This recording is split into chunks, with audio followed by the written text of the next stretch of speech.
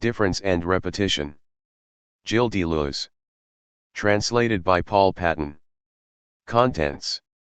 Translator's Preface. Preface to the English edition. Preface.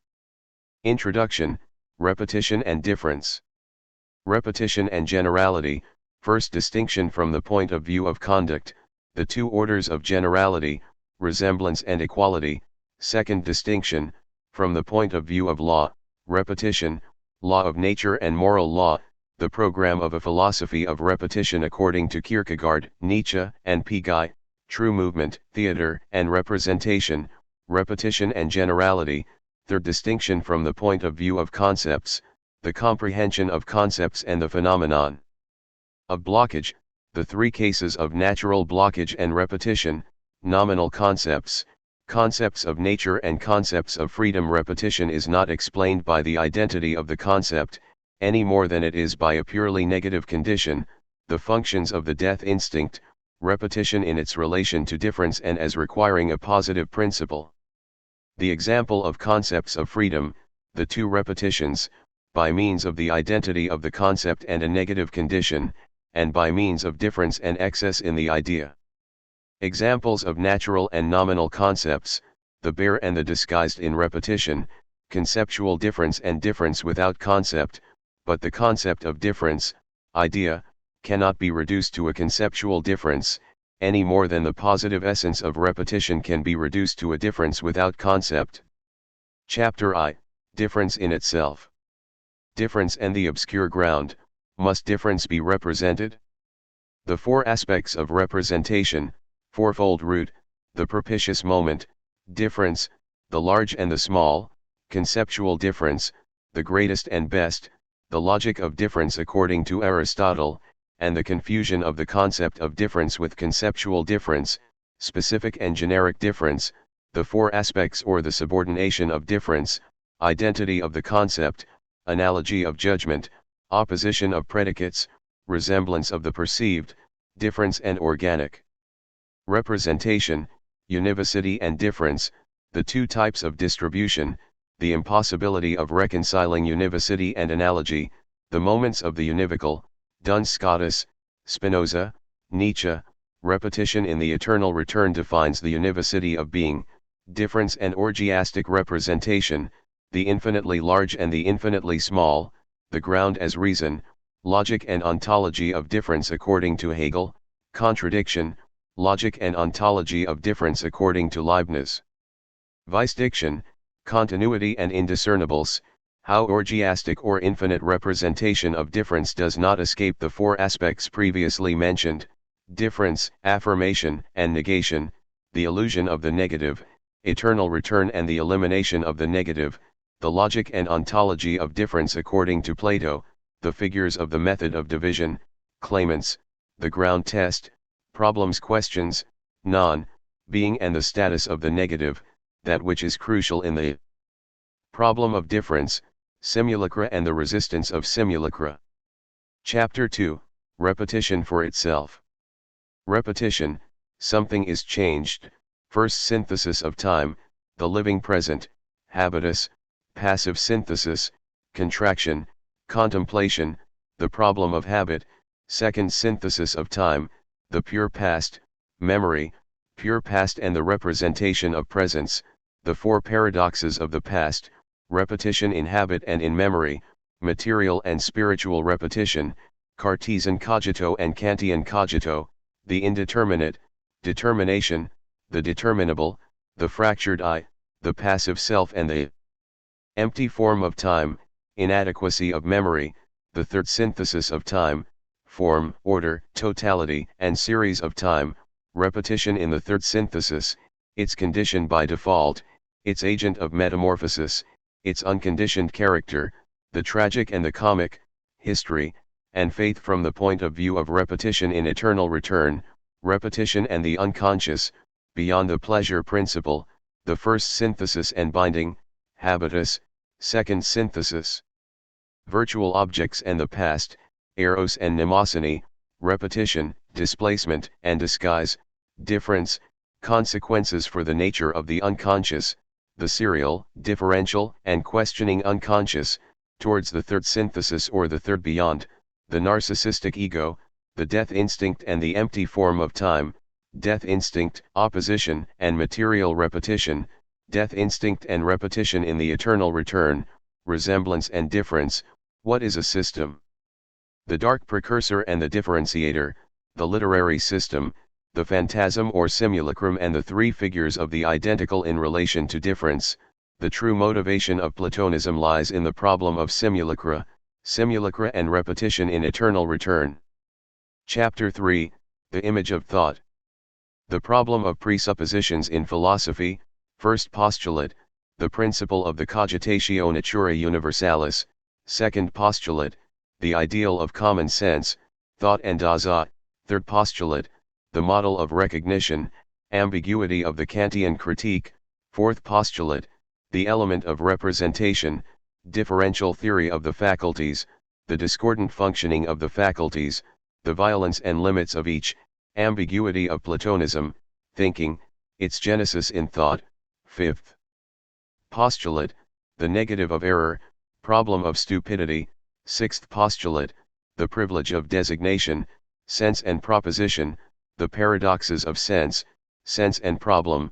Seventh postulate, the modality of solutions, the illusion of solutions in the doctrine of truth, ontological and epistemological importance of the category of problems. Eighth postulate, the result of knowledge, what does it mean to learn?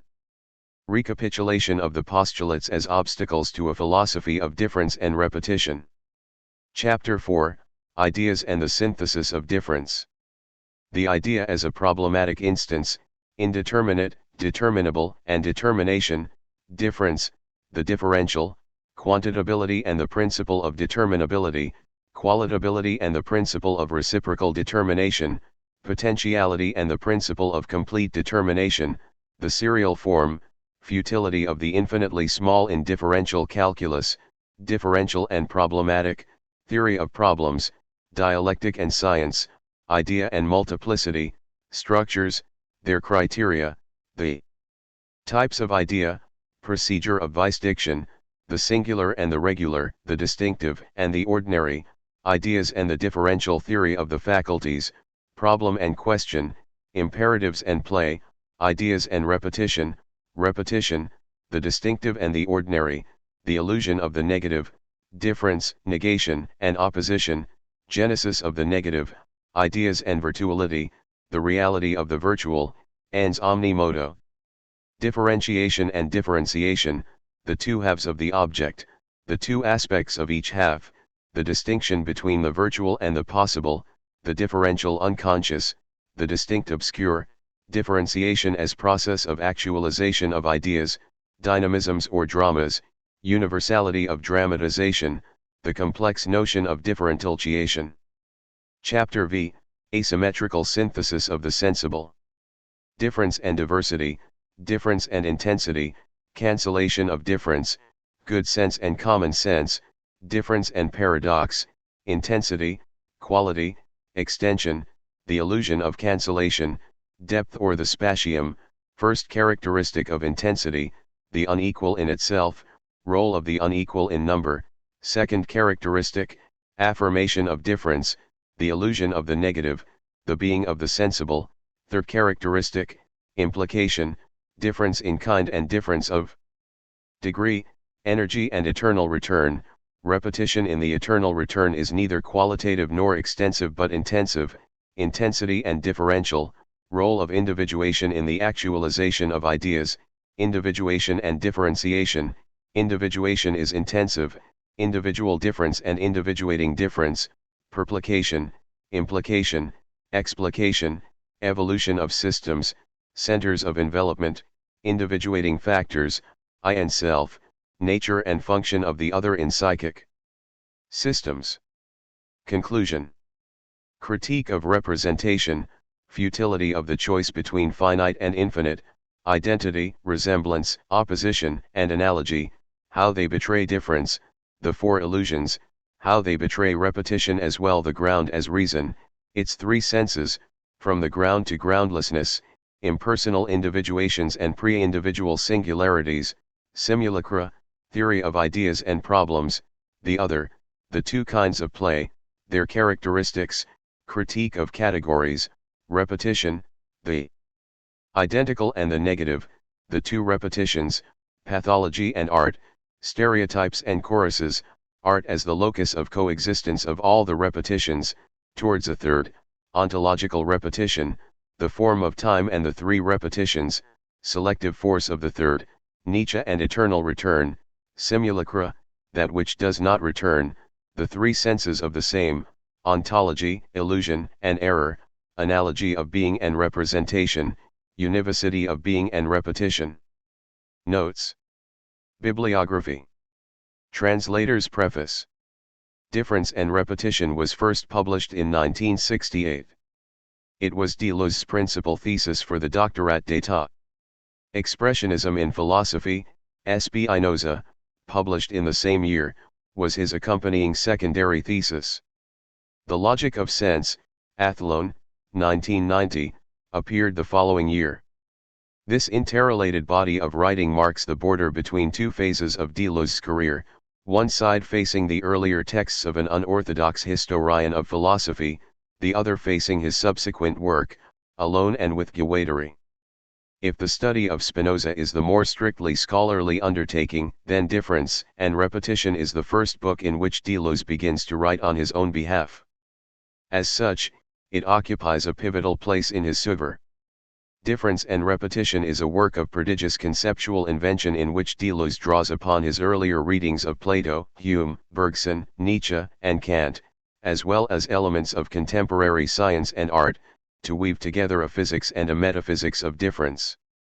If this amounts to a critique of the philosophy of representation which has dominated European thought since Plato, then it does so in the same manner that Anti-Oedipus, Athlone, 1984, amounts to a critique of psychoanalysis, namely, by proposing a retrospective analysis on the basis of an alternative.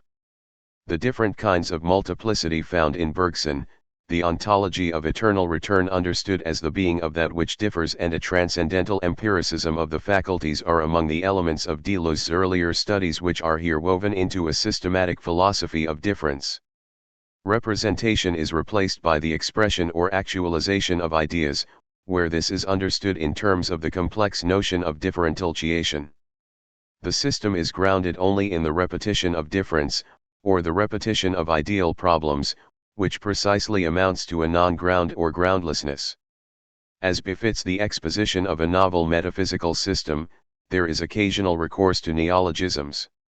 These include some terms which are Deleuze's own inventions, and which I have attempted to render into appropriate English equivalents, such as a presentation, p.24, or the recurrent notion of the disparate i.e. disparse lo.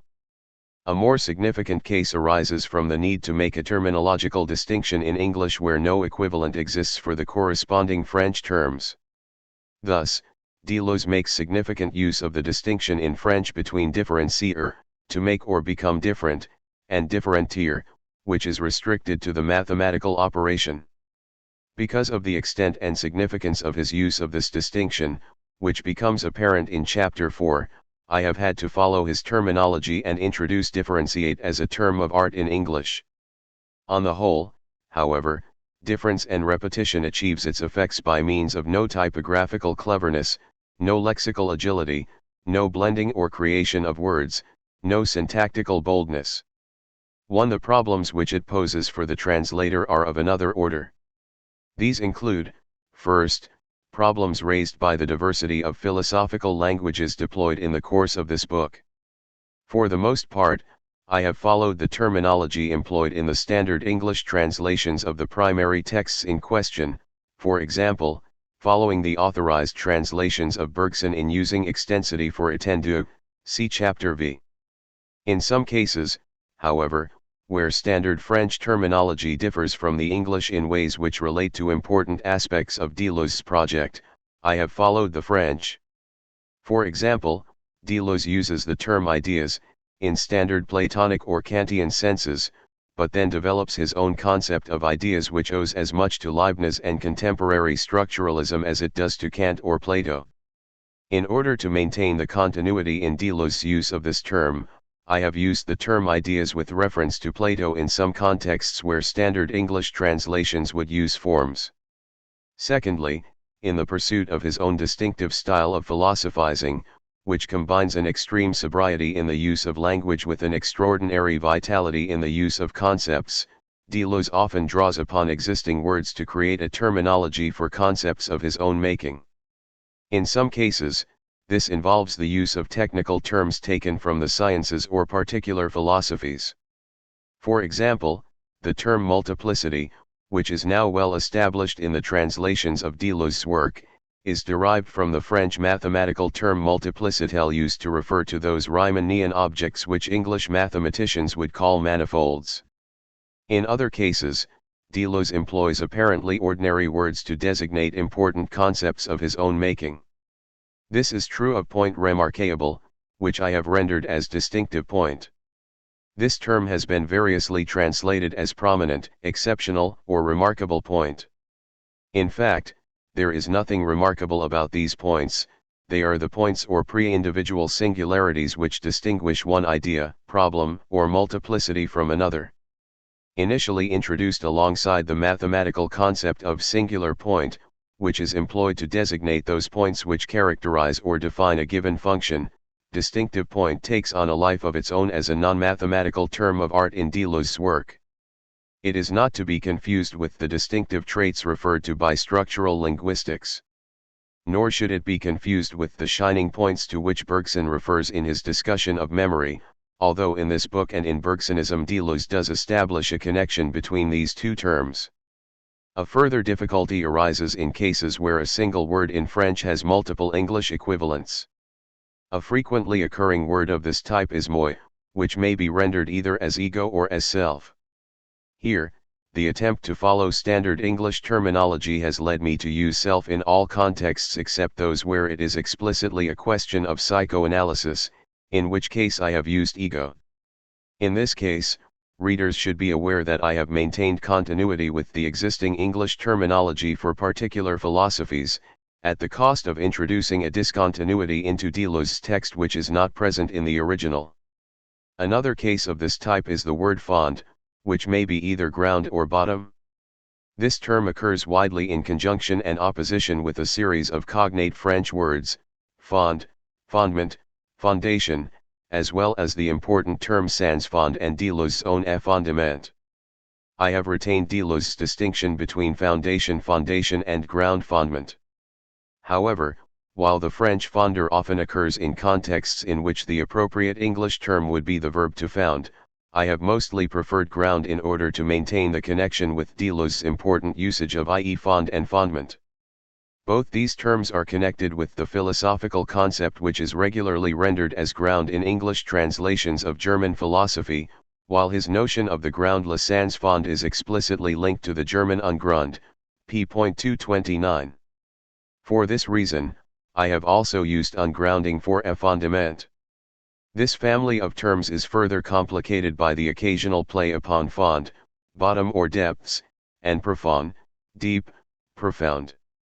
However, since Deleuze contrasts a concept of depth profondeur with that of ground fond in chapter V, I have used ground for i.e. fond throughout.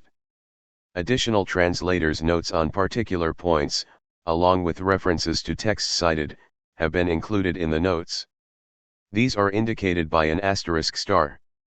Many colleagues have read sections, offered assistance, or answered my queries in the course of preparing this translation.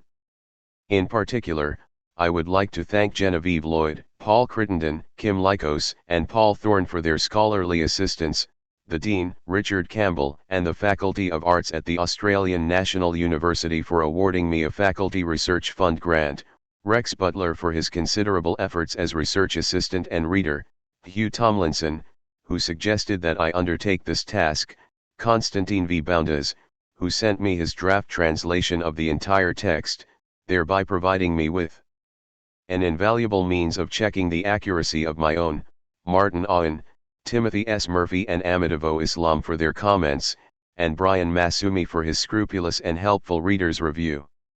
I am grateful to Peter Cook for his help with proofreading and printing the final text, and with compiling the index. Throughout the course of this project, I have been fortunate to enjoy the support, encouragement, and scholarly assistance of Moira Gatens. Preface to the English edition. There is a great difference between writing history of philosophy and writing philosophy. In the one case, we study the arrows or the tools of a great thinker, the trophies and the prey, the continents discovered. In the other case, we trim our own arrows, or gather those which seem to us the finest in order to try to send them in other directions, even if the distance covered is not astronomical but relatively small. We try to speak in our own name only to learn that a proper name designates no more than the outcome of a body of work, in other words, the concepts discovered, on condition that we were able to express these and imbue them with life using all the possibilities of language. After I had studied Hume, Spinoza, Nietzsche, and Proust, all of whom fired me with enthusiasm, difference and repetition was the first book in which I tried to do philosophy. All that I have done since is connected to this book, including what I wrote with Guattari. Obviously, I speak from my own point of view. It is very difficult to say why one becomes attached to a particular problem. Why was it difference and repetition which preoccupied me rather than something else, and why the two together rather than separately? These were not exactly new problems, since the history of philosophy, and especially contemporary philosophy, dealt with them constantly.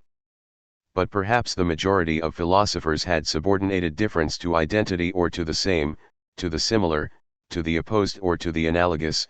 They had introduced difference into the identity of the concept, they had put difference in the concept itself, thereby reaching a conceptual difference, but not a concept of difference. We tend to subordinate difference to identity in order to think it, from the point of view of the concept or the subject. For example, specific difference presupposes an identical concept in the form of a genus. We also have a tendency to subordinate it to resemblance, from the point of view of perception, to opposition, from the point of view of predicates, and to analogy, from the point of view of judgment. In other words, we do not think difference in itself. With Aristotle, philosophy was able to provide itself with an organic representation of difference. With Leibniz and Hegel an orgiastic representation, it has not, for all that, reached difference in itself. The situation was perhaps no better with regard to repetition. In another manner, this too is thought in terms of the identical, the similar, the equal, or the opposed. In this case, we treat it as a difference without concept. Two things repeat one another when they are different even while they have exactly the same concept. Henceforth, everything which causes repetition to vary seems to us to cover or hide it at the same time. Here again, we do not reach a concept of repetition. By contrast, might we not form such a concept once we realize that variation is not added to repetition in order to hide it, but is rather its condition or constitutive element, the interiority of repetition par excellence. Disguise no less than displacement forms part of repetition, and of difference, a common transport or diaphora. At the limit, might there not be a single power of difference or of repetition, but one which operates only in the multiple and determines multiplicities? Every philosophy must achieve its own manner of speaking about the arts and sciences, as though it established alliances with them. It is very difficult, since philosophy obviously cannot claim the least superiority, but also creates and expounds its own concepts only in relation to what it can grasp of scientific functions and artistic constructions. A philosophical concept can never be confused with a scientific function or an artistic construction, but finds itself in affinity with these in this or that domain of science or style of art. The scientific or artistic content of a philosophy may be very elementary, since it is not obliged to advance art or science, but it can advance itself only by forming properly philosophical concepts from a given function or construction, however elementary. Philosophy cannot be undertaken independently of science or art. It is in this sense that we tried to constitute a philosophical concept from the mathematical function of differentiation and the biological function of differentiation, in asking whether there was not a statable relation between these two concepts which could not appear at the level of their respective objects. art, science, and philosophy seem to us to be caught up in mobile relations in which each is obliged to respond to the other, but by its own means. Finally, in this book it seemed to me that the powers of difference and repetition could be reached only by putting into question the traditional image of thought. By this I mean not only that we think according to a given method, but also that there is a more or less implicit, tacit, or presupposed image of thought which determines our goals when we try to think. For example, we suppose that thought possesses a good nature, and the thinker a good will, naturally to want the true. We take as a model the process of recognition, in other words, a common sense or employment of all the faculties on a supposed same object. We designate error, nothing but error, as the enemy to be fought, and we suppose that the true concerns solutions, in other words, propositions capable of serving as answers. This is the classic image of thought, and as long as the critique has not been carried to the heart of that image, it is difficult to conceive of thought as encompassing those problems which point beyond the propositional mode, or as involving encounters which escape all recognition, or as confronting its true enemies, which are quite different from thought, or as attaining that which tears thought from its natural torpor and notorious bad will, and forces us to think. A new image of thought, or rather, a liberation of thought from those images which imprison it, this is what I had already sought to discover in Proust. Here, however, in difference and repetition, this search is autonomous and it becomes the condition for the discovery of these two concepts. It is therefore the third chapter which now seems to me the most necessary and the most concrete, and which serves to introduce subsequent books up to and including the research undertaken with Guattari, where we invoked a vegetal model of thought, the rhizome in opposition to the tree, a rhizome thought instead of an arborescent thought. Preface. The weaknesses of a book are often the counterparts of empty intentions that one did not know how to implement. In this sense, a declaration of intent is evidence of real modesty in relation to the ideal book. It is often said that prefaces should be read only at the end. Conversely, conclusions should be read at the outset. This is true of the present book, the conclusion of which could make reading the rest unnecessary. The subject dealt with here is manifestly in the air. The signs may be noted: Heidegger's more and more pronounced orientation towards a philosophy of ontological difference, the structuralist project, based upon a distribution of differential characters within a space of coexistence, the contemporary novelist's art which revolves around difference and repetition, not only in its most abstract reflections but also in its effective techniques, the discovery in a variety of fields of a power peculiar to repetition, a power which also inhabits the unconscious, language and art. All these signs may be attributed to a generalized anti-Hegelianism. Difference and repetition have taken the place of the identical and the negative, of identity and contradiction. For difference implies the negative, and allows itself to lead to contradiction, only to the extent that its subordination to the identical is maintained. The primacy of identity, however conceived, defines the world of representation. But modern thought is born of the failure of representation, of the loss of identities, and of the discovery of all the forces that act under the representation of the identical. The modern world is one of simulacra. Man did not survive God, nor did the identity of the subject survive that of substance. All identities are only simulated, produced as an optical effect by the more profound game of difference and repetition.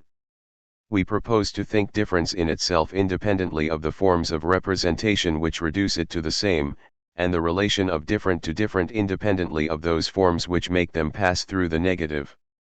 Modern life is such that, confronted with the most mechanical, the most stereotypical repetitions, inside and outside ourselves, we endlessly extract from them little differences, variations, and modifications. Conversely, secret, disguised and hidden repetitions, animated by the perpetual displacement of a difference, restore bare, mechanical and stereotypical repetitions, within and without us. In simulacra, repetition already plays upon repetitions, and difference already plays upon differences. Repetitions repeat themselves, while the differentiator differentiates itself. The task of life is to make all these repetitions coexist in a space in which difference is distributed. Two lines of research lie at the origin of this book. One concerns a concept of difference without negation, precisely because unless it is subordinated to the identical, difference would not extend or would not have to extend as far as opposition and contradiction. The other concerns a concept of repetition in which physical, mechanical, or bare repetitions, repetition of the same, would find their raison d'etre in the more profound structures of a hidden repetition in which a differential is disguised and displaced. These two lines of research spontaneously came together, because on every occasion these concepts of a pure difference and a complex repetition seemed to connect and coalesce. The perpetual divergence and decent ring of difference corresponded closely to a displacement and a disguising within repetition. There are certainly many dangers in invoking pure differences which have become independent of the negative and liberated from the identical. The greatest danger is that of lapsing into the representations of a beautiful soul. There are only reconcilable and federative differences, far removed from bloody struggles. The beautiful soul says, we are different, but not opposed. The notion of a problem, which we see linked to that of difference, also seems to nurture the sentiments of the beautiful soul. Only problems and questions matter. Nevertheless, we believe that when these problems attain their proper degree of positivity, and when difference becomes the object of a corresponding affirmation, they release a power of aggression and selection which destroys the beautiful soul by depriving it of its very identity and breaking its goodwill. The problematic and the differential determine struggles or destructions in relation to which those of the negative are only appearances, and the wishes of the beautiful soul are so many mystifications trapped in appearances. The simulacrum is not just a copy, but that which overturns all copies by also overturning the models. Every thought becomes an aggression. A book of philosophy should be in part a very particular species of detective novel, in part a kind of science fiction. By detective novel we mean that concepts, with their zones of presence, should intervene to resolve local situations. They themselves change along with the problems. They have spheres of influence where, as we shall see, they operate in relation to dramas and by means of a certain cruelty. They must have a coherence among themselves, but that coherence must not come from themselves. They must receive their coherence from elsewhere. This is the secret of empiricism. Empiricism is by no means a reaction against concepts, nor a simple appeal to lived experience. On the contrary, it undertakes the most insane creation of concepts ever seen or heard. Empiricism is a mysticism and a mathematicism of concepts, but precisely one which treats the concept as object of an encounter, as a here and now, or rather as an eruhan from which emerge inexhaustibly ever new, differently distributed heres and nows. Only an empiricist could say, concepts are indeed things, but things in their free and wild state, beyond anthropological predicates. I make, remake, and unmake my concepts along a moving horizon, from an always decentered center, from an always displaced periphery which repeats and differentiates them. The task of modern philosophy is to overcome the alternatives temporal/non-temporal, historical/eternal and particular/universal. Following Nietzsche we discover, as more profound than time and eternity, the untimely. Philosophy is neither a philosophy of history, nor a philosophy of the eternal, but untimely, always and only untimely, that is to say, acting counter to our time and thereby acting on our time and, let us hope, for the benefit of a time to come. Following Samuel Butler, we discover eruhan, signifying at once the originary nowhere and the displaced, disguised, modified, and always recreated here and now. Neither empirical particularities nor abstract universals, a cogito for a dissolved self. We believe in a world in which individuations are impersonal, and singularities are pre-individual, the splendor of the pronoun one, whence the science fiction aspect, which necessarily derives from this eruhan. What this book should therefore have made apparent is the advent of a coherence which is no more our own, that of mankind, than that of God or the world. In this sense, it should have been an apocalyptic book, the third time in the series of times. Science fiction in yet another sense, one in which the weaknesses become manifest. How else can one write but of those things which one doesn't know, or knows badly? It is precisely there that we imagine having something to say. We write only at the frontiers of our knowledge, at the border which separates our knowledge from our ignorance and transforms the one into the other. Only in this manner are we resolved to write.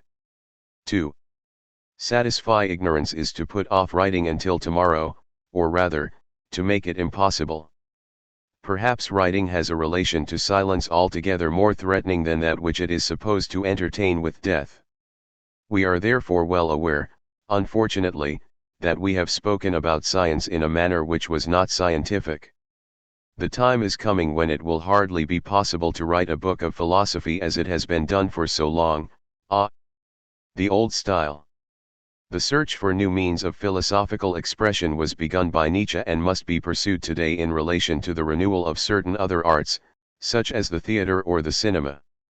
In this context, we can now raise the question of the utilization of the history of philosophy. It seems to us that the history of philosophy should play a role roughly analogous to that of collage in painting. The history of philosophy is the reproduction of philosophy itself. In the history of philosophy, a commentary should act as a veritable double and bear the maximal modification appropriate to a double. One imagines a philosophically bearded Hegel, a philosophically clean-shaven Marx, in the same way as a mustached Mona Lisa. It should be possible to recount a real book of past philosophy as if it were an imaginary and feigned book. Borges, we know, excelled in recounting imaginary books. But he goes further when he considers a real book, such as Don Quixote, as though it were an imaginary book, itself reproduced by an imaginary author, Pierre Menard, who in turn he considers to be real. In this case, the most exact, the most strict repetition has as its correlate the maximum of difference. The text of Cervantes and that of Menard are verbally identical, but the second is almost infinitely richer. 2. Commentaries in the history of philosophy should represent a kind of slow motion, a congelation or immobilization of the text, not only of the text to which they relate, but also of the text in which they are inserted, so much so that they have a double existence and a corresponding ideal, the pure repetition of the former text and the present text in one another. It is in order to approach this double existence that we have sometimes had to integrate historical notes into the present text. Introduction, repetition and difference. Repetition is not generality. Repetition and generality must be distinguished in several ways. Every formula which implies their confusion is regrettable. For example, when we say that two things are as alike as two drops of water, or when we identify there is only a science of the general with there is only a science of that which is repeated. Repetition and resemblance are different in kind, extremely so. Generality presents two major orders, the qualitative order of resemblances and the quantitative order of equivalences. Cycles and equalities are their respective symbols. But in any case, generality expresses a point of view according to which one term may be exchanged or substituted for another. The exchange or substitution of particulars defines our conduct in relation to generality. That is why the empiricists are not wrong to present general ideas as particular ideas in themselves, so long as they add the belief that each of these can be replaced by any other particular idea which resembles it in relation to a given word. By contrast, we can see that repetition is a necessary and justified conduct only in relation to that which cannot be replaced. Repetition as a conduct and as a point of view concerns non-exchangeable and non-substitutable singularities. Reflections, echoes, doubles, and souls do not belong to the domain of resemblance or equivalence, and it is no more possible to exchange one soul than it is to substitute real twins for one another. If exchange is the criterion of generality, theft and gift are those of repetition. There is, therefore, an economic difference between the two. To repeat is to behave in a certain manner, but in relation to something unique or singular which has no equal or equivalent.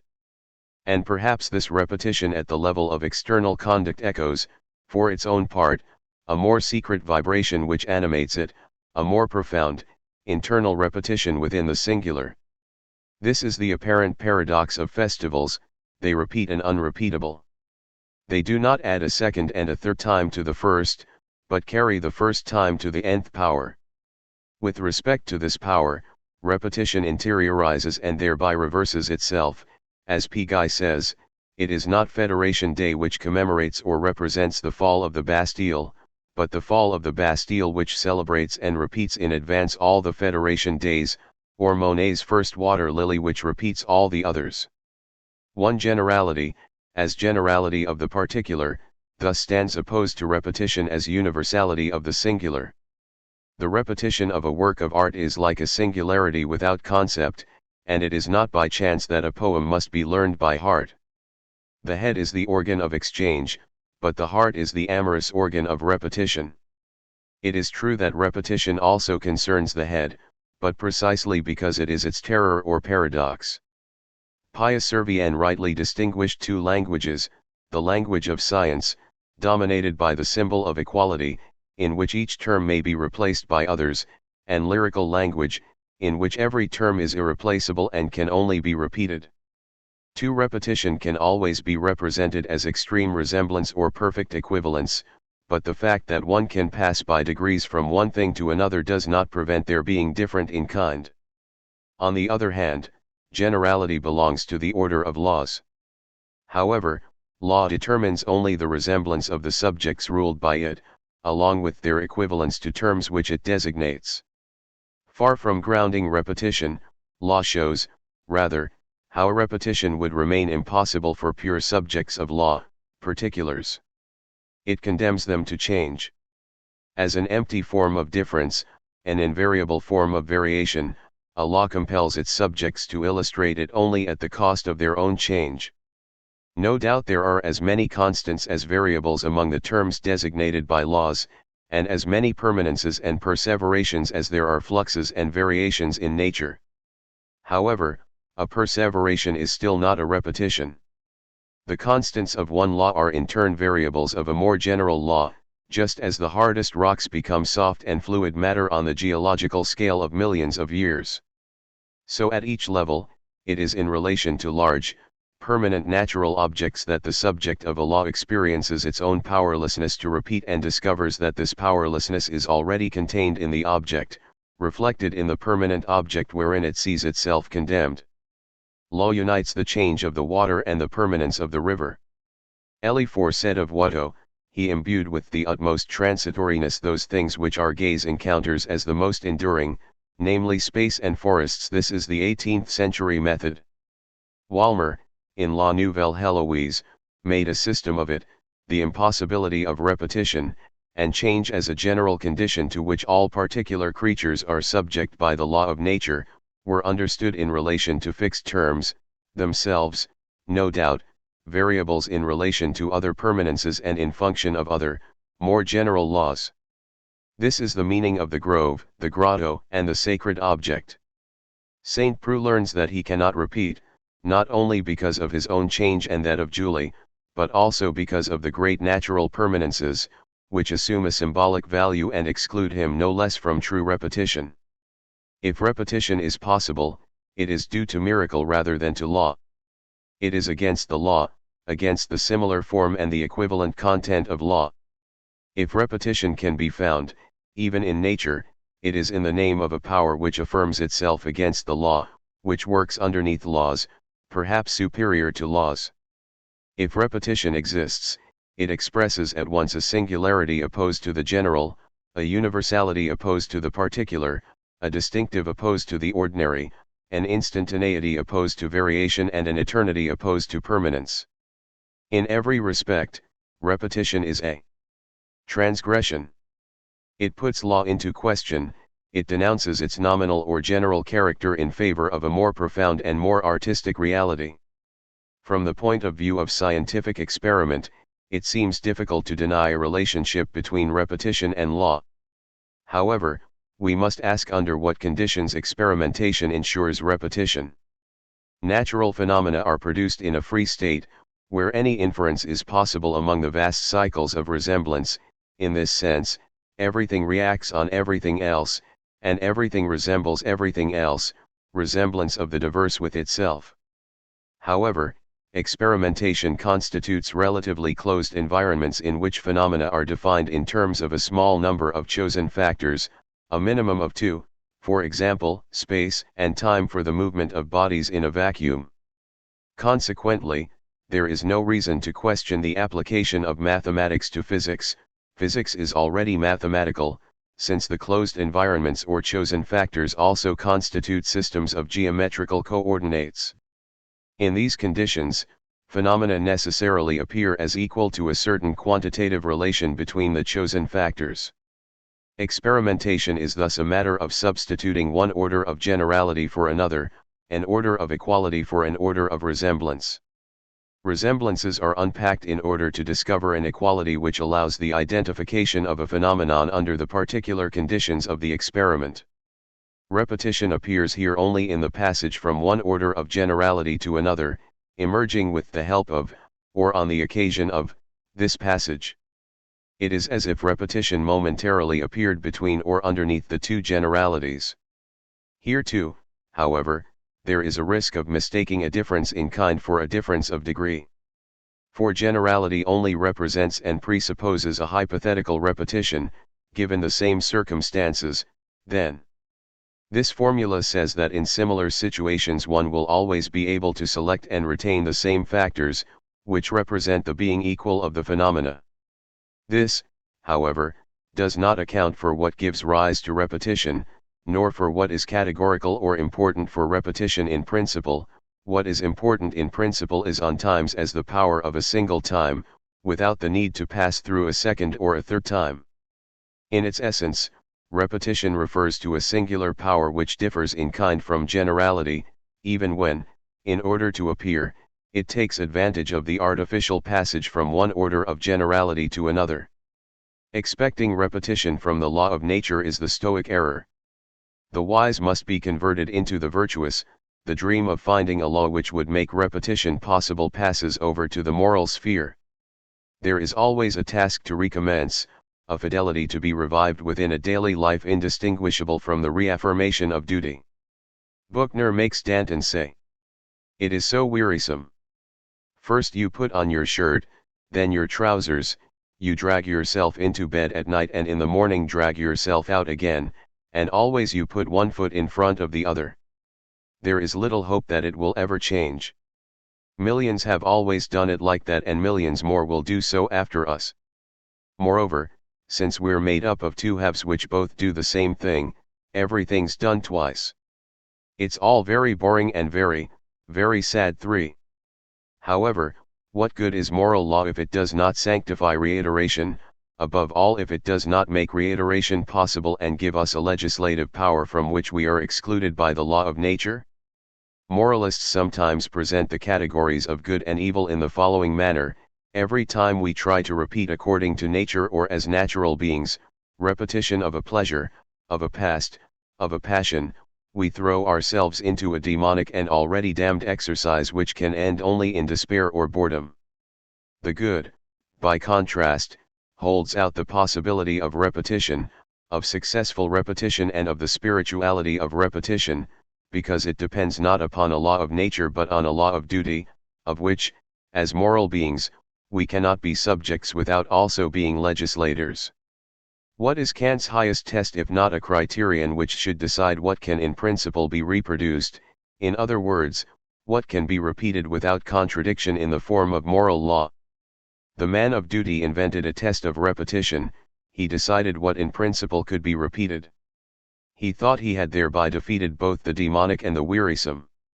Moreover, as an echo of Danton's concerns or a response to them, is there not a moralism in that repetition, a preparatus described with such precision by Kant's biographers, right down to the astonishing garters that he made for himself, and the regularity of his daily promenades, in the sense that neglecting one's toilet and missing exercise are among those conducts whose maxim cannot, without contradiction, be regarded as a universal law, nor, therefore, be the object of rightful repetition? Conscience, however, suffers from the following ambiguity: it can be conceived only by supposing the moral law to be external, superior, and indifferent to the natural law, but the application of the moral law can be conceived only by restoring to conscience itself the image and the model of the law of nature. As a result, the moral law, far from giving us true repetition, still leaves us in generality. This time, the generality is not that of nature but that of habit as a second nature. It is useless to point to the existence of immoral or bad habits, it is the form of habit, or, as Bergson used to say, the habit of acquiring habits, the whole of obligation, which is essentially moral or has the form of the good. Furthermore, in this whole or generality of habit we again find the two major orders, that of resemblance, in the variable conformity of the elements of action with a given model in so far as the habit has not been acquired, and that of equivalence, with the equality of the elements of action in different situations once the habit has been acquired. As a result, habit never gives rise to true repetition. Sometimes the action changes and is perfected while the intention remains constant, sometimes the action remains the same in different contexts and with different intentions. There again, if repetition is possible, it would appear only between or beneath the two generalities of perfection and integration, testifying to the presence of a quite different power, at the risk of overturning these two generalities. If repetition is possible, it is as much opposed to moral law as it is to natural law. There are two known ways to overturn moral law. One is by ascending towards the principles, challenging the law as secondary, derived, borrowed or general, denouncing it as involving a second-hand principle which diverts an original force or usurps an original power. The other way, by contrast, is to overturn the law by descending towards the consequences, to which one submits with a too perfect attention to detail. By adopting the law, a falsely submissive soul manages to evade it and to taste pleasures it was supposed to forbid. We can see this in demonstration by absurdity and working to rule, but also in some forms of masochistic behavior which mock by submission. The first way of overturning the law is ironic, where irony appears as an art of principles, of ascent towards the principles and of overturning principles. The second is humor, which is an art of consequences and descents, of suspensions and falls. Must we understand that repetition appears in both this suspense and this ascent, as though existence recommenced and reiterated itself once it is no longer constrained by laws?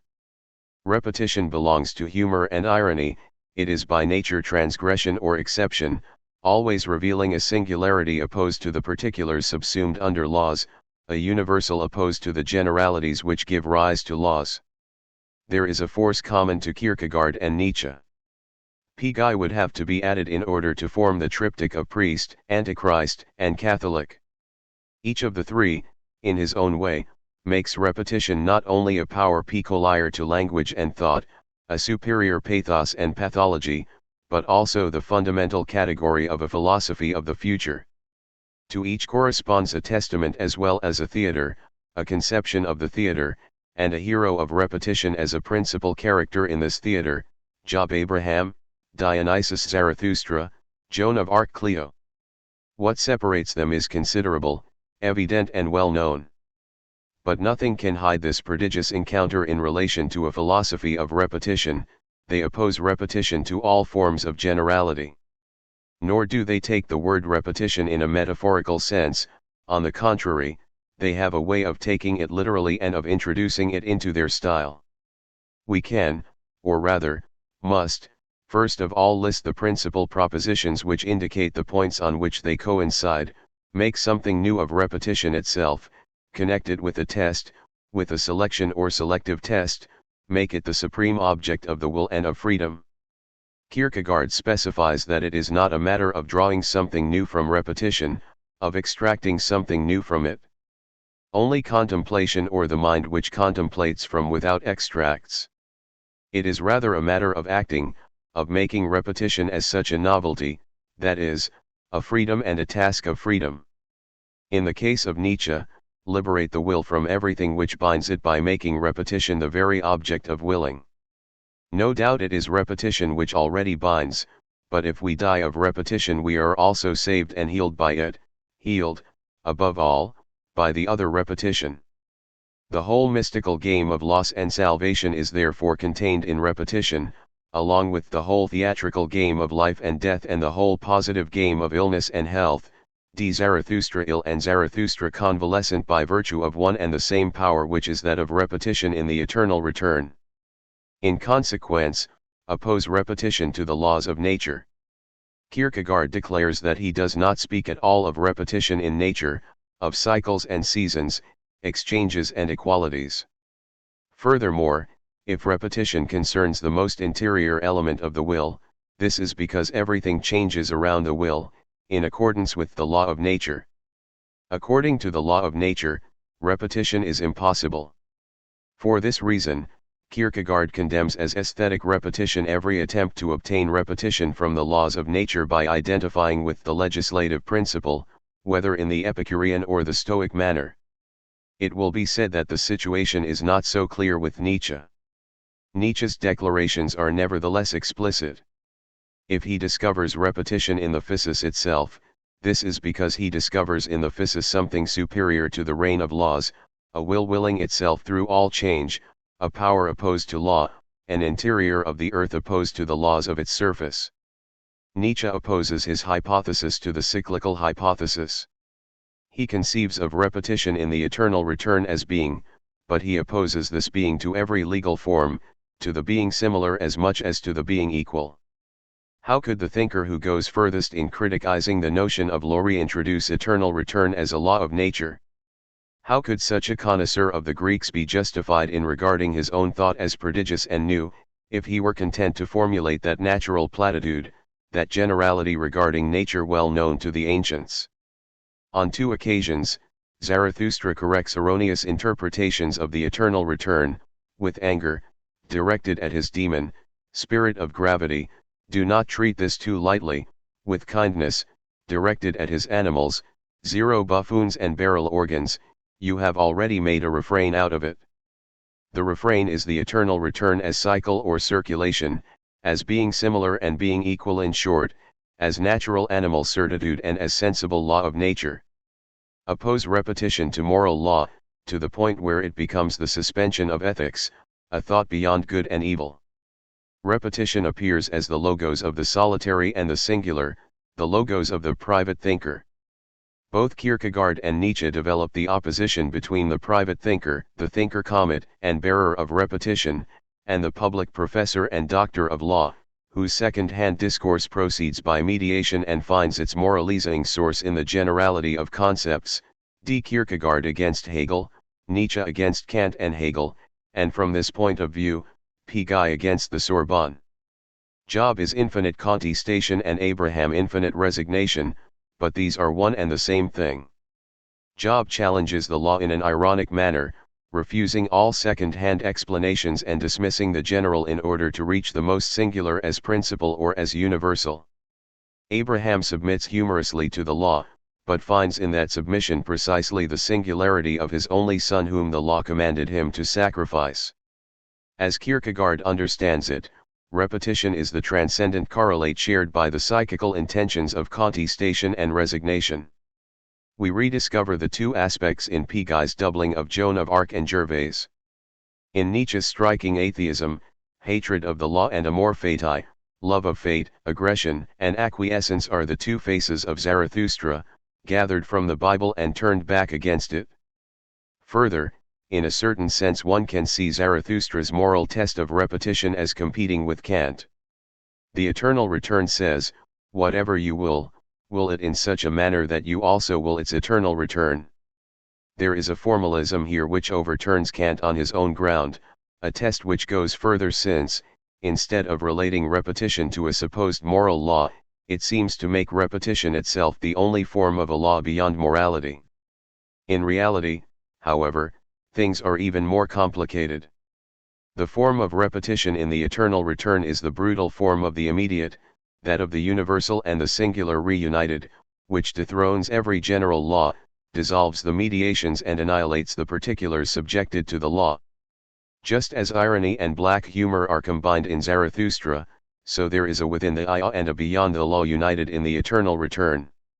Oppose repetition not only to the generalities of habit but also to the particularities of memory. For it is perhaps habit which manages to draw something new from a repetition contemplated from without. With habit, we act only on the condition that there is a little self within us which contemplates. It is this which extracts the new, in other words, the general from the pseudo-repetition of particular cases. Memory, then, perhaps recovers the particulars dissolved in generality. These psychological movements are of little consequence. For both Nietzsche and Kierkegaard they fade away in the face of repetition proposed as the double condemnation of habit and memory. In this way, repetition is the thought of the future.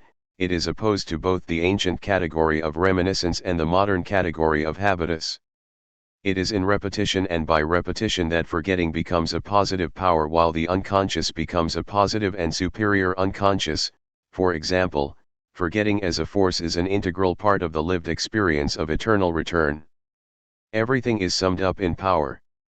When Kierkegaard speaks of repetition as the second power of consciousness, second means not a second time but the infinite which belongs to a single time, the eternity which belongs to an instant, the unconscious which belongs to consciousness, the nth power. And when Nietzsche presents the eternal return as the immediate expression of the will to power does not at all mean to want power but, on the contrary, whatever you will, carry it to the nth power, in other words, separate out the superior form by virtue of the selective operation of thought in the eternal return, by virtue of the singularity of repetition in the eternal return itself. Here, in the superior form of everything that is, we find the immediate identity of the eternal return and the Overman point 4.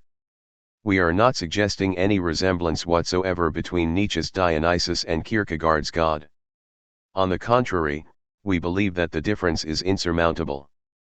But this is all the more reason to ask why their coincidence concerning this fundamental objective, the theme of repetition, even though they understand this objective differently. Kierkegaard and Nietzsche are among those who bring to philosophy new means of expression. In relation to them we speak readily of an overcoming of philosophy. Furthermore, in all their work, movement is at issue. Their objection to Hegel is that he does not go beyond false movement, in other words, the abstract logical movement of mediation. They want to put metaphysics in motion, in action. They want to make it act, and make it carry out immediate acts. It is not enough, therefore, for them to propose a new representation of movement. Representation is already mediation. Rather, it is a question of producing within the work a movement capable of affecting the mind outside of all representation. It is a question of making movement itself a work, without interposition, of substituting direct signs for mediate representations, of inventing vibrations, rotations, whirlings, gravitations, dances, or leaps which directly touch the mind. This is the idea of a man of the theater, the idea of a director before his time. In this sense, something completely new begins with Kierkegaard and Nietzsche. They no longer reflect on the theater in the Hegelian manner. Neither do they set up a philosophical theater. They invent an incredible equivalent of theater within philosophy, thereby founding simultaneously this theater of the future and a new philosophy. It will be said that, at least from the point of view of theater, there was no production, neither the profession of priest and Copenhagen around 1840, nor the break with Wagner and Bayreuth, was a favorable condition. One thing, however, is certain: when Kierkegaard speaks of ancient theater and modern drama, the environment has already changed. We are no longer in the element of reflection. We find here a thinker who lives the problem of masks, who experiences the inner emptiness of masks and seeks to fill it, to complete it, albeit with the absolutely different, that is, by putting into it all the difference between the finite and the infinite, thereby creating the idea of a theater of humor and of faith. When Kierkegaard explains that the knight of faith so resembles a bourgeois in his Sunday best as to be capable of being mistaken for one, this philosophical instruction must be taken as the remark of a director showing how the knight of faith should be played. And when he comments on Job or Abraham, when he imagines the variations of Agnes and the Triton, he rewrites the tale in a manner which is clearly that of a scenario. Mozart's music resonates even in Abraham and Job, it is a matter of leaping to the tune of this music. I look only at movements is the language of a director who poses the highest theatrical problem, the problem of a movement which would directly touch the soul, which would be that of the soul. Even more so with Nietzsche. The birth of tragedy is not a reflection on ancient theatre so much as the practical foundation of a theatre of the future, the opening up of a path along which Nietzsche still thinks it possible to push Wagner. The break with Wagner is not a matter of theory, nor of music, it concerns the respective roles of text, history, noise, music, light, song, dance, and decor in this theatre of which Nietzsche dreams. Zarathustra incorporates the two attempts at dramatizing Empedocles. Moreover, if Bizet is better than Wagner, it is from the point of view of theatre and for Zarathustra's dances. Nietzsche's reproach to Wagner is that he inverted and distorted movement, giving us a nautical theatre in which we must paddle and swim rather than one in which we can walk and dance. Zarathustra is conceived entirely within philosophy, but also entirely for the stage. Everything in it is scored and visualized, put in motion and made to walk or dance. How can it be read without searching for the exact sound of the cries of the higher man? How can the prologue be read without staging the episode of the tightrope walker which opens the whole story? At certain moments, it is a comic opera about terrible things, and it is not by chance that Nietzsche speaks of the comic character of the overman. Remember the song of Ariadne from the mouth of the old sorcerer. Here, two masks are superimposed, that of a young woman, almost of a chora, which has just been laid over the mask of a repugnant old man. The actor must play the role of an old man playing the role of the chora.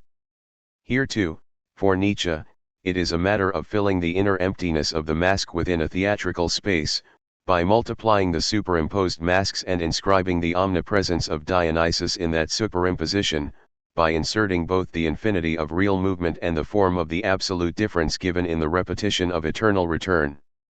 When Nietzsche says that the overman resembles Borgia rather than Parsifal, or when he suggests that the overman belongs at once to both the Jesuit order and the Prussian officer corps, we can understand these texts only by taking them for what they are, the remarks of a director indicating how the overman should be played.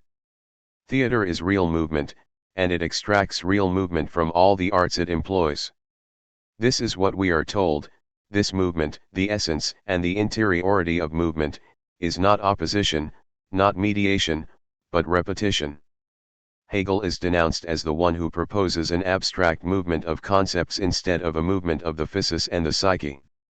Hegel substitutes the abstract relation of the particular to the concept in general for the true relation of the singular and the universal in the idea.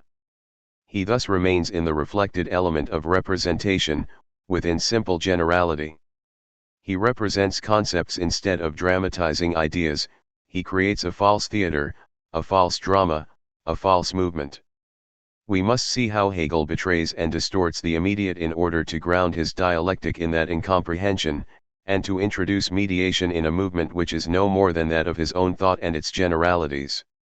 When we say, on the contrary, that movement is repetition and that this is our true theatre, we are not speaking of the effort of the actor who repeats because he has not yet learned the part. We have in mind the theatrical space, the emptiness of that space, and the manner in which it is filled and determined by the signs and masks through which the actor plays a role which plays other roles. We think of how repetition is woven from one distinctive point to another, including the differences within itself. When Marx also criticizes the abstract false movement or mediation of the Hegelians, he finds himself drawn to an idea, which he indicates rather than develops, an essentially theatrical idea, to the extent that history is theatre, then repetition, along with the tragic and the comic within repetition, forms a condition of movement under which the actors or the heroes produce something effectively new in history. The theatre of repetition is opposed to the theatre of representation, just as movement is opposed to the concept and to representation which refers it back to the concept. In the theatre of repetition, we experience pure forces, dynamic lines in space which act without intermediary upon the spirit, and link it directly with nature and history, with a language which speaks before words, with gestures which develop before organized bodies, with masks before faces, with specters and phantoms before characters, the whole apparatus of repetition as a terrible power. It then becomes easy to speak of the differences between Kierkegaard and Nietzsche.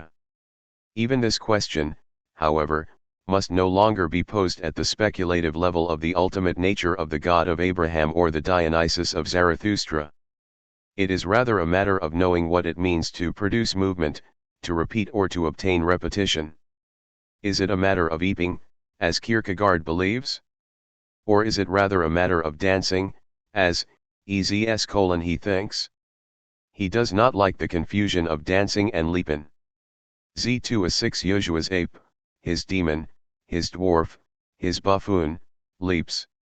Kierkegaard offers us a theater of faith. He opposes spiritual movement, the movement of faith, to logical movement.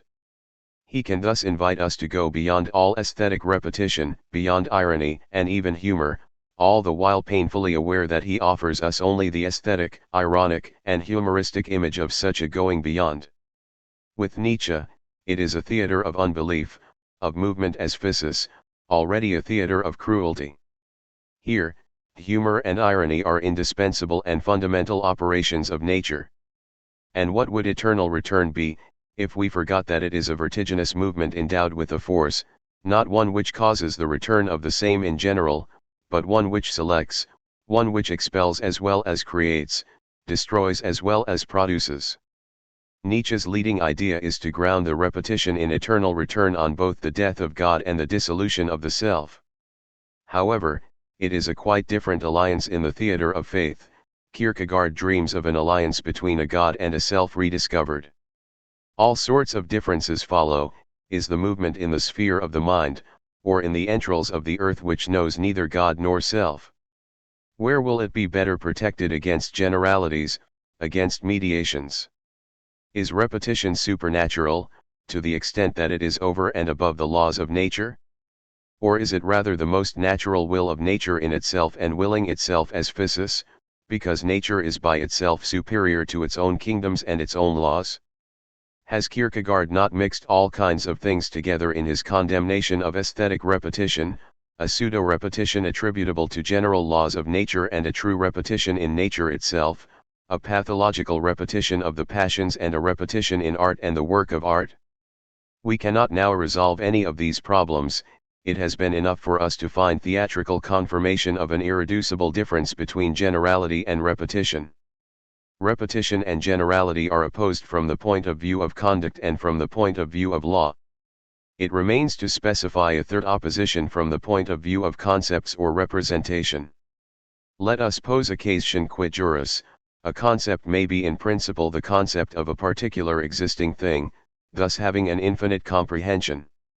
Infinite comprehension is the correlate of an extension equals 1. It is very important that this infinity of comprehension be supposed actual, not virtual, or simply indefinite. It is on this condition that predicates in the form of moments of concepts are preserved, and have an effect on the subject to which they are attributed. Infinite comprehension thus makes possible remembering and recognition, memory and self-consciousness, even when these two faculties are not themselves infinite. The relation of a concept to its object under this double aspect, in the form that it assumes in this memory and this self-consciousness, is called representation. From this may be drawn the principles of a vulgarized Leibnizianism. According to a principle of difference, every determination is conceptual in the last instance, or actually belongs to the comprehension of a concept. According to a principle of sufficient reason, there is always one concept per particular thing. According to the reciprocal principle of the identity of indiscernibles, there is one and only one thing per concept.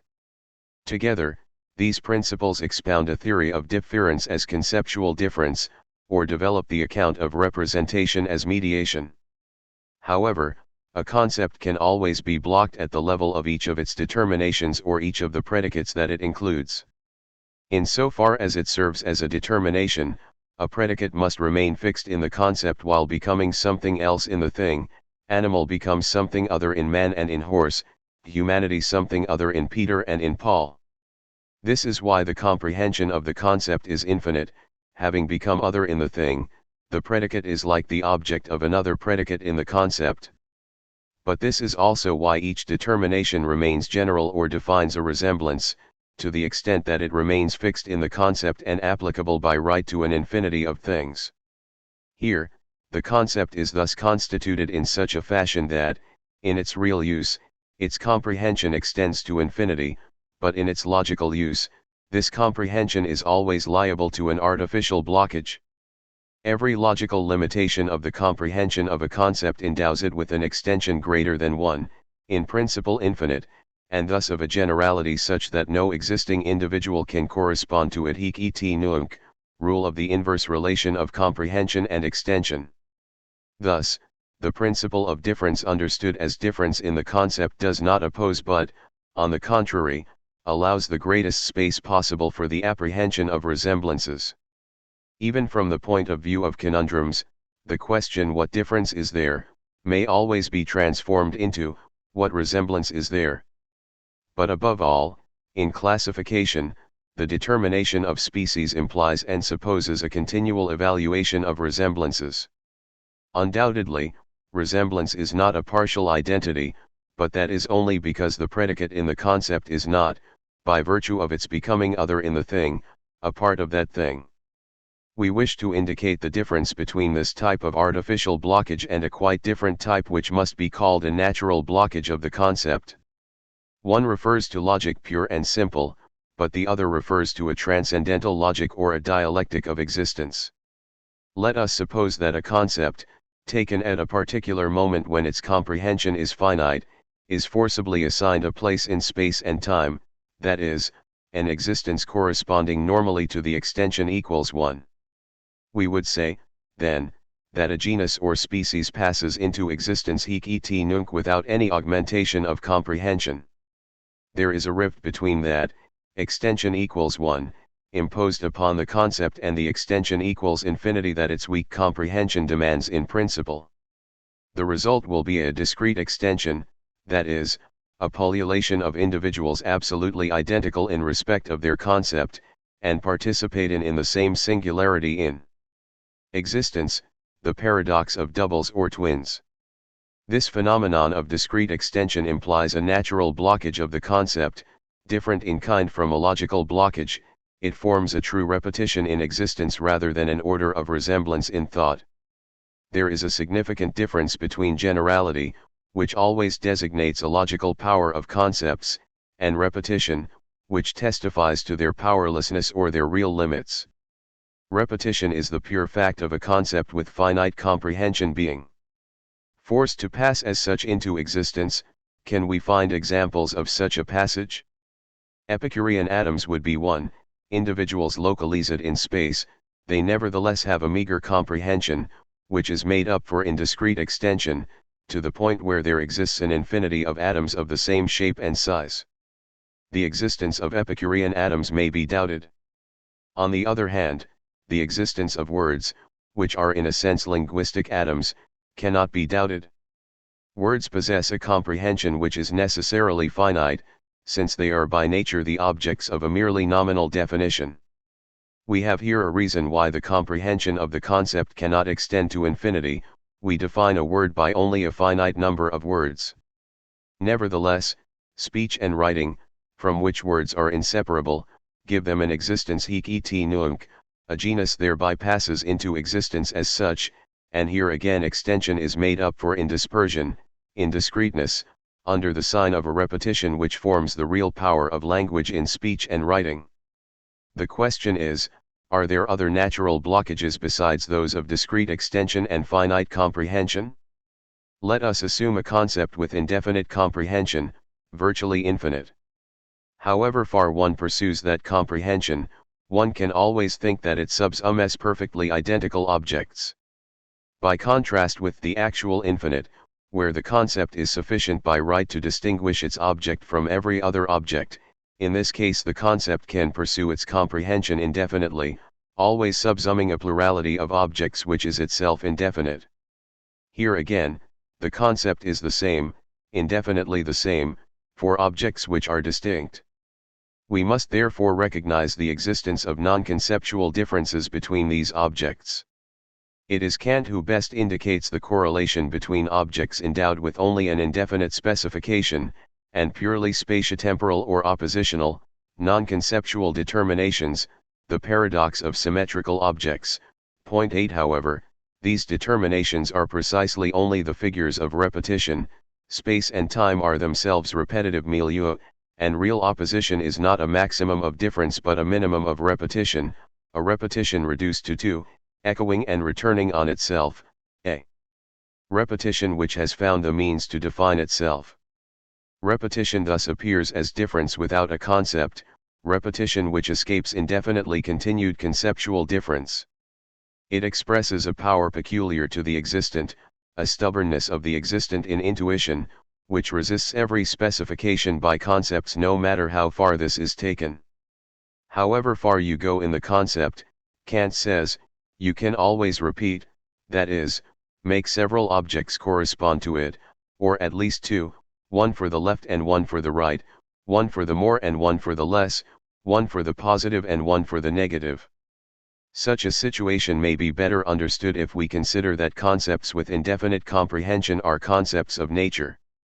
As such, they are always in something else, they are not in nature but in the mind which contemplates it or observes it, and represents it to itself.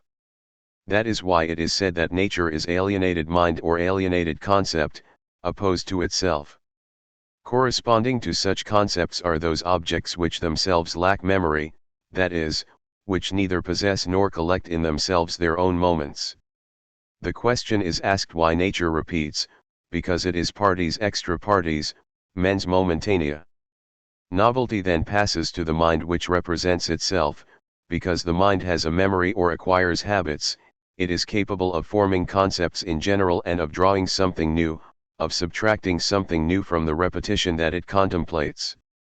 Concepts with finite comprehension are nominal concepts, concepts with indefinite comprehension but without memory are concepts of nature. Yet these two cases still do not exhaust the examples of natural blockage. Take an individual notion or a particular representation with infinite comprehension, endowed with memory but lacking self-consciousness. The comprehensive representation is indeed in itself, the memory is there, embracing all the particularity of an act, a scene, an event, or a being. What is missing, however, for a determinate natural reason, is the for itself of consciousness or recognition. What is missing in the memory is remembrance, or rather, the working through of memory.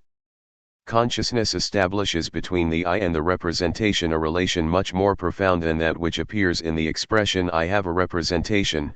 It relates the representation to the I as if to a free faculty which does not allow itself to be confined within any one of its products, but for which each product is already thought and recognized as past, the occasion of a determinate change in inner meaning. When the consciousness of knowledge or the working through of memory is missing, the knowledge in itself is only the repetition of its object, it is played, that is to say repeated, enacted instead of being known.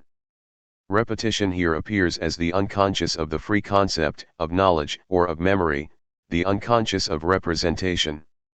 It fell to Freud to assign the natural reason for such a blockage, repression or resistance, which makes repetition itself a veritable constraint, a compulsion. Here, then, is a third case of blockage, one which concerns, this time, the concepts of freedom. Here too, from the standpoint of a certain Freudianism, we can discover the principle of an inverse relation between repetition and consciousness, repetition and remembering, repetition and recognition, the paradox of the burials or buried objects. The less one remembers, the less one is conscious of remembering one's past, the more one re-eats it, remember and work through the memory in order not to repeat it. Self-consciousness in recognition appears as the faculty of the future or the function of the future, the function of the new. Is it not true that the only dead who return are those whom one has buried too quickly and too deeply, without paying them the necessary respects, and that remorse testifies less to an excess of memory than to a powerlessness or to a failure in the working through of a memory? There is a tragic and a comic repetition. Indeed, repetition always appears twice, once in the tragic destiny and once in the comic aspect. In the theater, the hero repeats precisely because he is separated from an essential, infinite knowledge. This knowledge is in him, it is immersed in him and acts in him, but acts like something hidden, like a blocked representation. The difference between the comic and the tragic pertains to two elements. First, the nature of the repressed knowledge, in the one case. Immediate natural knowledge, a simple given of common sense, in the other terrible esoteric knowledge. Second, as a result, the manner in which the character is excluded from this knowledge, the manner in which he does not know that he knows. In general, the practical problem consists in this unknown knowledge must be represented as bathing the whole scene, impregnating all the elements of the play and comprising in itself all the powers of mind and nature, but at the same time the hero cannot represent it to himself. On the contrary, he must enact it, play it, and repeat it until the acute moment that Aristotle called recognition. At this point, repetition and representation confront one another and merge, without, however, confusing their two levels, the one reflecting itself in and being sustained by the other, the knowledge as it is represented on stage and as repeated by the actor then being recognized as the same. The discrete, the alienated and the repressed are the three cases of natural eye blockage, corresponding respectively to nominal concepts, concepts of nature and concepts of freedom. In all these cases, however, conceptual identity or sameness of representation is invoked to account for repetition. Repetition is attributed to elements which are really distinct but nevertheless share strictly the same concept. Repetition thus appears as a difference. But a difference absolutely without concept, in this sense, an indifferent difference. The words really, strictly, absolutely are supposed to refer to the phenomenon of natural blockage, in opposition to logical blockage which only determines a generality. However, an important drawback compromises this whole endeavor. As long as we invoke absolute conceptual identity for distinct objects, we suggest a purely negative explanation, an explanation by default. The fact that this default should be grounded in the nature of concepts or representations themselves changes nothing. In the first case, repetition occurs because nominal concepts naturally possess a finite comprehension. In the second case, repetition occurs because concepts of nature are naturally devoid of memory, alienated and outside themselves. In the third case, because the concept of freedom remains unconscious while memories and representations remain repressed. In all these cases, that which repeats does so only by dint of not comprehending, not remembering, not knowing, or not being conscious.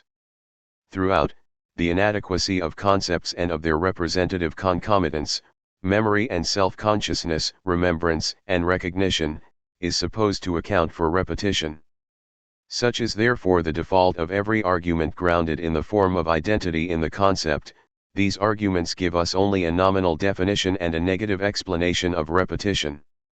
No doubt the formal identity which corresponds to simple logical blockage may be opposed to real identity, the same, as this appears in natural blockage. But natural blockage itself requires a positive supraconceptual force capable of explaining it, and of thereby explaining repetition. Let us return to the example of psychoanalysis. We repeat because we repress. Freud was never satisfied with such a negative schema, in which repetition is explained by amnesia. It is true that, from the beginning, repression was considered a positive power. However, he borrowed this positivity from the pleasure principle or from the reality principle.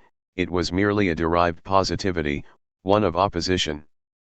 The turning point of Freudianism appears in beyond the pleasure principle. The death instinct is discovered, not in connection with the destructive tendencies, not in connection with aggressivity, but as a result of a direct consideration of repetition phenomena. Strangely, the death instinct serves as a positive, originary principle for repetition. This is its domain and its meaning. It plays the role of a transcendental principle, whereas the pleasure principle is only psychological. For this reason, it is above all silent, not given in experience, whereas the pleasure principle is noisy. The first question, then, is, how is it that the theme of death, which appears to draw together the most negative elements of psychological life, can be in itself the most positive element, transcendentally positive, to the point of affirming repetition? How can it be related to a primordial instinct? But a second question immediately arises: under what form is repetition affirmed and prescribed by the death instinct? Ultimately, it is a question of the relation between repetition and disguises.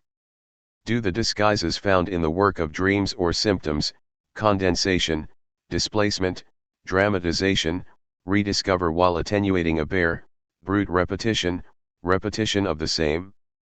From the first theory of repression, Freud indicated another path. Dora elaborates her own role, and repeats her love for the father, only through other roles filled by others, which she herself adopts in relation to those others, K, Frau K, the governess.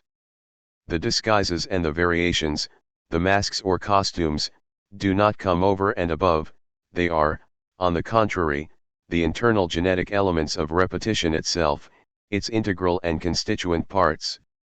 This path would have been able to lead the analysis of the unconscious towards a veritable theater. However, if it did not do so, this was because Freud was unable to prevent himself maintaining the model of a brute repetition, at least as a tendency. We see this when he attributes fixation to the ID. Disguise is then understood from the perspective of a simple opposition of forces. Disguised repetition is only the fruit of a secondary compromise between the opposed forces of the ego and the ID. Even beyond the pleasure principle, the form of a bare repetition persists, since Freud interprets the death instinct as a tendency to return to the state of inanimate matter, one which upholds the model of a wholly physical or material repetition. Death has nothing to do with a material model. On the contrary, the death instinct may be understood in relation to masks and costumes.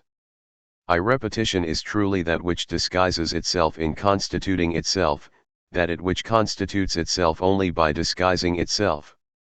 It is not underneath the masks, but is formed from one mask to another, as though from one distinctive point to another, from one privileged instant to another, with and within the variations. The masks do not hide anything except other masks. There is no first term which is repeated, and even our childhood love for the mother repeats other adult loves with regard to other women, rather like the way in which the hero of In Search of Lost Time replays with his mother Swan's passion for Odette. There is therefore nothing repeated which may be isolated or abstracted from the repetition in which it was formed, but in which it is also hidden. There is no bare repetition which may be abstracted or inferred from the disguise itself. The same thing is both disguising and disguised. A decisive moment in psychoanalysis occurred when Freud gave up, in certain respects, the hypothesis of real childhood events, which would have played the part of ultimate disguised terms, in order to substitute the power of fantasy which is immersed in the death instinct, where everything is already masked and disguised. In short, repetition is in its essence symbolic. Symbols or simulacra are the letter of repetition itself. Difference is included in repetition by way of disguise and by the order of the symbol. This is why the variations do not come from without, do not express a secondary compromise between a repressing instance and a repressed instance, and must not be understood on the basis of the still negative forms of opposition, reversal, or overturning.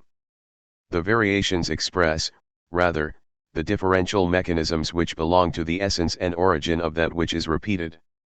We should even overturn the relations between covered and uncovered within repetition. Take an uncovered or bare repetition of the same, such as an obsessional ceremony or a schizophrenic stereotype. The mechanical element in the repetition, the element of action apparently repeated, serves as a cover for a more profound repetition, which is played in another dimension, a secret verticality in which the roles and masks are furnished by the death instinct. Theater of terror, Binswanger said of schizophrenia. There, the never seen is not the contrary of the already seen, both signify the same thing, and are lived each in the other. Nerval Sylvie already introduced us into this theater, and the Gradava, so close to a Nervalian inspiration, shows us the hero who lives at once both repetition as such and the repeated which is always disguised in the repetition. In the analysis of obsession, the appearance of the theme of death coincides with the moment at which the obsessed has command of all the characters of his drama and brings them together in a repetition of which the ceremony is only the external envelope. The mask, the costume, the covered is everywhere the truth of the uncovered. The mask is the true subject of repetition. Because repetition differs in kind from representation, the repeated cannot be represented, rather, it must always be signified, masked by what signifies it, I itself masking what it signifies. I do not repeat because I repress. I repress because I repeat, I forget because I repeat. I repress, because I can live certain things or certain experiences only in the mode of repetition.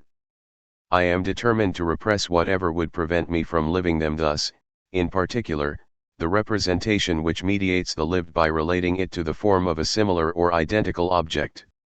Eros and then eidos are distinguished in that eros must be repeated, can be lived only through repetition, whereas then eidos, as transcendental principle, is that which gives repetition to eros, that which submits eros to repetition.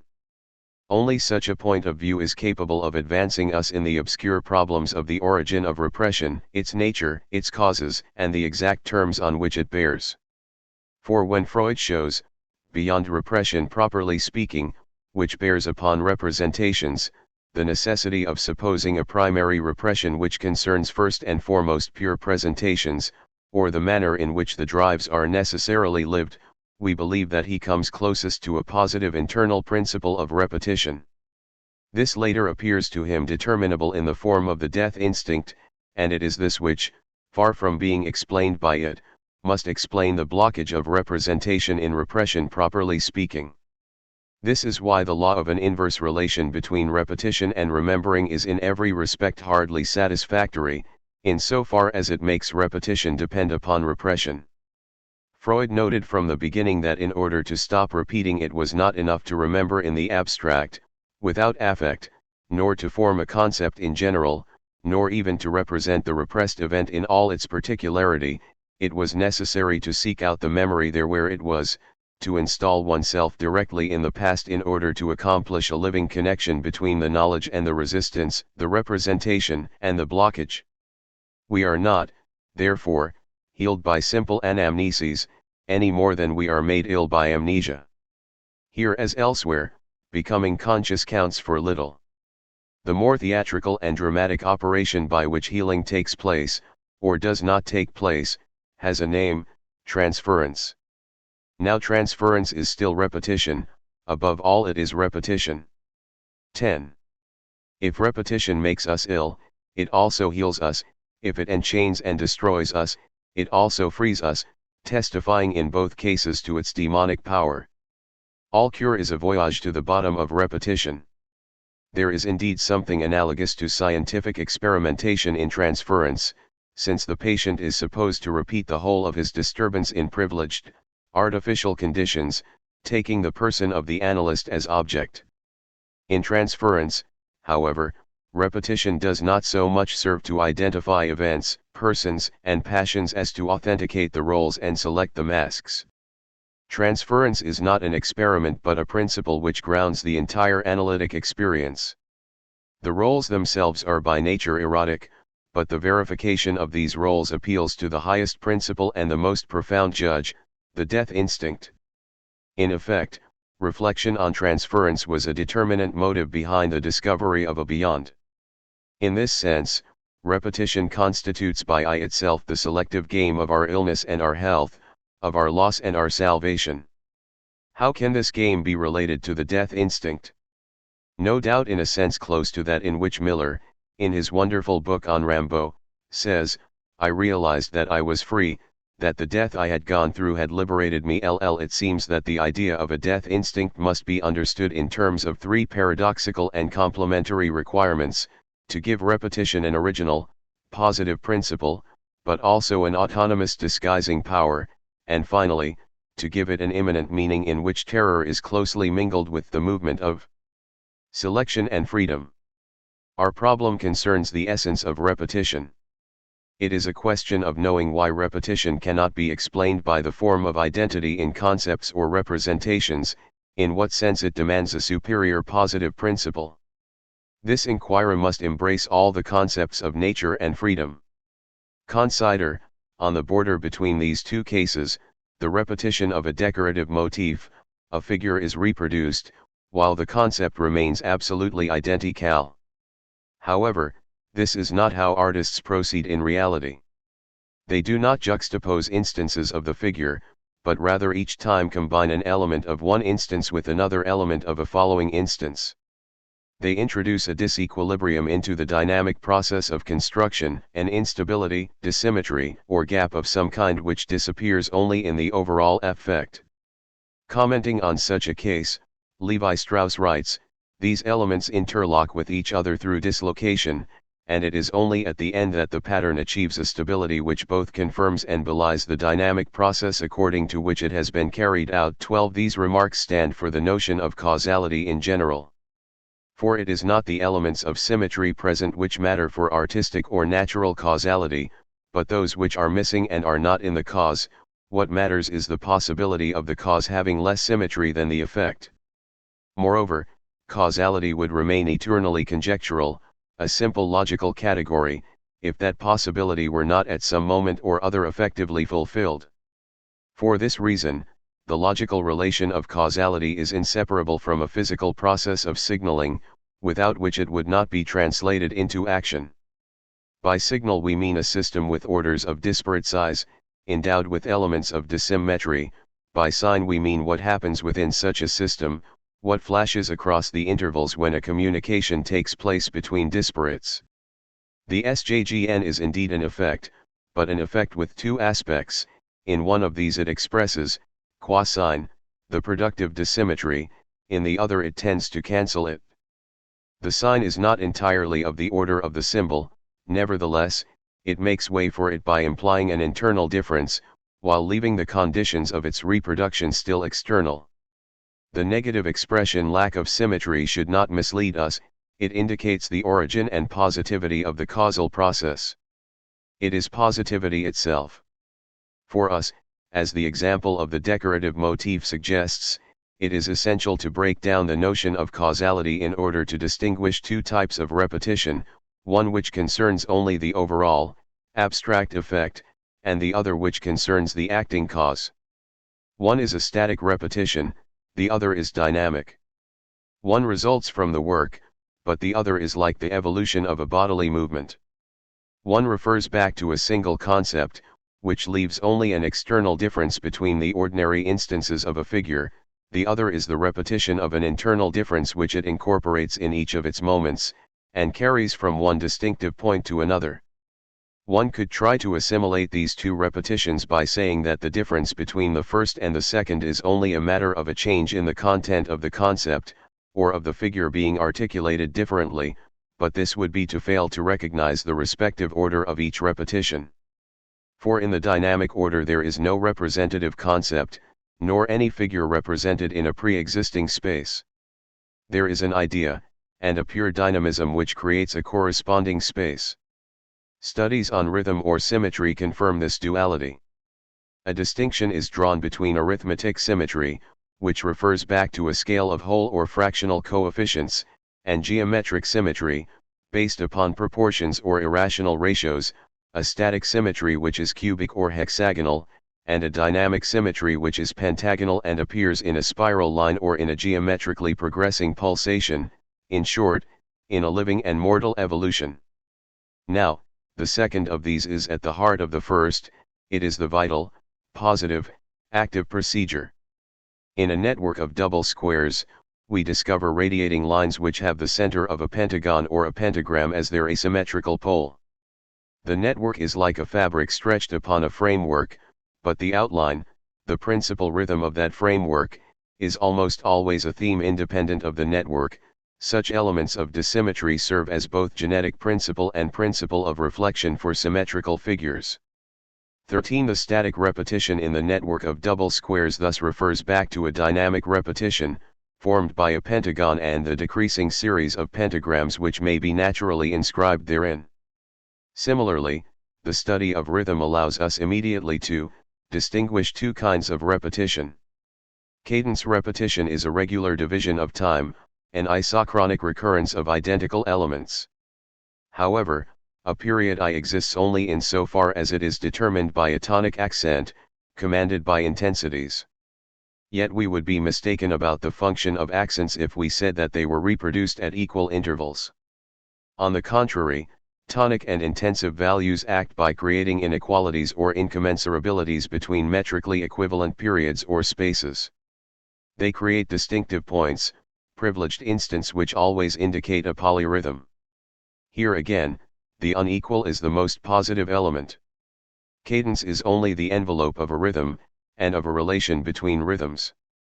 The reprise of points of inequality, of inflections, or of rhythmic events, is more profound than the reproduction of ordinary homogeneous elements.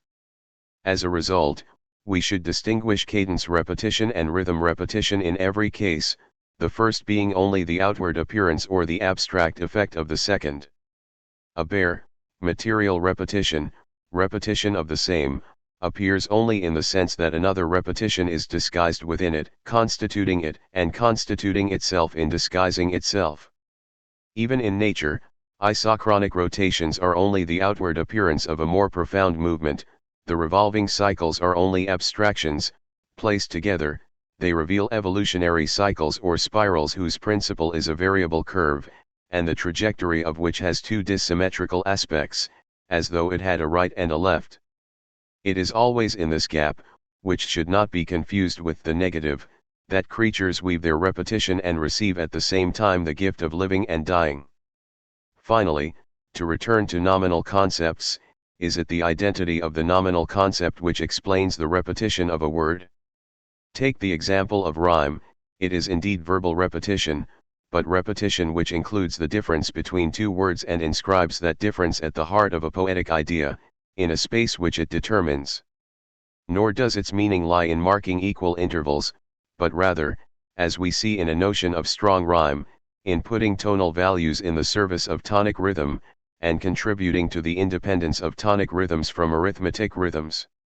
As for the repetition of a single word, we must understand this as a generalist rhyme, not rhyme as a restricted repetition. This generalization can proceed in two ways, either a word taken in two senses ensures a resemblance or a paradoxical identity between the two senses, or a word taken in one sense exercises an attractive force on its neighbors, communicating an extraordinary gravity to them until one of the neighboring words takes up the baton and becomes in turn a center of repetition. Raymond Roussel and Charles Piguet were the great repeaters of literature, able to lift the pathological power of language to a higher artistic level. Roussel takes ambiguous words or homonyms and fills the entire distance between their meanings with a story presented twice and with objects themselves doubled. He thereby overcomes homonymity on its own ground and inscribes the maximum difference within repetition, where this is the space opened up in the heart of a word. This space is still presented by Roussel as one of masks and death, in which is developed both a repetition which enchains and a repetition which saves above all from the one which enchains. Roussel creates an after language where once everything has been said, everything is repeated and recommenced.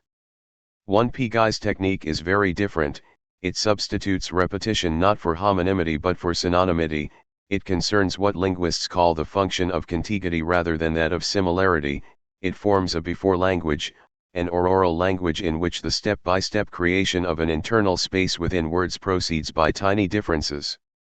This time, everything leads to the problem of aging and premature deaths, but in relation to this problem also to the extraordinary chance to affirm a repetition which saves against that which enchains. Both Piguet and Roussel take language to one of its limits, in the case of Roussel, that of similarity and selection, the distinctive feature between Ballard and Pillard, in the case of Piguet, that of contiguity or combination, the famous tapestry points. Both substitute a vertical repetition of distinctive points, which takes us inside the words, for the horizontal repetition of ordinary words repeated. Both substitute a positive repetition, one which flows from the excess of a linguistic and stylistic idea, for a repetition by default which results from the inadequacy of nominal concepts or verbal representations. How does death inspire language? given that it is always present when repetition is affirmed. The reproduction of the same is not a motor of bodily movements. We know that even the simplest imitation involves a difference between inside and outside. Moreover, imitation plays only a secondary and regulatory role in the acquisition of a behavior. It permits the correction of movements being made, but not their instigation.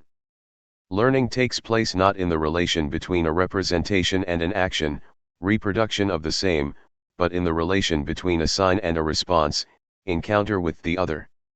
Signs involve heterogeneity in at least three ways: first, in the object which bears or emits them, and is necessarily on a different level, as though there were two orders of size or disparate realities between which the sign flashes; secondly, in themselves, since a sign envelopes another object within the limits of the object which bears it, and incarnates a natural or spiritual power, an idea; finally, in the response they elicit, since the movement of the response does not resemble that of the sign. The movement of the swimmer does not resemble that of the wave. In particular, the movements of the swimming instructor which we reproduce on the sand bear no relation to the movements of the wave, which we learn to deal with only by grasping the former in practice as signs. That is why it is so difficult to say how someone learns. There is an innate or acquired practical familiarity with signs, which means that there is something amorous, but also something fatal, about all education. We learn nothing from those who say, "Do as I do." Our only teachers are those who tell us to do with me, and are able to emit signs to be developed in heterogeneity rather than propose gestures for us to reproduce. In other words, there is no ideomotivity, only sensory motivity.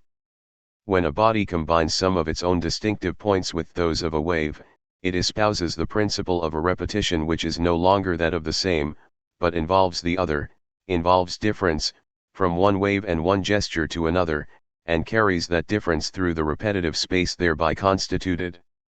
To learn is indeed to constitute the space of an encounter with signs, in which the distinctive points renew themselves in each other, and repetition takes shape while disguising itself. Apprenticeship always gives rise to images of death, on the edges of the space it creates and with the help of the heterogeneity it engenders. Signs are deadly when they are lost in the distance, but also when they strike us with full force. Oedipus receives a sign once from too far away, once from too close, and between the two a terrible repetition of the crime is woven. Zarathustra receives his sign either from too near or from too far, and only at the end does he foresee the correct distance which will turn that which in eternal return makes him ill into a liberatory and redemptive repetition. Signs are the true elements of theater.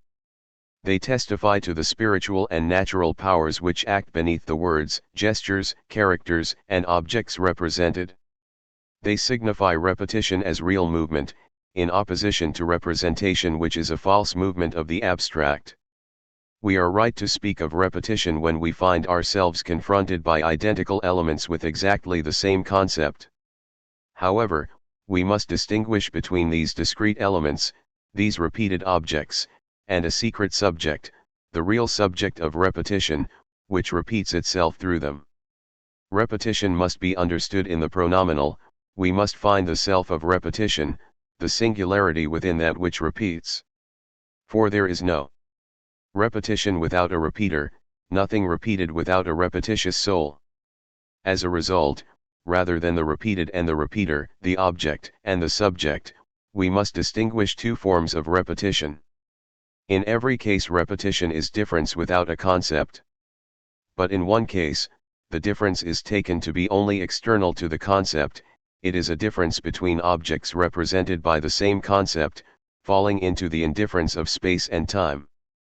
In the other case, the difference is internal to the idea, it unfolds as pure movement, creative of a dynamic space and time which correspond to the idea. The first repetition is repetition of the same, explained by the identity of the concept or representation. The second includes difference, and includes itself in the alterity of the idea, in the heterogeneity of an presentation. One is negative, occurring by default in the concept, the other affirmative, occurring by excess in the idea. One is conjectural, the other categorical. One is static, the other dynamic. One is repetition in the effect, the other in the cause. One is extensive, the other intensive. One is ordinary, the other distinctive and singular. One is horizontal, the other vertical. One is developed and explicated, the other enveloped and in need of interpretation. One is revolving, the other evolving. One involves equality, commensurability, and symmetry, the other is grounded in inequality, incommensurability, and asymmetry. One is material, the other spiritual, even in nature and in the earth. One is inanimate, the other carries the secret of our deaths and our lives, of our enchainments and our liberations, the demonic and the divine. One is a bare repetition, the other a covered repetition, which forms itself in covering itself, in masking and disguising itself. One concerns accuracy, the other has authenticity as its criterion. The two repetitions are not independent. One is the singular subject, the interiority and the heart of the other, the depths of the other. The other is only the external envelope, the abstract effect.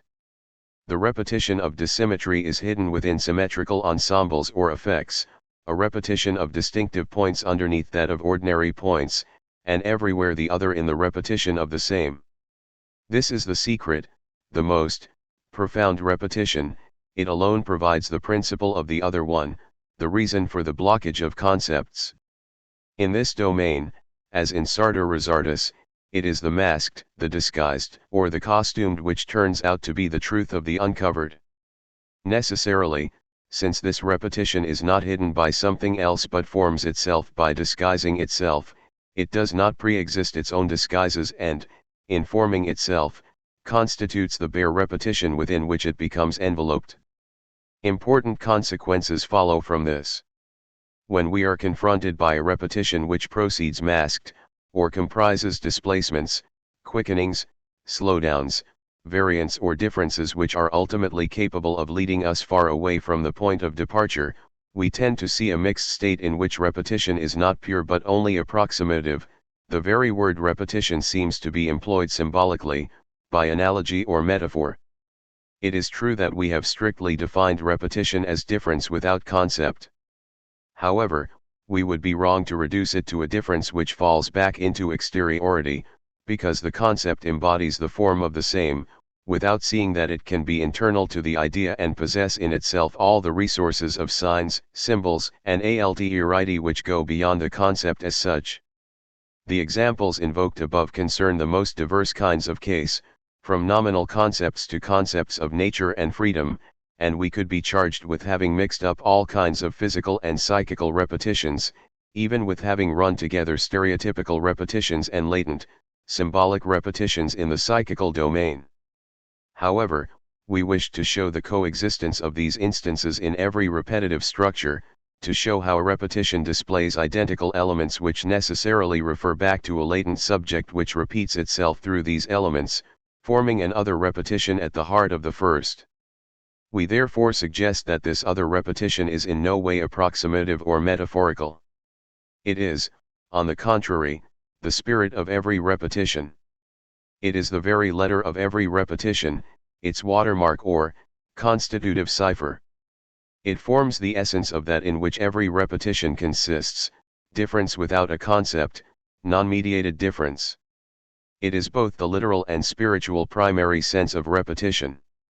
The material sense results from this other, as if secreted by it like a shell.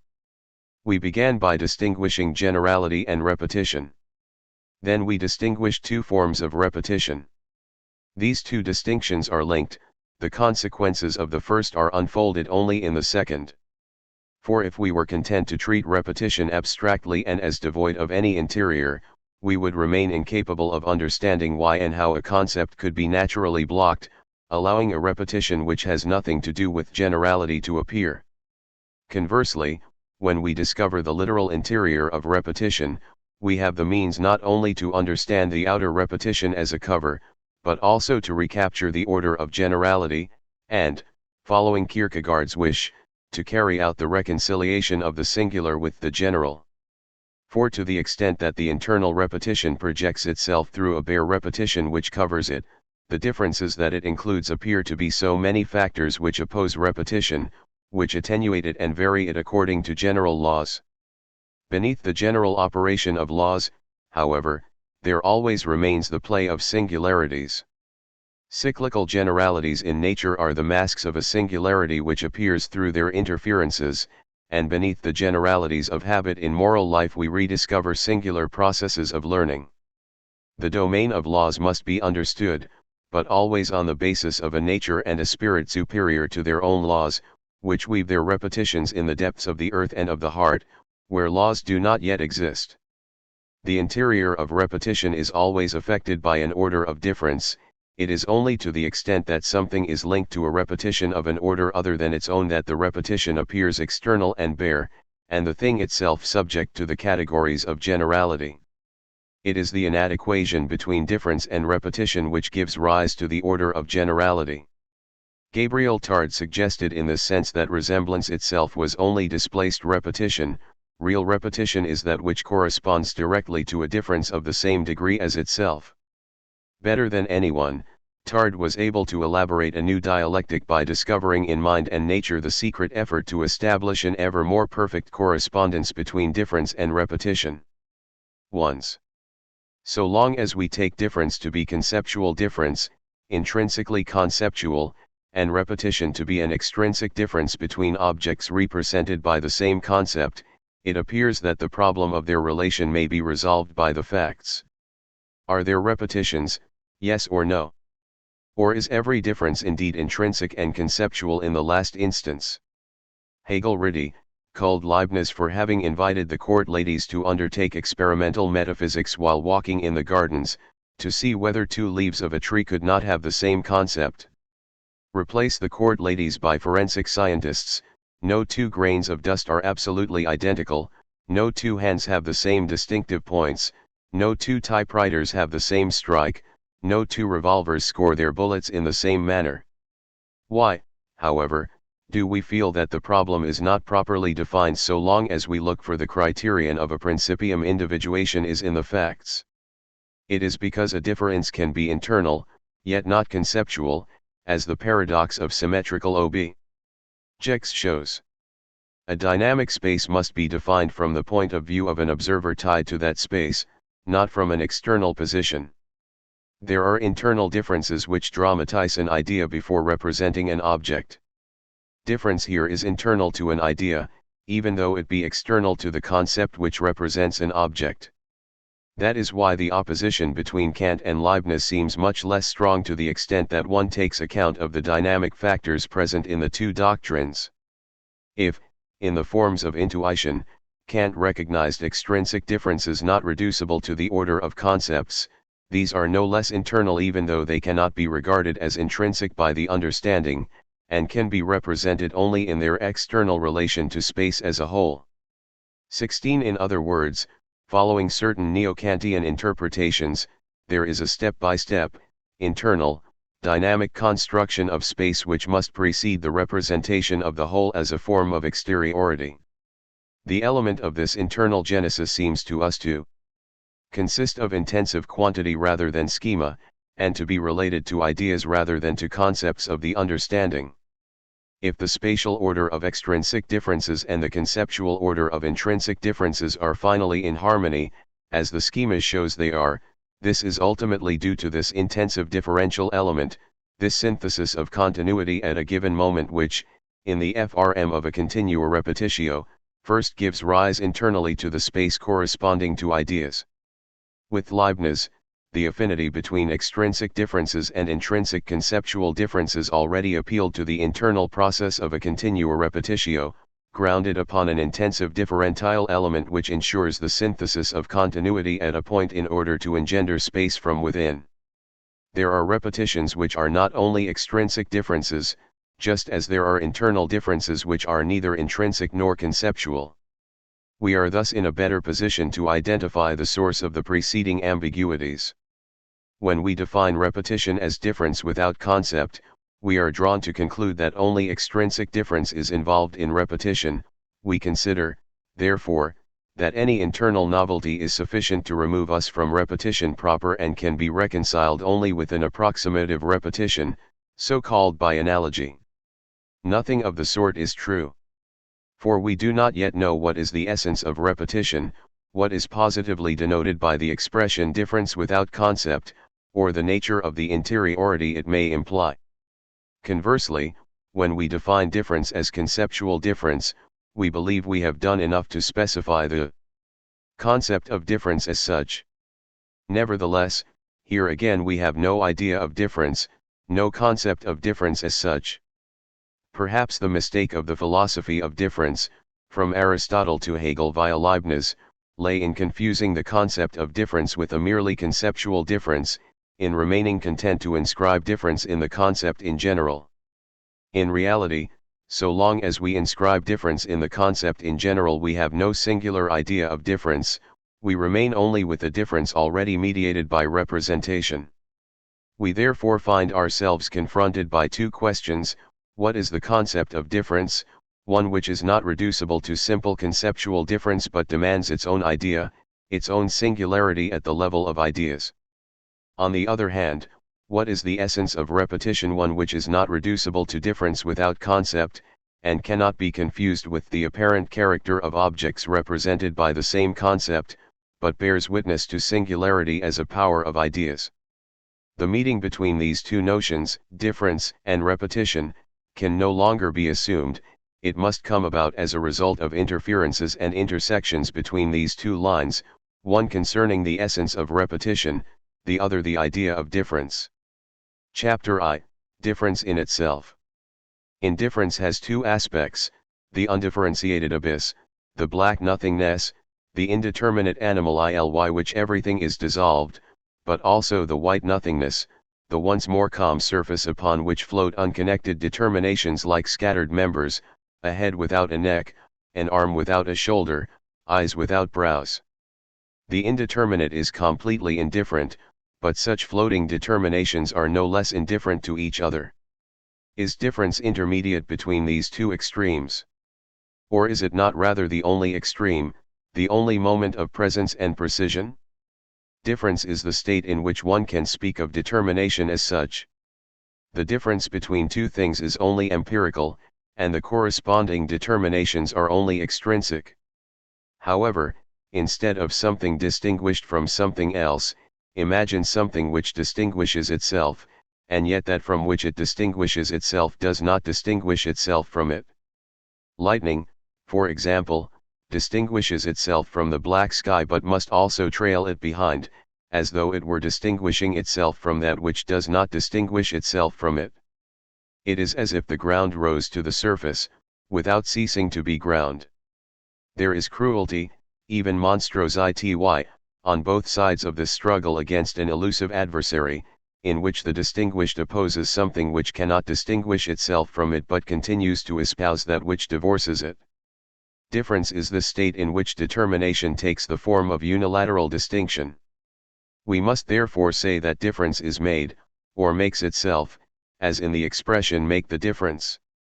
This difference or determination as such is also cruelty. The Platonists used to say that the not one distinguished itself from the one, but not the converse, since the one does not flee that which flees it, and at the other pole, form distinguishes itself from matter or from the ground, but not the converse, since distinction itself is a form. In truth, all the forms are dissolved when they are reflected in this rising ground. It has ceased to be the pure indeterminate which remains below, but the forms also cease to be the coexisting or complementary determinations. The rising ground is no longer below, it acquires autonomous existence. The form reflected in this ground is no longer a form but an abstract line acting directly upon the soul.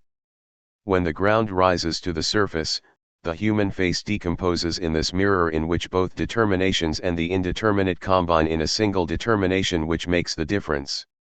It is a poor recipe for producing monsters to accumulate heteroclite determinations or to overdetermine the animal. It is better to raise up the ground and dissolve the form. Goya worked with aquatint and etching, the grisaille of the one and the severity of the other. Odilon Redon used chiaroscuro and the abstract line. The abstract line acquires all its force from giving up the model, that is to say, the plastic symbol of the form, and participates in the ground all the more violently in that it distinguishes itself from it without the ground distinguishing itself from the line. 1. At this point in such a mirror, faces are distorted.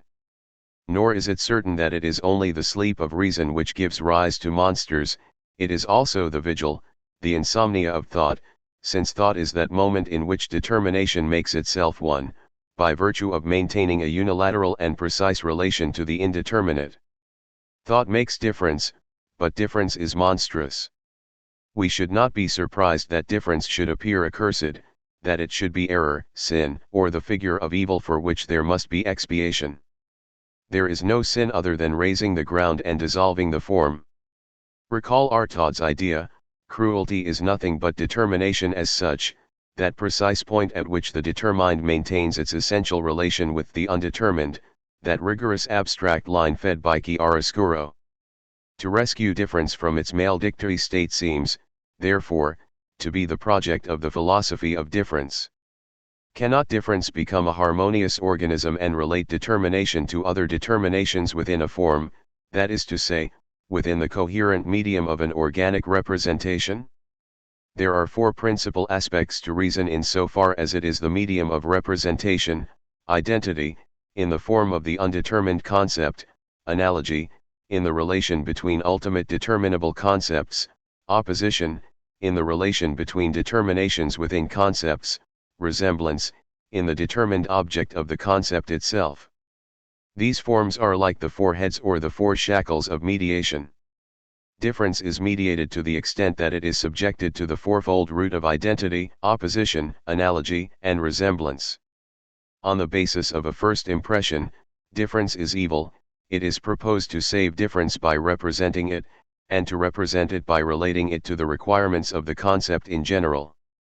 It is therefore a question of determining a propitious moment, the Greek propitious moment, at which difference is, as it were, reconciled with the concept. Difference must leave its cave and cease to be a monster, or at least only that which escapes at the propitious moment must persist as a monster, that which constitutes only a bad encounter, a brouillard occasion. At this point the expression "make the difference" changes its meaning. It now refers to a selective test which must determine which differences may be inscribed within the concept in general, and how. Such a test, such a selection, seems to be effectively realized by the large and the small. For the large and the small are not naturally said of the one, but first and foremost of difference. The question arises, therefore, how far the difference can and must extend, how large, how small.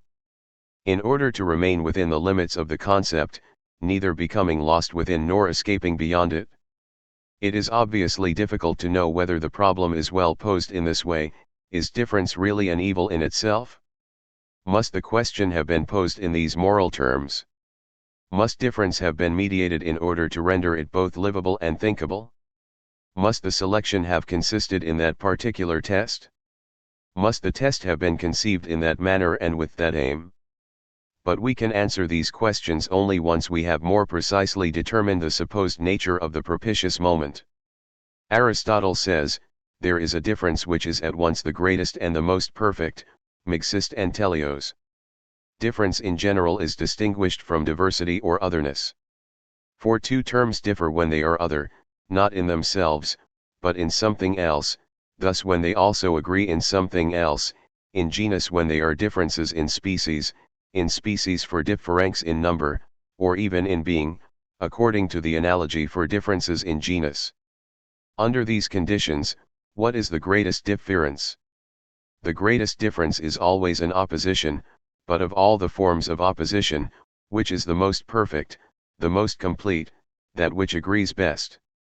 Related terms belong to one another, contradiction already belongs to a subject, but only in order to make its subsistence impossible and to qualify the change by which it begins or ceases to be. Privation again expresses a determinate incapacity on behalf of an existing subject. Contrariety alone expresses the capacity of a subject to bear opposites while remaining substantially the same, in matter or in genus. Under what conditions, however, does contrariety impart its perfection to difference. So long as we consider the concrete being with respect to its matter, the contrarieties which affect it are corporeal modifications which give us only the empirical, accidental concept of a still extrinsic difference extra quiditatem. Accidents may be separable from the subject, as white and black are from man, or inseparable, as male and female are from animal. Accordingly, the difference will be called either communis or propria, but in so far as it pertains to matter, it will always be accidental. Thus, only a contrariety in the essence or in the form gives us the concept of a difference that is itself essential differentia essentialis aut propriissima. Contraries in this case are modifications which affect a subject with respect to its genus. Genera are in effect divided by differences in essence which take the form of contraries, such as with feet and with wings. In short, contrariety in the genus is the perfect and maximal difference, and contrariety in the genus is specific difference. Above and below that, difference tends to become simple otherness and almost to escape the identity of the concept. Generic difference is too large, being established between uncombinable objects which do not enter into relations of contrariety, while individual difference is too small, being between indivisible objects which have no contrariety either.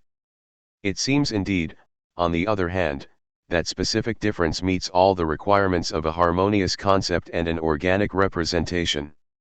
It is pure because it is formal, intrinsic because it applies to the essence. It is qualitative, and to the extent that the genus designates the essence, difference is even a very special quality according to the essence, a quality of the essence itself. It is synthetic, since the determination of species is composition, and the difference is actually added to the genus in which it was hitherto only virtually included.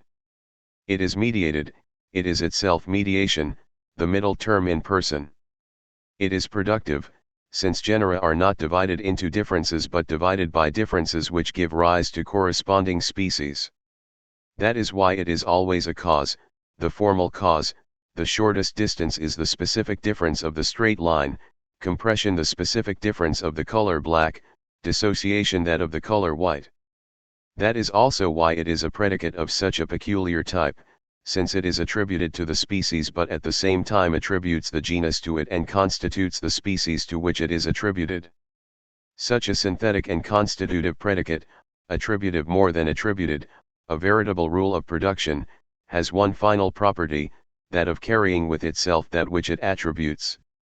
In effect, the quality of the essence is sufficiently special to make the genus something other, and not simply of another quality. 3. It is thus in the nature of genera to remain the same in themselves while becoming other in the differences which divide them. Difference carries with itself the genus and all the intermediary differences.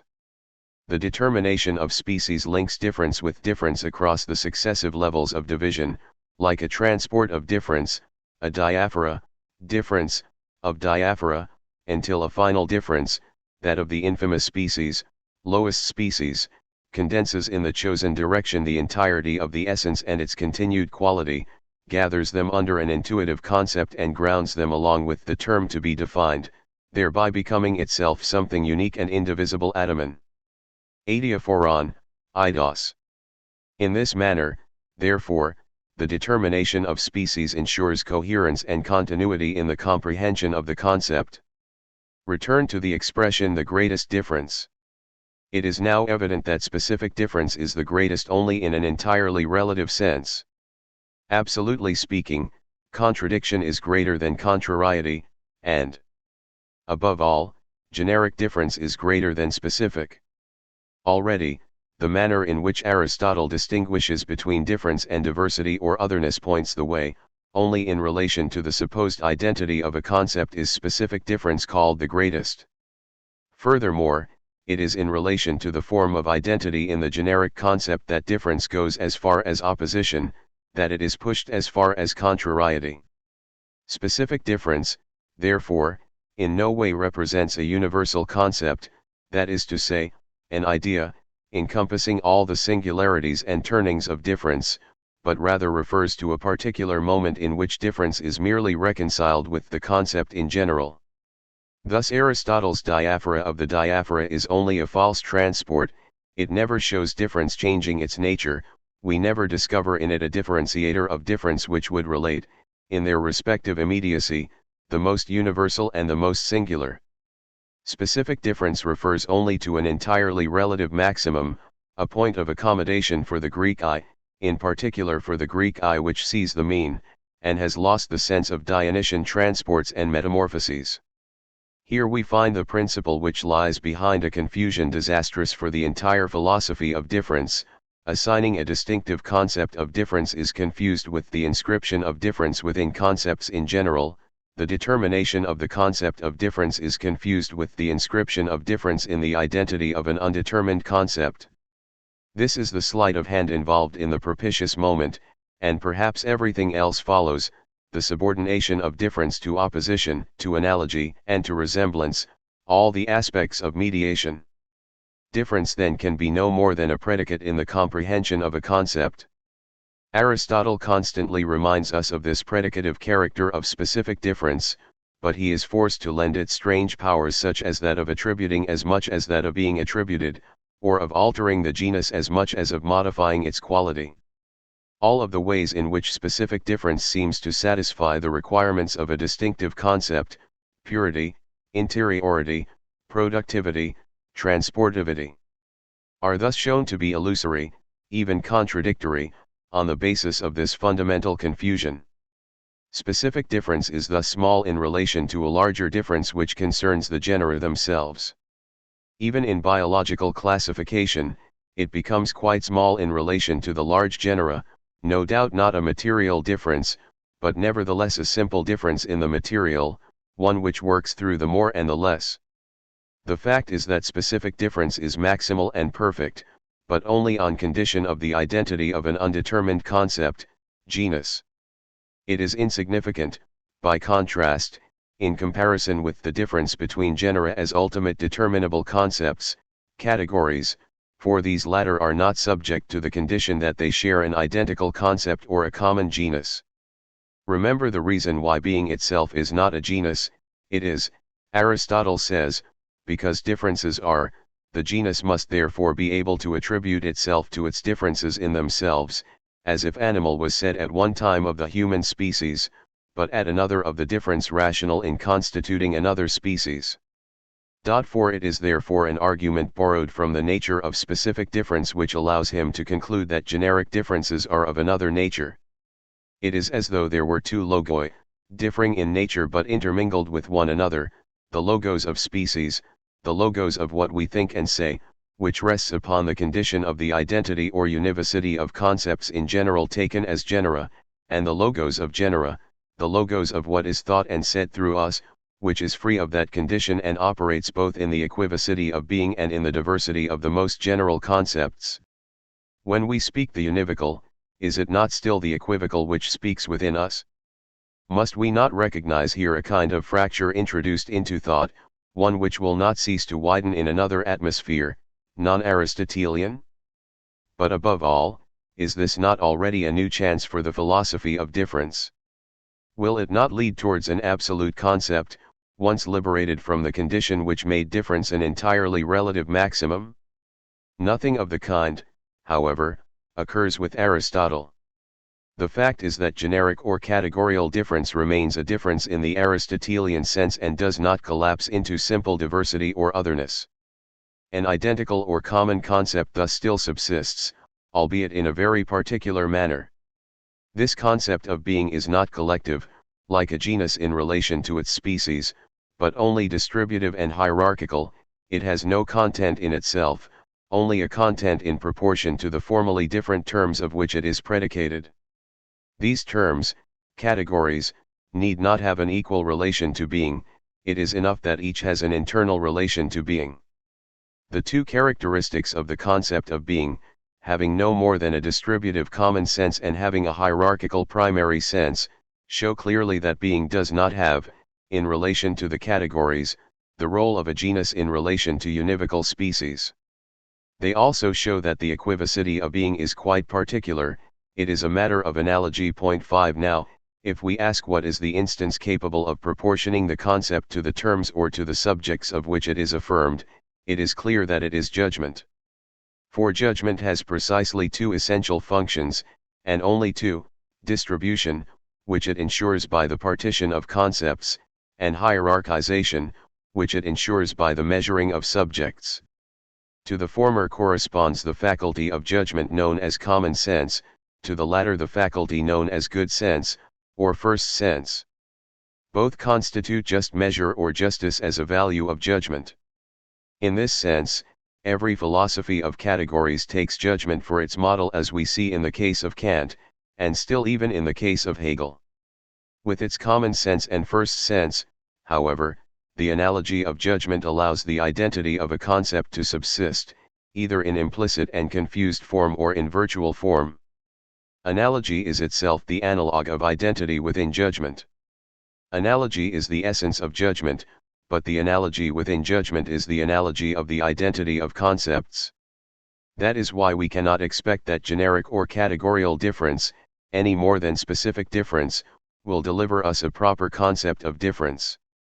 Whereas specific difference is content to inscribe difference in the identity of the indeterminate concept in general, generic, distributive and hierarchical, difference is content in turn to inscribe difference in the quasi-identity of the most general determinable concepts, that is, in the analogy within judgment itself. The entire Aristotelian philosophy of difference is contained in this complementary double inscription, both grounded in the same postulate and together drawing the arbitrary boundaries of the propitious moment. Generic and specific differences are tied together by their complicity in representation. Not that they in any way share the same nature, genus is determinable only by specific difference from without, and the identity of the genus in relation to the species contrasts with the impossibility for being of forming a similar identity in relation to the genera themselves.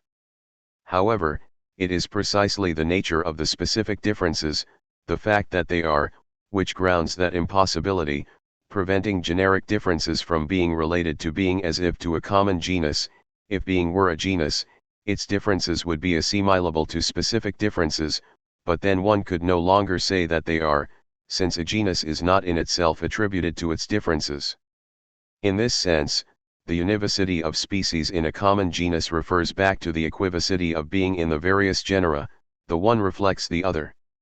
We see this clearly in the requirements of the ideal of classification, at once the large units, gene mixista, which will eventually be called branches, are determined according to relations of analogy, which suppose a choice of characters carried out by judgment in the abstract representation, and the small units, the little genera or species, are determined by a direct perception of resemblances, which suppose a continuity of sensible intuition in the concrete representation.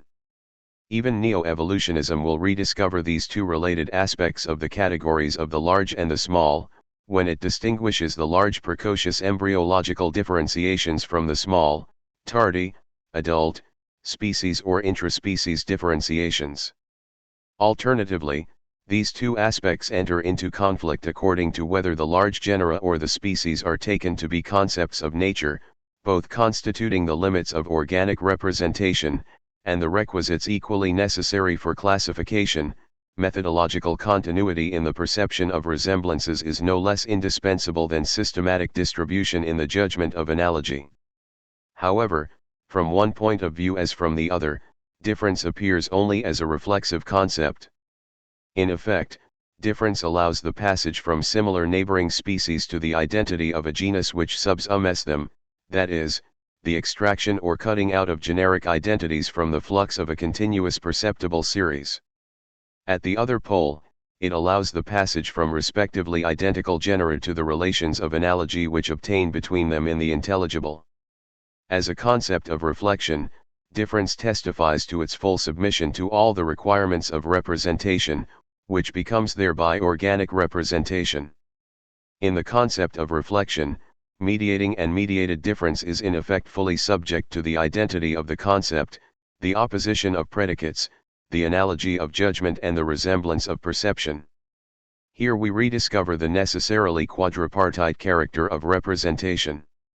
The question is to know whether, under all these reflexive aspects, difference does not lose both its own concept and its own reality.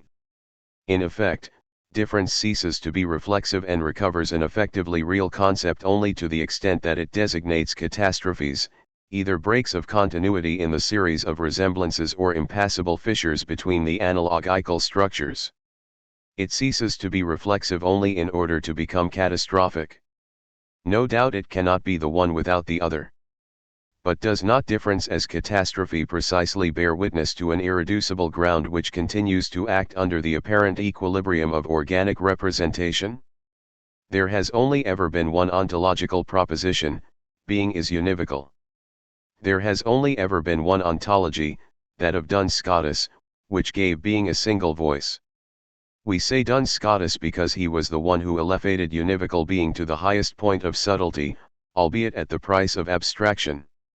However, from Parmenides to Heidegger it is the same voice which is taken up, in an echo which itself forms the whole deployment of the univocal. A single voice raises the clamour of being. We have no difficulty in understanding that being, even if it is absolutely common, is nevertheless not a genus. It is enough to replace the model of judgment with that of the proposition. In the proposition understood as a complex entity we distinguish, the sense, or what is expressed in the proposition, the designate, what expresses itself in the proposition, the expressors or designators, which are numerical modes, that is to say, differential factors characterizing the elements endowed with sense and designation. We can conceive that names or propositions do not have the same sense even while they designate exactly the same thing, as in the case of the celebrated examples, morning star, evening star, Israel Jacob, Plan Blanc.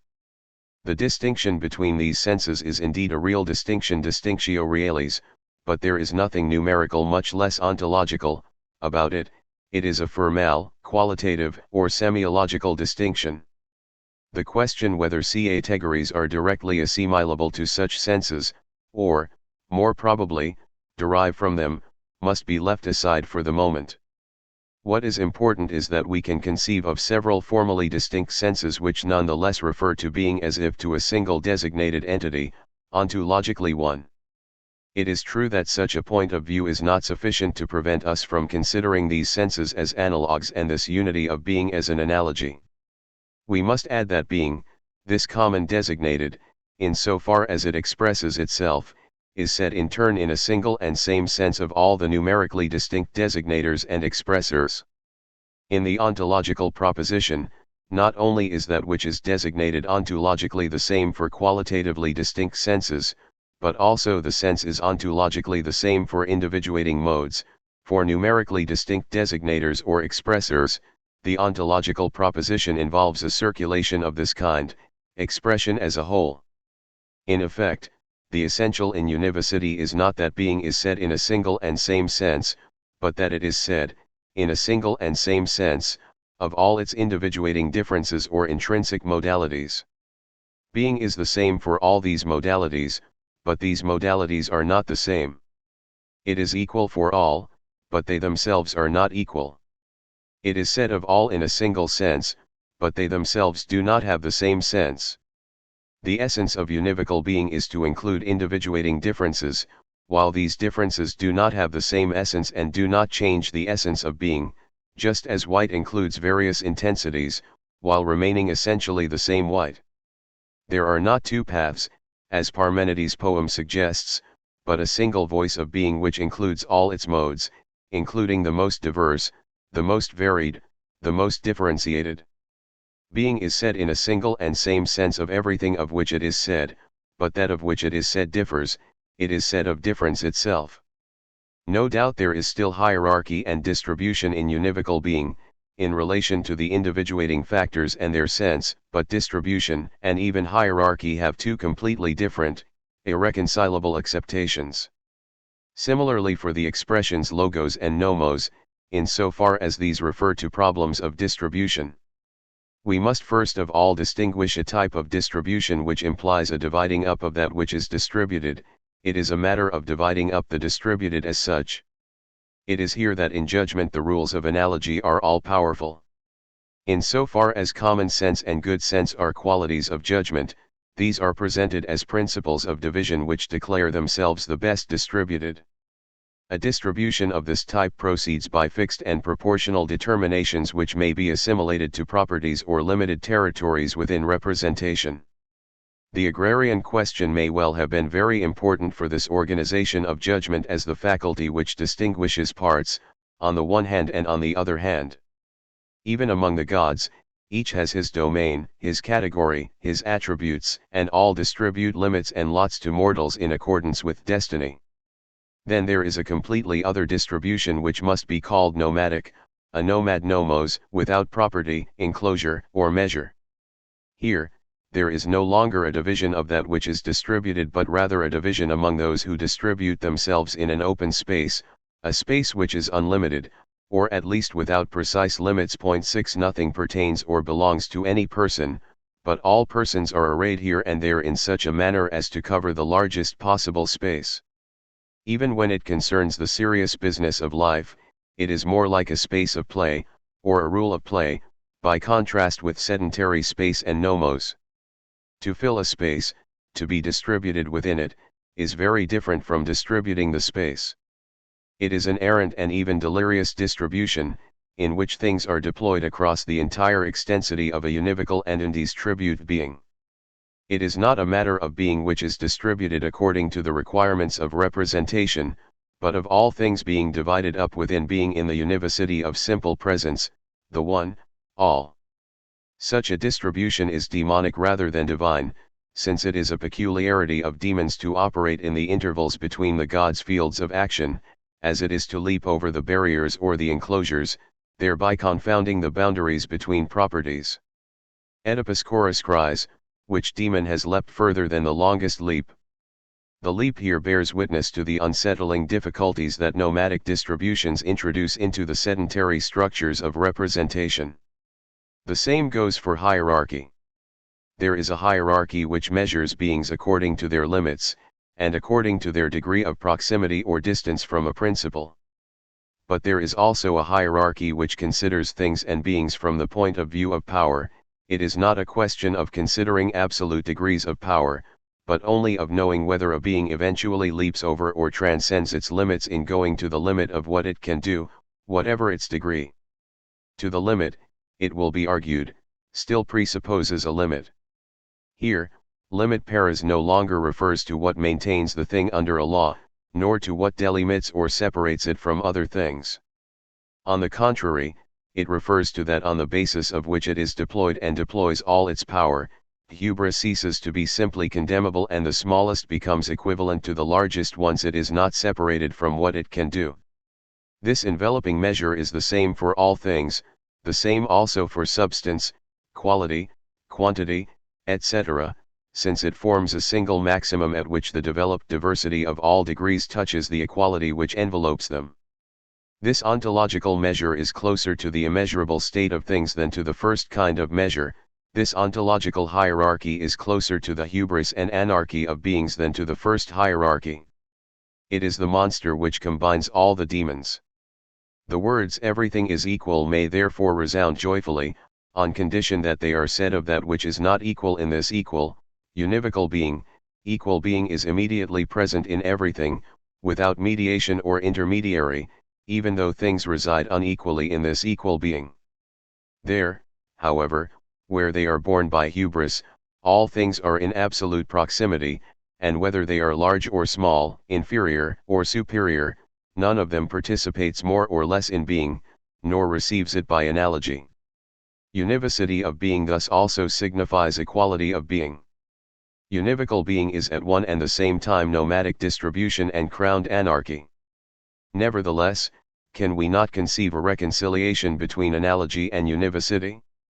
For if being, as being, is univocal in itself, is it not analogous in relation to its intrinsic modes or individuating factors, what we called above expressors or designators?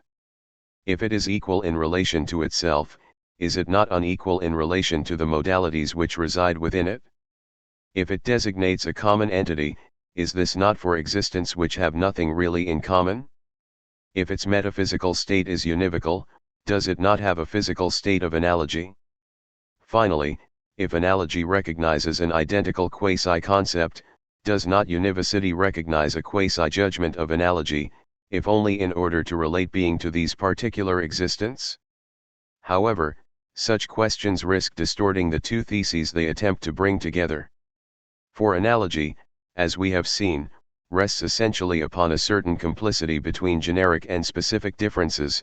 Despite their difference in kind, being cannot be supposed a common genus without destroying the reason for which it was supposed thus, that is, the possibility of being for specific differences. It is not, therefore, surprising that from the standpoint of analogy, everything happens in the middle regions of genus and species in terms of mediation and generality, identity of the concept in general and analogy of the most general concepts. It is henceforth inevitable that analogy falls into an unresolvable difficulty. It must essentially relate being to particular existence, but at the same time it cannot say what constitutes their individuality. For it retains in the particular only that which conforms to the general, matter and form, and seeks the principle of individuation in this or that element of the fully constituted individuals. By contrast, when we say that univocal being is related immediately and essentially to individuating factors, we certainly do not mean by the latter individuals constituted in experience, but that which acts in them as a transcendental principle, as a plastic, anarchic and nomadic principle, contemporaneous with the process of individuation, no less capable of dissolving and destroying individuals than of constituting them temporarily, intrinsic modalities of being, passing from one individual to another, circulating and communicating underneath matters and forms. The individuating is not the simple individual. In these conditions, it is not enough to say that individuation differs in kind from the determination of species. It is not even enough to say this in the manner of Duns Scotus, who was nevertheless not content to analyze the elements of an individual but went as far as the conception of individuation as the ultimate actuality of form. We must show not only how individuating difference differs in kind from specific difference, but primarily and above all how individuation properly precedes matter and form, species and parts, and every other element of the constituted individual. Univocity of being, in so far as it is immediately related to difference, demands that we show how individuating difference precedes generic, specific, and even individual differences within being, how a prior field of individuation within being conditions at once the determination of species of forms, the determination of parts and their individual variations. If individuation does not take place either by form or by matter, neither qualitatively nor extensionally, this is not only because it differs in kind but because it is already presupposed by the forms, matters and extensive parts. Thus it is not at all in the same manner that in the analogy of being, generic and specific differences are in general mediated in relation to individuating differences, and that in univocity, univocal being is said immediately of individual differences or the universal is said of the most singular independently of any mediation. If it is true that analogy denies being the status of a common genus because the specific differences are, then conversely, univocal being is indeed common in so far as the individuating differences are not and must not be. No doubt we shall see that they are not, in a very particular sense. If in univocal being they are not, it is because they depend upon a non-being without negation. With univocity, however, it is not the differences which are and must be, it is being which is difference, in the sense that it is said of difference. Moreover, it is not we who are univocal in a being which is not, it is we and our individuality which remains equivocal in and for a univocal being. There are three principal moments in the history of the philosophical elaboration of the univocity of being. The first is represented by Duns Scotus. In the greatest book of pure ontology, the Opus Oxonians, being is understood as univocal, but univocal being is understood as neutral, neuter, indifferent to the distinction between the finite and the infinite, the singular and the universal, the created and the uncreated. Scotus therefore deserves the name subtle doctor because he saw being on this side of the intersection between the universal and the singular. In order to neutralize the forces of analogy in judgment, he took the offensive and neutralized being itself in an abstract concept. That is why he only thought univocal being. Moreover, we can see the enemy he tried to escape in accordance with the requirements of Christianity, pantheism, into which he would have fallen if the common being were not neutral. Nevertheless, he was able to define two types of distinction which relate that indifferent, neutral being to difference. Formal distinction is, in effect, a real distinction, since it is grounded in being or in the object, but it is not necessarily a numerical distinction because it is established between essences or senses, between formal reasons which may allow the persistence of the unity of the subject to which they are attributed. In this manner, not only is the univocity of being, in relation to God and to creatures, extended in the univocity of its attributes, but, given his infinity, God can possess his formally distinct univocal attributes without losing anything of his unity. The other type of distinction, modal distinction, is established between being or the attributes on the one hand, and the intensive variations of which these are capable on the other. These variations, like degrees of whiteness, are individuating modalities of which the finite and the infinite constitute precisely singular intensities. From the point of view of its own neutrality, univocal being therefore does not only implicate distinct attributes or qualitative forms which are themselves univocal, it also relates these and itself to intensive factors or individuating degrees which vary the mode of these attributes or forms without modifying their essence in so far as this is being. If it is true that distinction in general relates being to difference, formal distinction and modal distinction are two types under which univocal being is related, by itself, to difference in itself. With the second moment, Spinoza marks a considerable progress. Instead of understanding univocal being as neutral or indifferent, he makes it an object of pure affirmation. Univocal being becomes identical with unique, universal, and infinite substance. It is proposed as Deus of natura. Moreover, the struggle undertaken against Descartes by Spinoza is not unrelated to that which Duns Scotus led against St. Thomas. Against the Cartesian theory of substances thoroughly imbued with analogy, and against the Cartesian conception of distinctions which runs together the ontological, the formal, and the numerical, substance, quality, and quantity, Spinoza organizes a remarkable division into substance, attributes and modes. From the opening pages of the Ethics, he shows that real distinctions are never numerical but only formal, that is, qualitative or essential attributes of the unique substance, and conversely, that numerical distinctions are never real, but only modal, intrinsic modes of the unique substance and its attributes. The attributes behave like real qualitatively different senses which relate to substance as if to a single and same designated, and substance in turn behaves like an ontologically unique sense in relation to the modes which express it, and inhabit it like individuating factors or intrinsic and intense degrees. From this follows a determination of modes as degrees of power, and a single obligation for such modes, to deploy all their power or their being within the limit itself. Attributes are thus absolutely common to substance and the modes, even though modes and substance do not have the same essence. Being itself is said in a single unique sense of substance and the modes, even though the modes and substance do not have the same sense or do not have that being in the same manner in se and in alia. Any hierarchy or preeminence is denied in so far as substance is equally designated by all the attributes in accordance with their essence, and equally expressed by all the modes in accordance with their degree of power. With Spinoza, univocal being ceases to be neutralized and becomes expressive, it becomes a truly expressive and affirmative proposition. Nevertheless, there still remains a difference between substance and the modes. Spinoza's substance appears independent of the modes, while the modes are dependent on substance, but as though on something other than themselves. Substance must itself be said of the modes and only of the modes. Such a condition can be satisfied only at the price of a more general categorical reversal according to which being is said of becoming, identity of that which is different, the one of the multiple, etc. That identity not be first, that it exist as a principle but as a second principle, as a principle become, that it revolve around the different, Such would be the nature of a Copernican revolution, which opens up the possibility of difference having its own concept, rather than being maintained under the domination of a concept in general already understood as identical. Nietzsche meant nothing more than this by eternal return. Eternal return cannot mean the return of the identical, because it presupposes a world, that of the will to power, in which all previous identities have been abolished and dissolved. Returning is being, but only the being of becoming.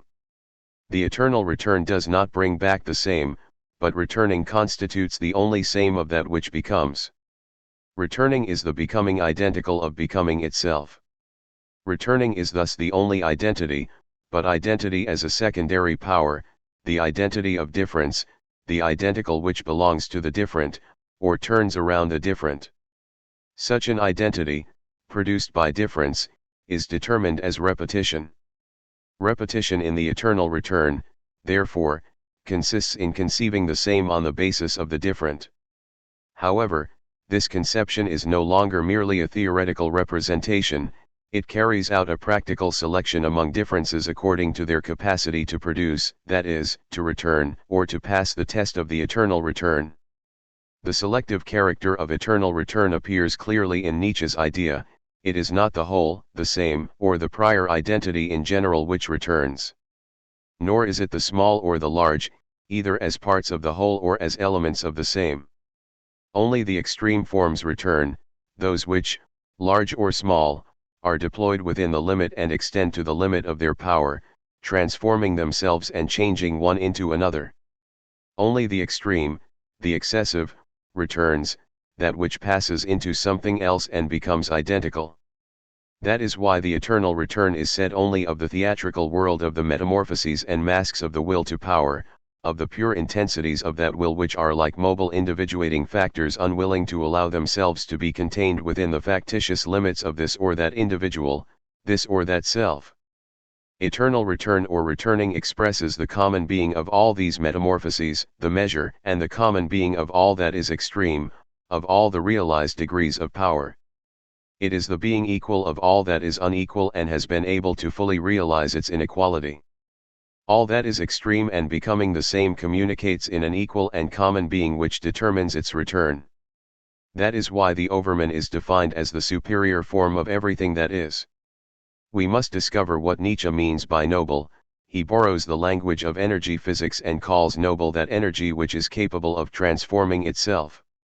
When Nietzsche says that hubris is the real problem of every Heraclitan, or that hierarchy is the problem of free spirits, he means one, and only one, thing, that it is in hubris that everyone finds the being which makes him return, along with that sort of crowned anarchy, that overturned hierarchy which, in order to ensure the selection of difference, begins by subordinating the identical to the different. 8. In all these respects, eternal return is the univocity of being, the effective realization of that univocity. In the eternal return, univocal being is not only thought and even affirmed, but effectively realized.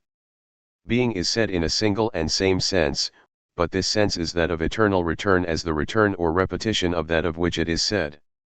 The will in the eternal return is at once both production of repetition on the basis of difference and selection of difference on the basis of repetition. The test of the small and the large seemed to us to misconstrue selection because it renounced any concept of difference itself in favor of the requirements of the identity of the concept in general. By inscribing itself within the identical concept or within analogous concepts, minimum and maximum, it only fixed the limits within which determination became difference. That is why the selection which consists of making the difference seemed to us to have another sense, to allow the extreme forms to appear and be deployed in the simple presence of a univocal being, rather than to measure and to divide up the average forms according to the requirements of organic representation. Even so, can it be said that we have exhausted all the resources of the small and the large in so far as they apply to difference? Or will we not rediscover them as an alternative characteristic of the extreme forms themselves? For it seems that the extreme can be defined by the infinite, in the small or in the large. The infinite, in this sense, even signifies the identity of the small and the large, the identity of extremes. When representation discovers the infinite within itself, it no longer appears as organic representation but as orgiastic representation. It discovers within itself the limits of the organized, tumult, restlessness, and passion underneath apparent calm. It rediscovers monstrosity. Henceforth it is no longer a question of a propitious moment which marks determination's entrance into and exit from the concept in general, the relative maximum and minimum, the punctum proximum and the punctum remotum. On the contrary, a short-sighted and a long-sighted eye are required in order for the concept to take upon itself all moments. The concept is now the whole, either in the sense that it extends its benediction to all parts or in the sense that the division between the parts and their misery are reflected back on the whole, granting them a kind of absolution. The concept thus follows and espouses determination in all its metamorphoses, from one end to the other, and represents it as pure difference in delivering it up to a ground in relation to which it no longer matters whether one is before a relative minimum or maximum, a large or a small, nor before a beginning or an end, since the two coincide in this ground which is like a single and unique total moment, simultaneously the moment of the evanescence and production of difference, of disappearance and appearance.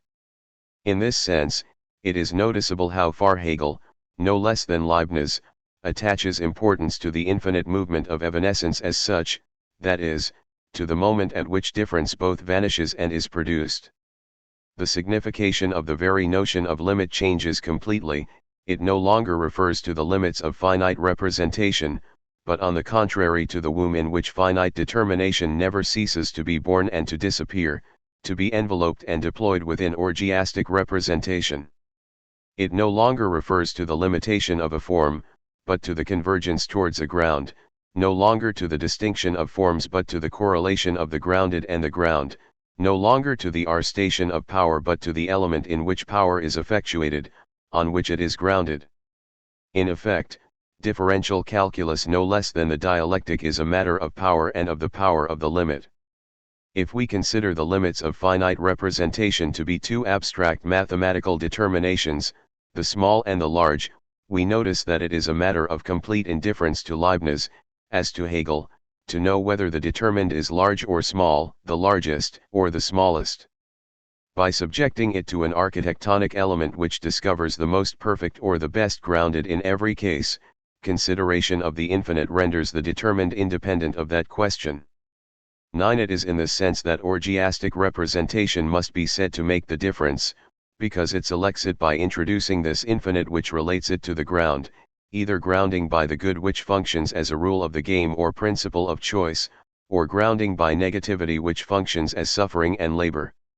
Moreover, if the limits of finite representation, the small and the large, are considered with regard to the character or the concrete content given to them by the genus and species, then here again the introduction of the infinite into representation renders the determined independent of the genus as determinable and the species as determination, by retaining in a middle term both the true universality which escapes the genus and the authentic singularity which escapes the species.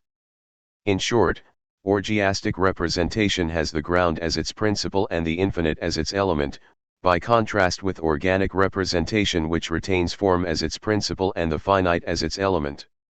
It is the infinite which renders determination conceivable and selectable. Difference thus appears as the orgiastic representation of determination and no longer as its organic representation. Instead of animating judgments about things, orgiastic representation makes things themselves so many expressions or so many propositions, infinite analytic or synthetic propositions. Why, then, is there a choice within orgiastic representation, given that the 2 points, the small and the large, the maximum and the minimum, have become indifferent or identical in the infinite, while difference has become completely independent of them in the ground? It is because the infinite is not the point at which finite determination disappears. That would be to project a mistaken conception of limit onto the infinite. Orgiastic representation can discover the infinite within itself only by allowing finite determination to subsist, better, by saying the infinite of that finite determination itself, by representing it not as having vanished and disappeared but as vanishing and on the point of disappearing, thus as also being engendered in the infinite. This representation is such that the infinite and the finite have here the same restlessness, which is precisely what allows the one to be represented in the other. However, when the infinite is said of the finite itself under the conditions of representation, there are two ways in which it can be said, either as infinitely small or as infinitely large. These two ways, these two differences, are by no means symmetrical. Thus duality is reintroduced into orgiastic representation, no longer in the form of a complementarity or a reflection of two finite assignable moments, as was the case for specific difference and generic difference, but in the form of a choice between two infinite, unassignable processes, in the form of a choice between Leibniz and Hegel. If it is true that the small and the large become identical in the infinitely small and the infinitely large separate once more, even more sharply in so far as the infinite is said of the finite. Leibniz and Hegel separately both escape the choice between the large and the small, but together they fall back into the choice between the infinitely small and the infinitely large. That is why orgiastic representation involves a duality which only increases its restlessness, or is even the real reason for it, and divides it into two kinds. It seems that, according to Hegel, contradiction poses very few problems. It serves a quite different purpose. Contradiction resolves itself and, in resolving itself, resolves difference by relating it to a ground. Difference is the only problem.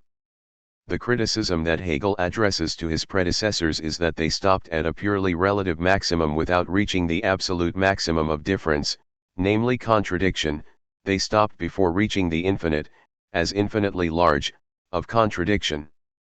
They dared not go all the way. Difference as such is already implicitly contradiction. Only when the manifold terms have been driven to the point of contradiction do they become active and lively towards one another, receiving in contradiction the negativity which is the indwelling pulsation of self-movement and spontaneous activity. More precisely, when the difference of reality is taken into account, it develops from difference into opposition, and from this into contradiction, so that in the end the sum total of all realities simply becomes absolute contradiction within itself. 10. Like Aristotle, Hegel determines difference by the opposition of extremes or of contraries. However, opposition remains abstract so long as it does not extend to the infinite, and the infinite remains abstract every time it is posed outside of finite oppositions. The introduction of the infinite here entails the identity of contraries, or makes the contrary of the other a contrary of the self. It is true that contrariety represents only the movement of interiority in the infinite. This movement allows indifference to subsist, since each determination, in so far as it contains the other, is independent of the other as though of a relation with the outside. Each contrary must further expel its other, therefore expel itself, and become the other it expels. Such is the movement of contradiction as it constitutes the true pulsation of the infinite, the movement of exteriority or real objectivation. This goes beyond the simple identity of contraries as the identity of the positive and negative. For it is not in the same manner that the positive and the negative are the same. The negative is now at once both the becoming of the positive when the positive is denied, and the return of the positive when it denies or excludes itself. No doubt each of the contraries determined as positive and negative was already contradiction, but the positive is only implicitly this contradiction, whereas the negative is the contradiction posited. 11. Difference finds its own concept in the posited contradiction. It is here that it becomes pure, intrinsic, essential, qualitative, synthetic, and productive, here that it no longer allows indifference to subsist.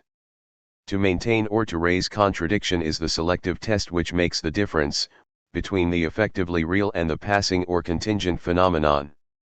In this manner, difference is pushed to the limit, that is, to the ground which is no less its return or its reproduction than its annihilation. Even though it is said of opposition or of finite determination, this Hegelian infinite remains the infinitely large of theology, of the ens quo nihil magis. We should even consider that the nature of real contradiction, in so far as it distinguishes a thing from everything that it is not, was formulated for the first time by Kant, under the name of complete determination. He made it depend upon the positing of a whole of reality as an ensummum.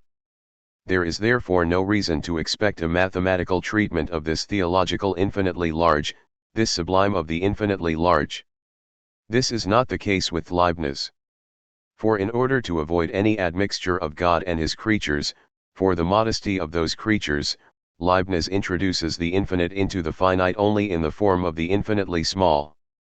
Nevertheless, we hesitate to say that he does not go as far as Hegel in this sense. He too goes beyond organic representation towards orgiastic representation, albeit by another route.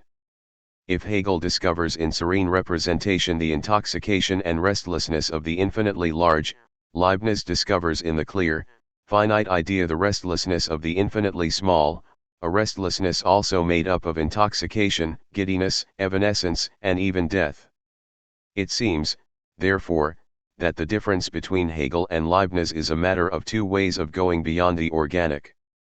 Certainly, the essential and the inessential are inseparable, they are like the one and the many, the equal and the unequal, the identical and the different. However, Hegel begins with the essential as a genus, and treats the infinite as that which divides the genus and suppresses division in the species. The genus is thus itself and the species, the whole is itself and the part.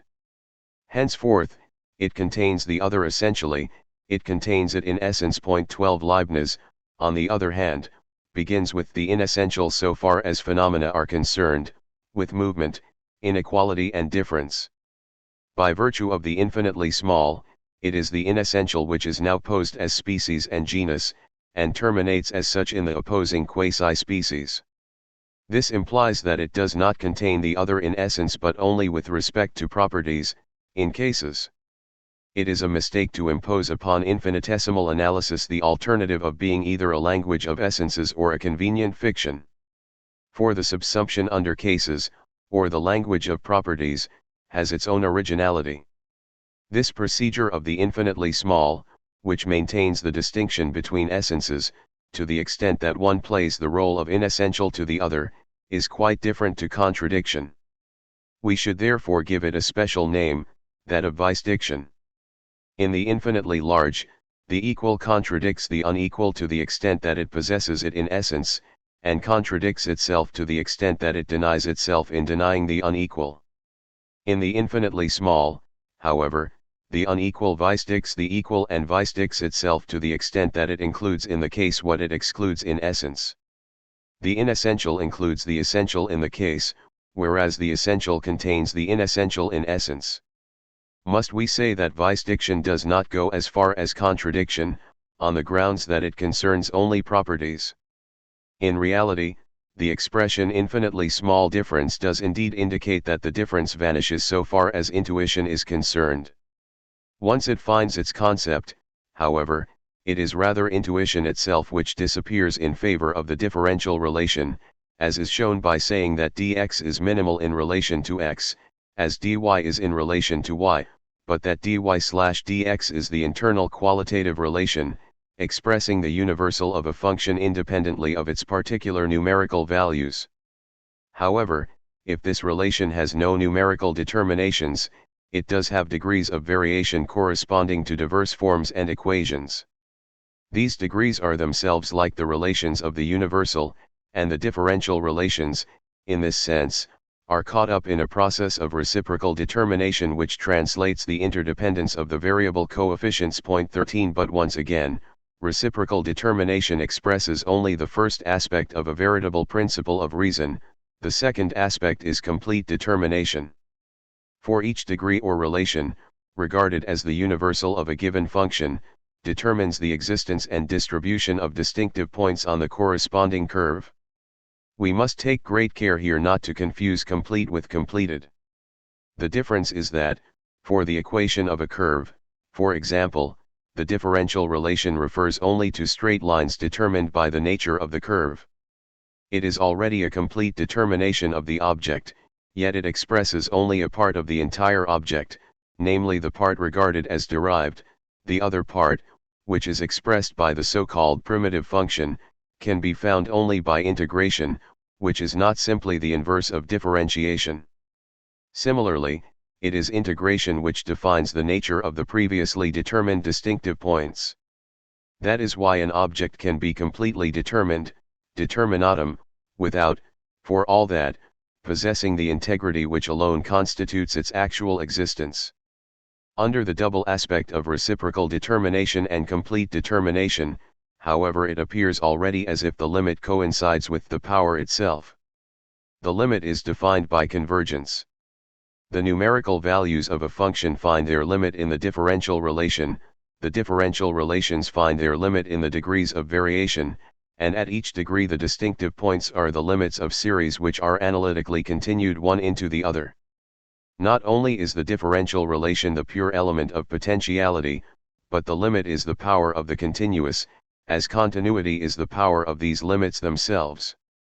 Difference thus finds its concept in a negative, but a negative of pure limitation, a nihil respectivum, dx is nothing in relation to x. From all these points of view, the distinction between the distinctive and the ordinary, the singular and the regular, forms the two categories of the inessential in the continuous. They inform the whole language of limits and properties, they constitute the structure of phenomena as such. We see in this sense all that philosophy must expect from a distribution of distinctive points and ordinary points for the description of experience. But already the two kinds of point prepare and determine, in the inessential, the constitution of the essences themselves. The inessential here refers not to that which lacks importance but, on the contrary, to the most profound, to the universal matter or continuum from which the essences are finally made. In effect, Leibniz, for his part, never saw any contradiction between the law of continuity and the principle of indiscernibles. The one governs properties, affections, or complete cases, the other rules essences understood as completed individual notions. We know that each one of these completed notions, monads, expresses the totality of the world, but it expresses it precisely under a certain differential relation and around certain distinctive points which correspond to this relation. 14. It is in the sense that the differential relations and distinctive points already indicate centers of envelopment within the continuum, centers of possible implication or involution which are brought about by individual essences. It suffices to show that the continuum of affections and properties in a sense precedes the constitution of these individual essences, which amounts to saying that the distinctive points are themselves pre-individual singularities. This in no way contradicts the idea that individuation precedes the actual determination of species, even though it is preceded by the whole differential continuum. This condition is fulfilled in Leibniz's philosophy in the following manner: the world, as that which is expressed in common by all monads, pre-exists its expressions. It is nevertheless true that it does not exist apart from that which expresses it, apart from the monads themselves, but these expressions refer to the expressed as though to the requisite of their constitution. It is in this sense, as Leibniz constantly reminds us in his letters to Arnauld, that the inherence of predicates in each subject supposes the compossibility of the world expressed by all these subjects. God did not create Adam as a sinner, but rather the world in which Adam sinned. It is undoubtedly continuity which defines the compossibility of each world, and if the real world is the best, this is to the extent that it presents a maximum of continuity in a maximum number of cases, in a maximum number of relations and distinctive points. That is to say, for each world a series which converges around a distinctive point is capable of being continued in all directions in other series converging around other points, while the incompossibility of worlds, by contrast, is defined by the juxtaposition of points which would make the resultant series diverge. We can see why the notion of incompossibility in no way reduces to contradiction and does not even imply real opposition, it implies only divergence, while compossibility is only an analytic continuation which translates the originality of the process of vice diction. In the continuum of a compossible world, differential relations and distinctive points thus determine expressive centers, essences or individual substances, in which, at each moment, the entire world is contained from a certain point of view. Conversely, the action and unfolding of these centers restores the world in which they themselves play the role of simple distinctive points and of cases in the expressed continuum. The law of continuity appears here as a law of properties or cases of the world, a law of development which applies to the expressed world, but also to the monads in the world themselves. The principle of indiscernibles is a principle of essences and a principle of envelopment which applies to expressions, that is, to monads and to the world within the monads. The two languages continually translate into one another.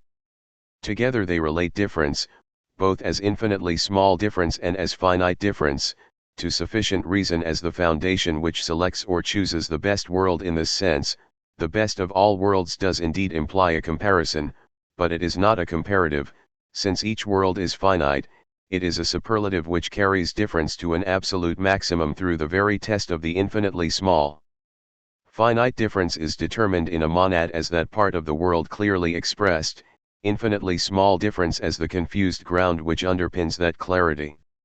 In these two ways, orgiastic representation mediates determination and makes it a concept of difference by assigning it a reason.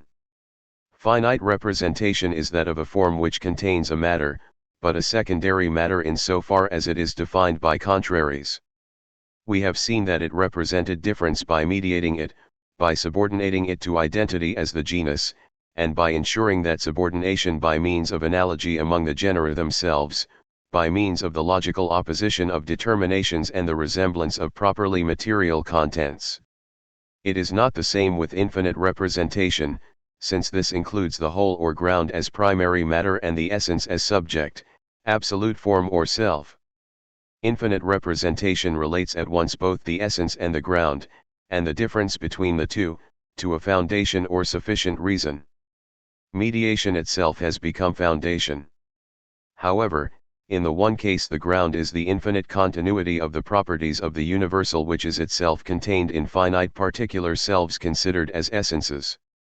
In the other case, particulars are only properties or figures which are developed in the infinite universal ground, but refer to essences as the true determinations of a pure self, or rather a self enveloped by this ground. In both cases, infinite representation is the object of a double discourse, that of properties and that of essences, that of physical points and metaphysical points or points of view in the case of Leibniz, that of figures and moments or categories in the case of Hegel. It cannot be said that Leibniz does not go as far as Hegel. There is even a greater depth in his case, more orgiastic or bacchanalian delirium, in the sense that the ground plays a greater role. In both cases, as well, it seems that infinite representation does not suffice to render the thought of difference independent of the simple analogy of essences, or the simple similarity of properties. The point is that in the last resort infinite representation does not free itself from the principle of identity as a presupposition of representation. That is why it remains subject to the condition of the convergence of series in the case of Leibniz and to the condition of the monocentering of circles in the case of Hegel. Infinite representation invokes a foundation. While this foundation is not the identical itself, it is nevertheless a way of taking the principle of identity particularly seriously, giving it an infinite value and rendering it coextensive with the whole, and in this manner allowing it to reign over existence itself. It matters little whether identity, as the identity of the world and the self, be considered analytic, in the form of the infinitely small, or synthetic, in the form of the infinitely large. In the former case, the foundation, or sufficient reason is that which vice diets identity, in the latter case, it is that which contradicts it. In all cases, however, the foundation or sufficient reason employs the infinite only to lead the identical to exist in its very identity. Moreover, what is apparent here with Leibniz is no less so with Hegel. Hegelian contradiction does not deny identity or non-contradiction, on the contrary, it consists in inscribing the double negation of non-contradiction within the existent in such a way that identity, under that condition or on that basis, is sufficient to think the existent as such. Those formulae according to which the object denies what it is not, or distinguishes itself from everything that it is not, are logical monsters, the whole of everything which is not the object, in the service of identity. It is said that difference is negativity, that it extends or must extend to the point of contradiction once it is taken to the limit. This is true only to the extent that difference is already placed on a path or along a thread laid out by identity. It is true only to the extent that it is identity that pushes it to that point. Difference is the ground, but only the ground for the demonstration of the identical. Hegel's circle is not the eternal return, only the infinite circulation of the identical by means of negativity. Hegel's innovation is the final and most powerful homage rendered to the old principle. Between Leibniz and Hegel it matters little whether the supposed negative of difference is understood as a vice-dicting limitation or a contradicting limitation, any more than it matters whether infinite identity be considered analytic or synthetic. In either case, difference remains subordinated to identity, reduced to the negative, incarcerated within similitude and analogy. That is why, in infinite representation, the delirium is only a preformed false delirium which poses no threat to the repose or serenity of the identical. Infinite representation, therefore, suffers from the same defect as finite representation, that of confusing the concept of difference in itself with the inscription of difference in the identity of the concept in general, even though it treats identity as a pure infinite principle instead of treating it as a genus, and extends the rights of the concept in general to the whole instead of fixing their limits. There is a crucial experience of difference and a corresponding experiment, every time we find ourselves confronted or bound by a limitation or an opposition. We should ask what such a situation presupposes. It presupposes a swarm of differences, a pluralism of free, wild, or untamed differences, a properly differential and original space and time, all of which persist alongside the simplifications of limitation and opposition. A more profound real element must be defined in order for oppositions of forces or limitations of forms to be drawn, one which is determined as an abstract and potential multiplicity. Oppositions are roughly cut from a delicate milieu of overlapping perspectives, of communicating distances, divergences, and disparities, of heterogeneous potentials and intensities. Nor is it primarily a question of dissolving tensions in the identical, but rather of distributing the disparities in a multiplicity.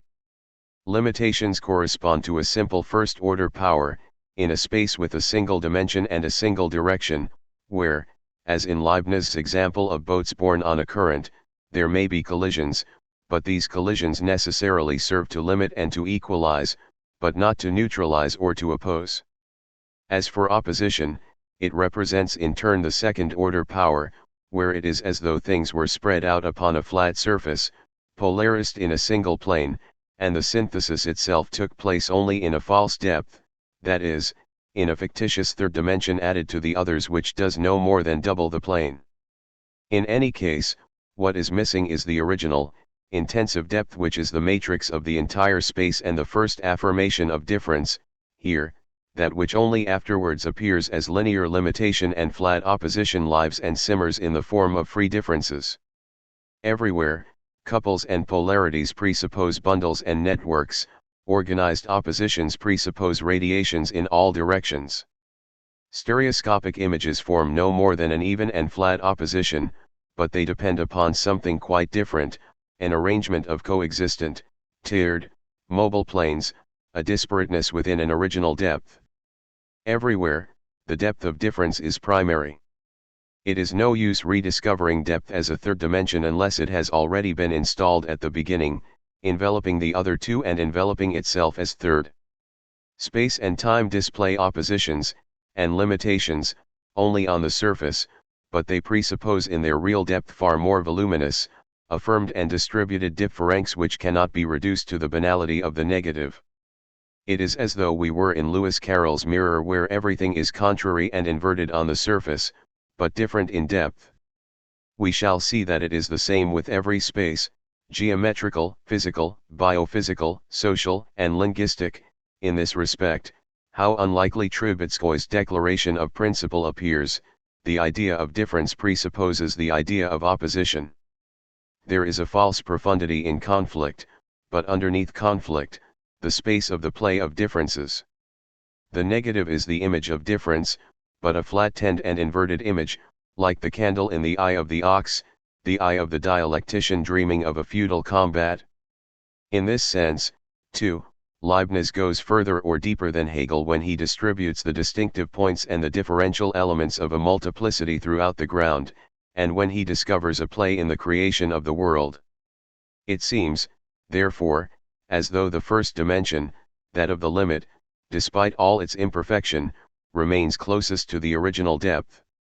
Leibniz's only error was to have linked difference to the negative of limitation, because he maintained the dominance of the old principle, because he linked the series to a principle of convergence, without seeing that divergence itself was an object of affirmation, or that the incompossibles belonged to the same world and were affirmed as the greatest crime and the greatest virtue of the one and only world, that of the eternal return. It is not difference which presupposes opposition but opposition which presupposes difference, and far from resolving difference by tracing it back to a foundation, opposition betrays and distorts it. Our claim is not only that difference in itself is not already contradiction, but that it cannot be reduced or traced back to contradiction, since the latter is not more but less profound than difference. On what condition is difference traced or projected onto a flat space? Precisely when it has been forced into a previously established identity, when it has been placed on the slope of the identical which makes it reflect or desire identity, and necessarily takes it where identity wants it to go, namely, into the negative. Once the imprint of the Hegelian dialectic on the beginnings of phenomenology has often been noted, the here and the now are posited as empty identities, as abstract universalities which claim to draw difference along with them, when in fact difference does not by any means follow and remains attached in the depths of its own space, in the here-now of a differential reality always made up of singularities. It is said that there were thinkers who explained that movement was impossible, but that this did not prevent movement from occurring. With Hegel it is the other way round, he creates movement, even the movement of the infinite, but because he creates it with words and representations it is a false movement, and nothing follows. It is the same every time there is mediation or representation. The representant says, everyone recognizes that. But there is always an unrepresented singularity who does not recognize precisely because it is not everyone or the universal. Everyone recognizes the universal because it is itself the universal, but the profound sensitive conscience which is nevertheless presumed to bear the cost, the singular, does not recognize it. The misfortune in speaking is not speaking, but speaking for others or representing something.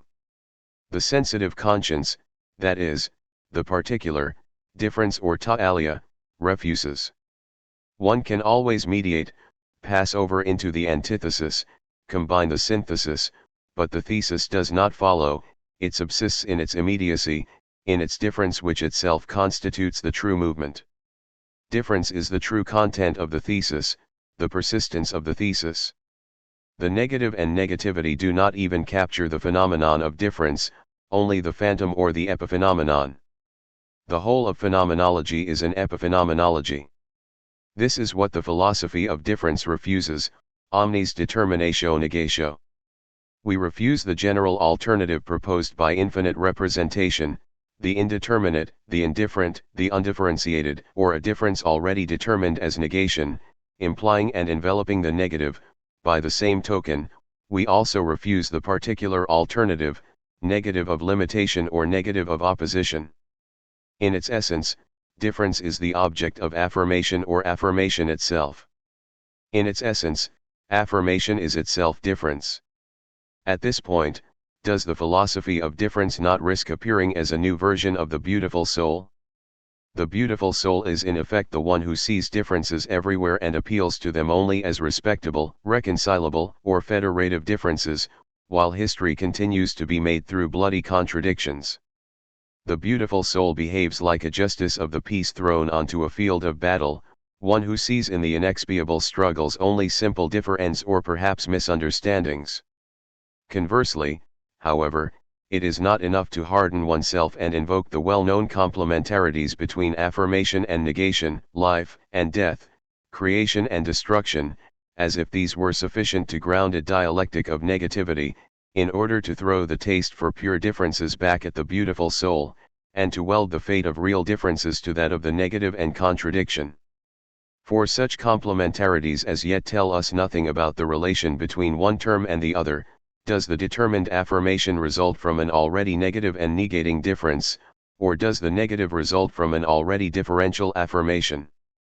In very general terms, we claim that there are two ways to appeal to necessary destructions, that of the poet, who speaks in the name of a creative power, capable of overturning all orders and representations in order to affirm difference in the state of permanent revolution which characterizes eternal return, and that of the politician, who is above all concerned to deny that which differs, so as to conserve or prolong an established historical order, or to establish a historical order, which already calls forth in the world the forms of its representation.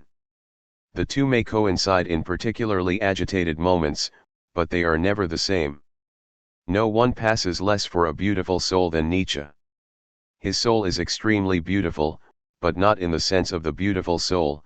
No one is more endowed than he with a sense for cruelty or a taste for destruction. Moreover, throughout his work he never ceases to contrast two conceptions of the affirmation-negation relation.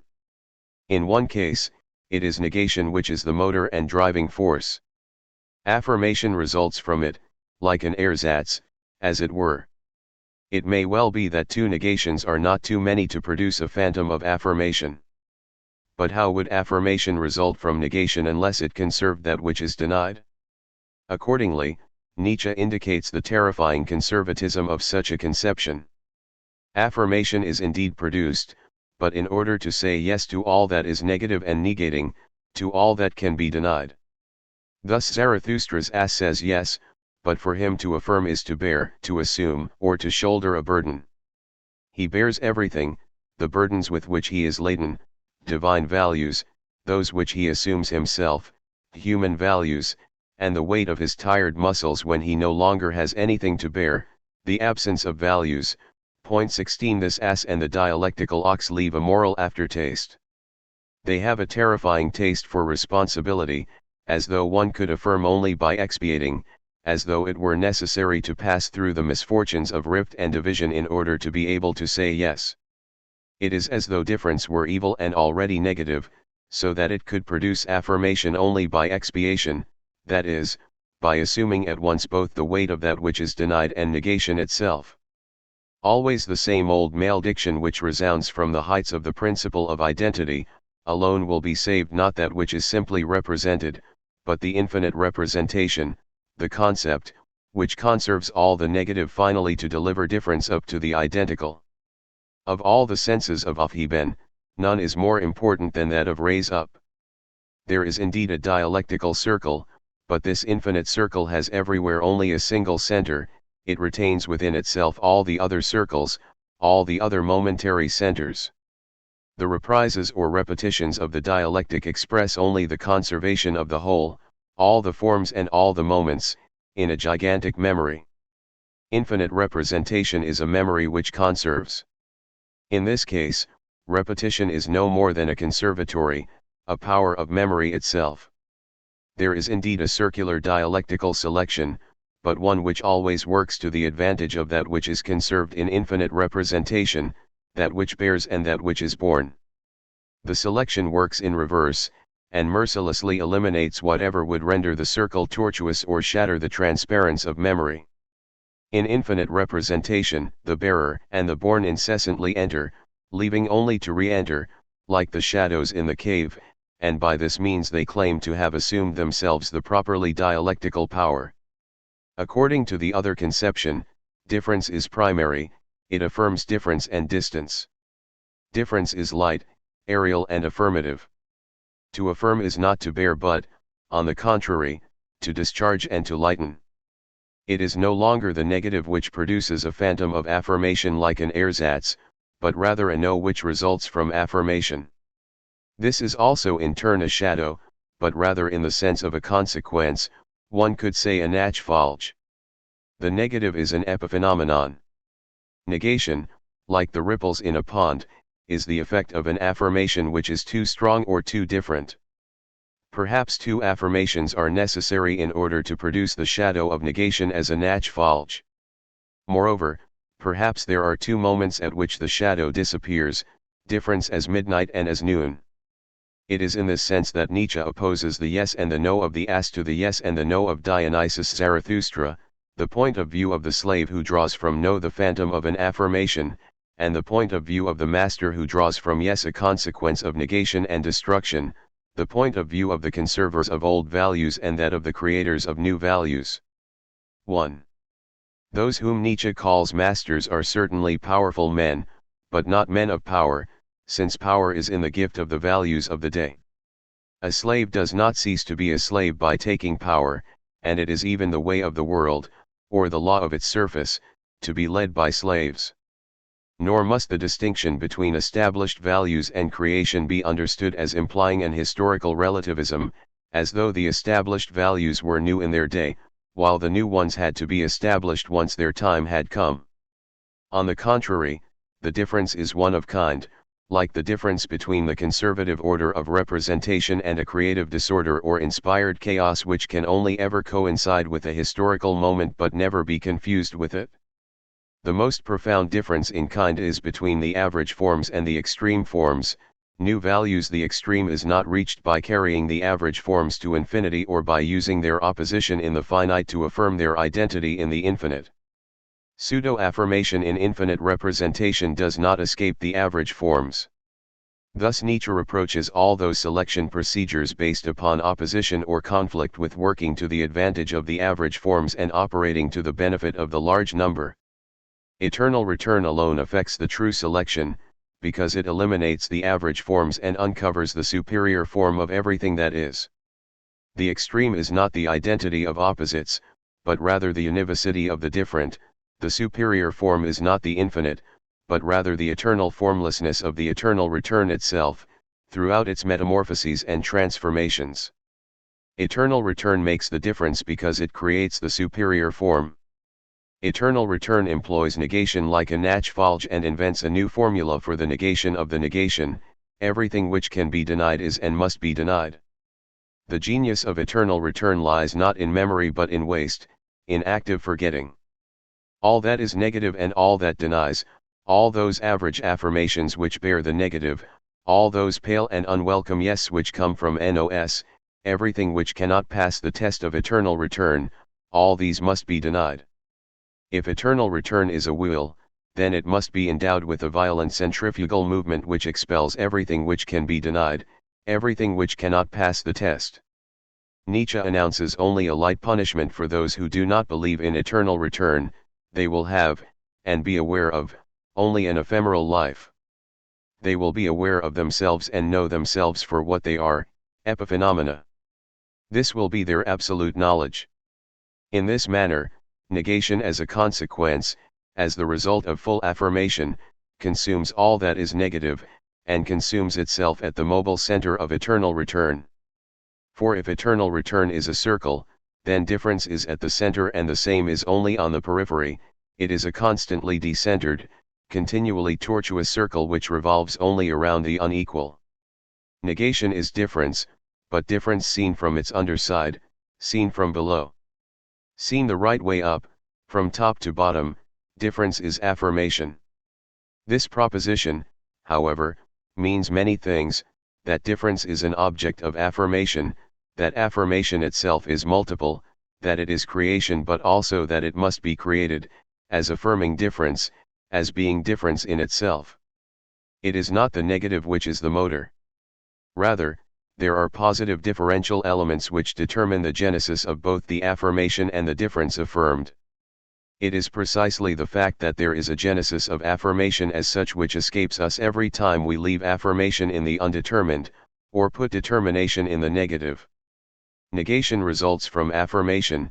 This means that negation arises in the wake of affirmation or beside it, but only as the shadow of the more profound genetic element, of that power or will which engenders the affirmation and the difference in the affirmation. Those who bear the negative know not what they do. They take the shadow for the reality, they encourage phantoms, they uncouple consequences from premises and they give epiphenomena the value of phenomena and essences. Representation fails to capture the affirmed world of difference. Representation has only a single center, a unique and receding perspective, and in consequence a false depth. It mediates everything, but mobilizes and moves nothing. Movement, for its part, implies a plurality of centers, a superposition of perspectives, a tangle of points of view, a coexistence of moments which essentially distort representation.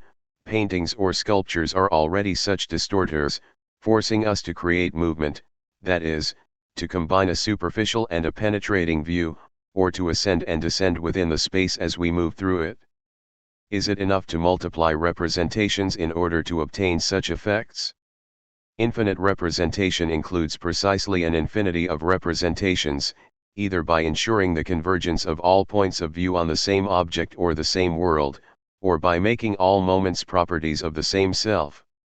In either case it maintains a unique center which gathers and represents all the others, like the unity of a series which governs or organizes its terms and their relations once and for all.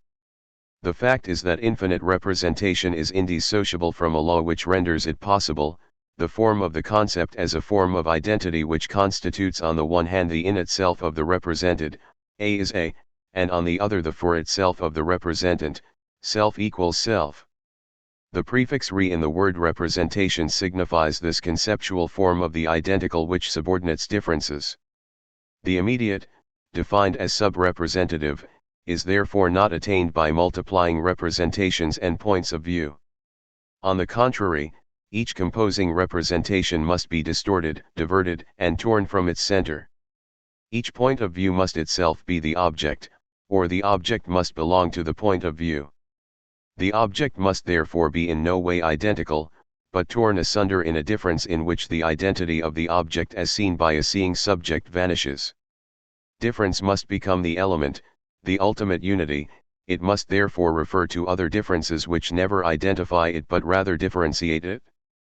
Each term of a series, being already a difference, must be put into a variable relation with other terms, thereby constituting other series devoid of center and convergence. Divergence and descent ring must be affirmed in the series itself. Every object, everything, must see its own identity swallowed up in difference, each being no more than a difference between differences. Difference must be shown differing. We know that modern art tends to realize these conditions. In this sense it becomes a veritable theater of metamorphoses and permutations. A theater where nothing is fixed, a labyrinth without a thread. Ariadne has hung herself. The work of art leaves the domain of representation in order to become experience, transcendental empiricism, or science of the sensible. It is strange that aesthetics, as the science of the sensible, could be founded on what can be represented in the sensible.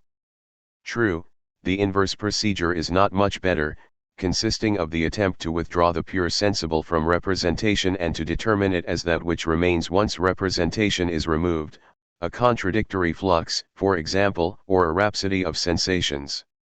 Empiricism truly becomes transcendental, and aesthetics an apodictic discipline, only when we apprehend directly in the sensible that which can only be sensed, the very being of the sensible, difference, potential difference, and difference in intensity as the reason behind qualitative diversity. It is in difference that movement is produced as an effect, that phenomena flash their meaning like signs. The intense world of differences, in which we find the reason behind qualities and the being of the sensible, is precisely the object of a superior empiricism.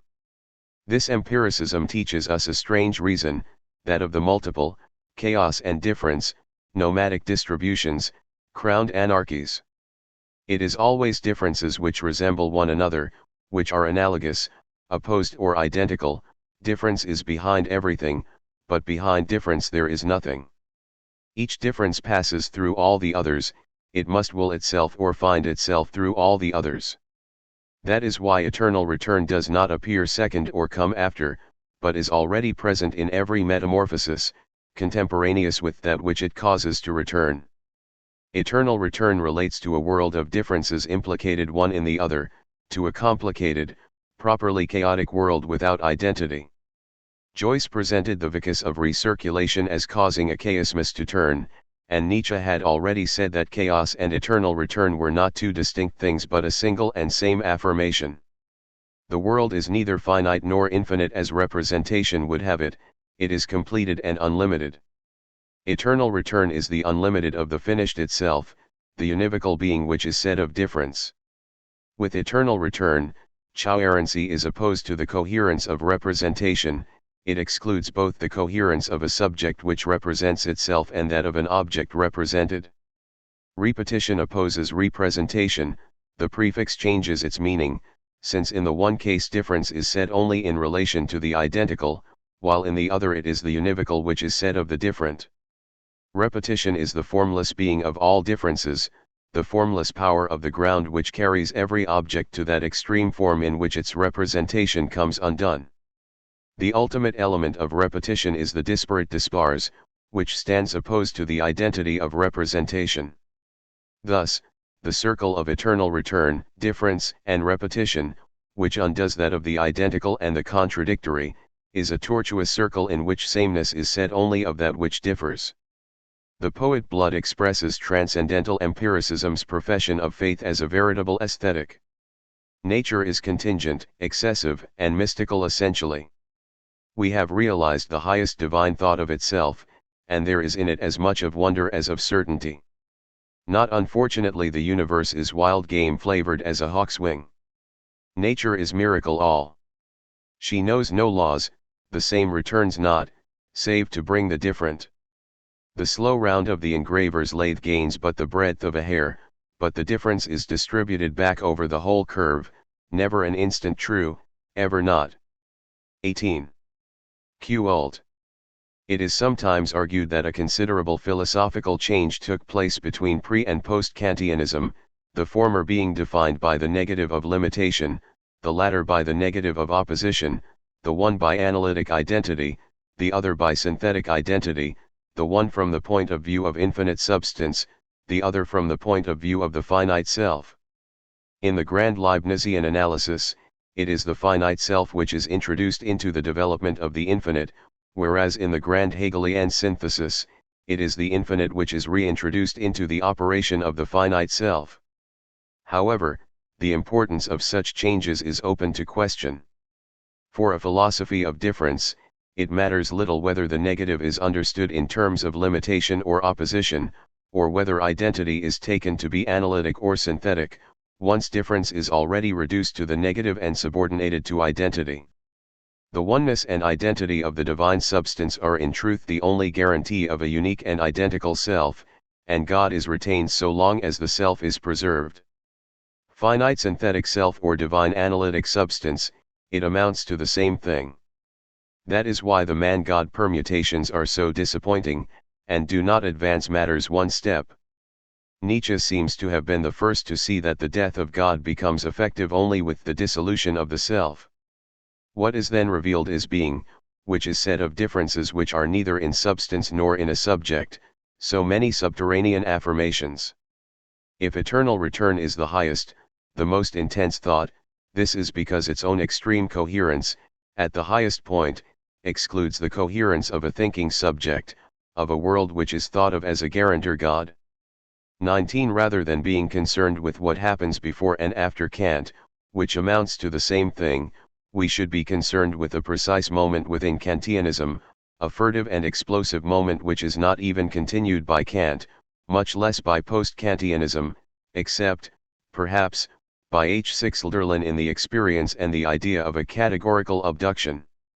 For when Kant puts rational theology into question, in the same stroke he introduces a kind of disequilibrium, a fissure or crack in the pure self of the I think, an alienation in principle, insurmountable in principle. The subject can henceforth represent its own spontaneity only as that of an other, and in so doing invoke a mysterious coherence in the last instance which excludes its own, namely, that of the world and God. A cogito for a dissolved self, the self of I think includes in its essence a receptivity of intuition in relation to which I is already an other. It matters little that synthetic identity, and, following that, the morality of practical reason, restore the integrity of the self, of the world and of God, thereby preparing the way for post-Kantian syntheses. For a brief moment we enter into that schizophrenia in principle which characterizes the highest power of thought, and opens being directly onto difference, despite all the mediations, all the reconciliations, of the concept. The task of modern philosophy has been defined, to overturn Platonism. That this overturning should conserve many Platonic characteristics is not only inevitable but desirable. It is true that Platonism already represents the subordination of difference to the powers of the one, the analogous, the similar and even the negative. It is like an animal in the process of being tamed, whose final resistant movements bear witness better than they would in a state of freedom to a nature soon to be lost. The Heraclitean world still growls in Platonism. With Plato, the issue is still in doubt, mediation has not yet found its ready-made movement. The idea is not yet the concept of an object which submits the world to the requirements of representation, but rather a brute presence which can be invoked in the world only in function of that which is not representable in things. The idea has therefore not yet chosen to relate difference to the identity of a concept in general. It has not given up hope of finding a pure concept of difference in itself. The labyrinth or chaos is untangled, but without thread or the assistance of a thread. Aristotle indeed saw what is irreplaceable in Platonism, even though he made it precisely the basis of a criticism of Plato. The dialectic of difference has its own method, division, but this operates without mediation, without middle term or reason. It acts in the immediate and is inspired by the ideas rather than by the requirements of a concept in general. It is true that division is a capricious, incoherent procedure which jumps from one singularity to another, by contrast with the supposed identity of a concept. Is this not its strength from the point of view of the idea? Far from being one dialectical procedure among others which must be completed or relayed by others, is not division the one which replaces all the other procedures from the moment it appears, and gathers up all the dialectical power in favor of a genuine philosophy of difference? Is it not simultaneously the measure of both Platonism and the possibility of overturning Platonism? Our mistake lies in trying to understand Platonic division on the basis of Aristotelian requirements. According to Aristotle, it is a question of dividing a genus into opposing species, but then this procedure not only lacks reason by itself, it lacks a reason in terms of which we could decide whether something falls into one species rather than another. For example, we divide art into arts of production and arts of acquisition, but then why is fishing among the arts of acquisition? What is missing here is mediation, that is, the identity of a concept capable of serving as middle term. However, this objection clearly fails if Platonic division in no way proposes to determine the species of a genus, or if, rather, it proposes to do so, but superficially and even ironically. The better to hide under this mask its true secret. 20 Division is not the inverse of a generalization, it is not a determination of species. It is in no way a method of determining species, but one of selection. It is not a question of dividing a determinate genus into definite species, but of dividing a confused species into pure lines of descent, or of selecting a pure line from material which is not. We could speak of Platons as opposed to Aristotelians, in the same manner that biologists oppose Jordanans and Linnaeans, since Aristotelian species are large, whereas Platonic division deals with small species or lines of descent. Even the indivisible, infamous species in Aristotle remains a large species, while Platonic division operates in a quite different domain.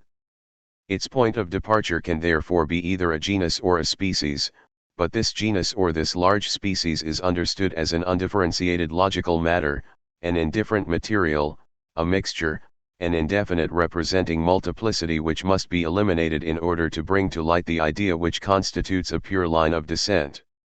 The search for gold provides the model for this process of division. Difference is not between species, between two determinations of a genus, but entirely on one side. Within the chosen line of descent, there are no longer contraries within a single genus, but pure and impure, good and bad, authentic and inauthentic, in a mixture which gives rise to a large species. Pure difference, the pure concept of difference, not difference mediated within the concept in general, in the genus and the species. The meaning and the goal of the method of division is selection among rivals, the testing of claimants, not antiphasis but antispatesis. We can see this clearly in Plato's two principal examples of division, in the statesman, where the statesman is defined as the one who knows the pastoral care of men, but many introduce themselves by saying I am the true shepherd of men, including merchants, farmers, bakers, as well as athletes and the entire medical profession, and in the Phaedrus, where it is a question of defining the good madness and the true lover, but many claimants cry, I am love, I am the lover. There is no question here of species, except ironically. There is nothing in common with the concerns of Aristotle, it is a question not of identifying but of authenticating. The one problem which recurs throughout Plato's philosophy is the problem of measuring rivals and selecting claimants. This problem of distinguishing between things and their simulacra within a pseudogenus or a large species presides over his classification of the arts and sciences. It is a question of making the difference, thus of operating in the depths of the immediate, a dialectic of the immediate. It is a dangerous trial without thread and without net, for according to the ancient custom of myth and epic, false claimants must die. Our question is not yet that of knowing whether the selective difference is indeed between the true and false claimants, as Plato says it is, but rather of knowing how Plato establishes the difference thanks to the method of division. To the reader's great surprise, he does so by introducing a myth. It is as though division, once it abandons the mask of determining species and discloses its true goal, nevertheless renounces the realization of this goal and is instead relayed by the simple play of a myth. In effect, once the question of the claimants is reached, the statesman invokes the image of an ancient god who ruled the world and men. Strictly speaking, only this god deserves the name of shepherd king of mankind. None of the claimants is his equal, but there is a certain care of the human community which devolves to the statesman par excellence, since he is closest to the model of the archaic shepherd god. The claimants find themselves in a sense measured according to an order of elective participation, and among the statesman's rivals we can distinguish, according to the ontological measure afforded by the MRH, parents, servants, auxiliaries and, finally, charlatans and counterfeits. 1. The procedure in the Phaedrus is the same. When it becomes a question of distinguishing the different madnesses, Plato suddenly invokes a myth. He describes the circulation of souls before their incarnation, along with the memory which they carry of the ideas they have been able to contemplate. It is the nature and degree of this mythic contemplation, but also the kind of occasions necessary for remembering, which determine the value and the order of different types of present madness. We can determine who is the false lover and who is the true lover. We can even determine which lover, poet, priest, soothsayer, or philosopher is elected to participation in reminiscence and contemplation, which is the true claimant, the true participant, and in what order the others follow. It will be objected that the third important text concerning division, the Sophist, presents no such myth. The point is that in this text, by a paradoxical utilization of the method, a counter-utilization, Plato proposes to isolate the false claimant par excellence, the one who lays claim to everything without any right, the sophist. This introduction of myth appears, however, to confirm all Aristotle's objections. In the absence of any mediation, division lacks probative force, it has to be relayed by a myth which provides an imaginary equivalent of mediation. Here again, however, we betray the sense of this so mysterious method. For if it is true that, within Platonism in general, myth and dialectic are distinct forces, this distinction no longer matters once dialectic discovers its true method in division. Division overcomes this duality and integrates myth into the dialectic, it makes myth an element of the dialectic itself. The structure of this myth in Plato is clear, it is a circle, with two dynamic functions, namely, turning and returning, distributing and allocation. The allocation of lots is carried out by the turning wheel of an eternally recurring metempsychosis. The reasons which establish that Plato is certainly not a protagonist of eternal return do not concern us here. It is nevertheless true that in the Phaedrus, as in the Statesman and elsewhere, myth establishes the model of a partial circulation in which appears a suitable ground on which to base the difference, on which to measure the roles or claims. In the Phaedrus, this ground appears as the ideas, such as these are contemplated by the souls which circulate above the celestial vault. In the statesman, it appears in the form of the shepherd god who presides over the circular movement of the universe. The ground may be either the center or the motor of the circle. It is constituted by the myth as the principle of a test or selection which imparts meaning to the method of division by fixing the degrees of an elective participation.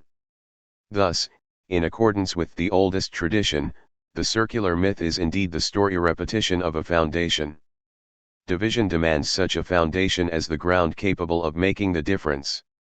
Conversely, the foundation demands division as the state of difference in that which must be grounded. Division is the true unity of dialectic and mythology, of the myth as foundation and of the logos as logostomus.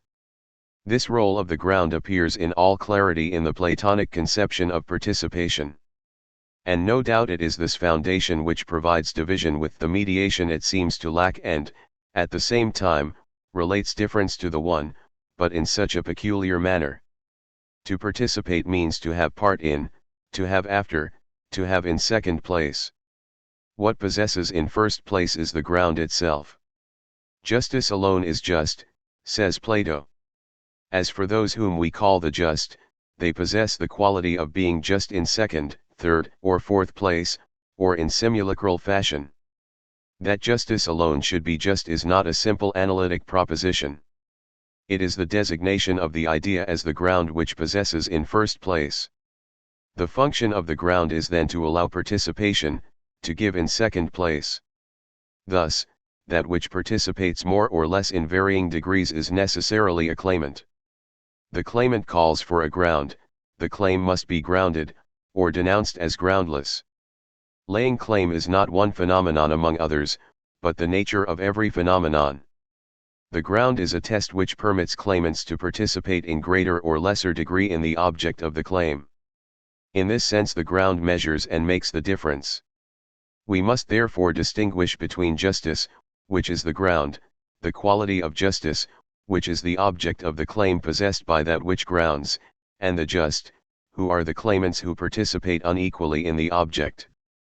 That is why the Neoplatonists provide us with such a profound understanding of Platonism in setting out their sacred triad, the imparticipable, the participated, and the participants. The grounding principle is imparticipable but nevertheless provides something to be participated in, which it gives to the participant, who is the possessor in second place, the claimant who has been able to pass the grounding test. One could say, the father, the daughter, and the suitor. Moreover, since the triad is reproduced throughout a whole series of participations, and since the claimants participate within an order and in degrees which represent difference in action, the Neoplatonists indeed saw the essential point, that the aim of division was not the broad distinction among species but the establishment of a serial dialectic, of series or lines of descent in depth which mark the operations of a selective foundation or an elective participation, Zeus I, Zeus II, etc. It seems, then, that contradiction, far from signifying the founding test itself, represents instead the state of an ungrounded claim at the limit of participation. If the true claimant, the first grounded, the well-grounded, the authentic, has rivals who are like parents, auxiliaries, or servants, all participating in his claim in various capacities, he also has simulacra or counterfeits who would be exposed by the test. Such, according to Plato, is the sophist, the buffoon, centaur, or satyr who lays claim to everything, and who, in laying such claims to everything, is never grounded but contradicts everything, including himself. However, in what, exactly, does the grounding test consist? Myth tells us that it always involves a further task to be performed, an enigma to be resolved. The oracle is questioned, but the oracle's response is itself a problem. The dialectic is ironic, but irony is the art of problems and questions. Irony consists in treating things and beings as so many responses to hidden questions, so many cases for problems yet to be resolved. We recall that Plato defined the dialectic as proceeding by problems, by means of which one attains the pure grounding principle, that is, the principle which measures the problems as such and distributes the corresponding solutions. Memory is discussed in the Meno only in connection with a geometric problem which must be understood before it can be resolved, and must have the solution it deserves according to the manner in which the rememberer has understood it. We are not concerned at the moment with the distinction which should be drawn between the two instances of the problem and the question, but rather with the essential role which both together play in the Platonic dialectic, a role comparable to that which the negative will play later, for example in the Hegelian dialectic. However, it is precisely not the negative which plays this role in Plato, so much so that we must consider whether or not the celebrated thesis of the sophist, despite certain ambiguities, should be understood as follows: non in the expression non-being expresses something other than the negative. On this point, the mistake of the traditional accounts is to impose upon us a dubious alternative. In seeking to dispel the negative, we declare ourselves satisfied if we show that being is full positive reality which admits no non-being. Conversely, in seeking to ground negation, we are satisfied if we manage to posit, in being itself or in relation to being, some sort of non-being. It seems to us that this non-being is necessarily the being of the negative or the ground of negation. The alternative is thus the following: either there is no non-being and negation is illusory and ungrounded, or there is non-being, which puts the negative in being and grounds negation. Perhaps, however, we have reasons to say both that there is non-being and that the negative is illusory. Neither the problem nor the question is a subjective determination marking a moment of insufficiency in knowledge. Problematic structure is part of objects themselves, allowing them to be grasped as signs, just as the questioning or problematizing instance is a part of knowledge allowing its positivity and its specificity to be grasped in the act of learning. More profoundly still, being, what Plato calls the idea, corresponds to the essence of the problem or the question as such. It is as though there were an opening, a gap, an ontological fold which relates being and the question to one another. In this relation, being is difference itself. Being is also non-being, but non-being is not the being of the negative, rather, it is the being of the problematic, the being of problem and question. Difference is not the negative, on the contrary, non-being is difference, heteron, not enantion. For this reason non-being should rather be written, non-being or, better still, being. In this sense, it turns out that the infinitive, the esse, designates less a proposition than the interrogation to which the proposition is supposed to respond. This, non-being is the differential element in which affirmation, as multiple affirmation, finds the principle of its genesis. As for negation, this is only the shadow of the highest principle, the shadow of the difference alongside the affirmation produced. Once we confuse non-being with the negative, contradiction is inevitably carried into being, but contradiction is only the appearance or the epiphenomenon, the illusion projected by the problem, the shadow of a question which remains open and of a being which corresponds as such to that question, before it has been given a response. Is it not already in the sense that for Plato contradiction characterizes only the so-called aporetic dialogues? Beyond contradiction, difference, beyond non-being, non-being, beyond the negative, problems and questions. Note on Heidegger's philosophy of difference. It seems that the principal misunderstandings which Heidegger denounced as misreadings of his philosophy after being and time and what is metaphysics, have to do with the following. The Heideggerian not refers not to the negative in being but to being as difference, it refers not to negation but to questioning. When Sartre analyzed interrogation at the beginning of being and nothingness, he made it a preliminary to the discovery of the negative and negativity. This was, in a sense, the opposite of Heidegger's procedure.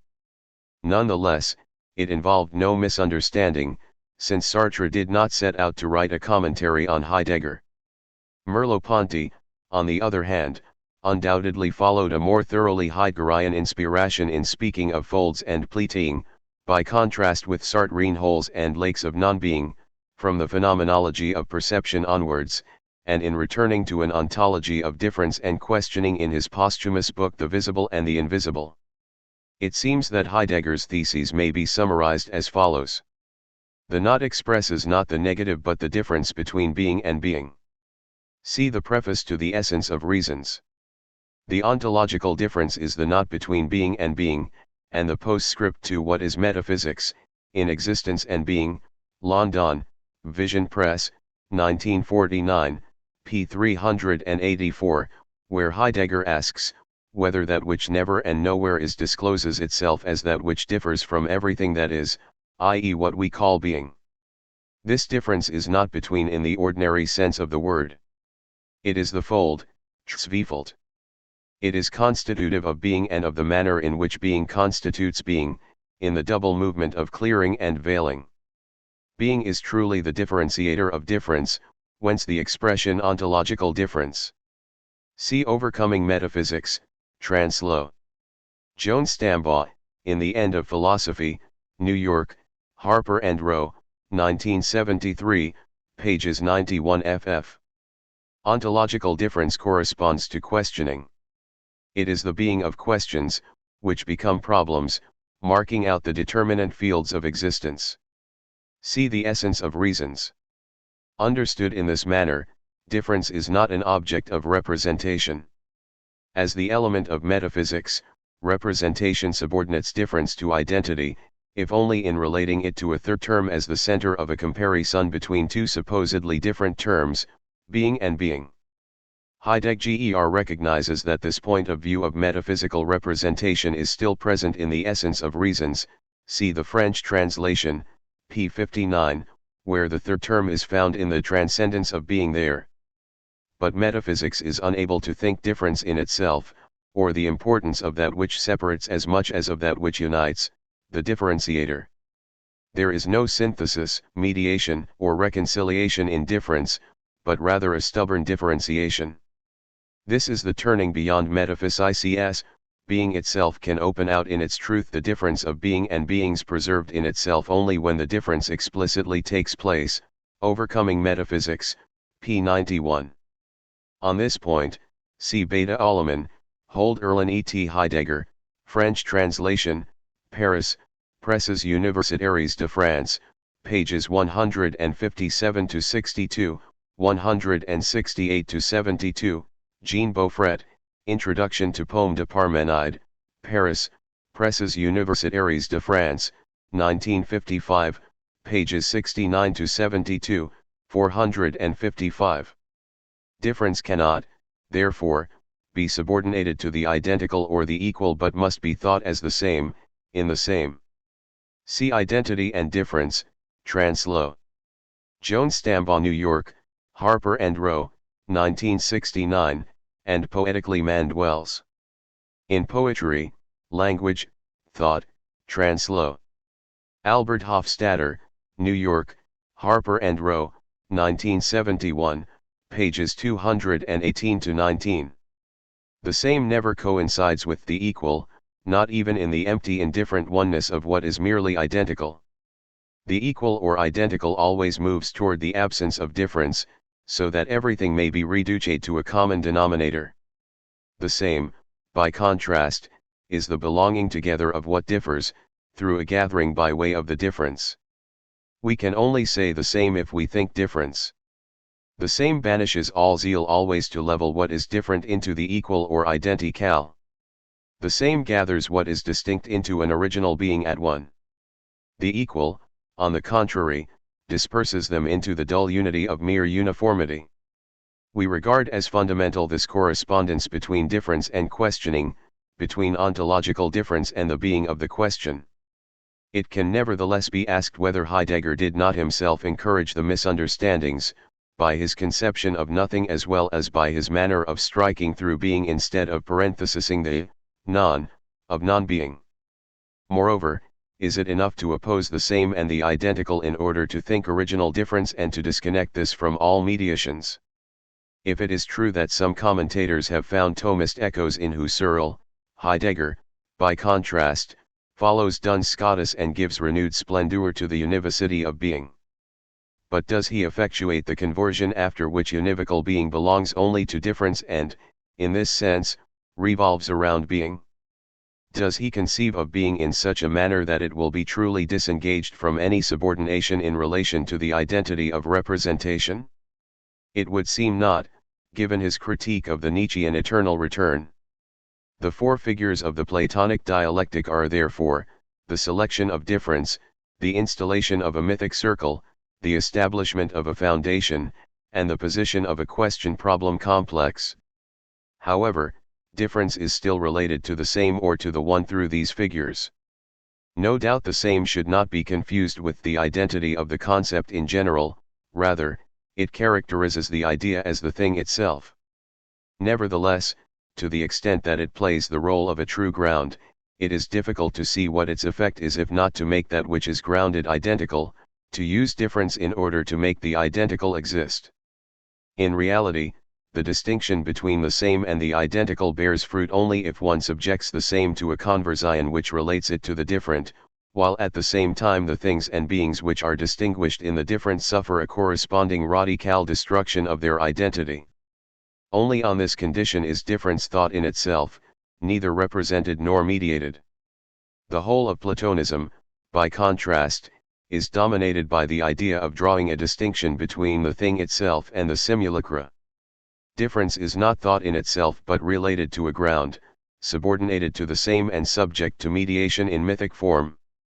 Overturning Platonism, then, means denying the primacy of original over copy, of model over image, glorifying the reign of simulacra and reflections. Pierre Klossowski has clearly noted this point in the articles referred to above. Taken in its strict sense, eternal return means that each thing exists only in returning, copy of an infinity of copies which allows neither original nor origin to subsist.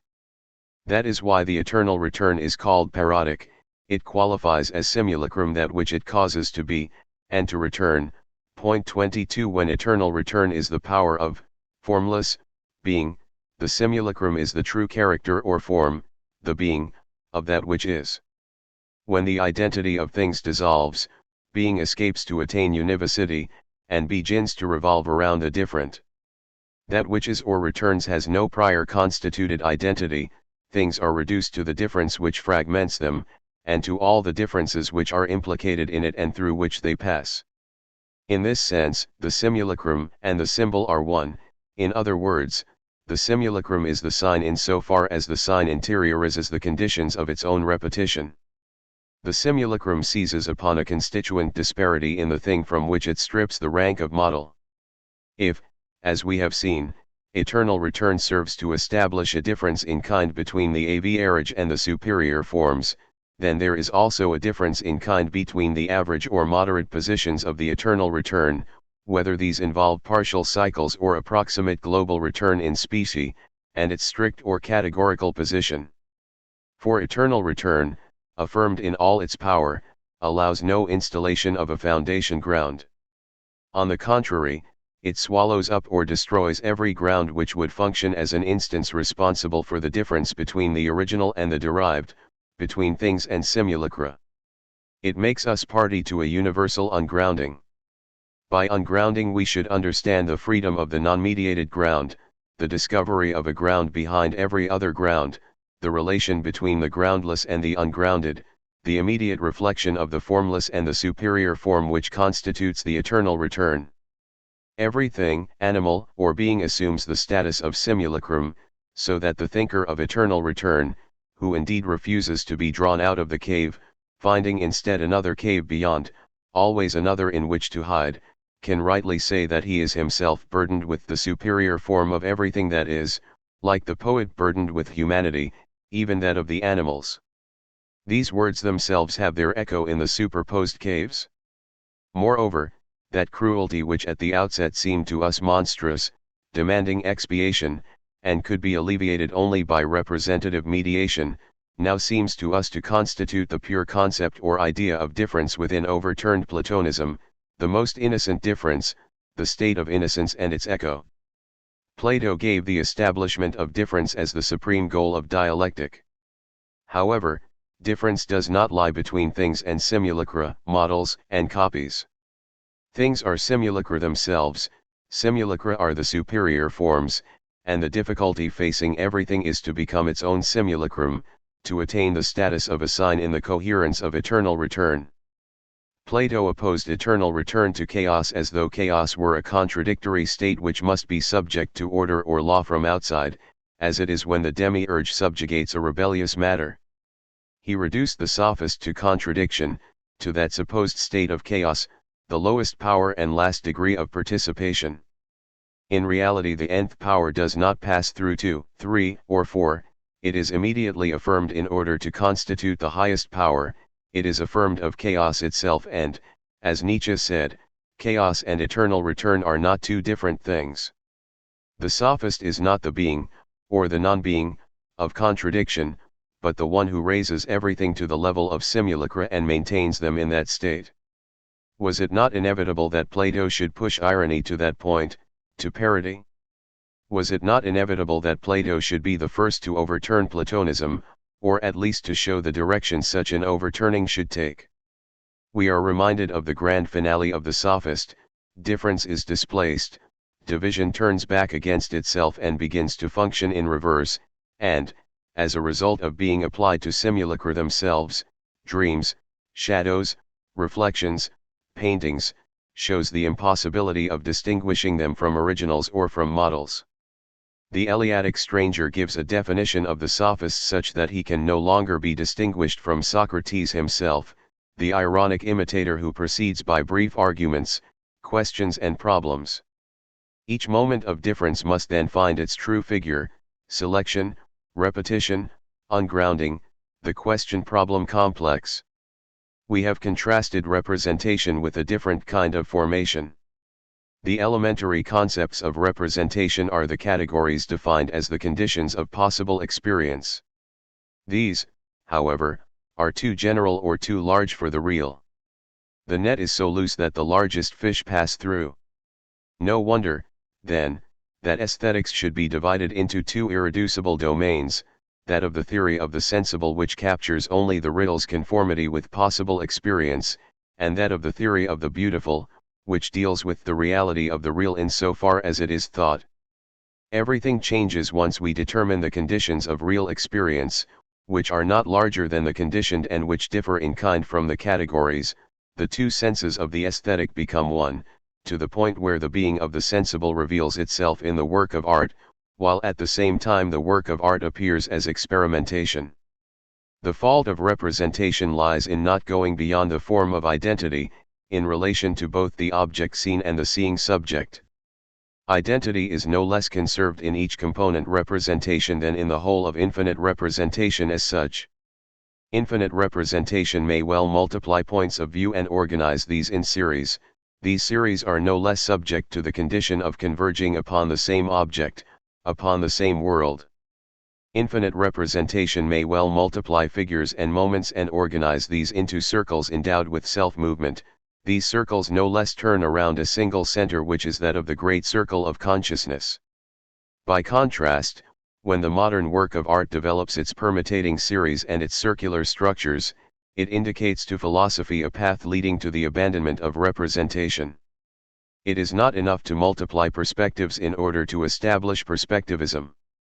To every perspective or point of view there must correspond an autonomous work with its own self-sufficient sense. What matters is the divergence of series, the decent ring of circles, monstrosity. The totality of circles and series is thus a formless ungrounded chaos which has no law other than its own repetition, its own reproduction in the development of that which diverges and decenters. We know how these conditions are already satisfied in such works as Mallarmé's book or Joyce's Finnegan's Wake. These are by nature problematic works. Point 23. The identity of the object read really dissolves into divergent series defined by esoteric words, just as the identity of the reading subject is dissolved into the decentered circles of possible multiple readings. Nothing, however, is lost. Each series exists only by virtue of the return of the others. Everything has become simulacrum, for by simulacrum we should not understand a simple imitation but rather the act by which the very idea of a model or privileged position is challenged and overturned. The simulacrum is the instance which includes a difference within itself, such as, at least, two divergent series on which it plays, all resemblance abolished so that one can no longer point to the existence of an original and a copy. It is in this direction that we must look for the conditions, not of possible experience, but of real experience, selection, repetition, etc. It is here that we find the lived reality of a sub-representative domain. If it is true that representation has identity as its element and similarity as its unit of measure, then pure presence such as it appears in the simulacrum has the disparate as its unit of measure, in other words, always a difference of difference as its immediate element. Chapter 2, Repetition for itself. Repetition changes nothing in the object repeated, but does change something in the mind which contemplates it. Hume's famous thesis takes us to the heart of a problem, since it implies, in principle, a perfect independence on the part of each presentation. How can repetition change something in the case of the repeated element? The rule of discontinuity or instantaneity in repetition tells us that one instance does not appear unless the other has disappeared, hence the status of matter as mens momentanea. However, given that repetition disappears even as it occurs, how can we say the second, the third and it is the same? It has no in itself. On the other hand, it does change something in the mind which contemplates it. This is the essence of modification. Hume takes as an example the repetition of cases of the type of a. Each case or objective sequence of is independent of the others. The repetition, although we cannot yet properly speak of repetition, changes nothing in the object or the state of affairs of. On the other hand, a change is produced in the mind which contemplates, a difference, something new in the mind. Whenever A appears, I expect the appearance of B. Is this the for itself of repetition, an originary subjectivity which necessarily enters into its constitution? Does not the paradox of repetition lie in the fact that one can speak of repetition only by virtue of the change or difference that it introduces into the mind which contemplates it? By virtue of a difference that the mind draws from repetition? What does this change comprise? Hume explains that the independent identical or similar cases are grounded in the imagination. The imagination is defined here as a contractile power. Like a sensitive plate, it retains one case when the other appears. It contracts cases, elements, agitations, or homogeneous instants and grounds these in an internal qualitative impression endowed with a certain weight. When A appears, we expect B with a force corresponding to the qualitative impression of all the contracted ABS. This is by no means a memory, nor indeed an operation of the understanding. Contraction is not a matter of reflection. Properly speaking, it forms a synthesis of time. A succession of instants does not constitute time any more than it causes it to disappear, it indicates only its constantly aborted moment of birth. Time is constituted only in the originary synthesis which operates on the repetition of instants. This synthesis contracts the successive independent instants into one another, thereby constituting the lived, or living, present. It is in this present that time is deployed. To it belong both the past and the future, the past in so far as the preceding instants are retained in the contraction, the future because its expectation is anticipated in this same contraction. The past and the future do not designate instants distinct from a supposed present instant, but rather the dimensions of the present itself in so far as it is a contraction of instants. The present does not have to go outside itself in order to pass from past to future. Rather, the living present goes from the past to the future which it constitutes in time, which is to say also from the particular to the general, from the particulars which it envelopes by contraction to the general which it develops in the field of its expectation. The difference produced in the mind is generality itself in so far as it forms a living rule for the future. In any case, this synthesis must be given a name, passive synthesis. Although it is constitutive, it is not, for all that, active. It is not carried out by the mind, but occurs in the mind which contemplates, prior to all memory and all reflection. Time is subjective, but in relation to the subjectivity of a passive subject. Passive synthesis or contraction is essentially asymmetrical, it goes from the past to the future in the present, thus from the particular to the general, thereby imparting direction to the arrow of time. In considering repetition in the object, we remain within the conditions which make possible an idea of repetition. But in considering the change in the subject, we are already beyond these conditions, confronting the general form of difference. The ideal constitution of repetition thus implies a kind of retroactive movement between these two limits. It is woven between the two. This is the movement which Hume so profoundly analyses when he shows that the cases contracted or grounded in the imagination remain no less distinct in the memory or in the understanding. Not that we return to the state of matter which produces one case only when the other has disappeared.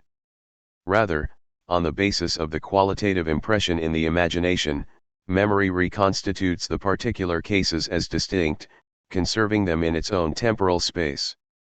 The past is then no longer the immediate past of retention but the reflexive past of representation, of reflected and reproduced particularity. Correlatively, the future also ceases to be the immediate future of anticipation in order to become the reflexive future of prediction, the reflected generality of the understanding weights the expectation in the imagination in proportion to the number of distinct similar cases observed and recalled. In other words, the active syntheses of memory and understanding are superimposed upon and supported by the passive synthesis of the imagination. The constitution of repetition already implies three instances: the in itself which causes it to disappear as it appears, leaving it unthinkable, the for itself of the passive synthesis, and, grounded upon the latter, the reflected representation of a for us in the active syntheses. Associationism possesses an irreplaceable subtlety. It is not surprising that Bergson rediscovers Hume's analyses once he encounters an analogous problem: 4 o'clock strikes, each stroke, each disturbance or excitation, is logically independent of the other, mens momentanea. However, quite apart from any memory or distinct calculation, we contract these into an internal qualitative impression within this living present or passive synthesis which is duration. Then we restore them in an auxiliary space, a derived time in which we may reproduce them, reflect on them or count them like so many quantifiable external impressions. Point 1. No doubt Bergson's example is not the same as Hume's. One refers to a closed repetition, the other to an open one. Moreover, one refers to a repetition of elements of the type AAAA. Tick, tick, tick, tick, the other to a repetition of cases such as a bababay. Tick-tock, tick-tock, tick-tock, tick. The principal distinction between these two forms rests upon the fact that in the second case difference not only appears in the contraction of the elements in general but also occurs in each particular case, between two elements which are both determined and joined together by a relation of opposition. The function of opposition here is to impose a limit on the elementary repetition, to enclose it upon the simplest group, to reduce it to a minimum of 2, talk being the inverse of tick. Difference therefore appears to abandon its first figure of generality and to be distributed in the repeating particular, but in such a way as to give rise to new living generalities. Repetition finds itself enclosed in the case, reduced to the pair, while a new infinity opens up in the form of the repetition of the cases themselves. It would be wrong, therefore, to believe that every repetition of cases is open by nature, while every repetition of elements is closed. The repetition of cases is open only by virtue of the closure of a binary opposition between elements. Conversely, the repetition of elements is closed only by virtue of a reference to structures of cases in which as a whole it plays itself the role of one of the two opposed elements. Not only is 4 a generality in relation to 4 strokes, but 4 o'clock enters into a duality with the preceding or the following half hour, or even, on the horizon of the perceptual universe, with the corresponding 4 o'clock in the morning or afternoon. In the case of passive synthesis, the two forms of repetition always refer back to one another. Repetition of cases presupposes that of elements, but that of elements necessarily extends into that of cases, whence the natural tendency of passive synthesis to experience tick-tick as tick-tock. That is why what matters even more than the distinction between the two forms is the distinction between the levels on which both operate, separately and in combination. Hume's example no less than Bergson's leaves us at the level of sensible and perceptual syntheses. The sensed quality is indistinguishable from the contraction of elementary excitations, but the object perceived implies a contraction of cases such that one quality may be read in the other, and a structure in which the form of the object allies itself with the quality at least as an intentional part. However, in the order of constituent passivity, perceptual syntheses refer back to organic syntheses which are like the sensibility of the senses, they refer back to a primary sensibility that we are. We are made of contracted water, earth, light, and air, not merely prior to the recognition or representation of these, but prior to their being sensed. Every organism, in its receptive and perceptual elements, but also in its viscera, is a sum of contractions, of retentions, and expectations. At the level of this primary vital sensibility, the lived present constitutes a past and a future in time. Need is the manner in which this future appears, as the organic form of expectation. The retained past appears in the form of cellular heredity. Furthermore, by combining with the perceptual syntheses built upon them, these organic syntheses are redeployed in the active syntheses of a psycho-organic memory and intelligence, instinct and learning.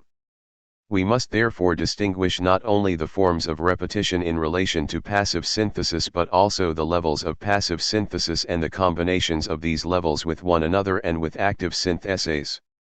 All of this forms a rich domain of signs which always envelop heterogeneous elements and animate behavior. Each contraction, each passive synthesis, constitutes a sign which is interpreted or deployed in active syntheses. The signs by which an animal senses the presence of water do not resemble the elements which its thirsty organism lacks. The manner in which sensation and perception along with need and heredity, learning and instinct, intelligence and memory, participate in repetition is measured in each case by the combination of forms of repetition, by the levels on which these combinations take place, by the relationships operating between these levels and by the interference of active syntheses with passive syntheses. What is in question throughout this domain that we have had to extend to include the organic as such? Hume says precisely that it is a question of the problem of habit. However, how are we to explain the fact that, in the case of Bergson's clock strokes no less than with Hume's causal sequences we feel ourselves in effect so close to the mystery of habit, yet recognize nothing of what is habitually called habit? Perhaps the reason lies in the illusions of psychology, which made a fetish of activity. Its unreasonable fear of introspection allowed it to observe only that which moved. It asks how we acquire habits in acting, but the entire theory of learning risks being misdirected so long as the prior question is not posed, namely, whether it is through acting that we acquire habits, or whether, on the contrary, it is through contemplating.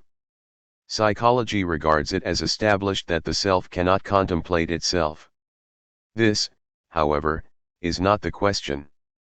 The question is whether or not the self itself is a contemplation, whether it is not in itself a contemplation, and whether we can learn, form behavior and form ourselves other than through contemplation.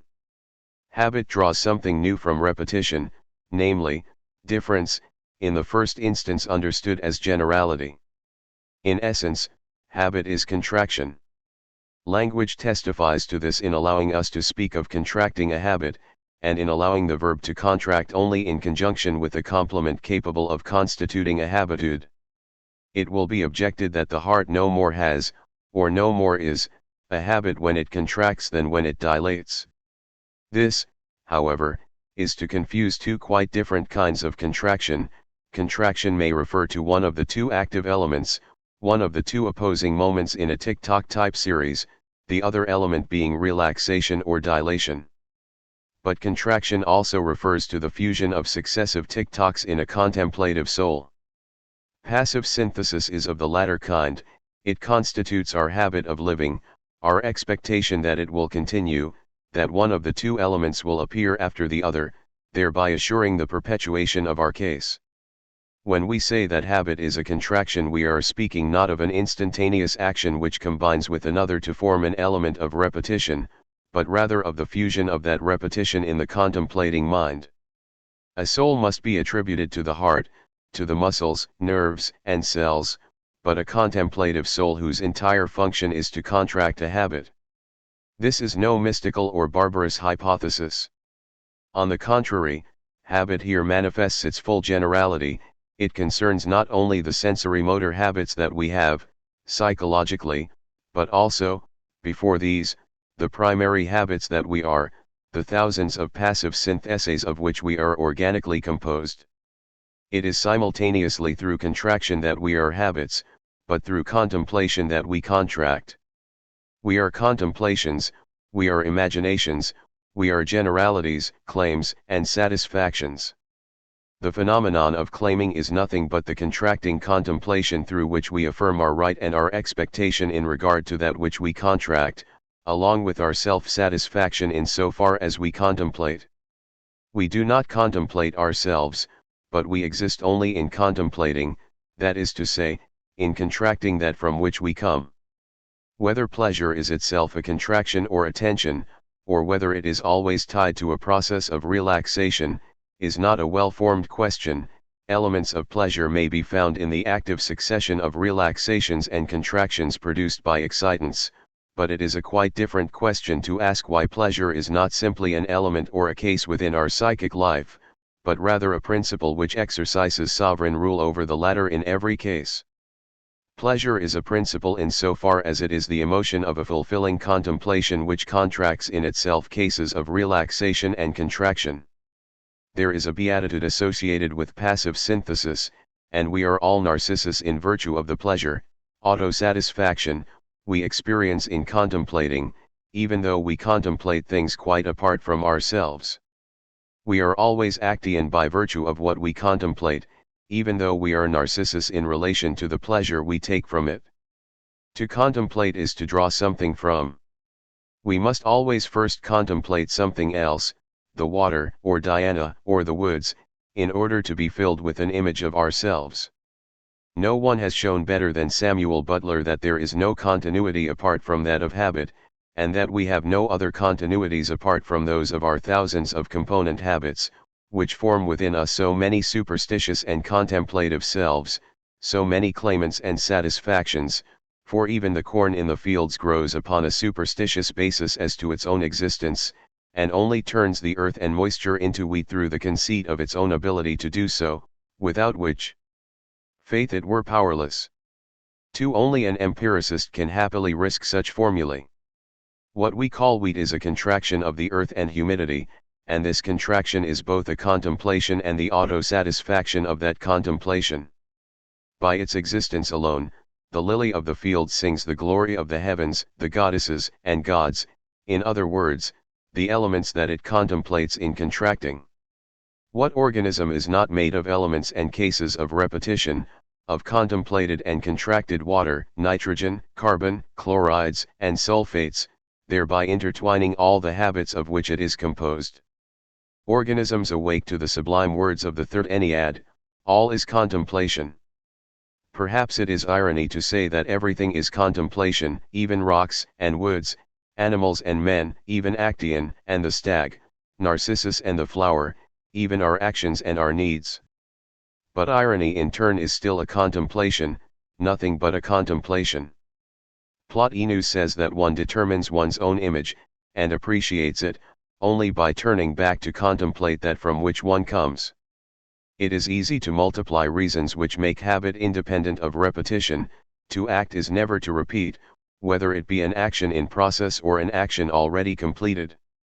As we have seen, action has, rather, the particular as its variable and generality as its element. However, while generality may well be quite different from repetition, it nevertheless refers to repetition as the hidden basis on which it is constructed. Action is constituted, in the order of generality and in the field of variables which correspond to it, only by the contraction of elements of repetition. This contraction, however, takes place not in the action itself, but in a contemplative self which doubles the agent. Moreover, in order to integrate actions within a more complex action, the primary actions must in turn play the role of elements of repetition within a case, but always in relation to a contemplative soul adjacent to the subject of the compound action. Underneath the self which acts are little selves which contemplate and which render possible both the action and the active subject. We speak of ourself only in virtue of these thousands of little witnesses which contemplate within us. It is always a third party who says me. These contemplative souls must be assigned even to the rat in the labyrinth and to each muscle of the rat. Given that contemplation never appears at any moment during the action, since it is always hidden, and since it does nothing, even though something is done through it, something completely novel, it is easy to forget it and to interpret the entire process of excitation and reaction without any reference to repetition, the more so since this reference appears only in the relation in which both excitations and reactions stand to the contemplative souls. The role of the imagination, or the mind which contemplates in its multiple and fragmented states, is to draw something new from repetition, to draw difference from it. For that matter, repetition is itself in essence imaginary, since the imagination alone here forms the moment of the vis repetitiva from the point of view of constitution. It makes that which it contracts appear as elements or cases of repetition. Imaginary repetition is not a false repetition which stands in for the absent true repetition. True repetition takes place in imagination. Between a repetition which never ceases to unravel itself and a repetition which is deployed and conserved for us in the space of representation there was difference, the for itself of repetition, the imaginary difference inhabits repetition. On the one hand, lengthwise, as it were, difference allows us to pass from one order of repetition to another, from the instantaneous repetition which unravels itself to the actively represented repetition through the intermediary of passive synthesis.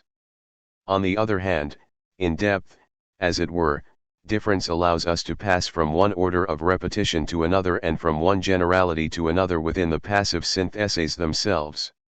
The nods of the chicken's head accompany its cardiac pulsations in an organic synthesis before they serve as pecks in the perceptual synthesis with grain. And already in the series of passive syntheses, the generality originally formed by the contraction of ticks is redistributed in the form of particularities in the more complex repetition of tick-tocks, which are in turn contracted. In every way, material or bare repetition, so-called repetition of the same, is like a skin which unravels, the external husk of a kernel of difference and more complicated internal repetitions. Difference lies between two repetitions. Is this not also to say, conversely, that repetition lies between two differences, that it allows us to pass from one order of difference to another? Gabriel Tarde described dialectical development in this manner, a process of repetition understood as the passage from a state of general differences to singular difference, from external differences to internal difference, in short, repetition as the differentiator of difference. Point 3. The synthesis of time constitutes the present in time. It is not that the present is a dimension of time, the present alone exists. Rather, synthesis constitutes time as a living present, and the past and the future as dimensions of this present. This synthesis is nonetheless intratemporal, which means that this present passes. We could no doubt conceive of a perpetual present, a present which is coextensive with time. It would be sufficient to consider contemplation applied to the infinite succession of instants. But such a present is not physically possible. The contraction implied in any contemplation always qualifies an order of repetition according to the elements or cases involved. It necessarily forms a present which may be exhausted and which passes, a present of a certain duration which varies according to the species, the individuals, the organisms, and the parts of organisms under consideration. Two successive presents may be contemporaneous with a third present, more extended by virtue of the number of instants it contracts. The duration of an organism's present, or of its various presents, will vary according to the natural contractile range of its contemplative souls.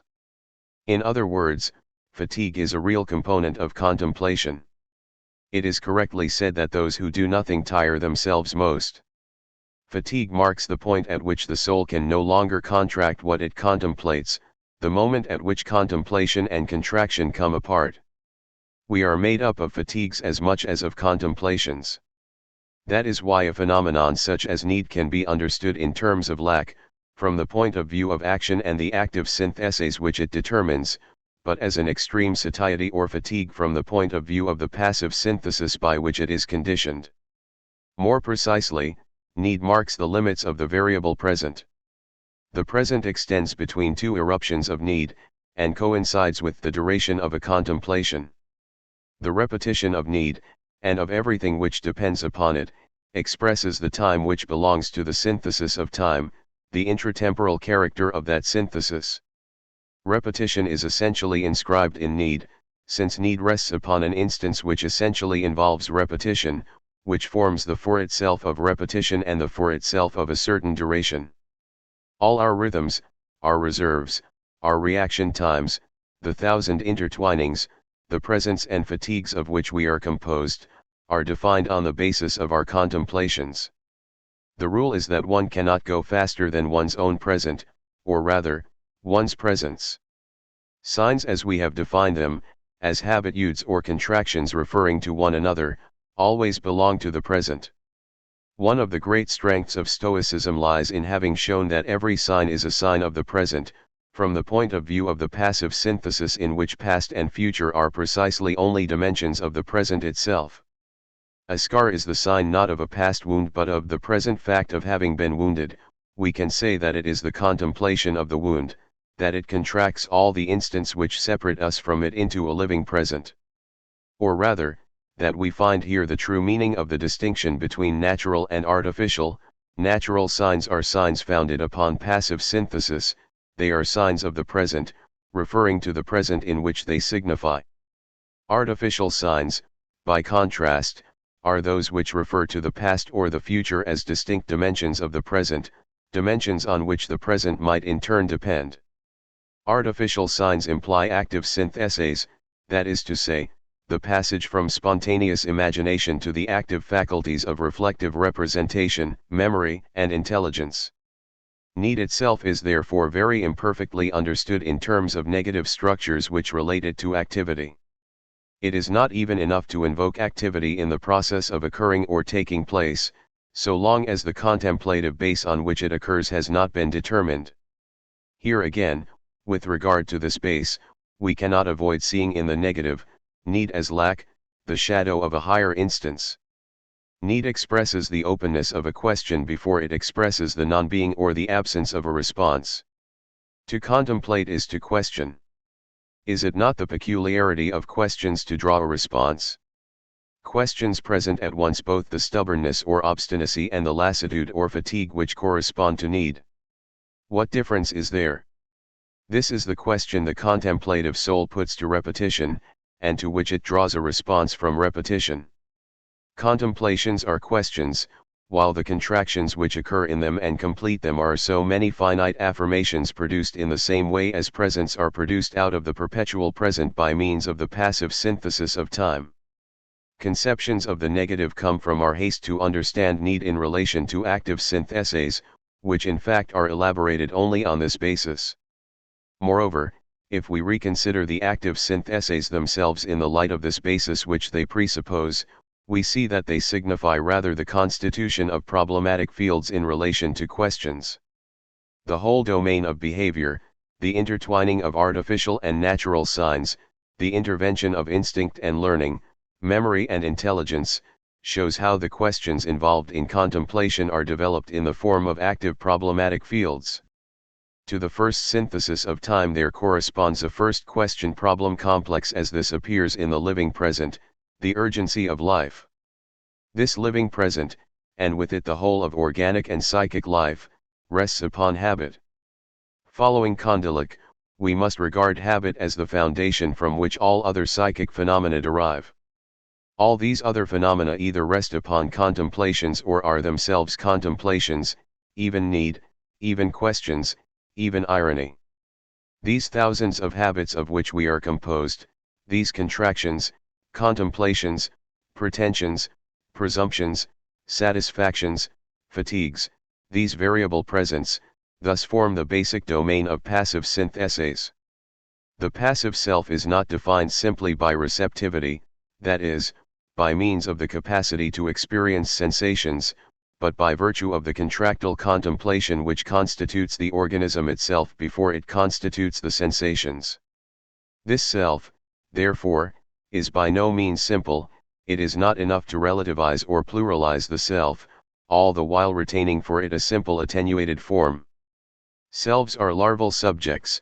The world of passive syntheses constitutes the system of the self, under conditions yet to be determined, but it is the system of a dissolved self. There is a self wherever a furtive contemplation has been established, whenever a contracting machine capable of drawing a difference from repetition functions somewhere. The self does not undergo modifications, it is itself a modification, this term designating precisely the difference drawn. Finally, one is only what one has. Here, being is formed, or the passive self is, by having. Every contraction is a presumption, a claim, that is to say, it gives rise to an expectation or a right in regard to that which it contracts, and comes undone once its object escapes. In all his novels, Samuel Beckett has traced the inventory of peculiarities pursued with fatigue and passion by larval subjects: Malloy's series of stones, Murphy's biscuits, Malone's possessions. It is always a question of drawing a small difference, a weak generality, from the repetition of elements or the organization of cases. It is undoubtedly one of the more profound intentions of the new novel to rediscover, below the level of active syntheses, the domain of passive syntheses which constitute us, the domain of modifications, troisms, and little peculiarities. In all its component fatigues, in all its mediocre auto-satisfactions, in all its derisory presumptions, in its misery and its poverty, the dissolved self still sings the glory of God, that is, of that which it contemplates, contracts and possesses. Although it is originary, the first synthesis of time is no less intratemporal. It constitutes time as a present, but a present which passes. Time does not escape the present, but the present does not stop moving by leaps and bounds which encroach upon one another. This is the paradox of the present, to constitute time while passing in the time constituted. We cannot avoid the necessary conclusion, that there must be another time in which the first synthesis of time can occur. This refers us to a second synthesis. By insisting upon the finitude of contraction, we have shown the effect, we have by no means shown why the present passes, or what prevents it from being coextensive with time. The first synthesis, that of habit, is truly the foundation of time, but we must distinguish the foundation from the ground.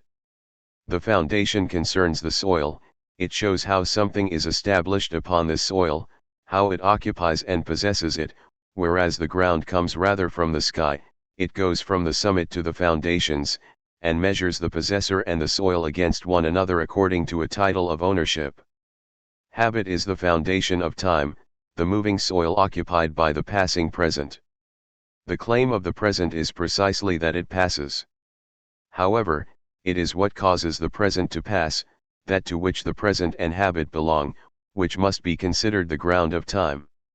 It is memory that grounds time. We have seen how memory, as a derived active synthesis, depended upon habit. In effect, everything depends upon a foundation.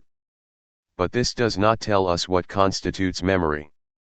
At the moment when it grounds itself upon habit, memory must be grounded by another passive synthesis distinct from that of habit. The passive synthesis of habit in turn refers to this more profound passive synthesis of memory. Habitus and mnemosony, the alliance of the sky and the ground. Habit is the originary synthesis of time, which constitutes the life of the passing present. Memory is the fundamental synthesis of time which constitutes the being of the past, that which causes the present to pass. At first sight, it is as if the past were trapped between two presents, the one which it has been and the one in relation to which it is past. The past is not the former present itself but the element in which we focus upon the latter. Particularity, therefore, now belongs to that on which we focus, in other words, to that which has been, whereas the past itself, the was, is by nature general. The past in general is the element in which each former present is focused upon in particular and as a particular. In accordance with Husserlian terminology, we must distinguish between retention and reproduction. However, what we earlier called the retention of habit was the state of successive instants contracted in a present of a certain duration.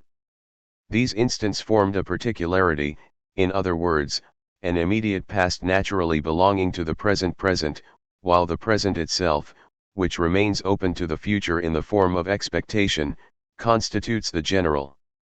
By contrast, from the point of view of the reproduction involved in memory, it is the past, understood as the mediation of presents, which becomes general while the present as well as former present becomes particular.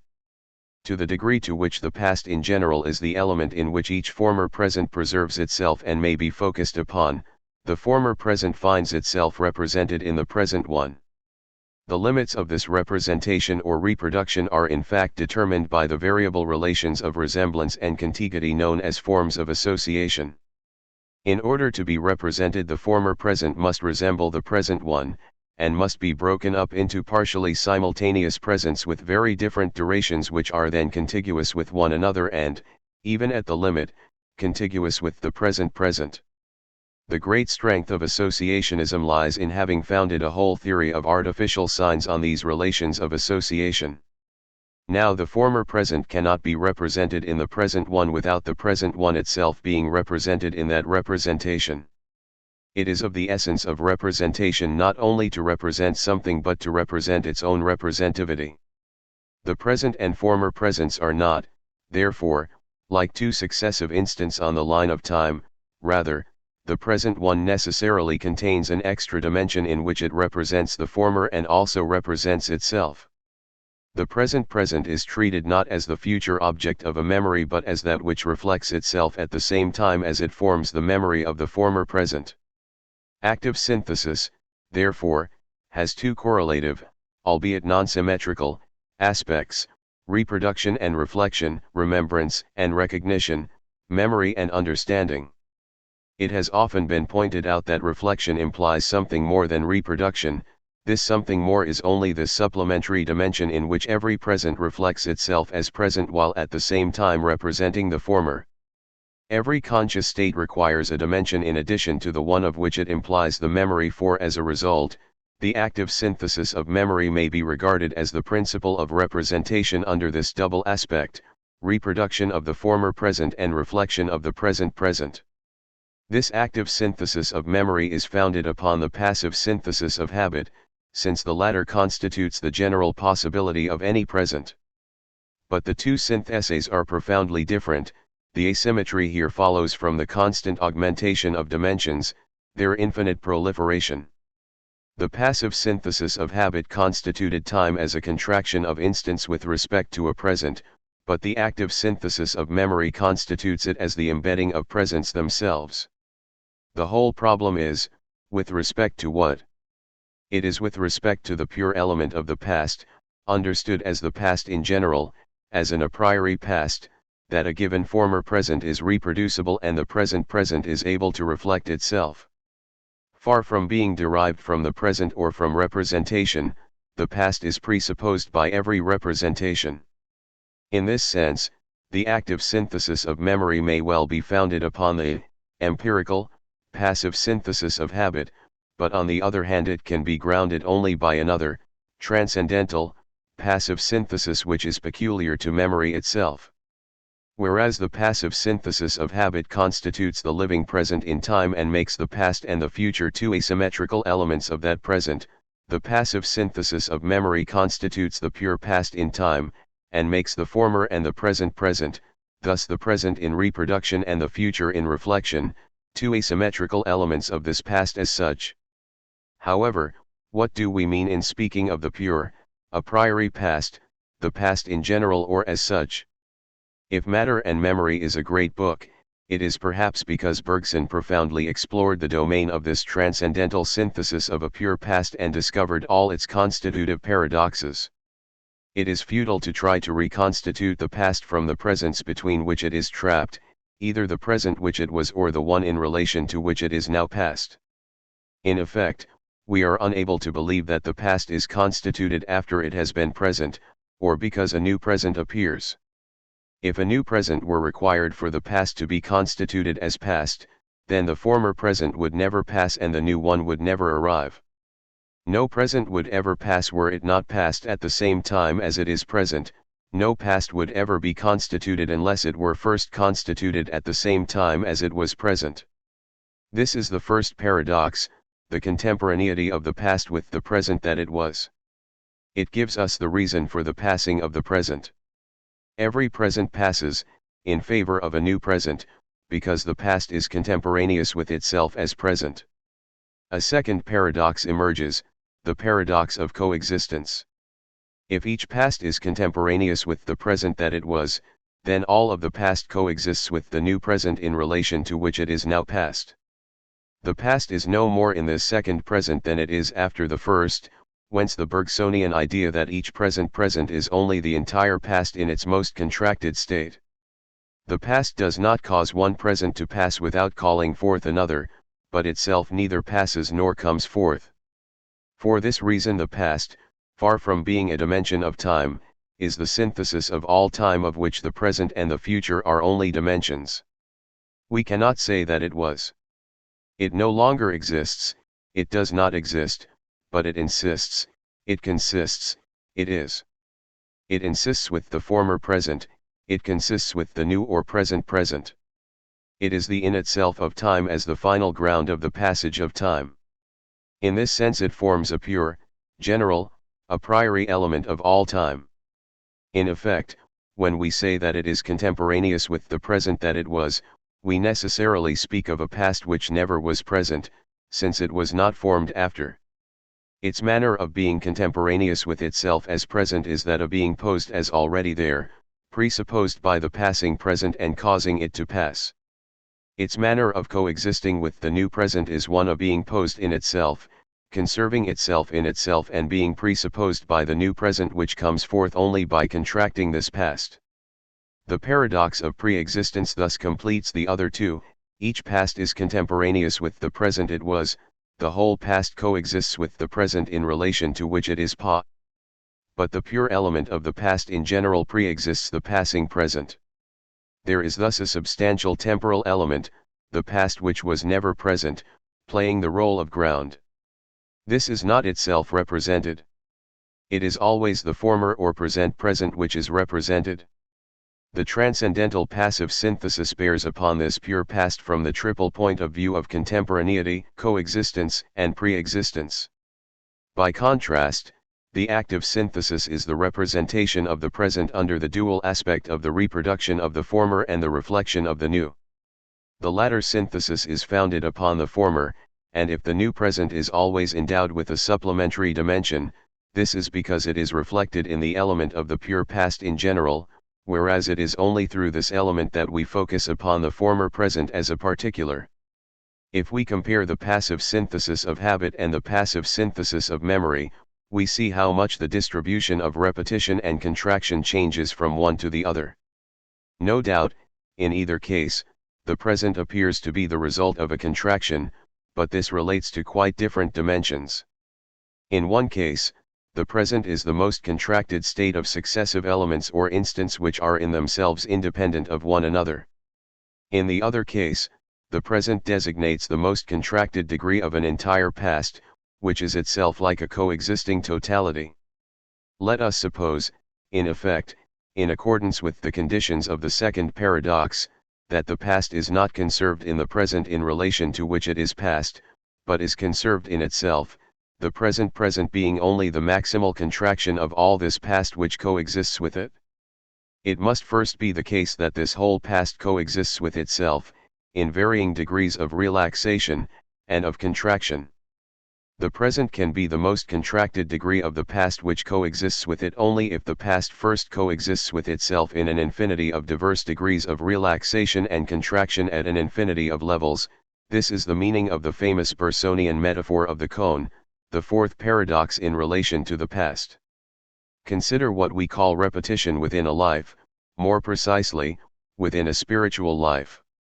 Presents succeed, encroaching upon one another. Nevertheless, however strong the incoherence or possible opposition between successive presents, we have the impression that each of them plays out the same life at different levels. This is what we call destiny.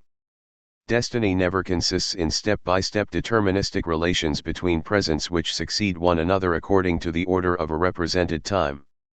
Rather, it implies between successive presents non-localizable connections, actions at a distance, systems of replay, resonance, and echoes, objective chances, signs, signals and roles which transcend spatial locations and temporal successions.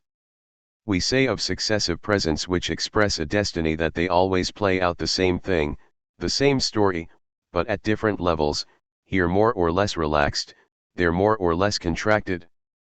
This is why destiny accords so badly with determinism but so well with freedom. Freedom lies in choosing the levels.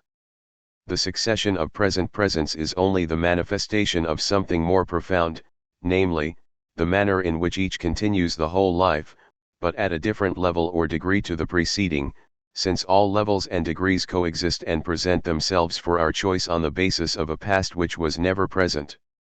What we call the empirical character of the presents which make us up is constituted by the relations of succession and simultaneity between them, their relations of contiguity, causality, resemblance, and even opposition.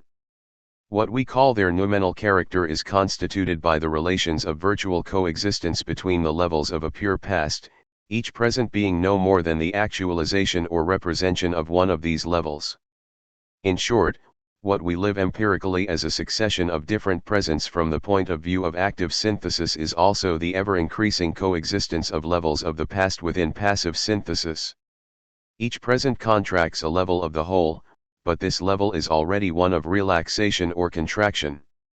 In other words, the sign of the present is a passage to the limit, a maximal contraction which comes to sanction the choice of a particular level as such, which is in itself contracted or relaxed among an infinity of other possible levels.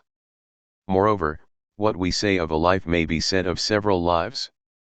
Since each is a passing present, one life may replay another at a different level, as if the philosopher and the pig, the criminal and the saint, played out the same past at different levels of a gigantic cone. This is what we call metempsychosis. Each chooses his pitch or his tone, perhaps even his lyrics, but the tune remains the same, and underneath all the lyrics the same tra-la-la, in all possible tones and all pitches. Between the two repetitions, the material and the spiritual, there is a vast difference. The former is a repetition of successive independent elements or instants, the latter is a repetition of the whole on diverse coexisting levels. As Leibniz said, everything can be said to be the same at all times and places except in degrees of perfection / as a result, the two repetitions stand in very different relations to difference itself. Difference is drawn from one insofar as the elements or instants are contracted within a living present. It is included in the other insofar as the whole includes the difference between its levels. One is bare, the other clothed, one is repetition of parts, the other of the whole, one involves succession, the other coexistence, one is actual, the other virtual, one is horizontal, the other vertical. The present is always contracted difference, but in one case it contracts in different instants, in the other case, by passing to the limit, it contracts a differential level of the whole which is itself a matter of relaxation and contraction.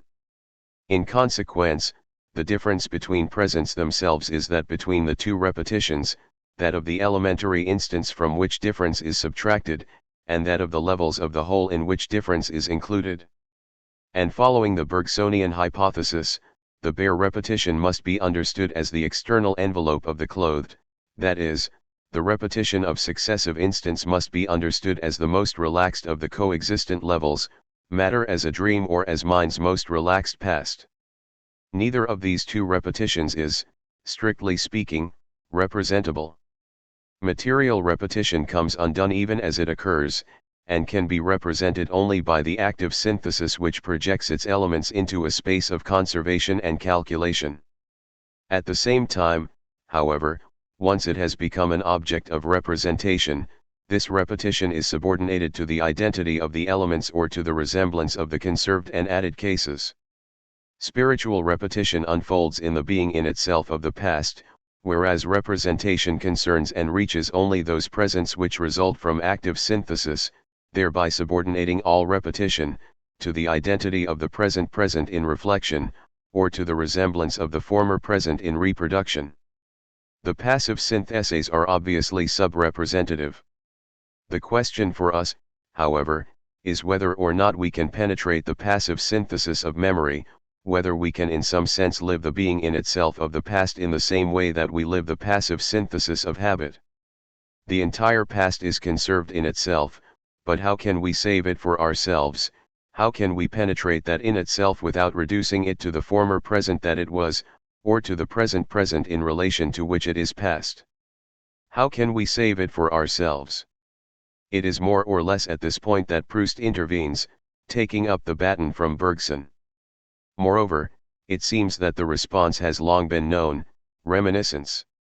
In effect, this designates a passive synthesis, an involuntary memory which differs in kind from any active synthesis associated with voluntary memory. Comre reappears, not as it was or as it could be, but in a splendor which was never lived, like a pure past which finally reveals its double irreducibility to the two presents which it telescopes together, the present that it was, but also the present which it could be. Former presents may be represented beyond forgetting by active synthesis, in so far as forgetting is empirically overcome. Here, however, it is within forgetting, as though immemorial, that Comre reappears in the form of a past which was never present, the in itself of Comre. If there is an in itself of the past, then reminiscence is its noumenon or the thought with which it is invested.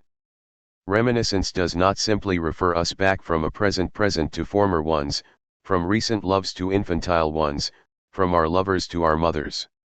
Here again, the relation between passing presents does not account for the pure past which, with their assistance, takes advantage of their passing in order to reappear underneath representation, beyond the lover and beyond the mother, coexistent with the one and contemporary with the other, lies the never-lived reality of the Virgin. The present exists, but the past alone insists and provides the element in which the present passes and successive presents are telescoped. The echo of the two presents forms only a persistent question, which unfolds within representation like a field of problems, with the rigorous imperative to search, to respond, to resolve. However, the response always comes from elsewhere. Every reminiscence, whether of a town or a woman, is erotic. It is always Eros, the noumenon, who allows us to penetrate this pure past in itself, this virginal repetition which is mnemosyne. He is the companion, the fiancé, of mnemosyne. Where does he get this power? Why is the exploration of the pure past erotic? Why is it that Eros holds both the secret of questions and answers, and the secret of an insistence in all our existence? Unless we have not yet found the last word, unless there is a third synthesis of time. Temporally speaking, in other words, from the point of view of the theory of time, nothing is more instructive than the difference between the Ghanaian and the Cartesian cogito. It is as though Descartes' cogito operated with two logical values, determination and undetermined existence. The determination, I think, implies an undetermined existence, I am, because in order to think one must exist, and determines it precisely as the existence of a thinking subject. I think therefore I am a thing which thinks. The entire Kantian critique amounts to objecting against Descartes that it is impossible for determination to bear directly upon the undetermined. The determination, I think, obviously implies something undetermined, I am, but nothing so far tells us how it is that this undetermined is determinable by the I think. In the consciousness of myself in mere thought I am the being itself, although nothing in myself is thereby given for thought. 8 Kant therefore adds a third logical value, the determinable, or rather the form in which the undetermined is determinable, by the determination. This third value suffices to make logic a transcendental instance.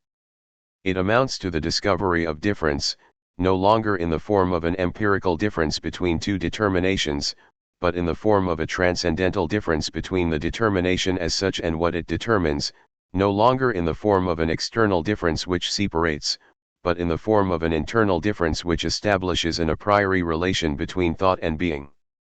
Kant's answer is well known: the form under which undetermined existence is determinable by the I think is that of time. 9. The consequences of this are extreme. My undetermined existence can be determined only within time as the existence of a phenomenon, of a passive, receptive phenomenal subject appearing within time. As a result, the spontaneity of which I am conscious in the I think cannot be understood as the attribute of a substantial and spontaneous being, but only as the affection of a passive self which experiences its own thought, its own intelligence, that by virtue of which it can say I, being exercised in it and upon it but not by it. Here begins a long and inexhaustible story. I is an other, or the paradox of inner sense. The activity of thought applies to a receptive being, to a passive subject which represents that activity to itself rather than enacts it, which experiences its effect rather than initiates it, and which lives it like an other within itself. To I think and I am must be added the self, that is, the passive position, what Kant calls the receptivity of intuition. To the determination and the undetermined must be added the form of the determinable, namely time. Nor is add entirely the right word here, since it is rather a matter of establishing the difference and interiorizing it within being and thought. It is as though the I were fractured from one end to the other, fractured by the pure and empty form of time. In this form it is the correlate of the passive self which appears in time. Time signifies a fault or a fracture in the I and a passivity in the self, and the correlation between the passive self and the fractured I constitutes the discovery of the transcendental, the element of the Copernican revolution. Descartes could draw his conclusion only by expelling time, by reducing the cogito to an instant and entrusting time to the operation of continuous creation carried out by God. More generally, the supposed identity of the I has no other guarantee than the unity of God himself. For this reason, the substitution of the point of view of the I for the point of view of God has much less importance than is commonly supposed, so long as the former retains an identity that it owes precisely to the latter. God survives as long as the I enjoys a subsistence, a simplicity, and an identity which express the entirety of its resemblance to the divine. Conversely, the death of God does not leave the identity of the I intact, but installs and interiorizes within it an essential dissimilarity, a demarcation in place of the mark or the seal of God. This is what Kant saw so profoundly in the Critique of Pure Reason, at least at one point, the manner in which the speculative death of God entails the fracture of the I, the simultaneous disappearance of rational theology and rational psychology. If the greatest Hellenite of transcendental philosophy was to introduce the form of time into thought as such, then this pure and empty form in turn signifies indissolubly the death of God, the fractured I and the passive self. It is true that Kant did not pursue this initiative. Both God and the I underwent a practical resurrection. Even in the speculative domain, the fracture is quickly filled by a new form of identity, namely, active synthetic identity, whereas the passive self is defined only by receptivity and, as such, endowed with no power of synthesis. On the contrary, we have seen that receptivity, understood as a capacity for experiencing affections, was only a consequence, and that the passive self was more profoundly constituted by synthesis, which is itself passive, contemplation contraction. The possibility of receiving sensations or impressions follows from this.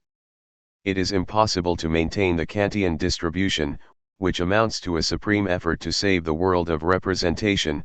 Here, synthesis is understood as active and as giving rise to a new form of identity in the I, while passivity is understood as simple receptivity without synthesis.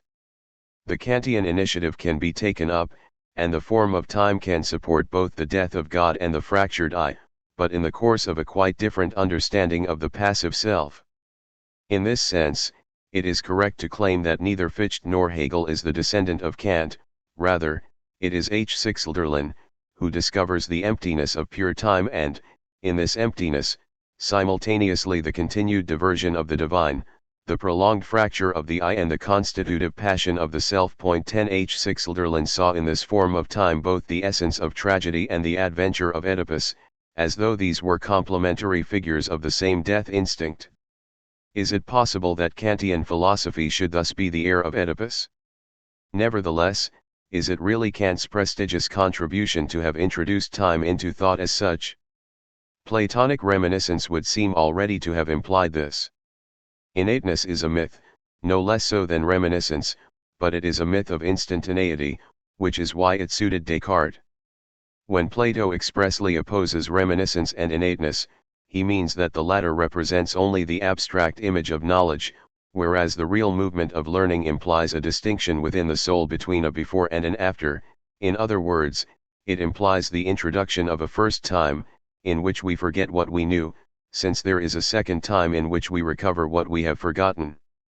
L1 But the question is, in what form does reminiscence introduce time? Even for the soul, it is a matter of physical time, of a periodic or circular time which is that of the physis and is subordinate to events which occur within it, to movements which it measures or to events which punctuate it.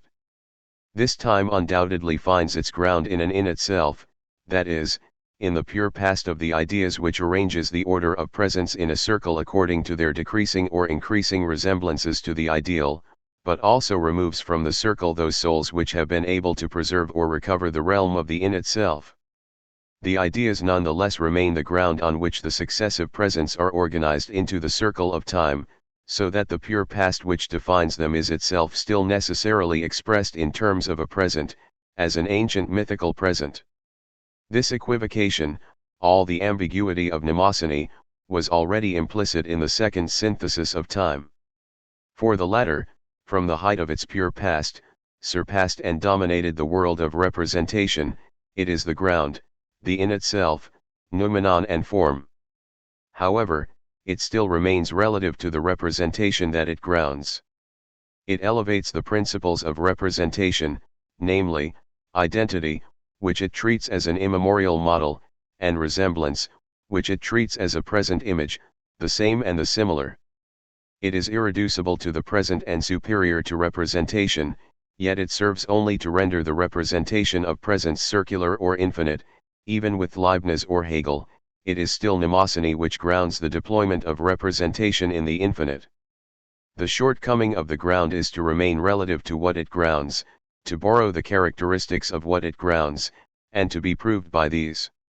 It is in this sense that it creates a circle, it introduces movement into the soul rather than time into thought.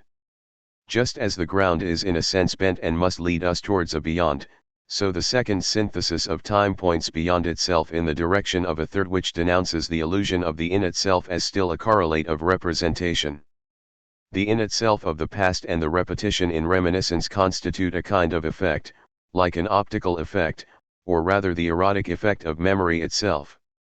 What does this mean, the empty form of time or third synthesis? The Northern Prince says time is out of joint.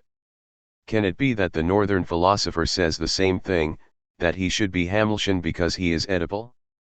The joint, carta, is what ensures the subordination of time to those properly cardinal points through which pass the periodic movements which it measures, time, number of the movement, for the soul as much as for the world. By contrast, time out of joint means demented time or time outside the curve which gave it a god, liberated from its overly simple circular figure, freed from the events which made up its content, its relation to movement overturned, in short, time presenting itself as an empty and pure form. Time itself unfolds, that is, apparently ceases to be a circle, instead of things unfolding within it, following the overly simple circular figure. It ceases to be cardinal and becomes ordinal, a pure order of time. H. Sixelderlin said that it no longer rhymed, because it was distributed unequally on both sides of a caesura, as a result of which beginning and end no longer coincided. We may define the order of time as this purely formal distribution of the unequal in the function of a caesura. We can then distinguish a more or less extensive past and a future in inverse proportion, but the future and the past here are not empirical and dynamic determinations of time, they are formal and fixed characteristics which follow a priori from the order of time, as though they comprised a static synthesis of time. The synthesis is necessarily static, since time is no longer subordinated to movement, time is the most radical form of change, but the form of change does not change. The caesura, along with the before and after which it ordains once and for all, constitutes the fracture in the I. The caesura is exactly the point at which the fracture appears. Having abjured its empirical content, having overturned its own ground, time is defined not only by a formal and empty order but also by a totality and a series. In the first place, the idea of a totality of time must be understood as follows: the caesura, of whatever kind, must be determined in the image of a unique and tremendous event, an act which is adequate to time as a whole. This image itself is divided, torn into two unequal parts. Nevertheless, it thereby draws together the totality of time.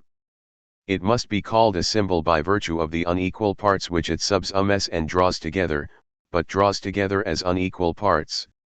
Such a symbol adequate to the totality of time may be expressed in many ways: to throw time out of joint, to make the sun explode, to throw oneself into the volcano, to kill God or the Father. This symbolic image constitutes the totality of time to the extent that it draws together the caesura, the before and the after. However, in so far as it carries out their distribution within inequality, it creates the possibility of a temporal series. In effect, there is always a time at which the imagined act is supposed too big for me. This defines a priori the past or the before. It matters little whether or not the event itself occurs, or whether the act has been performed or not. Past, present, and future are not distributed according to this empirical criterion. Oedipus has already carried out the act, Hamlet has not yet done so, but in either case the first part of the symbol is lived in the past. They are in the past and live themselves as such so long as they experience the image of the act as too big for them. The second time, which relates to the caesura itself, is thus the present of metamorphosis, a becoming equal to the act and a doubling of the self, and the projection of an ideal self in the image of the act. This is marked by Hamlet's sea voyage and by the outcome of Oedipus's inquiry: the hero becomes capable of the act. As for the third time in which the future appears, this signifies that the event and the act possess a secret coherence which excludes that of the self, that they turn back against the self which has become their equal and smash it to pieces, as though the bearer of the new world were carried away and dispersed by the shock of the multiplicity to which it gives birth. What the self has become equal to is the unequal in itself. In this manner, the I which is fractured according to the order of time and the self which is divided according to the temporal series correspond and find a common descendant in the man without name, without family, without qualities, without self, or I, the plebeian guardian of a secret, the already overman whose scattered members gravitate around the sublime image. All is repetition in the temporal series, in relation to this symbolic image. The past itself is repetition by default, and it prepares this other repetition constituted by the metamorphosis in the present. Historians sometimes look for empirical correspondences between the present and the past, but however rich it may be, this network of historical correspondences involves repetition only by analogy or similitude. In truth, the past is in itself repetition, as is the present, but they are repetition in two different modes which repeat each other. Repetition is never a historical fact, but rather the historical condition under which something new is effectively produced. It is not the historian's reflection which demonstrates a resemblance between Luther and Paul, between the Revolution of 1789 and the Roman Republic, etc. Rather, it is in the first place for themselves that the revolutionaries are determined to lead their lives as resuscitated Romans, before becoming capable of the act which they have begun by repeating in the mode of a proper past, therefore under conditions such that they necessarily identify with a figure from the historical past. Repetition is a condition of action before it is a concept of reflection. We produce something new only on condition that we repeat, once in the mode which constitutes the past, and once more in the present of metamorphosis. Moreover, what is produced, the absolutely new itself, is in turn nothing but repetition, the third repetition, this time by excess, the repetition of the future as eternal return. For even though the doctrine of eternal return may be expounded as though it affected the whole series or the totality of time, the past and the present no less than the future, such an exposition remains purely introductory. It has no more than a problematic and indeterminate value, no function beyond that of posing the problem of eternal return. Eternal return, in its esoteric truth, concerns, and can concern, only the third time of the series. Only there is it determined. That is why it is properly called a belief of the future, a belief in the future. Eternal return affects only the new, what is produced under the condition of default and by the intermediary of metamorphosis. However, it causes neither the condition nor the agent to return, on the contrary, it repudiates these and expels them with all its centrifugal force. It constitutes the autonomy of the product, the independence of the work. It is repetition by excess which leaves intact nothing of the default or the becoming equal. It is itself the new, complete novelty. It is by itself the third time in the series, the future as such. As Klossowski says, it is the secret coherence which establishes itself only by excluding my own coherence, my own identity, the identity of the self, the world, and God. It allows only the plebeian to return, the man without a name.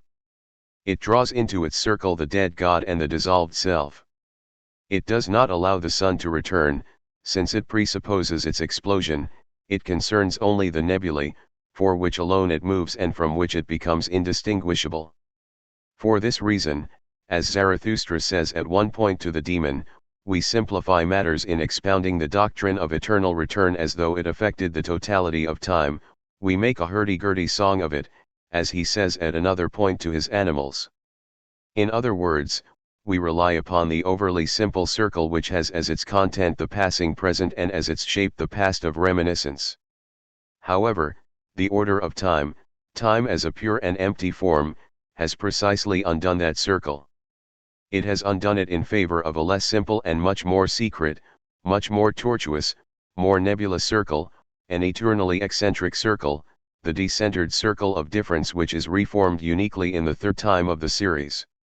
The order of time has broken the circle of the same and arranged time in a series only in order to reform a circle of the other at the end of the series. The once and for all of the order is there only for the every time of the final esoteric circle. The form of time is there only for the revelation of the formless in the eternal return. The extreme formality is there only for an excessive formlessness, Hölderlin's unform-like. In this manner, the ground has been superseded by a groundlessness, a universal ungrounding which turns upon itself and causes only the yet to come to return. Note on the three repetitions. Marx's theory of historical repetition, as it appears notably in the 18th Brumaire of Louis Bonaparte, turns on the following principle which does not seem to have been sufficiently understood by historians. Historical repetition is neither a matter of analogy nor a concept produced by the reflection of historians, but above all a condition of historical action itself. Harold Rosenberg illuminates this point in some fine pages. Historical actors or agents can create only on condition that they identify themselves with figures from the past. In this sense, history is theater, their action became a spontaneous repetition of an old role. It is the revolutionary crisis, the compelled striving for something entirely new, that causes history to become veiled in myth. Harold Rosenberg, The Tradition of the New, London, Thames and Hudson, 1962, ch. 12, The Resurrected Romans, pages 155-6. According to Marx, repetition is comic when it falls short, that is, when instead of leading to metamorphosis and the production of something new, it forms a kind of involution, the opposite of an authentic creation. Comic travesty replaces tragic metamorphosis. However, it appears that for Marx this comic or grotesque repetition necessarily comes after the tragic, evolutive, and creative repetition. All great events and historical personages occur, as it were, twice, the first time as tragedy, the second as farce. This temporal order does not, however, seem to be absolutely justified. Comic repetition works by means of some defect, in the mode of the past properly so called. The hero necessarily confronts this repetition so long as the act is too big for him. Polonius's murder by mistake is comic, as is Oedipus's inquiry. The moment of metamorphosis, tragic repetition, follows. It is true that these two moments are not independent, existing as they do only for the third moment beyond the comic and the tragic. The production of something new entails a dramatic repetition which excludes even the hero.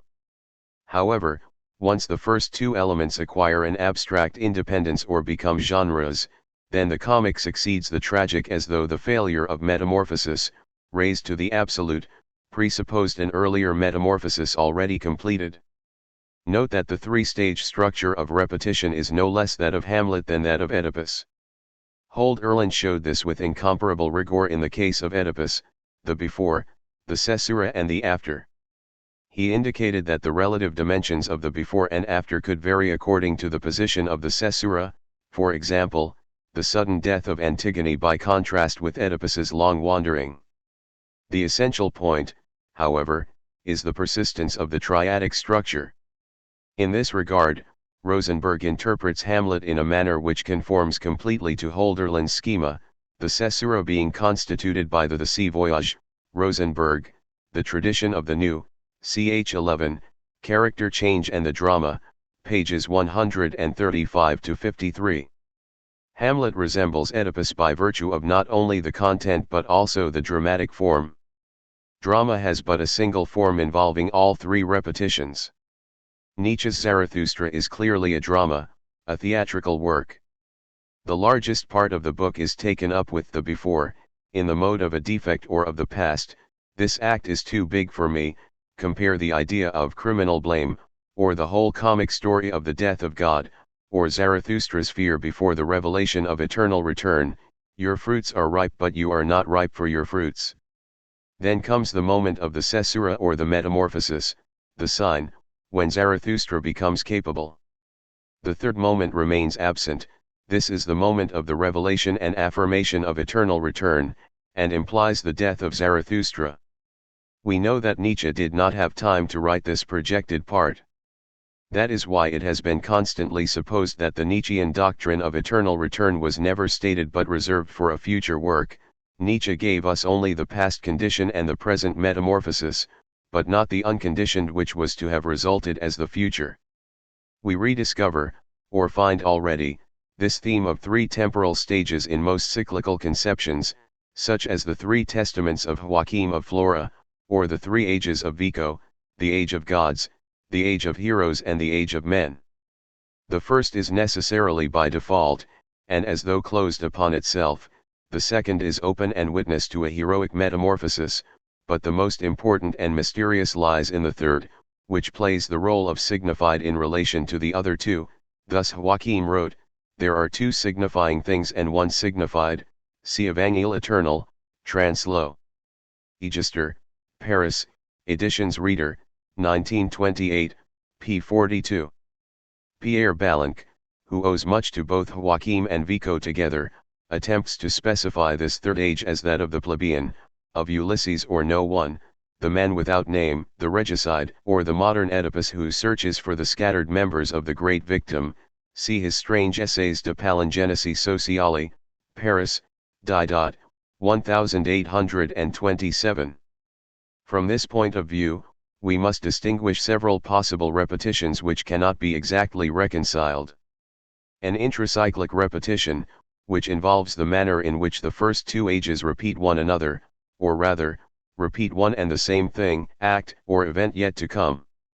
This is above all the thesis of Joachim, who establishes a table of concordances between the Old Testament and the New, but it is a thesis which cannot go beyond simple analogies of reflection. A cyclic repetition in which it is supposed that, at the end of the third age and at the end of a process of dissolution, everything recommences with the first age. Here, the analogies are drawn between two cycles, Vico. The problem remains, isn't there a repetition peculiar to the third age, which alone merits the name of eternal return? For the two first ages do no more than repeat something which appears for itself only in the third, but in the third this thing repeats itself. The two significations are already repetitive, but the signified itself is pure repetition. This superior repetition, understood as an eternal return in the third state, is precisely what is needed both to correct the intracyclical hypothesis and to contradict the cyclical hypothesis. In effect, on the one hand, the repetition in the first two moments no longer expresses analogies of reflection, but the conditions under which eternal return is effectively produced by means of some action or other. On the other hand, these first two moments do not return, being on the contrary eliminated by the reproduction of the eternal return in the third. From these 2 points of view, Nietzsche is profoundly correct to oppose his conception to every cyclical conception. See Kroner, 12, Part 1, Para 106. We see, then, that in this final synthesis of time, the present and future are in turn no more than dimensions of the future, the past as condition, the present as agent. The first synthesis, that of habit, constituted time as a living present by means of a passive foundation on which past and future depended. The second synthesis, that of memory, constituted time as a pure past, from the point of view of a ground which causes the passing of one present and the arrival of another. In the third synthesis, however, the present is no more than an actor, an author, an agent destined to be effaced, while the past is no more than a condition operating by default.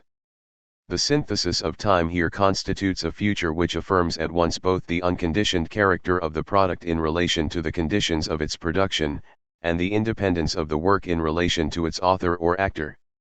In all three syntheses, present, past and future are revealed as repetition, but in very different modes.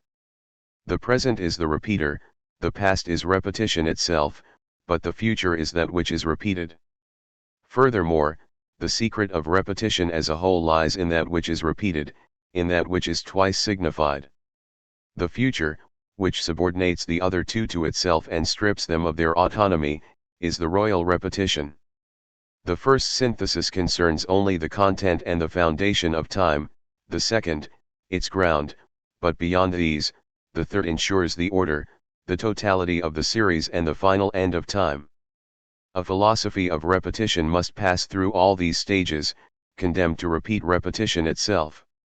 However, by traversing these stages it ensures its program of making repetition the category of the future, making use of the repetition of habit and that of memory, but making use of them as stages and leaving them in its wake, struggling on the one hand against habitus, on the other against mnemosyne, refusing the content of a repetition which is more or less able to draw off difference, habitus, refusing the form of a repetition which includes difference, but in order once again to subordinate it to the same and the similar, mnemosyne, refusing the overly simple cycles, the one followed by a habitual present, customary cycle, as much as the one described by a pure past, memorial or immemorial cycle, changing the ground of memory into a simple condition by default, but also the foundation of habit into a failure of habitus, a metamorphosis of the agent, expelling the agent and the condition in the name of the work or product, making repetition,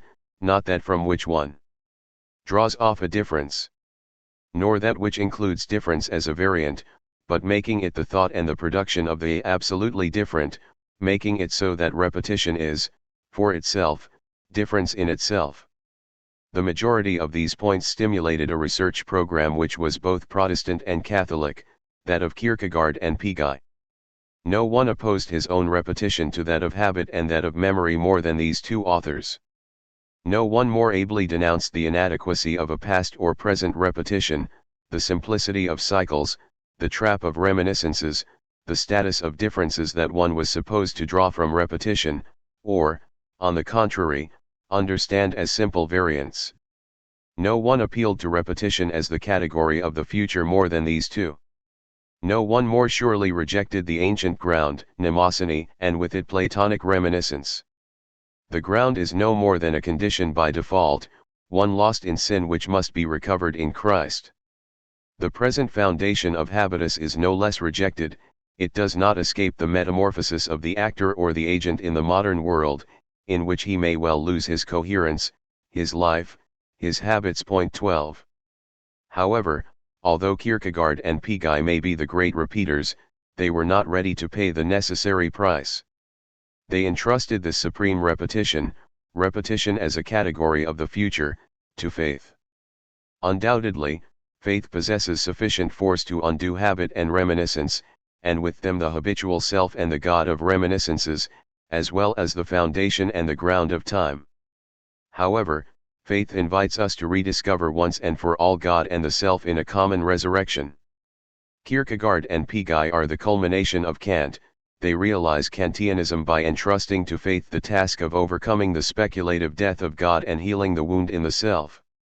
This is their problem, from Abraham to Joan of Arc, the betrothal of a self rediscovered and a God recovered, in such a manner that it is no longer possible truly to escape from either the condition or the agent.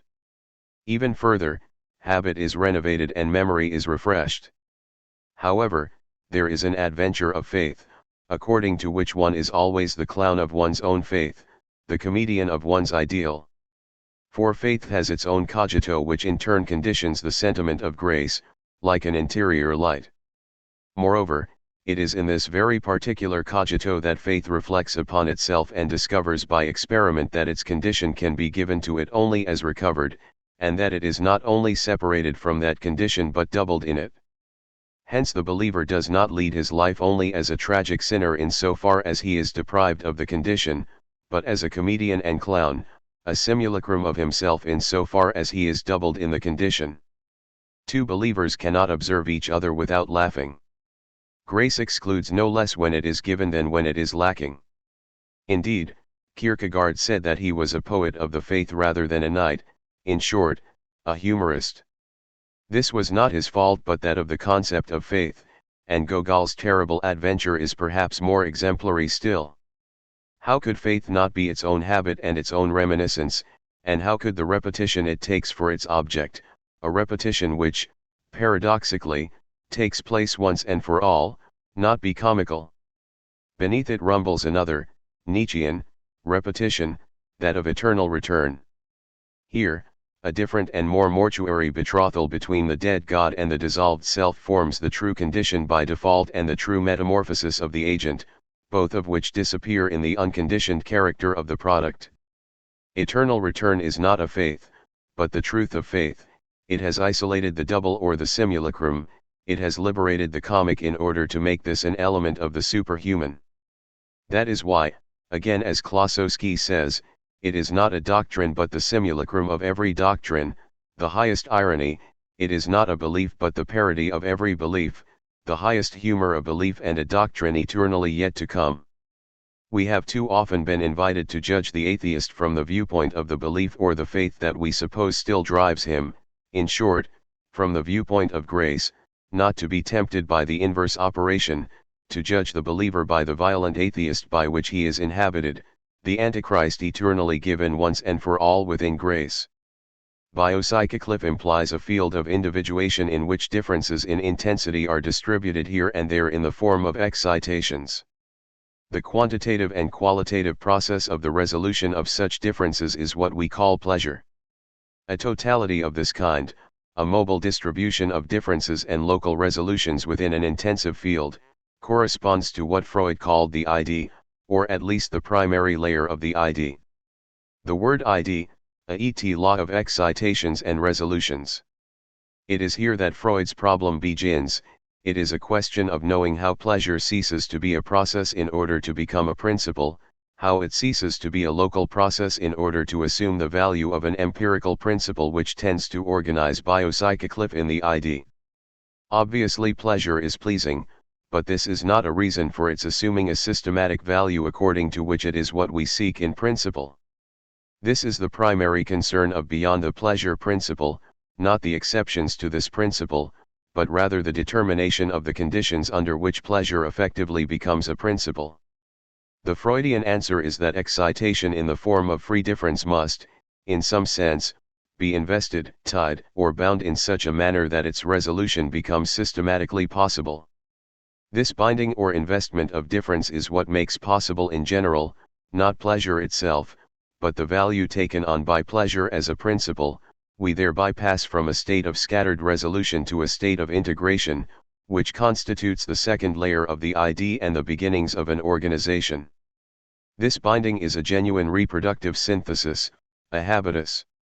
An animal forms an I for itself by causing scattered and diffuse luminous excitations to be reproduced on a privileged surface of its body. The I binds light, it is itself a bound light. This example is enough to show the complexity of synthesis. For there is indeed an activity of reproduction which takes as its object the difference to be bound, but there is more profoundly a passion of repetition, from which emerges a new difference, the formed I or the seeing subject.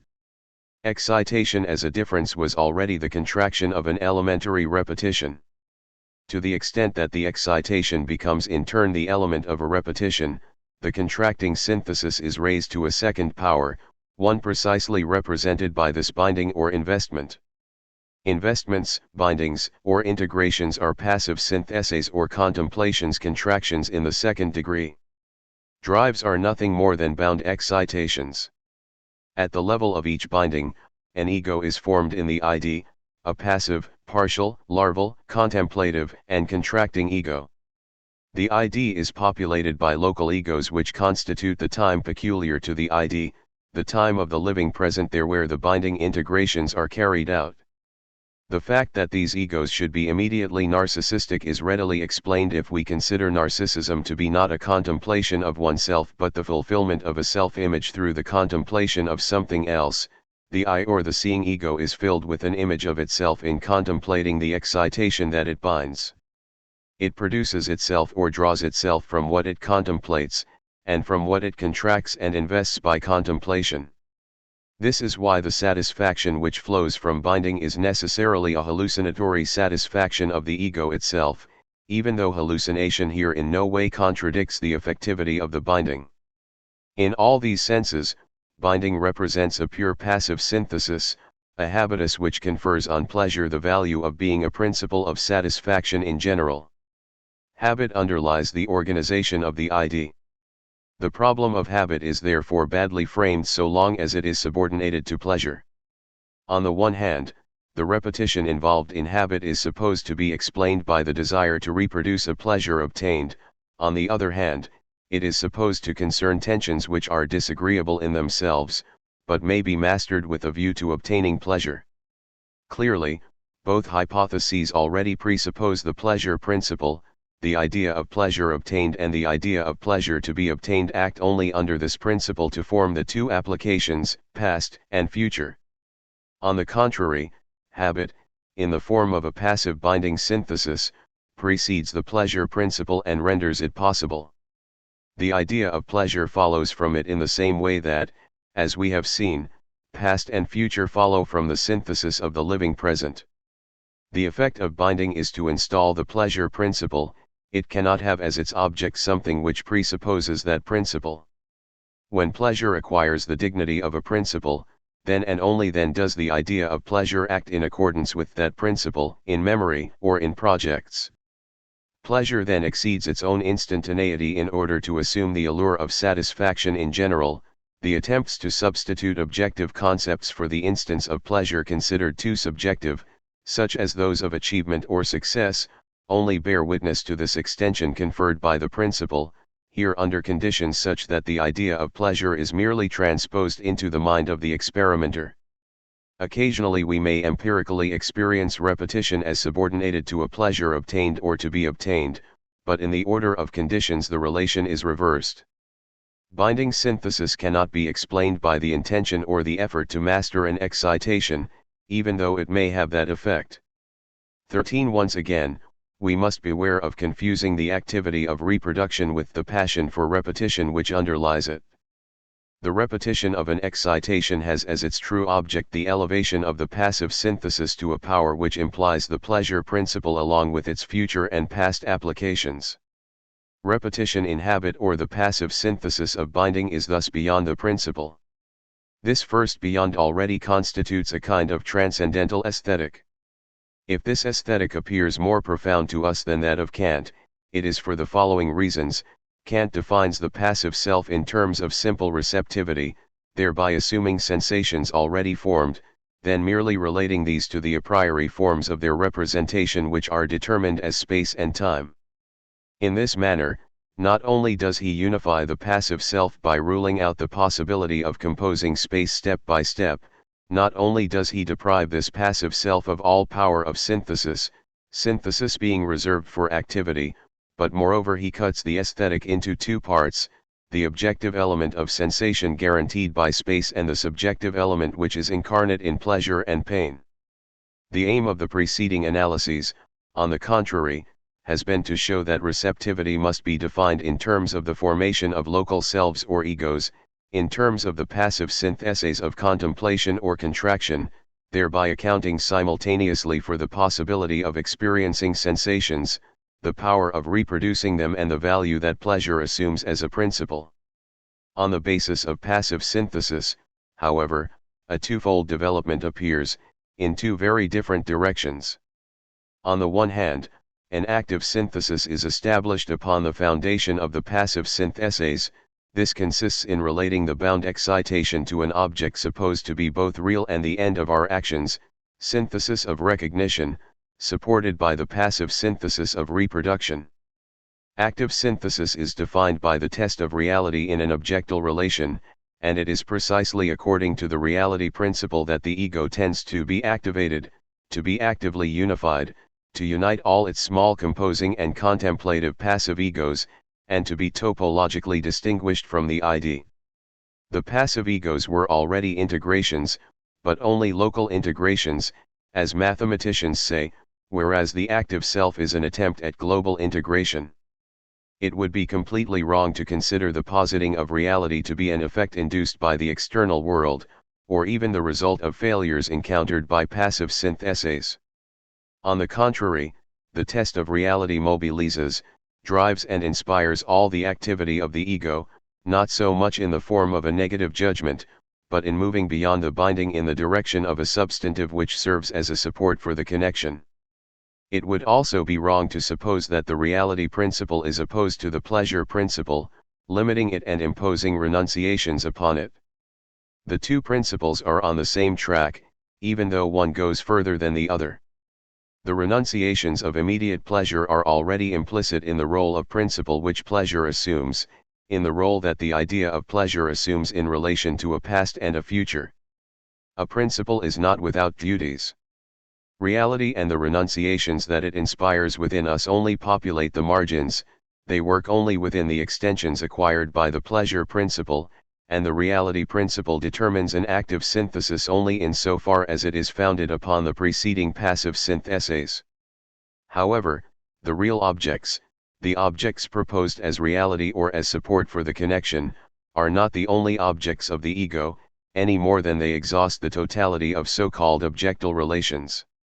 We can distinguish two simultaneous dimensions in such a way that there is no movement beyond the passive synthesis towards an active synthesis without the former also being extended in another direction, one in which it utilizes the bound excitation in order to attain something else, albeit in a manner different from the reality principle, even while it remains a passive and contemplative synthesis. Moreover, it seems that active syntheses would never be erected on the basis of passive syntheses unless these persisted simultaneously, unless they did not develop on their own account at the same time, finding new formulae at once both dissymmetrical and complementary with the activity. A child who begins to walk does not only bind excitations in a passive synthesis, even supposing that these were endogenous excitations born of its own movements. No one has ever walked endogenously. On the one hand, the child goes beyond the bound excitations towards the supposition or the intentionality of an object, such as the mother, as the goal of an effort, the end to be actively reached in reality and in relation to which success and failure may be measured. But on the other hand and at the same time, the child constructs for itself another object, a quite different kind of object which is a virtual object or center and which then governs and compensates for the progresses and failures of its real activity. It puts several fingers in its mouth, wraps the other arm around this virtual center, and appraises the whole situation from the point of view of this virtual mother. The fact that the child's glance may be directed at the real mother and that the virtual object may be the goal of an apparent activity, For example, sucking may inspire an erroneous judgment on the part of the observer. Sucking occurs only in order to provide a virtual object to contemplate in the context of extending the passive synthesis. Conversely, the real mother is contemplated only in order to provide a goal for the activity, and a criterion by which to evaluate the activity, in the context of an active synthesis. There is no need to speak of an egocentrism on the part of the child. The child who begins to handle a book by imitation, without being able to read, invariably holds it back to front. It is as though the book were being held out to the other, the real end of the activity, even though the child seizing the book back to front is the virtual center of its passion, of its own extended contemplation. Widely diverse phenomena, such as left-handedness, mirror writing, certain forms of stuttering, certain stereotypes, may be explained on the basis of this duality of centers in the infant world. What is important, however, is that neither one of these two centers is the ego. The same lack of understanding leads to the interpretation of the child's behavior as stemming from a supposed egocentrism and to the interpretation of infantile narcissism as excluding the contemplation of other things. In fact, the child is constructed within a double series, on the basis of the passive synthesis of connection and on the basis of the bound excitations. Both series are objectal. One series comprises real objects which serve as correlates of active synthesis, the other virtual objects which serve as correlates of an extension of passive synthesis. The extended passive ego fulfills itself with a narcissistic image in contemplating the virtual centers. One series would not exist without the other, yet they do not resemble one another.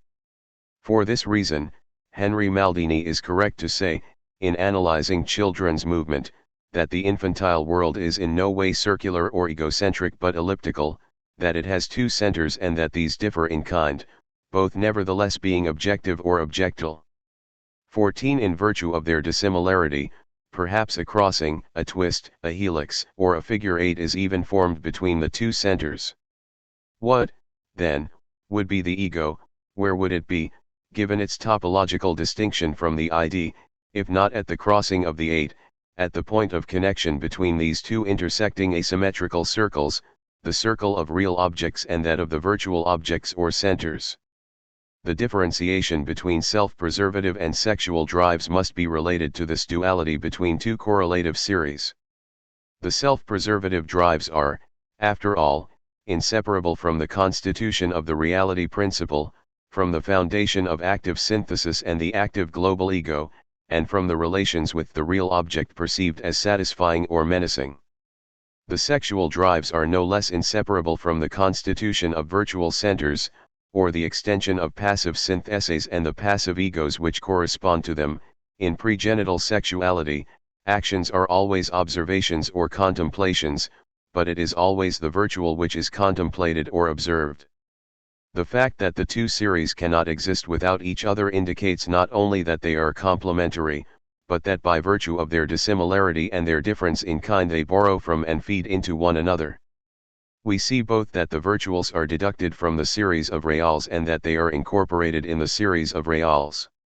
This derivation implies, first, an isolation or suspension which freezes the real in order to extract a pose, an aspect, or a part. This isolation, however, is qualitative. It does not consist simply in subtracting a part of the real object, since the subtracted part acquires a new nature in functioning as a virtual object. The virtual object is a partial object, not simply because it lacks a part which remains in the real, but in itself and for itself because it is cleaved or doubled into two virtual parts, one of which is always missing from the other. In short, the virtual is never subject to the global character, which affects real objects. It is, not only by its origin but by its own nature, a fragment, a shred, or a remainder. It lacks its own identity. The good and the bad mother, or, in terms of the paternal duality, the serious and the playful father, are not two partial objects but the same object insofar as it has lost its identity in the double. Whereas active synthesis points beyond passive synthesis towards global integrations and the supposition of identical totalizable objects, passive synthesis, as it develops, points beyond itself towards the contemplation of partial objects which remain non-totalisable. These partial or virtual objects are encountered under various names, such as Melanie Klein's good and bad object, the transitional object, the fetish object, and above all Lacan's object A. Freud definitively showed how pregenital sexuality consisted of partial drives deducted from the exercise of self-preservative drives. Such a derivation presupposes the constitution of objects which are themselves partial and which function as so many virtual centers, so many poles always doubled with sexuality. Conversely, these virtual objects are incorporated in the real objects. In this sense they can correspond to parts of the subject's body, to another person, or even to very special objects such as toys or fetishes. This incorporation is in no way an identification, or even an introjection, since it exceeds the limits of the subject. Far from opposing itself to the process of isolation, it complements it. Whatever the reality in which the virtual object is incorporated, it does not become integrated, it remains planted or stuck there, and does not find in the real object the half which completes it, but rather testifies to the other virtual half which the real continues to lack. When Melanie Klein shows how many virtual objects the maternal body contains, it must not be thought that it totalizes or Englishobes them, or possesses them, but rather that they are planted in it like trees from another world, like Gogol's nose or Deucalion's stones. Incorporation nevertheless remains the condition under which the self-preservative drives and the active synthesis which corresponds to them can, in turn, and with their own resources, fold sexuality back onto the series of real objects and, from without, integrate it into the domain ruled by the reality principle. Virtual objects belong essentially to the past. In Matter and Memory, Bergson proposed the schema of a world with two centers, one real and the other virtual, from which emanate on the one hand a series of perception images, and on the other a series of memory images, the two series collaborating in an endless circuit. The virtual object is not a former present, since the quality of the present and the modality of its passing here affect exclusively the series of the real, as this is constituted by active synthesis. However, the pure past as it was defined above does qualify the virtual object, that is, the past as contemporaneous with its own present, as pre-existing the passing present and as that which causes the present to pass. Virtual objects are shreds of pure past. It is from the height of my contemplation of virtual centers that I am present at and preside over my passing present, along with the succession of real objects in which those centers are incorporated. The reason for this may be found in the nature of these centers. Although it is deducted from the present real object, the virtual object differs from it in kind. Not only does it lack something in relation to the real object from which it is subtracted, it lacks something in itself, since it is always half of itself, the other half being different as well as absent. This absence, as we shall see, is the opposite of a negative. Eternal half of itself, it is where it is only on condition that it is not where it should be. It is where we find it only on condition that we search for it where it is not. It is at once not possessed by those who have it and had by those who do not possess it. It is always a was. In this sense, Lacan's pages assimilating the virtual object to Edgar Allan Poe's purloined letter seem to us exemplary. Lacan shows that real objects are subjected to the law of being or not being somewhere, by virtue of the reality principle, whereas virtual objects, by contrast, have the property of being and not being where they are, wherever they go. What is hidden is never but what is missing from its place, as the call slip puts it when speaking of a volume lost in the library. And even if the book be on an adjacent shelf or in the next slot, it would be hidden there, however visibly it may appear. For it can literally be said that something is missing from its place only of what can change it, the symbolic. For the real, whatever upheaval we subject it to, is always in its place, it carries it glued to its heel, ignorant of what might exile it from it. Once. The passing present which bears itself away has never been better opposed to the pure past which perpetually differs from itself and whose universal mobility and universal ubiquity cause the present to pass. The virtual object is never passed in relation to a new present, any more than it is past in relation to a present which it was. It is past as the contemporary of the present which it is, in a frozen present, as though lacking on the one hand the part which, on the other hand, it is at the same time, as though displaced while still in place. This is why virtual objects exist only as fragments of themselves, they are found only as lost, they exist only as recovered. Loss or forgetting here are not determinations which must be overcome, rather, they refer to the objective nature of that which we recover, as lost, at the heart of forgetting. Contemporaneous with itself as present, being itself its own past, pre-existing every present which passes in the real series, the virtual object belongs to the pure past. It is pure fragment and fragment of itself. As in a physical experiment, however, the incorporation of this pure fragment changes the quality and causes the present to pass into the series of real objects. This is the link between eros and mnemosiny. Eros tears virtual objects out of the pure past and gives them to us in order that they may be lived. Lacan discovers the phallus, understood as a symbolic organ, behind all these virtual or partial objects. He is able to give this extension to the concept of the phallus, such that it subsumes all the virtual objects, because the concept effectively comprises the preceding characteristics, testifying to its own absence and to itself as past, being essentially displaced in relation to itself, being found only as lost, being possessed of an always fragmentary identity which loses its identity in the double, since it may be searched for and discovered only on the side of the mother, and since it has the paradoxical property of changing its place, not being possessed by those who have a penis, yet being possessed by those who do not have one, as the theme of castration shows. The symbolic phallus signifies no less the erotic mode of the pure past than the immemorial of sexuality. The symbol is the always displaced fragment, standing for a past which was never present, the object equals X. But what is the meaning of this idea that virtual objects refer, in the last instance, to an element which is itself symbolic? Undoubtedly, the whole psychoanalytic, or, in other words, amorous game of repetition is at issue here. The question is whether repetition may be understood as operating from one present to another in the real series, from a present to a former present. In this case, the former present would play the role of a complex point, like an ultimate or original term which would remain in place and exercise a power of attraction.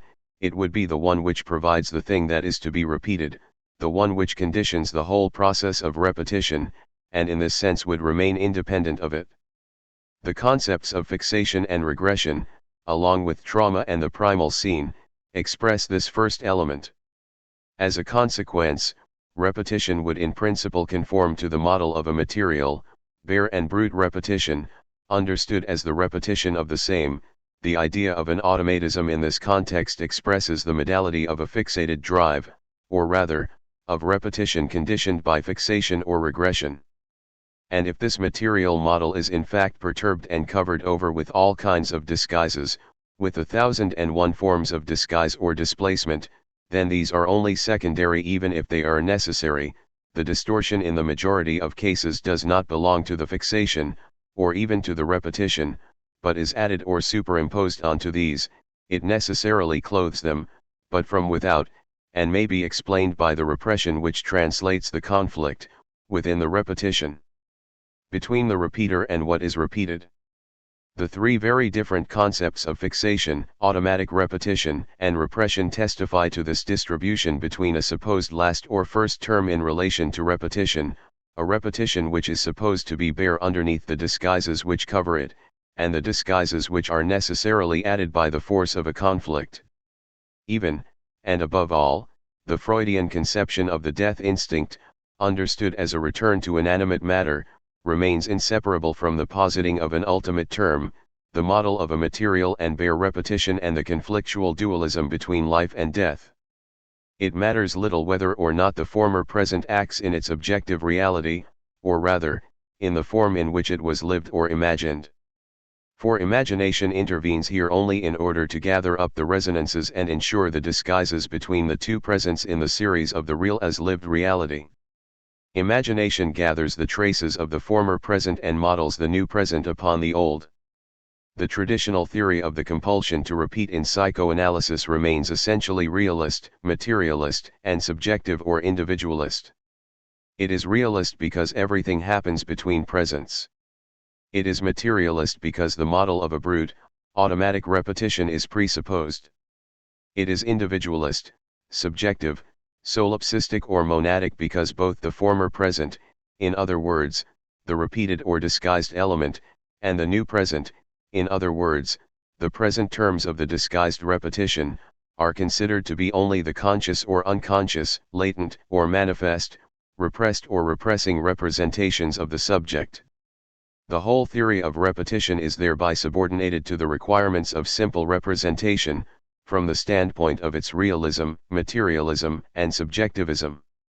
Repetition is subjected to a principle of identity in the former present and a rule of resemblance in the present one. Nor do we believe that the Freudian discovery of a phylogenesis or the Jungian discovery of archetypes can correct the weaknesses of such a conception. Even if the rights of the imaginary as a whole are opposed to the facts of reality, it remains a question of a psychic reality considered to be ultimate or original. Even if we oppose spirit and matter, it remains a question of a bare, uncovered spirit resting upon its own identity and supported by its derived analogies. Even if we oppose a collective or cosmic unconscious to the individual unconscious, the former can act only through its power to inspire representations in a solipsistic subject, whether this be the subject of a culture or a world. The difficulties of conceptualizing the process of repetition have often been emphasized. Consider the two presents, the two scenes or the two events, infantile and adult, in their reality, separated by time. How can the former present act at a distance upon the present one? How can it provide a model for it, when all its effectiveness is retrospectively received from the later present? Furthermore, if we invoke the indispensable imaginary operations required to fill the temporal space, how could these operations fail ultimately to absorb the entire reality of the two presents, leaving the repetition to subsist only as the illusion of a solipsistic subject? However, while it may seem that the two presents are successive, at a variable distance apart in the series of reals, in fact they form, rather, two real series which coexist in relation to a virtual object of another kind, one which constantly circulates and is displaced in them, even if the characters, the subjects which give rise to the positions, the terms, and the relations of each series, remain, for their part, temporally distinct. Repetition is constituted not from one present to another, but between the two coexistent series that these presents form in function of the virtual object, object equals X. It is because this object constantly circulates, always displaced in relation to itself, that it determines transformations of terms and modifications of imaginary relations within the two real series in which it appears, and therefore between the two presents. The displacement of the virtual object is not, therefore, one disguise among others, but the principle from which, in reality, repetition follows in the form of disguised repetition. Repetition is constituted only with and through the disguises which affect the terms and relations of the real series, but it is so because it depends upon the virtual object as an immanent instance which operates above all by displacement. In consequence, we cannot suppose that disguise may be explained by repression. On the contrary, it is because repetition is necessarily disguised, by virtue of the characteristic displacement of its determinant principle, that repression occurs in the form of a consequence in regard to the representation of presence. Freud, no doubt, was aware of this, since he did search for a more profound instance than that of repression, even though he conceived of it in similar terms as a so-called primary repression. We do not repeat because we repress because we repeat.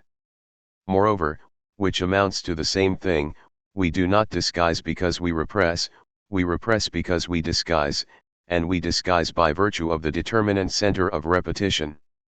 Repetition is no more secondary in relation to a supposed ultimate or originary fixed term than disguise is secondary in relation to repetition.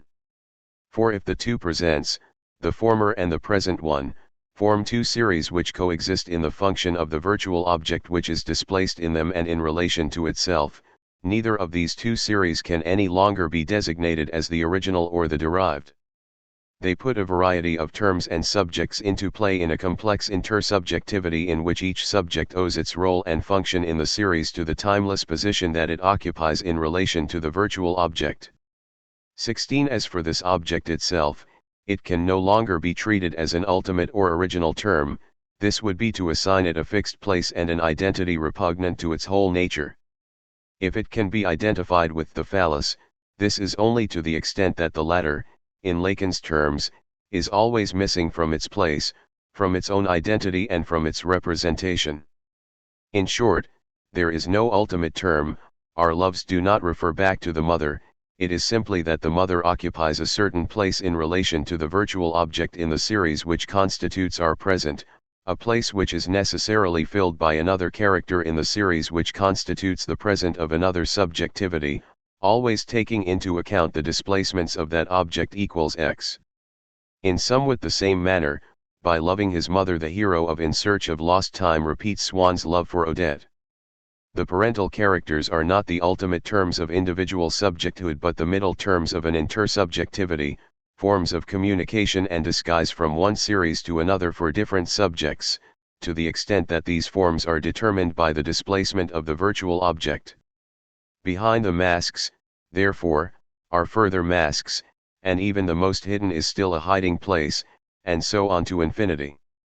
The only illusion is that of unmasking something or someone. The symbolic organ of repetition, the phallus, is no less a mask than it is itself hidden.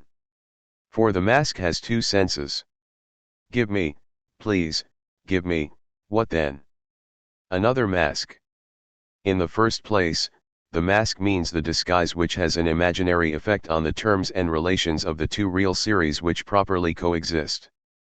More profoundly, however, it signifies the displacement which essentially affects the virtual symbolic object, both in its series and in the real series in which it endlessly circulates.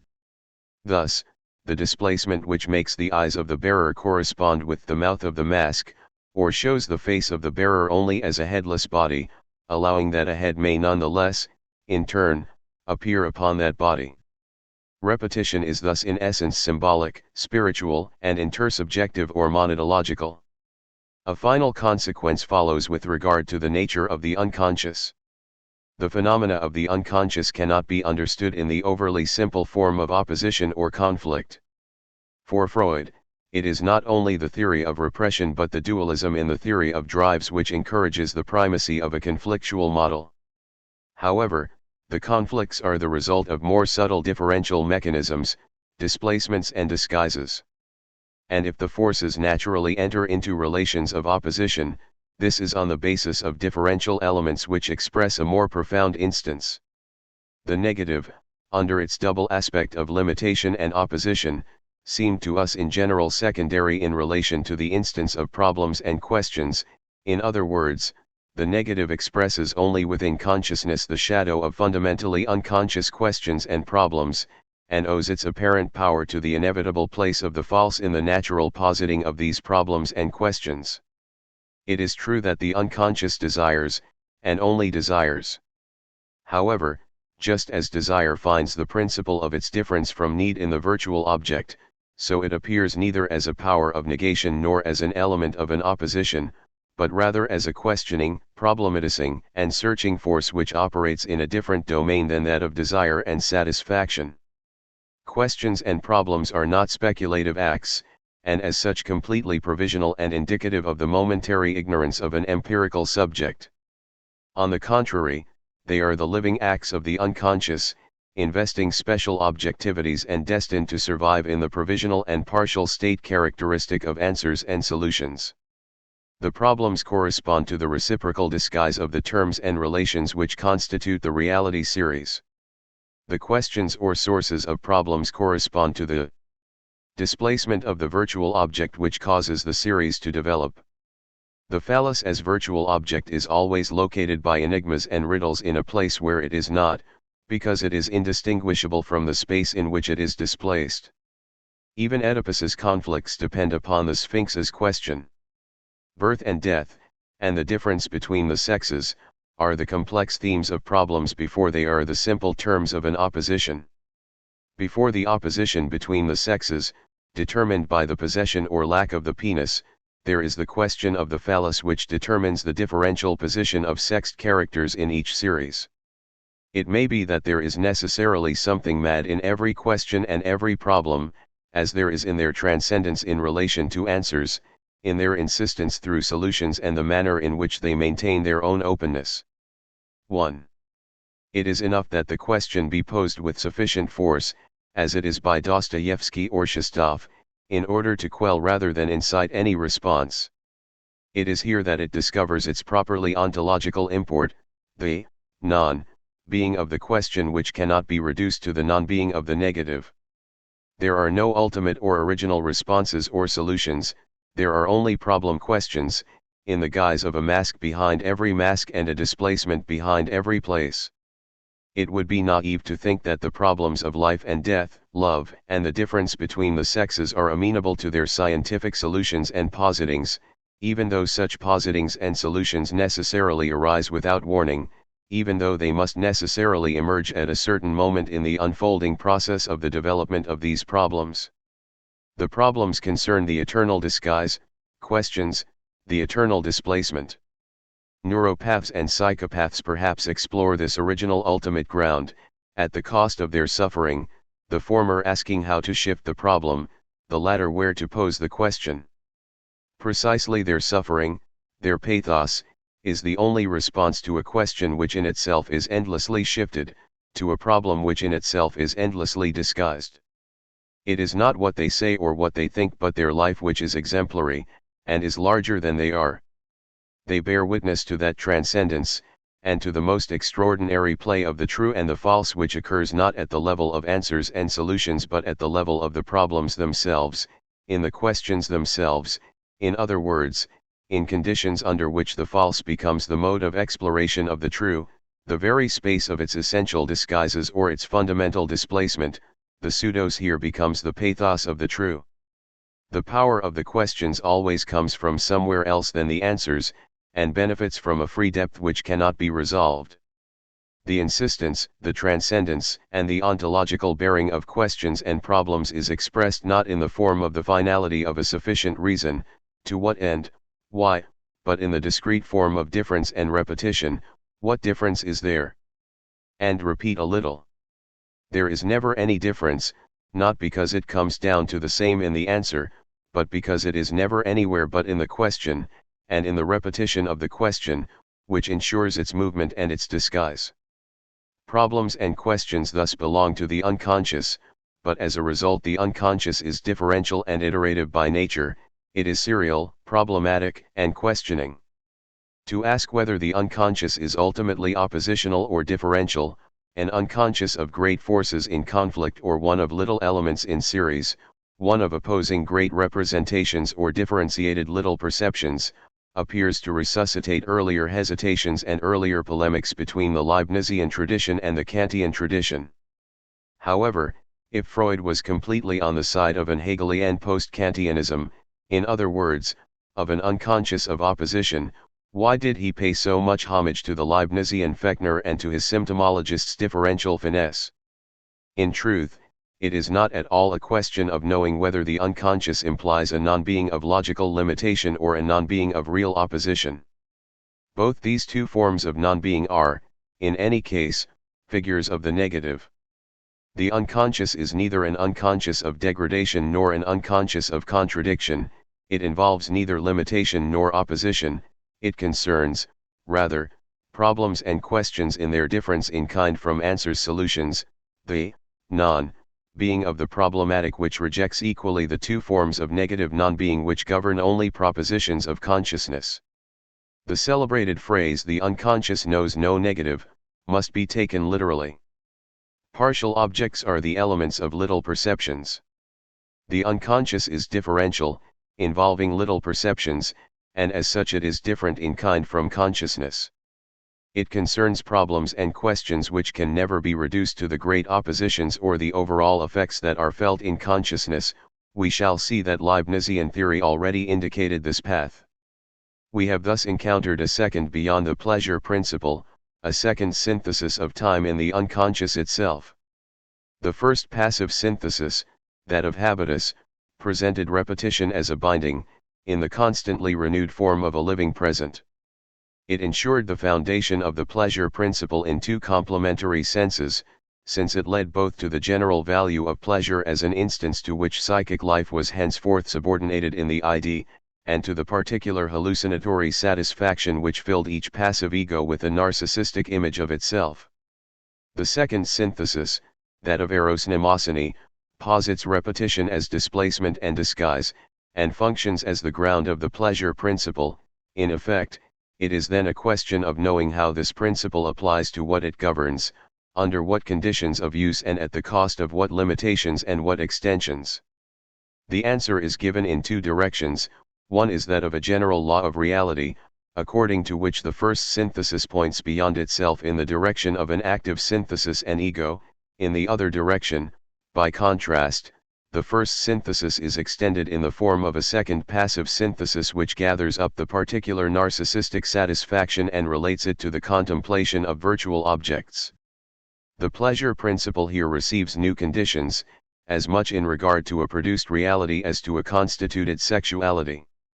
Drives, which are defined only as bound excitation, now appear in differentiated form, as self-preservative drives following the active line of reality, as sexual drives in this new passive extension.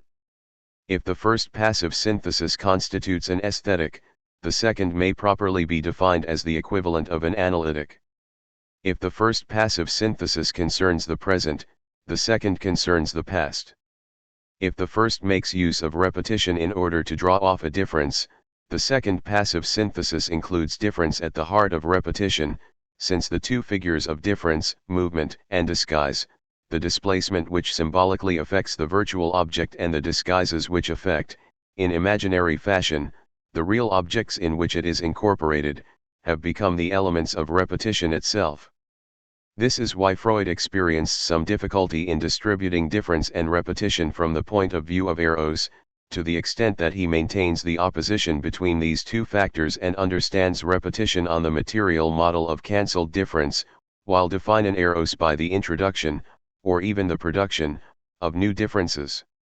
In fact, eros's force of repetition derives directly from a power of difference, one which eros borrows from mnemosyne, one which affects virtual objects like so many fragments of a pure past.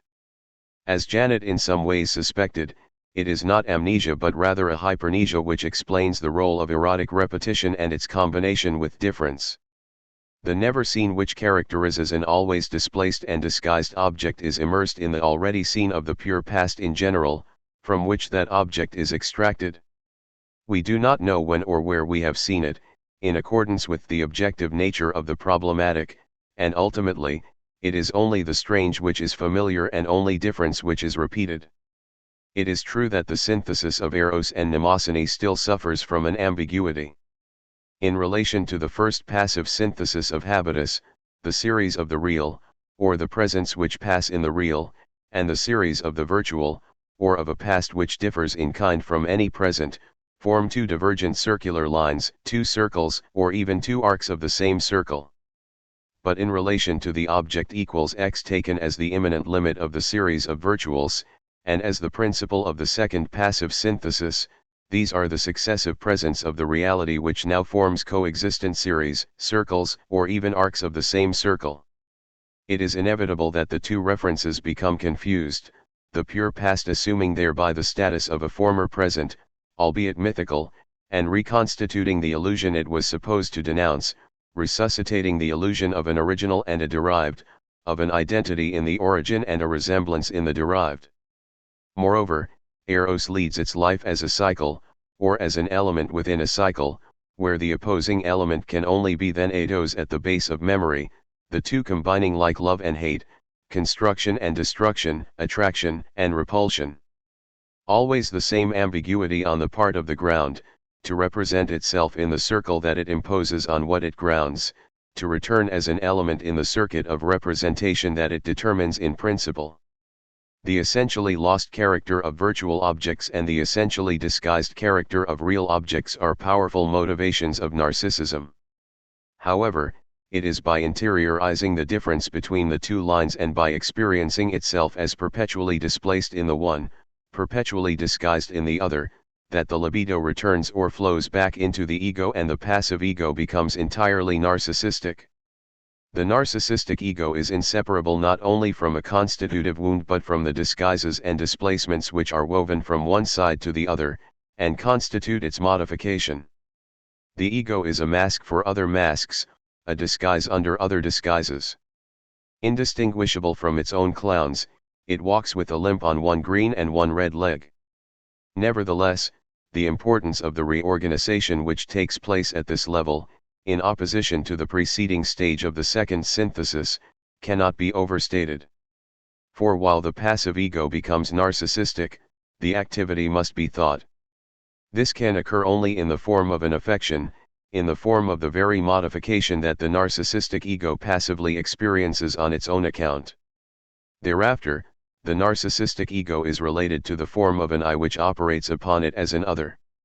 This active but fractured I is not only the basis of the superego but the correlate of the passive and wounded narcissistic ego, thereby forming a complex whole that Paul Ricoeur aptly named an aborted cogito. 19 Moreover, there is only the aborted cogito, only the larval subject. We saw above that the fracture of the I was no more than the pure and empty form of time, separated from its content. The narcissistic ego indeed appears in time, but does not constitute a temporal content. The narcissistic libido, the reflux of the libido into the ego, abstracts from all content. The narcissistic ego is, rather, the phenomenon which corresponds to the empty form of time without filling it, the spatial phenomenon of that form in general. It is this phenomenon of space which is presented in a different manner in neurotic castration and psychotic fragmentation. The form of time in the I determines an order, a whole and a series. The formal static order of before, during and after marks the division of the narcissistic ego in time, or the conditions of its contemplation. The whole of time is gathered in the image of the formidable action as this is simultaneously presented, forbidden, and predicted by the superego. The action equals X. The temporal series designates the confrontation of the divided narcissistic ego with the whole of time or the image of the action. The narcissistic ego repeats once in the form of the before or lack, in the form of the ID, this action is too big for me, a second time in the form of an infinite becoming equal appropriate to the ego ideal, a third time in the form of the after which realizes the prediction of the superego. The ID and the ego, the condition and the agent, will themselves be annihilated. For the practical law itself signifies nothing other than that empty form of time. When the narcissistic ego takes the place of the virtual and real objects, when it assumes the displacement of the former and the disguise of the latter, it does not replace one content of time with another. On the contrary, we enter into the third synthesis. It is as though time had abandoned all possible mnemic content, and in so doing had broken the circle into which it was led by eros. It is as though it had unrolled, straightened itself and assumed the ultimate shape of the labyrinth, the straight-line labyrinth which is, as Borges says, invisible, incessant. Time empty and out of joint, with its rigorous formal and static order, its crushing unity and its irreversible series, is precisely the death instinct. The death instinct does not enter into a cycle with eros, but testifies to a completely different synthesis. It is by no means the complement or antagonist of eros, nor in any sense symmetrical with him.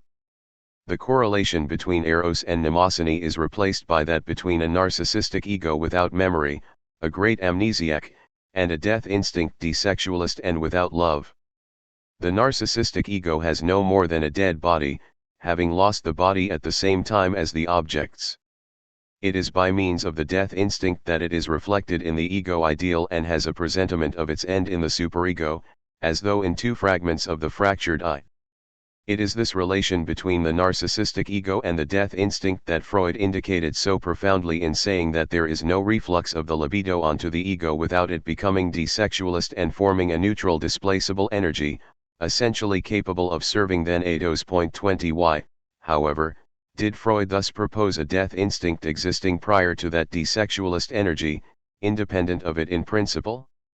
Undoubtedly for two reasons, one relating to the persistence of a dualistic and conflictual model which inspired the entire theory of drives, the other to the material model which presided over the theory of repetition.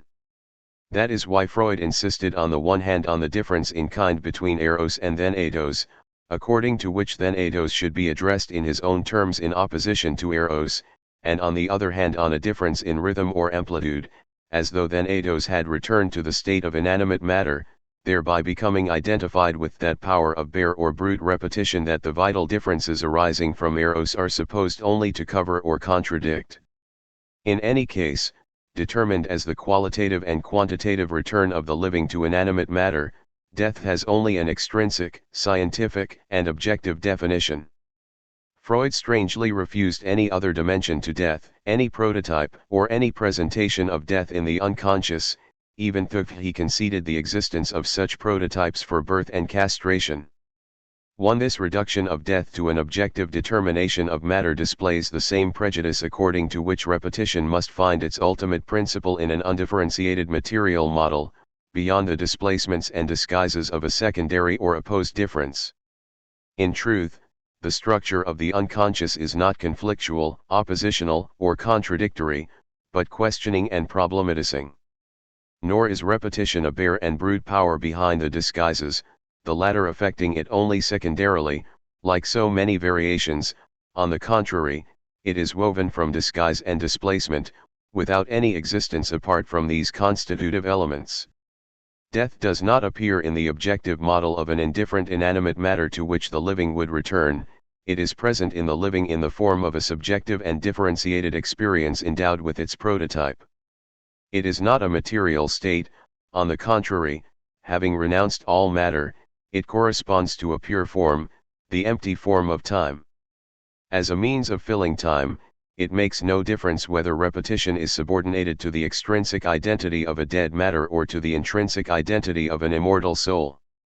For death cannot be reduced to negation, neither to the negative of opposition nor to the negative of limitation. It is neither the limitation imposed by matter upon mortal life, nor the opposition between matter and immortal life, which furnishes death with its prototype. Death is, rather, the last form of the problematic, the source of problems and questions, the sign of their persistence over and above every response, the where, and when, which designate this, non-being where every affirmation is nourished. Blanchot rightly suggests that death has two aspects. One is personal, concerning the I or the ego, something which I can confront in a struggle or meet at a limit, or in any case encounter in a present which causes everything to pass. The other is strangely impersonal, with no relation to me, neither present nor past but always coming, the source of an incessant multiple adventure in a persistent question. It is the fact of dying that includes a radical reversal, through which the death that was the extreme form of my power not only becomes what loosens my hold upon myself by casting me out of my power to begin and even to finish, but also becomes that which is without any relation to me, without power over me, that which is stripped of all possibility, the unreality of the indefinite. I cannot represent this reversal to myself, I cannot even conceive of it as definitive. It is not the irreversible step beyond which there would be no return, for it is that which is not accomplished, the interminable and the incessant. It is inevitable but inaccessible death, it is the abyss of the present, time without a present, with which I have no relationships, it is that toward which I cannot go forth, for in it I do not die, I have fallen from the power to die. In it they die, they do not cease, and they do not finish dying, not the term, but the interminable, not proper but featureless death and not true death but, as Kafka says, the sneer of its capital error. 21. In confronting these two aspects, it is apparent that even suicide does not make them coincide with one another or become equivalent. The first signifies the personal disappearance of the person, the annihilation of this difference represented by the I or the ego. This is a difference which existed only in order to die, and the disappearance of which can be objectively represented by a return to inanimate matter, as though calculated by a kind of entropy. Despite appearances, this death always comes from without, even at the moment when it constitutes the most personal possibility, and from the past, even at the moment when it is most present. The other death, however, the other face or aspect of death, refers to the state of free differences when they are no longer subject to the form imposed upon them by an I or an ego, when they assume a shape which excludes my own coherence no less than that of any identity whatsoever. There is always a one dies more profound than I die, and it is not only the gods who die endlessly and in a variety of ways, as though there appeared worlds in which the individual was no longer imprisoned within the personal form of the I and the ego, nor the singular imprisoned within the limits of the individual, in short, the insubordinate multiple, which cannot be recognized in the first aspect. The Freudian conception refers to this first aspect, and for that reason fails to discover the death instinct, along with the corresponding experience and prototype. We see no reason to propose a death instinct which would be distinguishable from eros, either by a difference in kind between two forces, or by a difference in rhythm or amplitude between two movements. In both cases, the difference would already be given and then eidos would be independent as a result. It seems to us, on the contrary, that then eidos is completely indistinguishable from the desexualization of eros, with the resultant formation of that neutral and displaceable energy of which Freud speaks. This energy does not serve then eidos, it constitutes him. There is no analytic difference between eros and then eidos, no already given difference such that the two would be combined or made to alternate within the same synthesis. It is not that the difference is any less. On the contrary, being synthetic, it is greater precisely because then eidos stands for a synthesis of time quite unlike that of eros, all the more exclusive because it is drawn from him, constructed upon his remains. It is all in the same movement that there is a reflux of eros onto the ego, that the ego takes upon itself the disguises and displacements which characterize the objects in order to construct its own fatal affection, that the libido loses all mnemic content and time loses its circular shape in order to assume a merciless and straight form, and that the death instinct appears, indistinguishable from that pure form, the desexualized energy of that narcissistic libido. The complementarity between the narcissistic libido and the death instinct defines the third synthesis as much as eros and mnemosyne define the second. Moreover, when Freud says that perhaps the process of thought in general should be attached to that desexualized energy which is the correlative of the libido become narcissistic, we should understand that, contrary to the old dilemma, it is no longer a question of knowing whether thought is innate or acquired. It is neither innate nor acquired but genital, in other words, desexualist and drawn from that reflux which opens us onto empty time. In order to indicate this genesis of thought in an always fractured I, Todd said, I am an innate genital, meaning equally thereby a desexualist acquisition. It is not a question of acquiring thought, nor of exercising it as though it were innate, but of engendering the act of thinking within thought itself, perhaps under the influence of a violence which causes the reflux of libido onto the narcissistic ego, and in the same movement both extracting then eidos from eros and abstracting time from all content in order to separate out the pure form. There is an experience of death which corresponds to this third synthesis. Freud supposes the unconscious to be ignorant of three important things: death, time, and no. Yet it is a question only of time, death, and no in the unconscious. Does this mean merely that they are acted agis without being represented?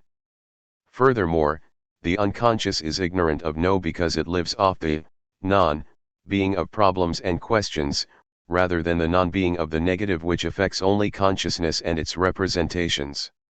It is ignorant of death because every representation of death concerns its inadequate aspect, whereas the unconscious discovers and seizes upon the other side, the other face.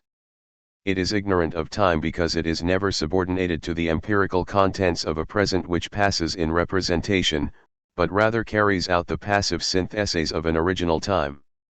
It is these three syntheses which must be understood as constitutive of the unconscious. They correspond to the figures of repetition which appear in the work of a great novelist, the binding, the ever-renewed fine cord, the ever-displaced stain on the wall, the ever-erased eraser. The repetition binding, the repetition stain, the repetition eraser, the three beyonds of the pleasure principle. The first synthesis expresses the foundation of time upon the basis of a living present, a foundation which endows pleasure with its value as a general empirical principle to which is subject the content of the psychic life in the ID. The second synthesis expresses the manner in which time is grounded in a pure past, a ground which conditions the application of the pleasure principle to the contents of the ego. The third synthesis, however, refers to the absence of ground into which we are precipitated by the ground itself. Then eidos appears in third place as this groundlessness, beyond the ground of eros and the foundation of habitus. He therefore has a disturbing kind of relation with the pleasure principle which is often expressed in the unfathomable paradoxes of a pleasure linked to pain, when in fact it is a question of something else altogether, the desexualization which operates in this third synthesis, insofar as it inhibits the application of the pleasure principle as the prior directive idea in order then to proceed to a resexualization in which pleasure is invested only in a pure, cold, apathetic, and frozen thought, as we see in the cases of sadism and masochism. In one sense the third synthesis unites all the dimensions of time, past, present and future, and causes them to be played out in the pure form. In another sense it involves their reorganization, since the past is treated in function of a totality of time as the condition by default which characterizes the ID, while the present is defined by the metamorphosis of the agent in the ego ideal. In a third sense, finally, the ultimate synthesis concerns only the future, since it announces in the superego the destruction of the ID and the ego, of the past as well as the present, of the condition and the agent. At this extreme point the straight line of time forms a circle again, a singularly tortuous one, or alternatively, the death instinct reveals an unconditional truth hidden in its other face, namely, the eternal return insofar as this does not cause everything to come back but, on the contrary, affects a world which has rid itself of the default of the condition and the equality of the agent in order to affirm only the excessive and the unequal, the interminable and the incessant, the formless as the product of the most extreme formality. This is how the story of time ends, by undoing its too well-centered natural or physical circle and forming a straight line which then, led by its own length, reconstitutes an eternally decentered circle. The eternal return is a force of affirmation, but it affirms everything of the multiple, everything of the different, everything of chance except what subordinates them to the one, to the same, to necessity, everything except the one, the same and the necessary. It is said that the one subjugated the multiple once and for all. But is this not the face of death? And does not the other face cause to die in turn, once and for all, everything which operates once and for all? If there is an essential relation between eternal return and death, it is because it promises and implies once and for all the death of that which is one. If there is an essential relation with the future, it is because the future is the deployment and explication of the multiple, of the different and of the fortuitous, for themselves and for all times. Repetition in the eternal return excludes two determinations, the same or the identity of a subordinating concept, and the negative of the condition which would relate the repeated to the same, and thereby ensure the subordination. Repetition in the eternal return excludes both the becoming equal or the becoming similar in the concept, and being conditioned by lack of such a becoming. It concerns instead excessive systems which link the different with the different, the multiple with the multiple, the fortuitous with the fortuitous, in a complex of affirmations always coextensive with the questions posed and the decisions taken. It is claimed that man does not know how to play. This is because, even when he is given a situation of chance or multiplicity, he understands his affirmations as destined to impose limits upon it, his decisions as destined to ward off its effects, his reproductions as destined to bring about the return of the same, given a winning hypothesis. This is precisely a losing game, one in which we risk losing as much as winning because we do not affirm the all of chance, the pre-established character of the rule which fragments has as its correlate the condition by default in the player, who never knows which fragment will emerge. The system of the future, by contrast, must be called a divine game, since there is no pre-existing rule, since the game bears already upon its own rules, and since the child player can only win, all of chance being affirmed each time and for all times. Not restrictive or limiting affirmations, but affirmations coextensive with the questions posed and with the decisions from which these emanate. Such a game entails the repetition of the necessarily winning move, since it wins by embracing all possible combinations and rules in the system of its own return. On this question of the game of repetition and difference as governed by the death instinct, no one has gone further than Borges, throughout his astonishing work. If the lottery is an intensification of chance, a periodic infusion of chaos into the cosmos, would it not be desirable for chance to intervene at all stages of the lottery and not merely in the drawing? Is it not ridiculous for chance to dictate the death of someone, while the circumstances of his death, its silent reserve or publicity, the time limit of 1 hour or 1 century, should remain immune to hazard? The ignorant suppose that an infinite number of drawings require an infinite amount of time. In reality, it is quite enough that time be infinitely subdivisible. In all fiction, when a man is faced with alternatives, he chooses one at the expense of the others. In the almost unfathomable THIRD pen, he chooses, simultaneously, all of them. He thus creates various futures, various times which start others that will in their turn branch out and bifurcate in other times. This is the cause of the contradictions in the novel. Fang, let us say, has a secret. A stranger knocks at his door. Fang makes up his mind to kill him. Naturally, there are various possible outcomes. Fang can kill the intruder can kill Fang, both can be saved, both can die, and so on and so on. In THIRD pen's work, all the possible solutions occur, each one being the point of departure for other bifurcations. 23.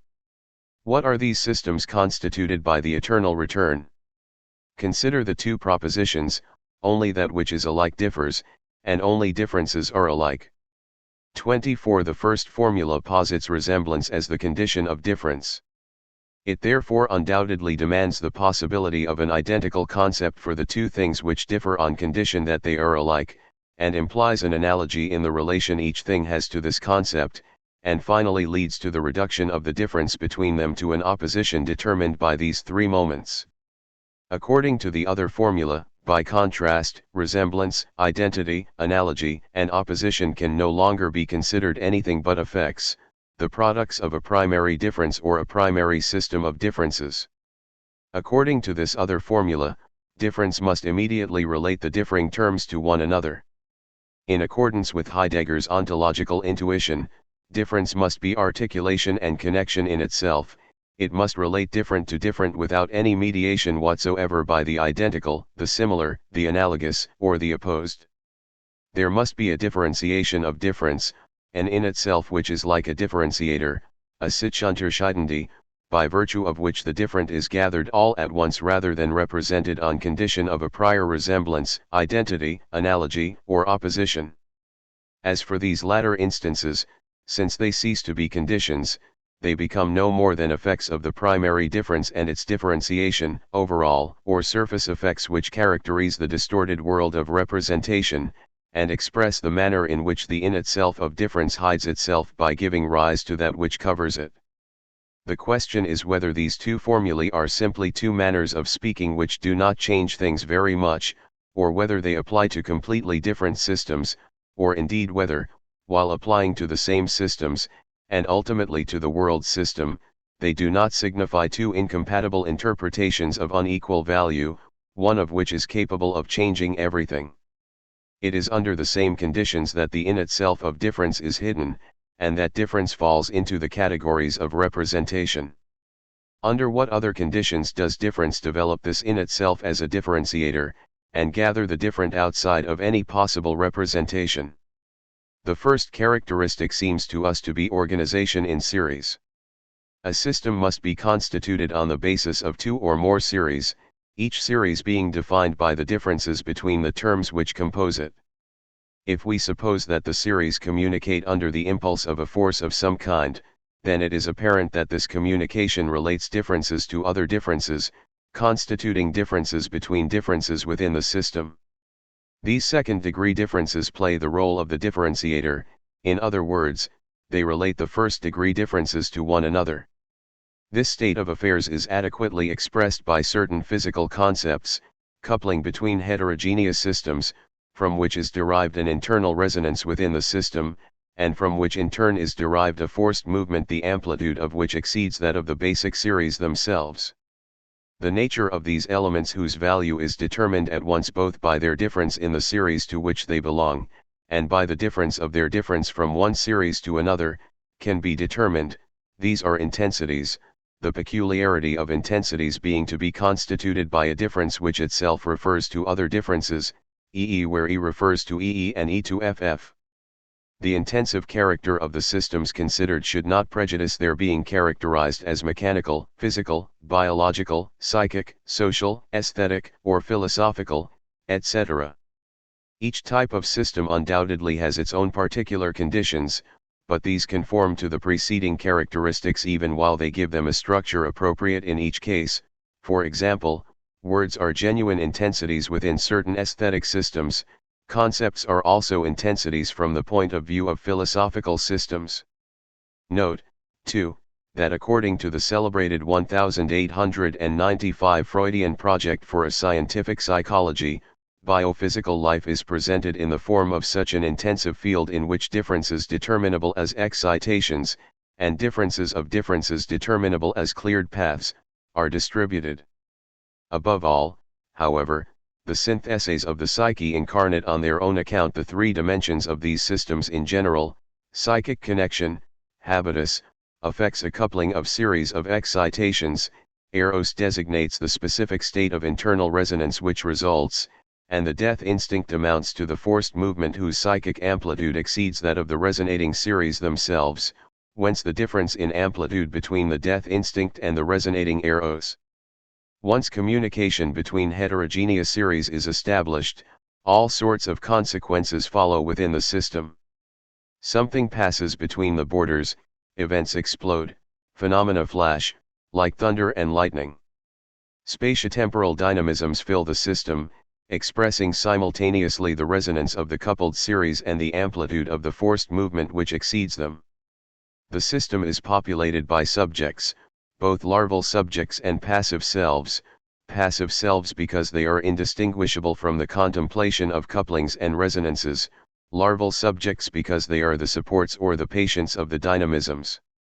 In effect, a pure spatiotemporal dynamism, with its necessary participation in the forced movement, can be experienced only at the borders of the livable, under conditions beyond which it would entail the death of any well-constituted subject endowed with independence and activity. Embryology already displays the truth that there are systematic vital movements, torsions, and drifts, that only the embryo can sustain. An adult would be torn apart by them. There are movements for which one can only be a patient, but the patient in turn can only be a larva. Evolution does not take place in the open air, and only the involuted evolves. A nightmare is perhaps a psychic dynamism that could be sustained neither awake nor even in dreams, but only in profound sleep, in a dreamless sleep. In this sense, it is not even clear that thought, in so far as it constitutes the dynamism peculiar to philosophical systems, may be related to a substantial, completed and well-constituted subject, such as the Cartesian cogito. Thought is, rather, one of those terrible movements which can be sustained only under the conditions of a larval subject. These systems admit only such subjects as these, since they alone can undertake the forced movement by becoming the patient of the dynamisms which express it. Even the philosopher is a larval subject of his own system. Thus we see that these systems are not defined only by the heterogeneous series which border them, nor by the coupling, the resonance, and the forced movement which constitute their dimensions, but also by the subjects which populate them and the dynamisms which fill them, and finally by the qualities and extensities which develop on the basis of such dynamisms. The most important difficulty, however, remains: is it really difference which relates different to different in these intensive systems? Does the difference between differences relate difference to itself without any other intermediary? When we speak of communication between heterogeneous systems, of coupling and resonance, does this not imply a minimum of resemblance between the series, and an identity in the agent which brings about the communication? Would not too much difference between the series render any such operation impossible? Are we not condemned to rediscover a privileged point at which difference can be understood only by virtue of a resemblance between the things which differ and the identity of a third party? Here we must pay the greatest attention to the respective roles of difference, resemblance, and identity. To begin with, what is this agent, this force which ensures communication? Thunderbolts explode between different intensities, but they are preceded by an invisible, imperceptible dark precursor, which determines their path in advance but in reverse, as though intagliated. Likewise, every system contains its dark precursor which ensures the communication of peripheral series. As we shall see, given the variety among systems, this role is fulfilled by quite diverse determinations. The question is to know in any given case how the precursor fulfills this role. There is no doubt that there is an identity belonging to the precursor, and a resemblance between the series which it causes to communicate. This there is, however, remains perfectly indeterminate. Are identity and resemblance here the preconditions of the functioning of this dark precursor, or are they, on the contrary, its effects? If the latter, might it necessarily project upon itself the illusion of a fictive identity, and upon the series which it relates the illusion of a retrospective resemblance? Identity and resemblance would then be no more than inevitable illusions, in other words, concepts of reflection which would account for our inveterate habit of thinking difference on the basis of the categories of representation. All that, however, would be possible only because the invisible precursor conceals itself and its functioning, and at the same time conceals the in itself or true nature of difference. Given two heterogeneous series, two series of differences, the precursor plays the part of the differentiator of these differences. In this manner, by virtue of its own power, it puts them into immediate relation to one another. It is the in itself of difference or the differently different, in other words, difference in the second degree, the self-different which relates different to different by itself. Because the path it traces is invisible and becomes visible only in reverse, to the extent that it is traveled over and covered by the phenomena it induces within the system, it has no place other than that from which it is missing, no identity other than that which it lacks. It is precisely the object equals X, the one which is lacking in its place as it lacks its own identity. As a result, the logical identity abstractly imputed to it by reflection, along with the physical resemblance which reflection imputes to the series which it relates, express only the statistical effect of its functioning upon the system as a whole. In other words, these express only the manner in which it conceals itself under its own effects, because of the way it perpetually displaces itself within itself and perpetually disguises itself in the series. We cannot, therefore, suppose that the identity of a third party and the resemblance of the parties in question are a condition of the being and thought of difference. These are only a condition of its representation, which expresses a distortion of that being and that thought, like an optical effect which disturbs the true, in itself status of the condition. We call this dark precursor, this difference in itself or difference in the second degree which relates heterogeneous systems and even completely disparate things, the disparate. In each case, the space in which it is displaced and its process of disguise determine a relative size of the differences brought into relation. It is well known that in certain cases, in certain systems, the difference between the differences brought height into play may be very large, in other systems it must be very small. It would be wrong, however, to see in this second case the pure expression of a prior requirement of resemblance, which would then be relaxed in the first case only by being extended to the world scale.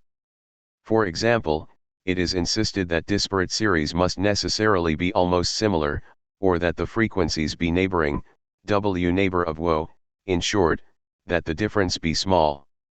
If, however, the identity of the agent which causes the different things to communicate is presupposed, then there are no differences which will not be small, even on the world scale. We have seen that small and large apply badly to difference, because they judge it according to the criteria of the same and the similar. If difference is related to its differentiator, and if we refrain from attributing to the differentiator an identity that it cannot and does not have, then the difference will be small or large according to its possibilities of fractionation, that is, according to the displacements and disguise of the differentiator. In no case will it be possible to claim that a small difference testifies to a strict condition of resemblance, any more than a large difference testifies to the persistence of a resemblance which is simply relaxed. Resemblance is in any case an effect, a functional product, an external result, an illusion which appears once the agent arrogates to itself an identity that it lacked. The important thing is not that the difference be small or large, and ultimately always small in relation to a greater resemblance. The important thing, for the in itself, is that the difference, whether small or large, be internal. There are systems with large external resemblance and small internal difference. The contrary is also possible, systems with small external resemblance and large internal difference. What is impossible, however, is the contradictory. Resemblance is always exterior and difference, whether small or large, forms the kernel of the system. Take the following examples borrowed from very diverse literary systems. In the work of Raymond Roussel, we find verbal series. The role of precursor is filled by a homonym or quasi-homonym, Billard-Pillard, but this dark precursor is all the less visible and noticeable to the extent that one or other of the two series remains hidden. Strange stories fill in the difference between the two series in such a manner as to induce an effect of resemblance and external identity. The precursor, however, by no means acts by virtue of its identity, whether this be a nominal or a homonymic identity. We see this clearly in the case of the quasi-homonym, which functions only by becoming indistinguishable from the differential character which separates two words, B and P. Similarly, the homonym appears here not as the nominal identity of a signifier but as the differentiator of distinct signifieds, which then produces secondarily an effect of resemblance between the signifieds along with an effect of identity in the signifier. It would therefore be inadequate to say that the system is grounded upon a certain negative determination, namely, the default in which words stand in relation to things and as a result of which single words are condemned to designate several things. The same illusion leads us to conceive of difference on the basis of a supposed prior resemblance and identity, and makes it appear as negative. In fact, it is not by the poverty of its vocabulary that language invents the form in which it plays the role of dark precursor, but by its excess, by its most positive syntactic and semantic power. In playing this role it differentiates the differences between the different things spoken of, relating these immediately to one another in series which it causes to resonate. For the same reason, as we have seen, the repetition of words cannot be explained negatively, cannot be presented as a bare repetition without difference. Joyce's work obviously appeals to quite different procedures.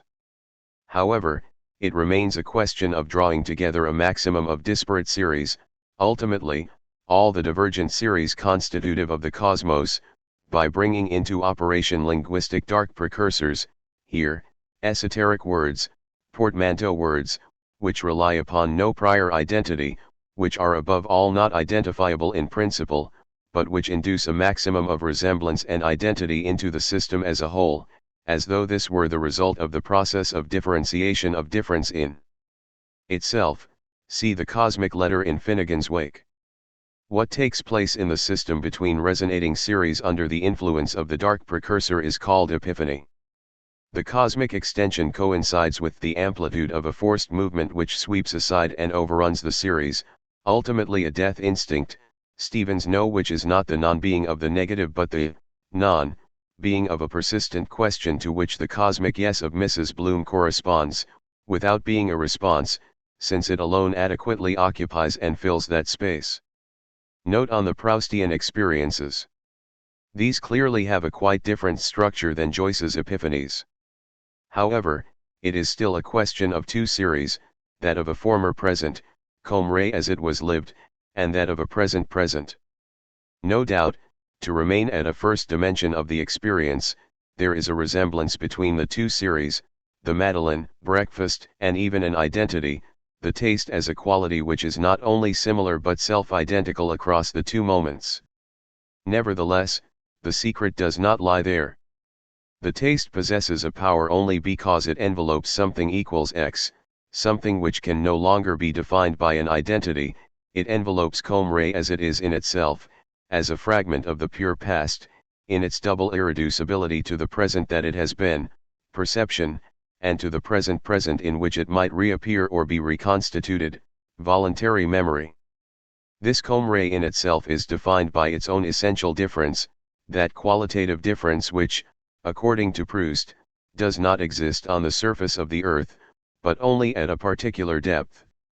It is this difference which, by enveloping itself, produces the identity of the quality which constitutes the resemblance between the series. Identity and resemblance are therefore once again the result of a differentiator. And if the two series succeed one another, they nevertheless coexist in relation to comme re in itself as the object equals X which causes them to resonate. Moreover, the resonance of the series may give rise to a death instinct which overruns them both, for example, the ankle boot and the memory of the grandmother. Eros is constituted by the resonance, but overcomes itself in the direction of the death instinct which is constituted by the amplitude of a forced movement. This death instinct finds its glorious issue in the work of art, over and above the erotic experiences of the involuntary memory. The Proustian formula "a little time in its pure state" refers first to the pure past, the in itself of the past or the erotic synthesis of time, but more profoundly to the pure and empty form of time, the ultimate synthesis, that of the death instinct which leads to the eternity of the return in time. The question of whether psychic experience is structured like a language, or even whether the physical world may be regarded as a book, depends upon the nature of the dark precursors. A linguistic precursor or an esoteric word does not have an identity by itself, not even a nominal one, any more than its significations have a resemblance, even an infinitely relaxed one. It is not just a complex word or a simple gathering of words, but a word about words which is indistinguishable from the differentiator of first-degree words and from the dissembler of their significations. Its value, therefore, lies not in the extent to which it claims to say something but in the extent to which it claims to state the sense of what it says. The law of language which operates within representation excludes that possibility. The sense of a word can be stated only by another word which takes the first as its object. Whence the following paradoxical situation: the linguistic precursor belongs to a kind of meta-language and can be incarnated only within a word devoid of sense from the point of view of the series of first-degree verbal representations. It is the refrain. This double status of esoteric words, which state their own sense but do so only by representing it and themselves as nonsense, clearly expresses the perpetual displacement of sense and its disguise among the series. In consequence, esoteric words are properly linguistic cases of the object equals X, while the object equals X structures psychic experience like a language on condition that the perpetual, invisible, and silent displacement of linguistic sense is taken into account. In a sense, everything speaks and has sense, on condition that speech is also that which does not speak, or rather, speech is the sense which does not speak in speech.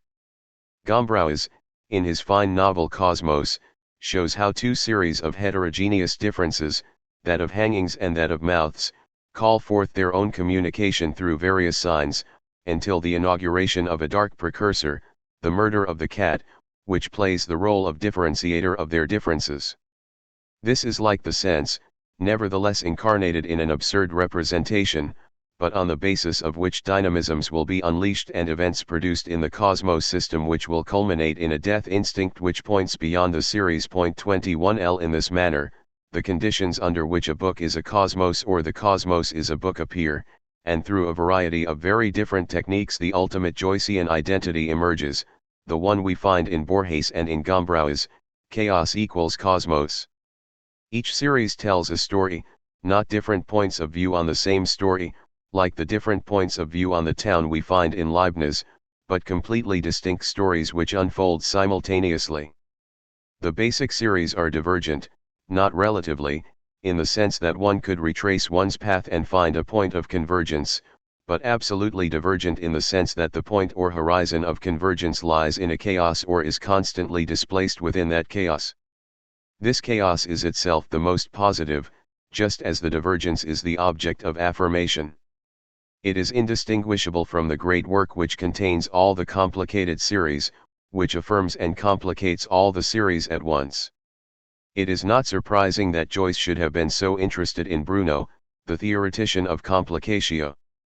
The trinity complication-explication-implication accounts for the totality of the system, in other words, the chaos which contains all, the divergent series which lead out and back in, and the differentiator which relates them one to another. Each series explicates or develops itself, but in its difference from the other series which it implicates and which implicate it, which it envelopes and which envelop it, in this chaos which complicates everything. The totality of the system, the unity of the divergent series as such, corresponds to the objectivity of a problem. Hence the method of questions problems by means of which Joyce animates his work, and before that the manner in which Lewis Carroll linked portmanteau words to the status of the problematic. The essential point is the simultaneity and contemporaneity of all the divergent series, the fact that all coexist. From the point of view of the presents which pass in representation, the series are certainly successive, one before and the other after. It is from this point of view that the second is said to resemble the first.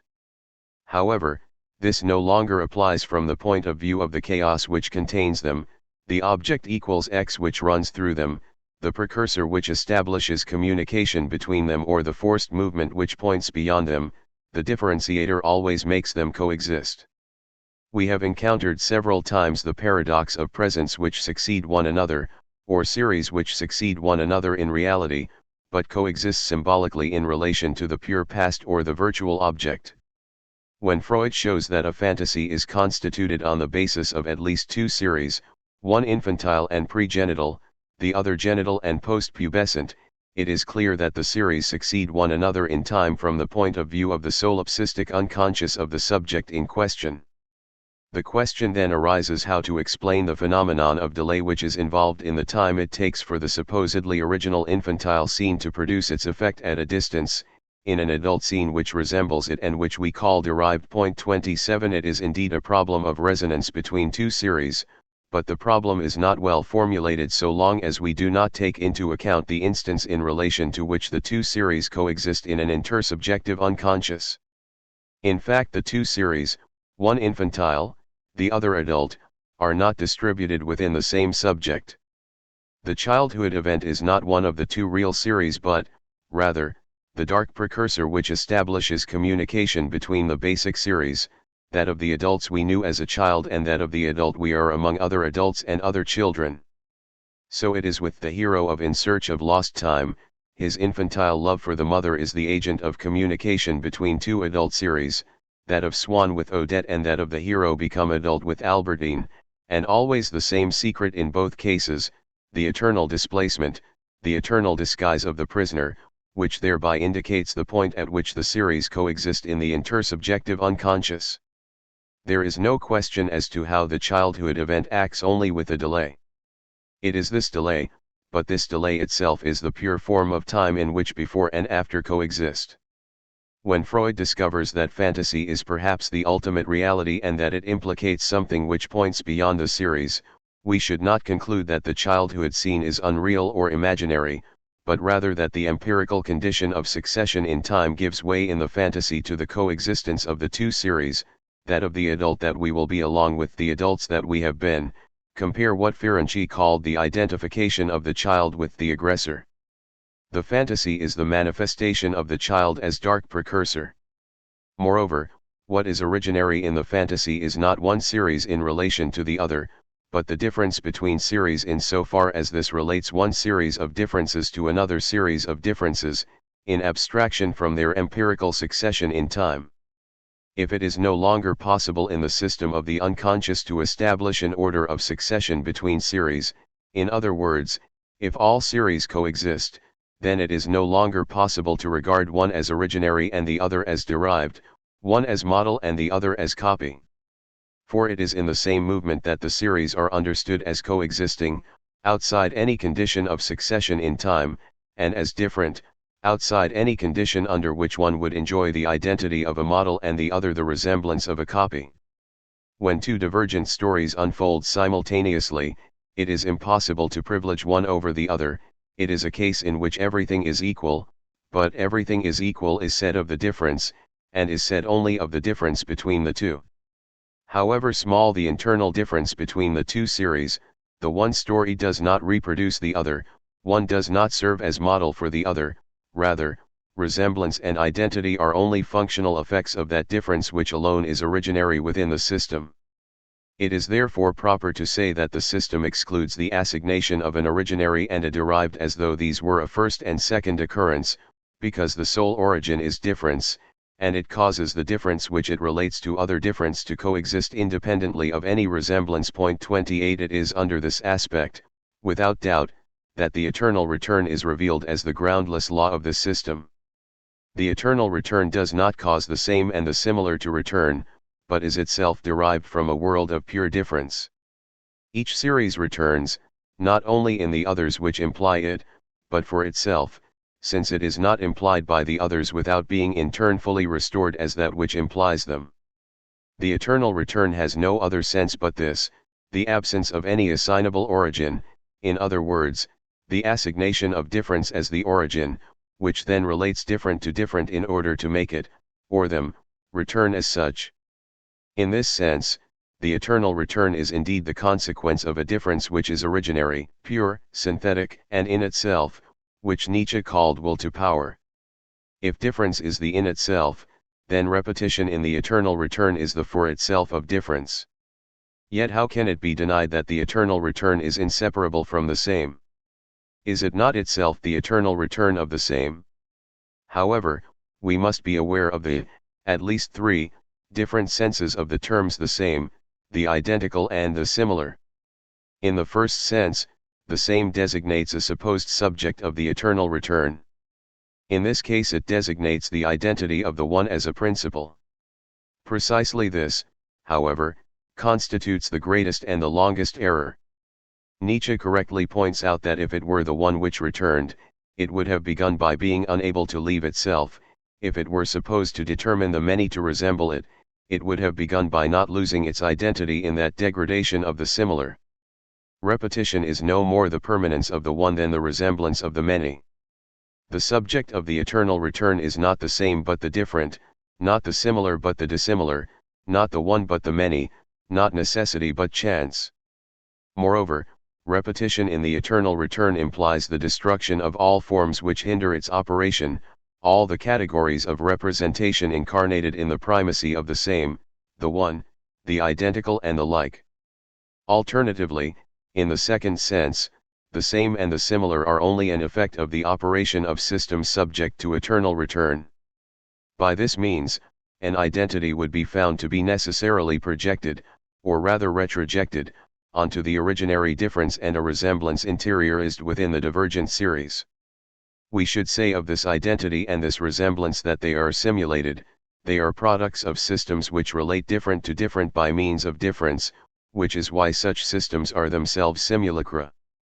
The same and the similar are fictions engendered by the eternal return. This time, there is no longer error but illusion, inevitable illusion which is the source of error, but may nevertheless be distinguished from it. Finally, in the third sense, the same and the similar are indistinguishable from the eternal return itself. They do not exist prior to the eternal return.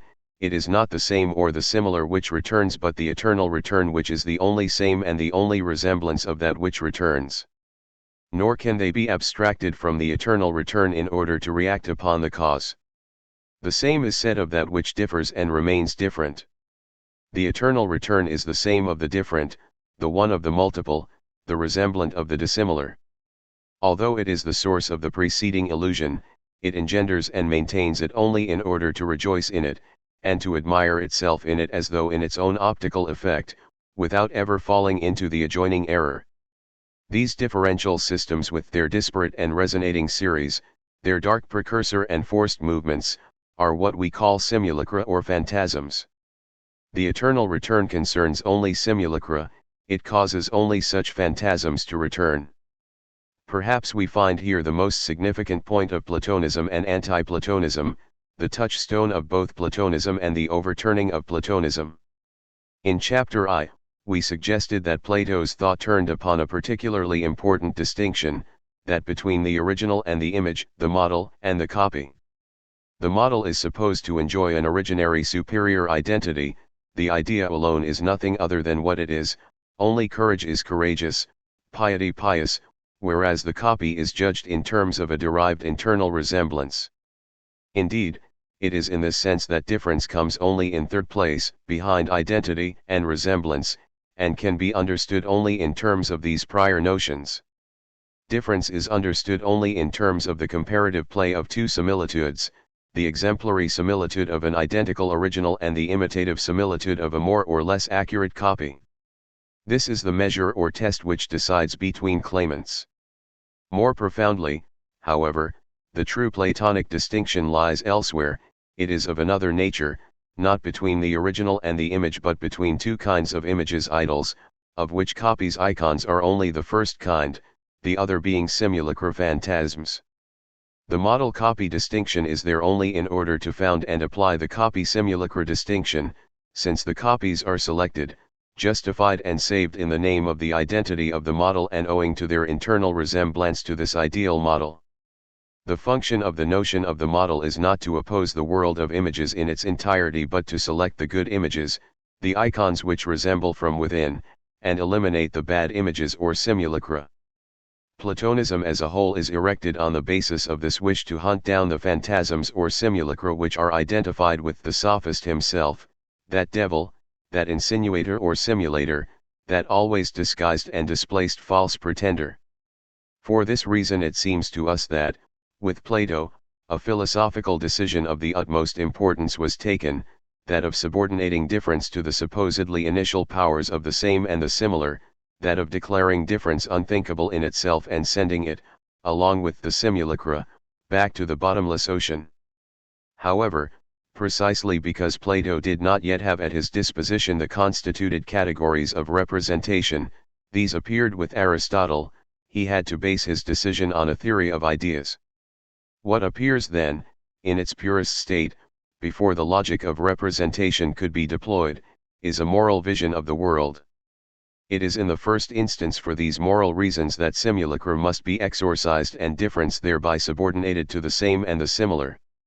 For this reason, however, because Plato makes the decision, and because with him the victory is not assured as it will be in the established world of representation, the rumbling of the enemy can still be heard. Insinuated throughout the Platonic cosmos, difference resists its yoke. Heraclitus and the sophists make an infernal racket. It is as though there were a strange double which dogs Socrates' footsteps and haunts even Plato's style, inserting itself into the repetitions and variations of that style. 29. Simulacra or phantasms are not simply copies of copies, degraded icons involving infinitely relaxed relations of resemblance. The Catechism, so heavily influenced by the Platonic fathers, has made us familiar with the idea of an image without likeness.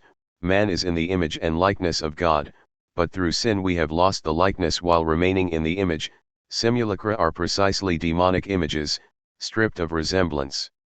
Or rather, in contrast to icons, they have externalized resemblance and live on difference instead.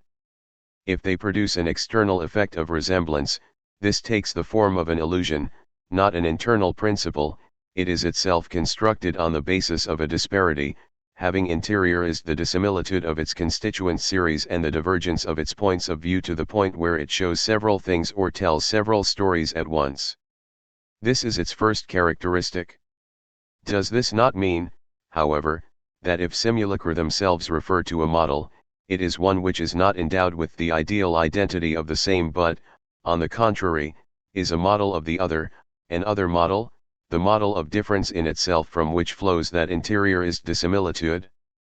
Among the most extraordinary pages in Plato, demonstrating the anti-Platonism at the heart of Platonism, are those which suggest that the different, the dissimilar, the unequal in short, becoming, may well be not merely defects which affect copies like a ransom paid for their secondary character or a counterpart to their resemblance, but rather models themselves, terrifying models of the pseudos in which unfolds the power of the false. 3. This hypothesis is quickly put aside, silenced and banished. Nevertheless it did appear, if only momentarily, like a flash of lightning in the night, testifying to a persistent activity on the part of simulacra, to their underground work and to the possibility of a world of their own. Does this not mean, thirdly, that simulacra provide the means of challenging both the notion of the copy and that of the model? The model collapses into difference, while the copies disperse into the dissimilitude of the series which they interiorise, such that one can never say that the one is a copy and the other a model. Such is the ending of the sophist, where we glimpse the possibility of the triumph of the simulacra. For Socrates distinguishes himself from the sophist, but the sophist does not distinguish himself from Socrates, placing the legitimacy of such a distinction in question. Twilight of the Aeons. Is this not to indicate the point at which the identity of the model and the resemblance of the copy become errors, the same and the similar no more than illusions born of the functioning of simulacra? Simulacra function by themselves, passing and repassing the decentered centers of the eternal return. It is no longer the Platonic project of opposing the cosmos to chaos, as though the circle were the imprint of a transcendent idea capable of imposing its likeness upon a rebellious matter. It is indeed the very opposite, the immanent identity of chaos and cosmos, being in the eternal return, a thoroughly tortuous circle. Plato attempted to discipline the eternal return by making it an effect of the ideas, in other words, making it copy a model.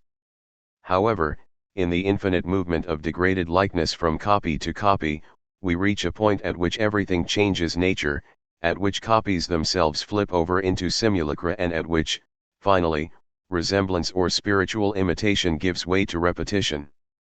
Chapter 3, The Image of Thought. Where to begin in philosophy has always, rightly, been regarded as a very delicate problem, for beginning means eliminating all presuppositions. However, whereas in science one is confronted by objective presuppositions which axiomatic rigor can eliminate, presuppositions in philosophy are as much subjective as objective. By objective presuppositions we mean concepts explicitly presupposed by a given concept.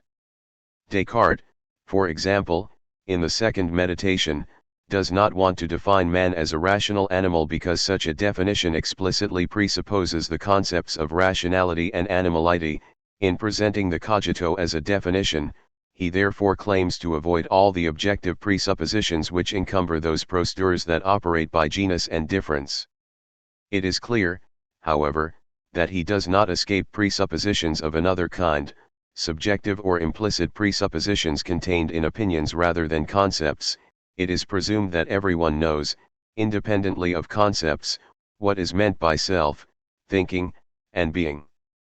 The pure self of I think thus appears to be a beginning only because it has referred all its presuppositions back to the empirical self. Moreover, while Hegel criticized Descartes for this, he does not seem, for his part, to proceed otherwise. Pure being, in turn, is a beginning only by virtue of referring all its presuppositions back to sensible, concrete, empirical being.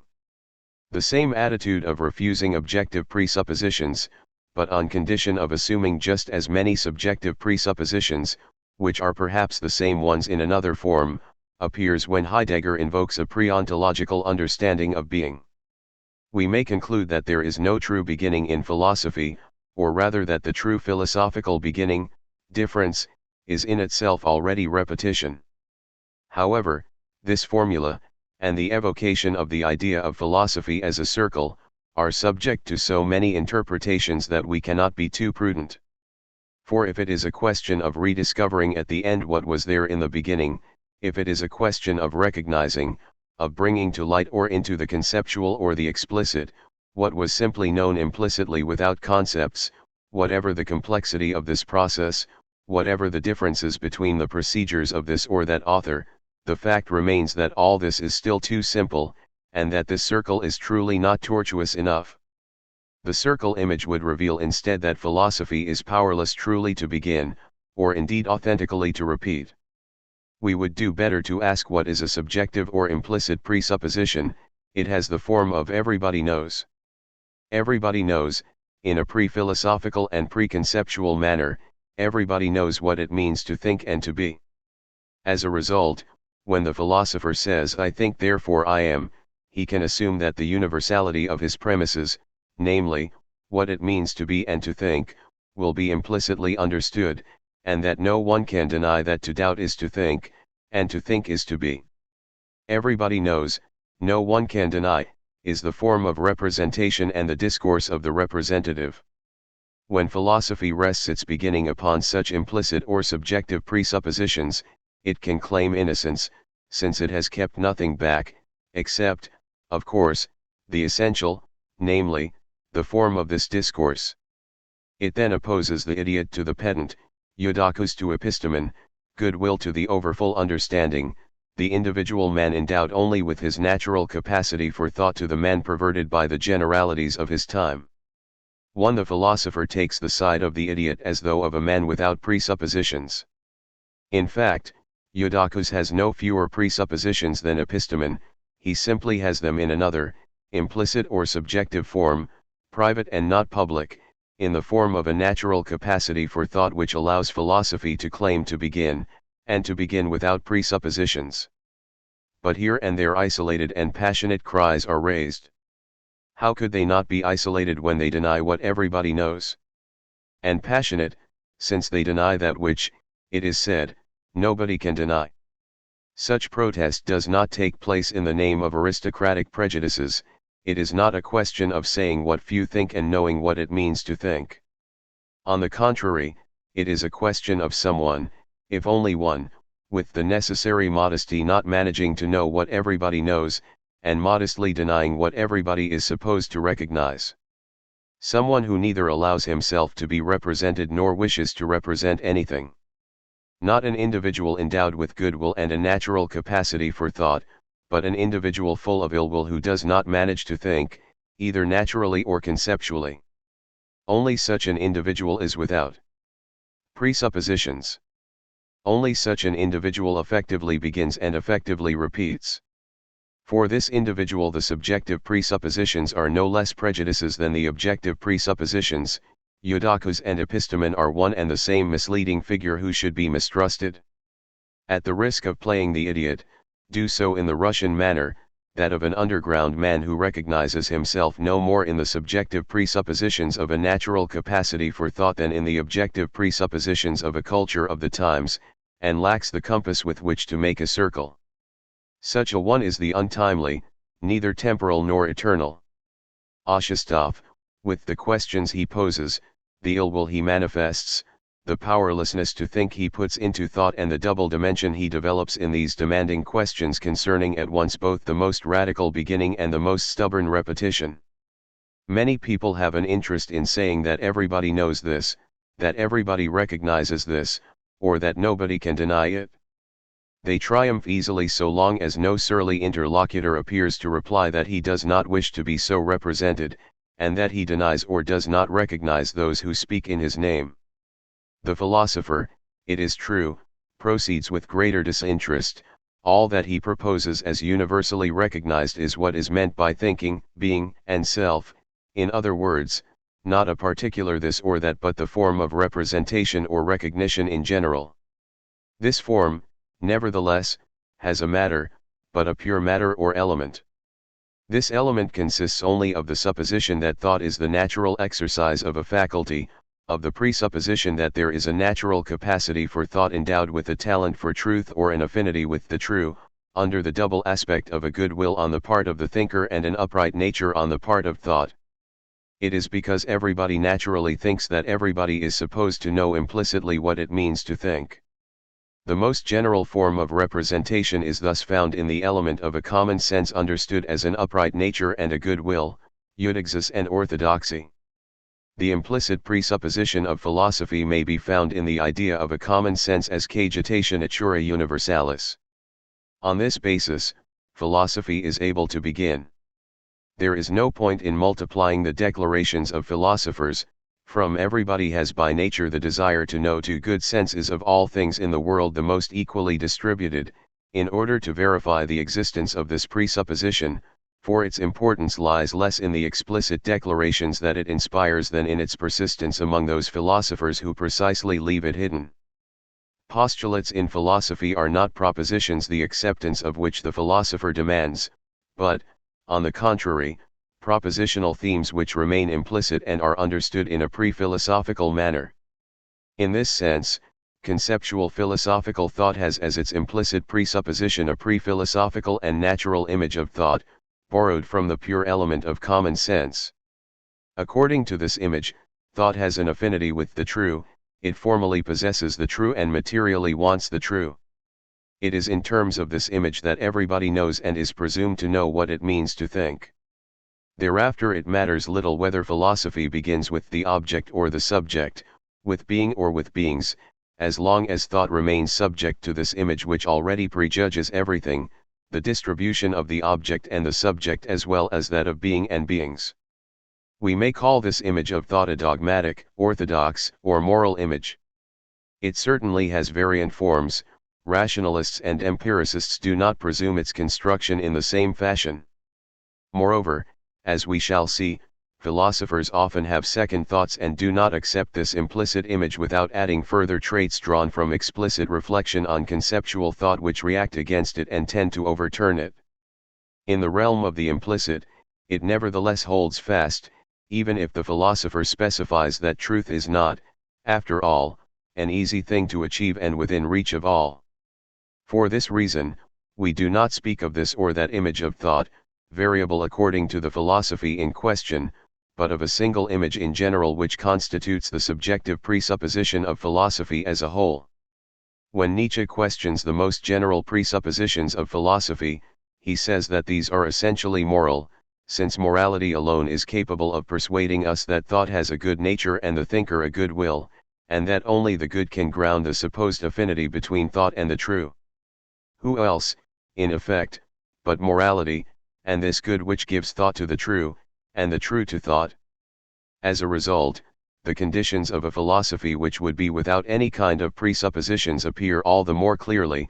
Instead of being supported by the moral image of thought, it would take as its point of departure a radical critique of this image and the postulates it implies.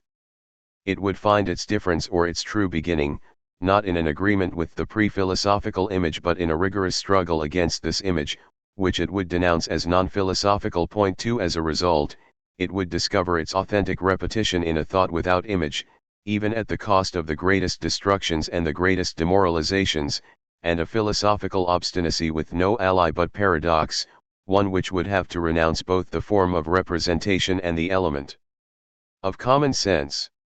As though thought could begin to think, and continually begin again, only when liberated from the image and its postulates. It is futile to claim to reformulate the doctrine of truth without first taking stock of the postulates which project this distorting image of thought. It cannot be regarded as a fact that thinking is the natural exercise of a faculty, and that this faculty is possessed of a good nature and a good will. Everybody knows very well that in fact men think rarely, and more often under the impulse of a shock than in the excitement of a taste for thinking. Moreover, Descartes' famous suggestion that good sense, the capacity for thought, is of all things in the world the most equally distributed rests upon no more than an old saying, since it amounts to reminding us that men are prepared to complain of lack of memory, imagination, or even hearing, but they always find themselves well served with regard to intelligence and thought. What makes Descartes a philosopher is that he makes use of that saying in order to erect an image of thought as it is in principle. Good nature and an affinity with the true belong in principle to thought, whatever the difficulty of translating this principle into fact or rediscovering it behind the facts. Natural good sense or common sense are thus taken to be determinations of pure thought. Sense is able to adjudicate with regard to its own universality, and to suppose itself universal and communicable in principle. In order to impose or rediscover this principle, in other words, to apply the mind so endowed, there must be an explicit method. There is no doubt, therefore, that in fact it is difficult to think, but the most difficult in fact may still be the easiest in principle. This is why the method itself is said to be easy from the point of view of the nature of thought. It is no exaggeration to say that this notion of ease poisons the whole of Cartesianism. When the presupposition of philosophy is found in an image of thought which is claimed to hold in principle, we can no longer be content to oppose it with contrary facts.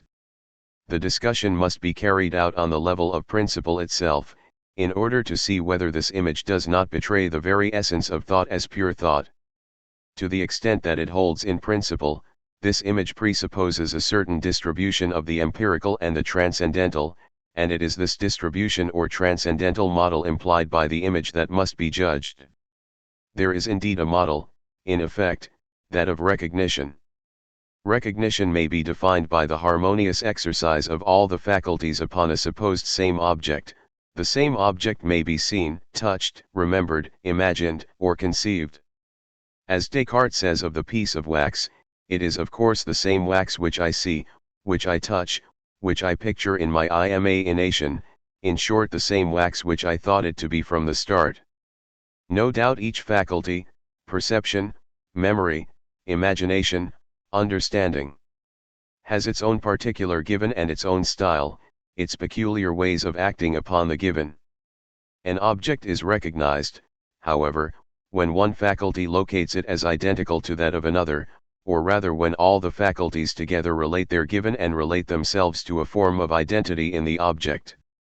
Recognition thus relies upon a subjective principle of collaboration of the faculties for everybody, in other words, a common sense as a concordia facultatum, while simultaneously, for the philosopher, the form of identity in objects relies upon a ground in the unity of a thinking subject, of which all the other faculties must be modalities. This is the meaning of the cogito as a beginning. It expresses the unity of all the faculties in the subject, it thereby expresses the possibility that all the faculties will relate to a form of object which reflects the subjective identity. It provides a philosophical concept for the presupposition of a common sense. It is the common sense become philosophical. For Kant as for Descartes, it is the identity of the self in the I think which grounds the harmony of all the faculties and their agreement on the form of a supposed same object. The objection will be raised that we never confront a formal, unspecified, universal object but only this or that object delimited and specified by a determinate contribution from the faculties. At this point, however, we must refer to the precise difference between these two complementary instances, common sense and good sense. For while common sense is the norm of identity from the point of view of the pure self and the form of the unspecified object which corresponds to it, good sense is the norm of distribution from the point of view of the empirical selves and the objects qualified as this or that kind of thing, which is why it is considered to be universally distributed. Good sense determines the contribution of the faculties in each case, while common sense contributes the form of the same. Furthermore, if the unspecified object exists only in so far as it is qualified in a particular way, then conversely, qualification operates only given the supposition of the unspecified object. We will see below how, in an entirely necessary manner, good sense and common sense complete each other in the image of thought. Together they constitute the two halves of the Dasein. For the moment, it suffices to note the precipitation of the postulates themselves, the image of a naturally upright thought, which knows what it means to think, the pure element of common sense which follows from this in principle, and the model of recognition, or rather, the form of recognition, which follows in turn. Thought is supposed to be naturally upright because it is not a faculty like the others but the unity of all the other faculties which are only modes of the supposed subject, and which it aligns with the form of the same in the model of recognition. The model of recognition is necessarily included in the image of thought, and whether one considers Plato's Theaetetus, Descartes' Meditations, or Kant's Critique of Pure Reason, this model remains sovereign and defines the orientation of the philosophical analysis of what it means to think. Such an orientation is a hindrance to philosophy. The supposed three levels, a naturally upright thought, an in principle natural common sense, and a transcendental model of recognition, can constitute only an ideal orthodoxy. Philosophy is left without means to realize its project of breaking with Dasein. No doubt philosophy refuses every particular Dasein, no doubt it upholds no particular propositions of good sense or common sense. No doubt it recognizes nothing in particular. Nevertheless, it retains the essential aspect of Dasein, namely, the form, and the essential aspect of common sense, namely, the element, and the essential aspect of recognition, namely, the model itself, harmony of the faculties grounded in the supposedly universal thinking subject and exercised upon the unspecified object. The image of thought is only the figure in which Dasein is universalist by being elevated to the rational level. However, so long as one only abstracts from the empirical content of Dasein, while maintaining the operation of the faculties which corresponds to it and implicitly retains the essential aspect of the content, one remains imprisoned by it. We may well discover a supertemporal form or even a subtemporal primary matter, an underground or Ur-Dasein, we have not advanced a single step, but remain imprisoned by the same cave or ideas of the times which we only flatter ourselves with having rediscovered, by blessing them with the sign of philosophy. The form of recognition has never sanctioned anything but the recognizable, and the recognized form will never inspire anything but conformities. Moreover, while philosophy refers to a common sense as its implicit presupposition, what need has common sense of philosophy? Common sense shows every day, unfortunately, that it is capable of producing philosophy in its own way. Therein lies a costly double danger for philosophy. On the one hand, it is apparent that acts of recognition exist and occupy a large part of our daily life. This is a table, this is an apple, this the piece of wax, good morning Theaetetus. But who can believe that the destiny of thought is at stake in these acts, and that when we recognize, we are thinking? Like Bergson, we may well distinguish between two kinds of recognition, that of the cow in the presence of grass, and that of a man summoning his memories.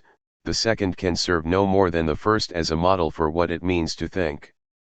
We said above that the image of thought must be judged on the basis of what it claims in principle, not on the basis of empirical objections.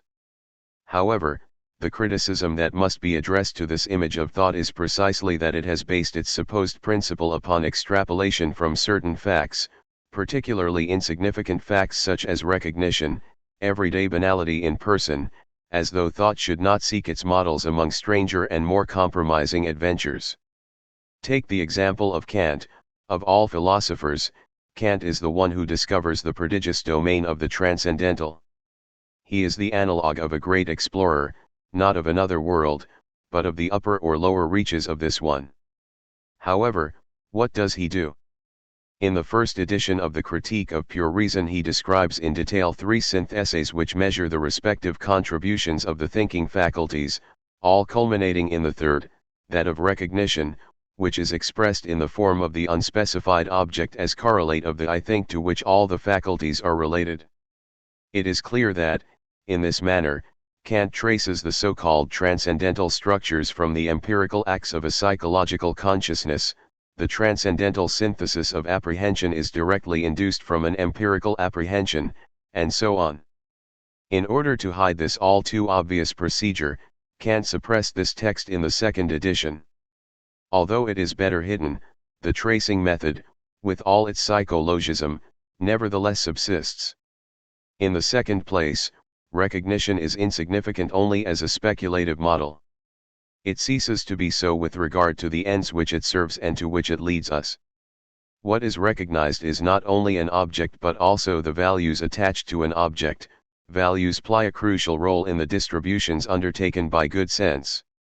In so far as the practical finality of recognition lies in the established values, then on this model the whole image of thought as cogitatio natura bears witness to a disturbing complacency. As Nietzsche says, truth may well seem to be a more modest being from which no disorder and nothing extraordinary is to be feared, a self-contented and happy creature which is continually assuring all the powers that be that no one needs to be the least concerned on its account, for it is, after all, only pure knowledge. 5. What is a thought which harms no one, neither thinkers nor anyone else?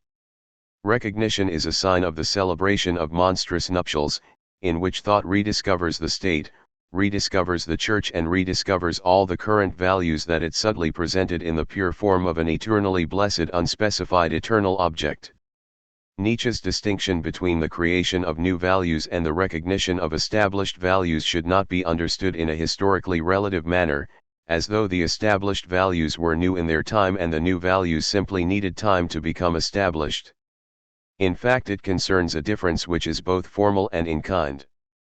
The new, with its power of beginning and beginning again, remains forever new, just as the established was always established from the outset, even if a certain amount of empirical time was necessary for this to be recognized.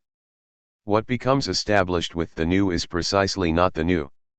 For the new, in other words, difference, calls forth forces in thought which are not the forces of recognition, today or tomorrow, but the powers of a completely other model, from an unrecognized and unrecognizable terra incognita.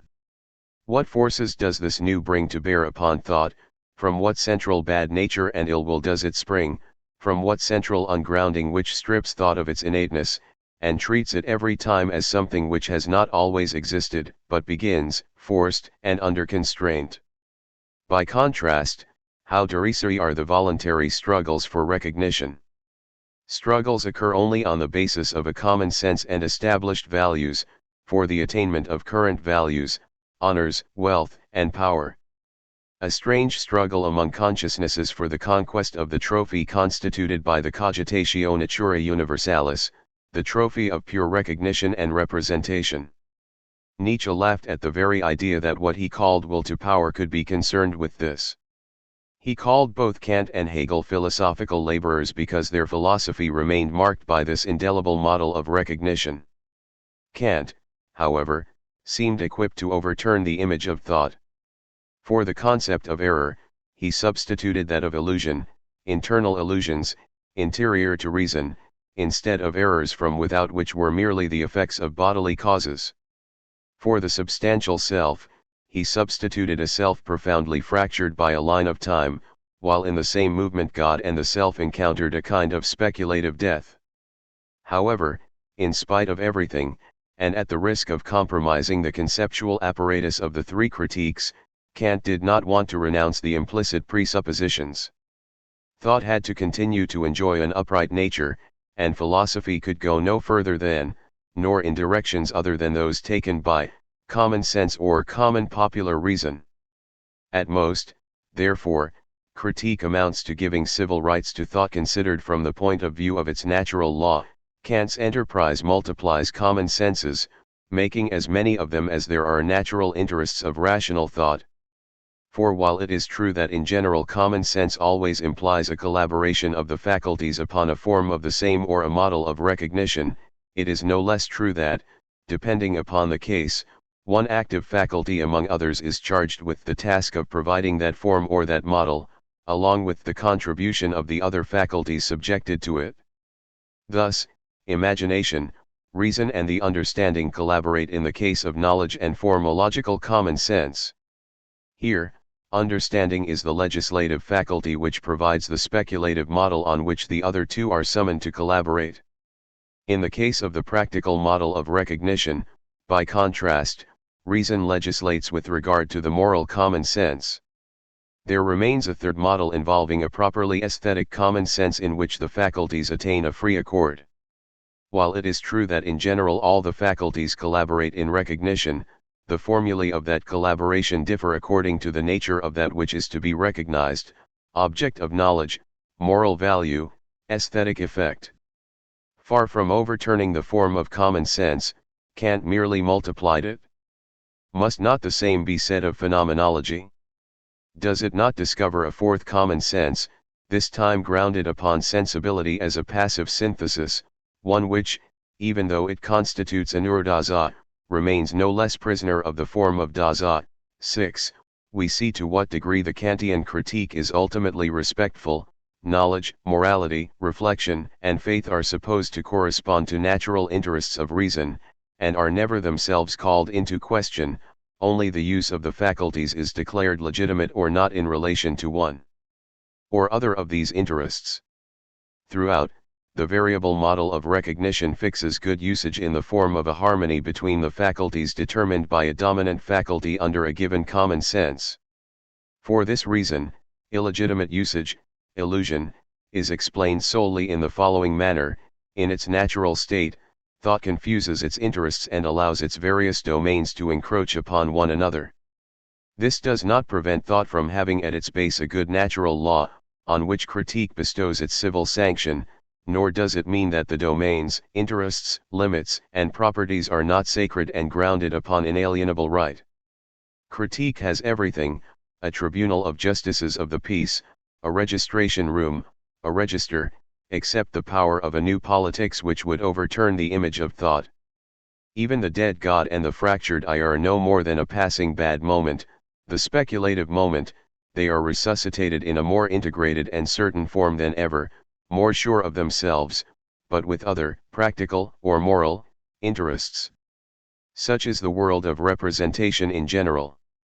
We said above that representation was defined by certain elements: identity with regard to concepts, opposition with regard to the determination of concepts, analogy with regard to judgment, resemblance with regard to objects. The identity of the unspecified concept constitutes the form of the same with regard to recognition. The determination of the concept implies the comparison between possible predicates and their opposites in a regressive and progressive double series, traversed on the one side by remembrance and on the other by an imagination, the aim of which is to rediscover or recreate, memorial imaginative reproduction. Analogy bears either upon the highest determinable concepts or on the relations between determinate concepts and their respective objects. It calls upon the power of distribution present in judgment. As for the object of the concept, in itself or in relation to other objects, it relies upon resemblance as a requirement of perceptual continuity. Each element thus appeals to one particular faculty, but is also established across different faculties within the context of a given common sense, for example, the resemblance between a perception and a remembrance. The I think is the most general principle of representation, in other words, the source of these elements and of the unity of all these faculties. I conceive, I judge, I imagine, I remember, and I perceive, as though these were the four branches of the cogito. On precisely these branches, difference is crucified. They form quadripartite fetters under which only that which is identical, similar, analogous, or opposed can be considered different. Difference becomes an object of representation always in relation to a conceived identity, a judged analogy, an imagined opposition, or a perceived similitude. Under these four coincident figures, difference acquires a sufficient reason in the form of a principium comparationis.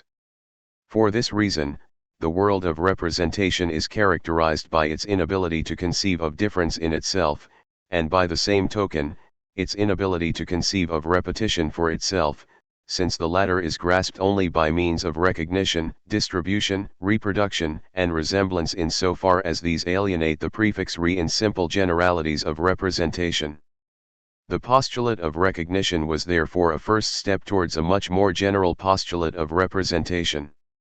Some reports of our perceptions do not provoke thought to reconsideration because the judgment of them by sensation seems adequate, while others always invite the intellect to reflection because the sensation yields nothing that can be trusted. You obviously mean distant appearances, or things drawn in perspective. You have quite missed my meaning. Point 8. This text distinguishes two kinds of things: those which do not disturb thought and, as Plato will later say, those which force us to think. The first are objects of recognition. Thought and all its faculties may be fully employed therein, thought may busy itself thereby, but such employment and such activity have nothing to do with thinking. Thought is thereby filled with no more than an image of itself, one in which it recognizes itself the more it recognizes things. This is a finger, this is a table, good morning Theaetetus. Whence the question of Socrates' interlocutor: is it when we do not recognize, when we have difficulty in recognizing, that we truly think? The interlocutor seems already Cartesian. It is clear, however, that the dubitable will not allow us to escape from the point of view of recognition. Moreover, it will only give rise to a local scepticism, or, indeed, to a generalist method, on condition that thought already has the will to reconnaisse what essentially distinguishes doubt from certitude. The same goes for dubitable as for certain things. They presuppose the good will of the thinker along with the good nature of thought, where these are understood to include an ideal form of recognition as well as a claimed affinity with the true, that philia which predetermines at once both the image of thought and the concept of philosophy. Certainties force us to think no more than doubts. To realize that 3 angles of a triangle should be equal to 2 right angles does suppose thought. It supposes the will to think of triangles and even to think of their angles. Descartes remarked that we cannot deny this equality should we think of it, but we can indeed think, even of triangles, without thinking of that equality. All truths of that kind are hypothetical, since they presuppose all that is in question and are incapable of giving birth in thought to the act of thinking. In fact, concepts only ever designate possibilities. They lack the clause of absolute necessity, in other words, of an original violence inflicted upon thought, the clause of a strangeness or an enmity which alone would awaken thought from its natural stupor or eternal possibility. There is only involuntary thought, aroused but constrained within thought, and all the more absolutely necessary for being born, illegitimately, of fortuitousness in the world.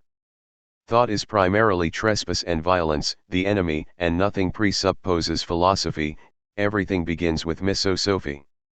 Do not count upon thought to ensure the relative necessity of what it thinks. Rather, count upon the contingency of an encounter with that which forces thought to raise up and educate the absolute necessity of an act of thought or a passion to think. The conditions of a true critique and a true creation are the same, the destruction of an image of thought which presupposes itself and the genesis of the act of thinking in thought itself. Something in the world forces us to think. This something is an object not of recognition but of a fundamental encounter. What is encountered may be Socrates, a temple, or a demon. It may be grasped in a range of affective tones: wonder, love, hatred, suffering. In whichever tone, its primary characteristic is that it can only be sensed. In this sense it is opposed to recognition. In recognition, the sensible is not at all that which can only be sensed, but that which bears directly upon the senses in an object which can be recalled, imagined, or conceived. The sensible is referred to an object which may not only be experienced other than by sense, but may itself be attained by other faculties.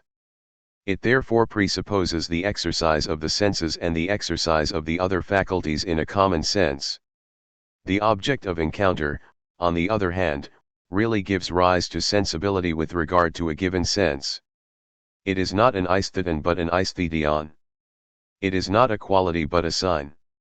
It is not a sensible being but the being of the sensible. It is not the given but that by which the given is given. It is therefore in a certain sense the imperceptible insensible. It is imperceptible precisely from the point of view of recognition, in other words, from the point of view of an empirical exercise of the senses in which sensibility grasps only that which also could be grasped by other faculties, and is related within the context of a common sense to an object which also must be apprehended by other faculties. Sensibility, in the presence of that which can only be sensed, and is at the same time imperceptible, finds itself before its own limit, the sign, and raises itself to the level of a transcendental exercise, to the nth power. Common sense is there only in order to limit the specific contribution of sensibility to the conditions of a joint labor. It thereby enters into a discordant play, its organs become metaphysical. Second character, that which can only be sensed, the sentiendum or the being of the sensible, moves the soul, perplexes it, in other words, forces it to pose a problem, as though the object of encounter, the sign, were the bearer of a problem, as though it were a problem. 9. Must problems or questions be identified with singular objects of a transcendental memory, as other texts of Plato suggest, so that there is the possibility of a training aimed at grasping what can only be recalled? Everything points in this direction. It is indeed true that Platonic reminiscence claims to grasp the immemorial being of the past, the memorandum which is at the same time afflicted with an essential forgetting, in accordance with that law of transcendental exercise which insists that what can only be recalled should also be empirically impossible to recall. There is a considerable difference between this essential forgetting and an empirical forgetting. Empirical memory is addressed to those things which can and even must be grasped. What is recalled must have been seen, heard, imagined, or thought. That which is forgotten, in the empirical sense, is that which cannot be grasped a second time by the memory which searches for it. It is too far removed, forgetting has effaced or separated us from the memory. Transcendental memory, by contrast, grasps that which from the outset can only be recalled, even the first time, not a contingent past, but the being of the past as such and the past of every time. In this manner, the forgotten thing appears in person to the memory which essentially apprehends it. It does not address memory without addressing the forgetting within memory. The memorandum here is both unrememberable and immemorial. Forgetting is no longer a contingent incapacity separating us from a memory which is itself contingent. It exists within essential memory as though it were the nth power of memory with regard to its own limit or to that which can only be recalled. It was the same with sensibility, the contingently imperceptible, that which is too small or too far for the empirical exercise of our senses, stands opposed to an essentially imperceptible which is indistinguishable from that which can be sensed only from the point of view of a transcendental exercise. Thus sensibility, forced by the encounter to sense the sentiendum, forces memory in its turn to remember the memorandum, that which can only be recalled. Finally, the third characteristic of transcendental memory is that, in turn, it forces thought to grasp that which can only be thought, the cogitandum or noetion, the essence, not the intelligible, for this is still no more than the mode in which we think that which might be something other than thought, but the being of the intelligible as though this were both the final power of thought and the unthinkable. The violence of that which forces thought develops from the sentiendum to the cogitandum. Each faculty is unhinged, but what are the hinges if not the form of a common sense which causes all the faculties to function and converge? Each one, in its own order and on its own account, has broken the form of common sense which kept it within the empirical element of Dasein, in order to attain both its nth power and the paradoxical element within transcendental exercise. Rather than all the faculties converging and contributing to a common project of recognizing an object, we see divergent projects in which, with regard to what concerns it essentially, each faculty is in the presence of that which is its own. Discord of the faculties, chain of force and fuse along which each confronts its limit, receiving from, or communicating to, the other only a violence which brings it face to face with its own element, as though with its disappearance or its perfection. Let us pause, however, at the manner in which Plato determines the nature of the limits in each case. The text of the Republic defines that which is essentially encountered, and must be distinguished from all recognition as the object of a contradictory perception. Whereas a finger always calls for recognition and is never more than a finger, that which is hard is never hard without also being soft, since it is inseparable from a becoming or a relation which includes the opposite within it. The same is true of the large and the small, the one and the many. The sign or point of departure for that which forces thought is thus the coexistence of contraries, the coexistence of more and less in an unlimited qualitative becoming.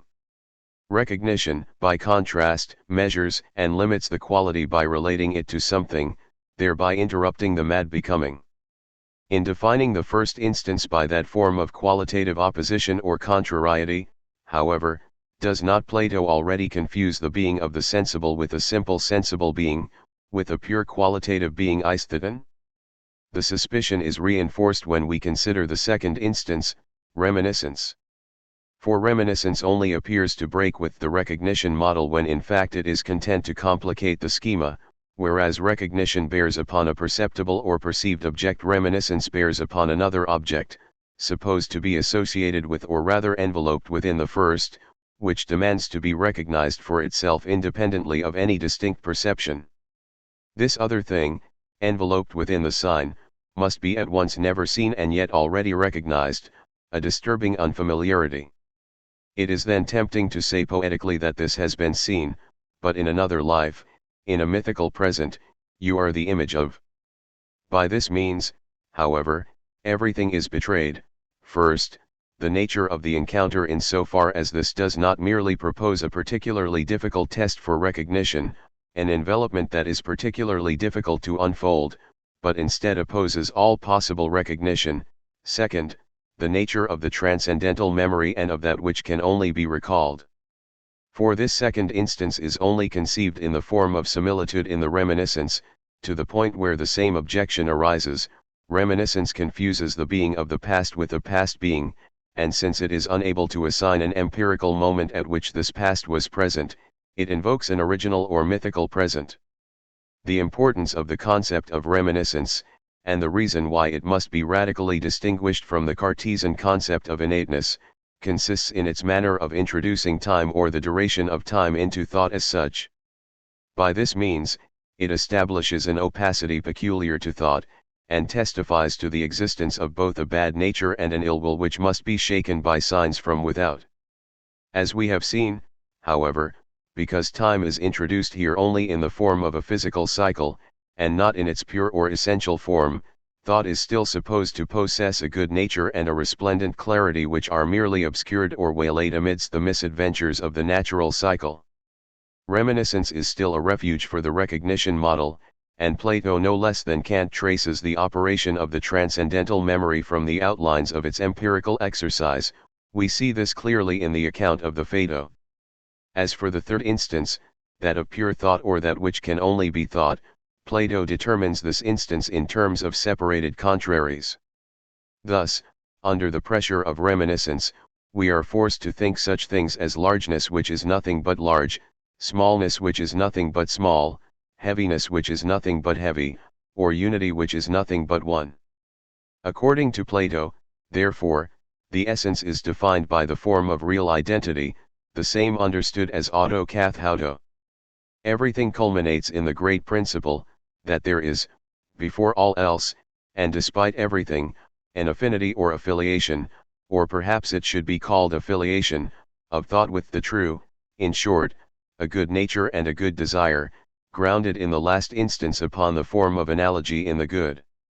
As a result, the Plato who wrote the passage from the Republic cited above was also the first to erect the dogmatic and moralizing image of thought which neutralizes that text and allows it to function only as a repentance. Having discovered the superior or transcendent exercise of the faculties, Plato subordinated this to the forms of opposition in the sensible, similitude in reminiscence, identity in the essence and analogy in the good. In this manner he prepared the way for the world of representation, carrying out a first distribution of its elements and already covering the exercise of thought with a dogmatic image which both presupposes and betrays it.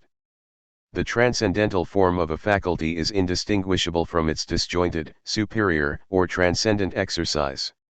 Transcendent in no way means that the faculty addresses itself to objects outside the world but, on the contrary, that it grasps that in the world which concerns it exclusively and brings it into the world. The transcendent exercise must not be traced from the empirical exercise precisely because it apprehends that which cannot be grasped from the point of view of common sense, that which measures the empirical operation of all the faculties according to that which pertains to each, given the form of their collaboration. That is why the transcendental is answerable to a superior empiricism which alone is capable of exploring its domain and its regions. Contrary to Kant's belief, it cannot be induced from the ordinary empirical forms in the manner in which these appear under the determination of common sense. Despite the fact that it has become discredited today, the doctrine of the faculties is an entirely necessary component of the system of philosophy. Its discredit may be explained by the misrecognition of this properly transcendental empiricism, for which was substituted in vain a tracing of the transcendental from the empirical. Each faculty must be borne to the extreme point of its dissolution, at which it falls prey to triple violence, the violence of that which forces it to be exercised, of that which it is forced to grasp and which it alone is able to grasp, yet also that of the ungraspable, from the point of view of its empirical exercise. This is the threefold limit of the final power.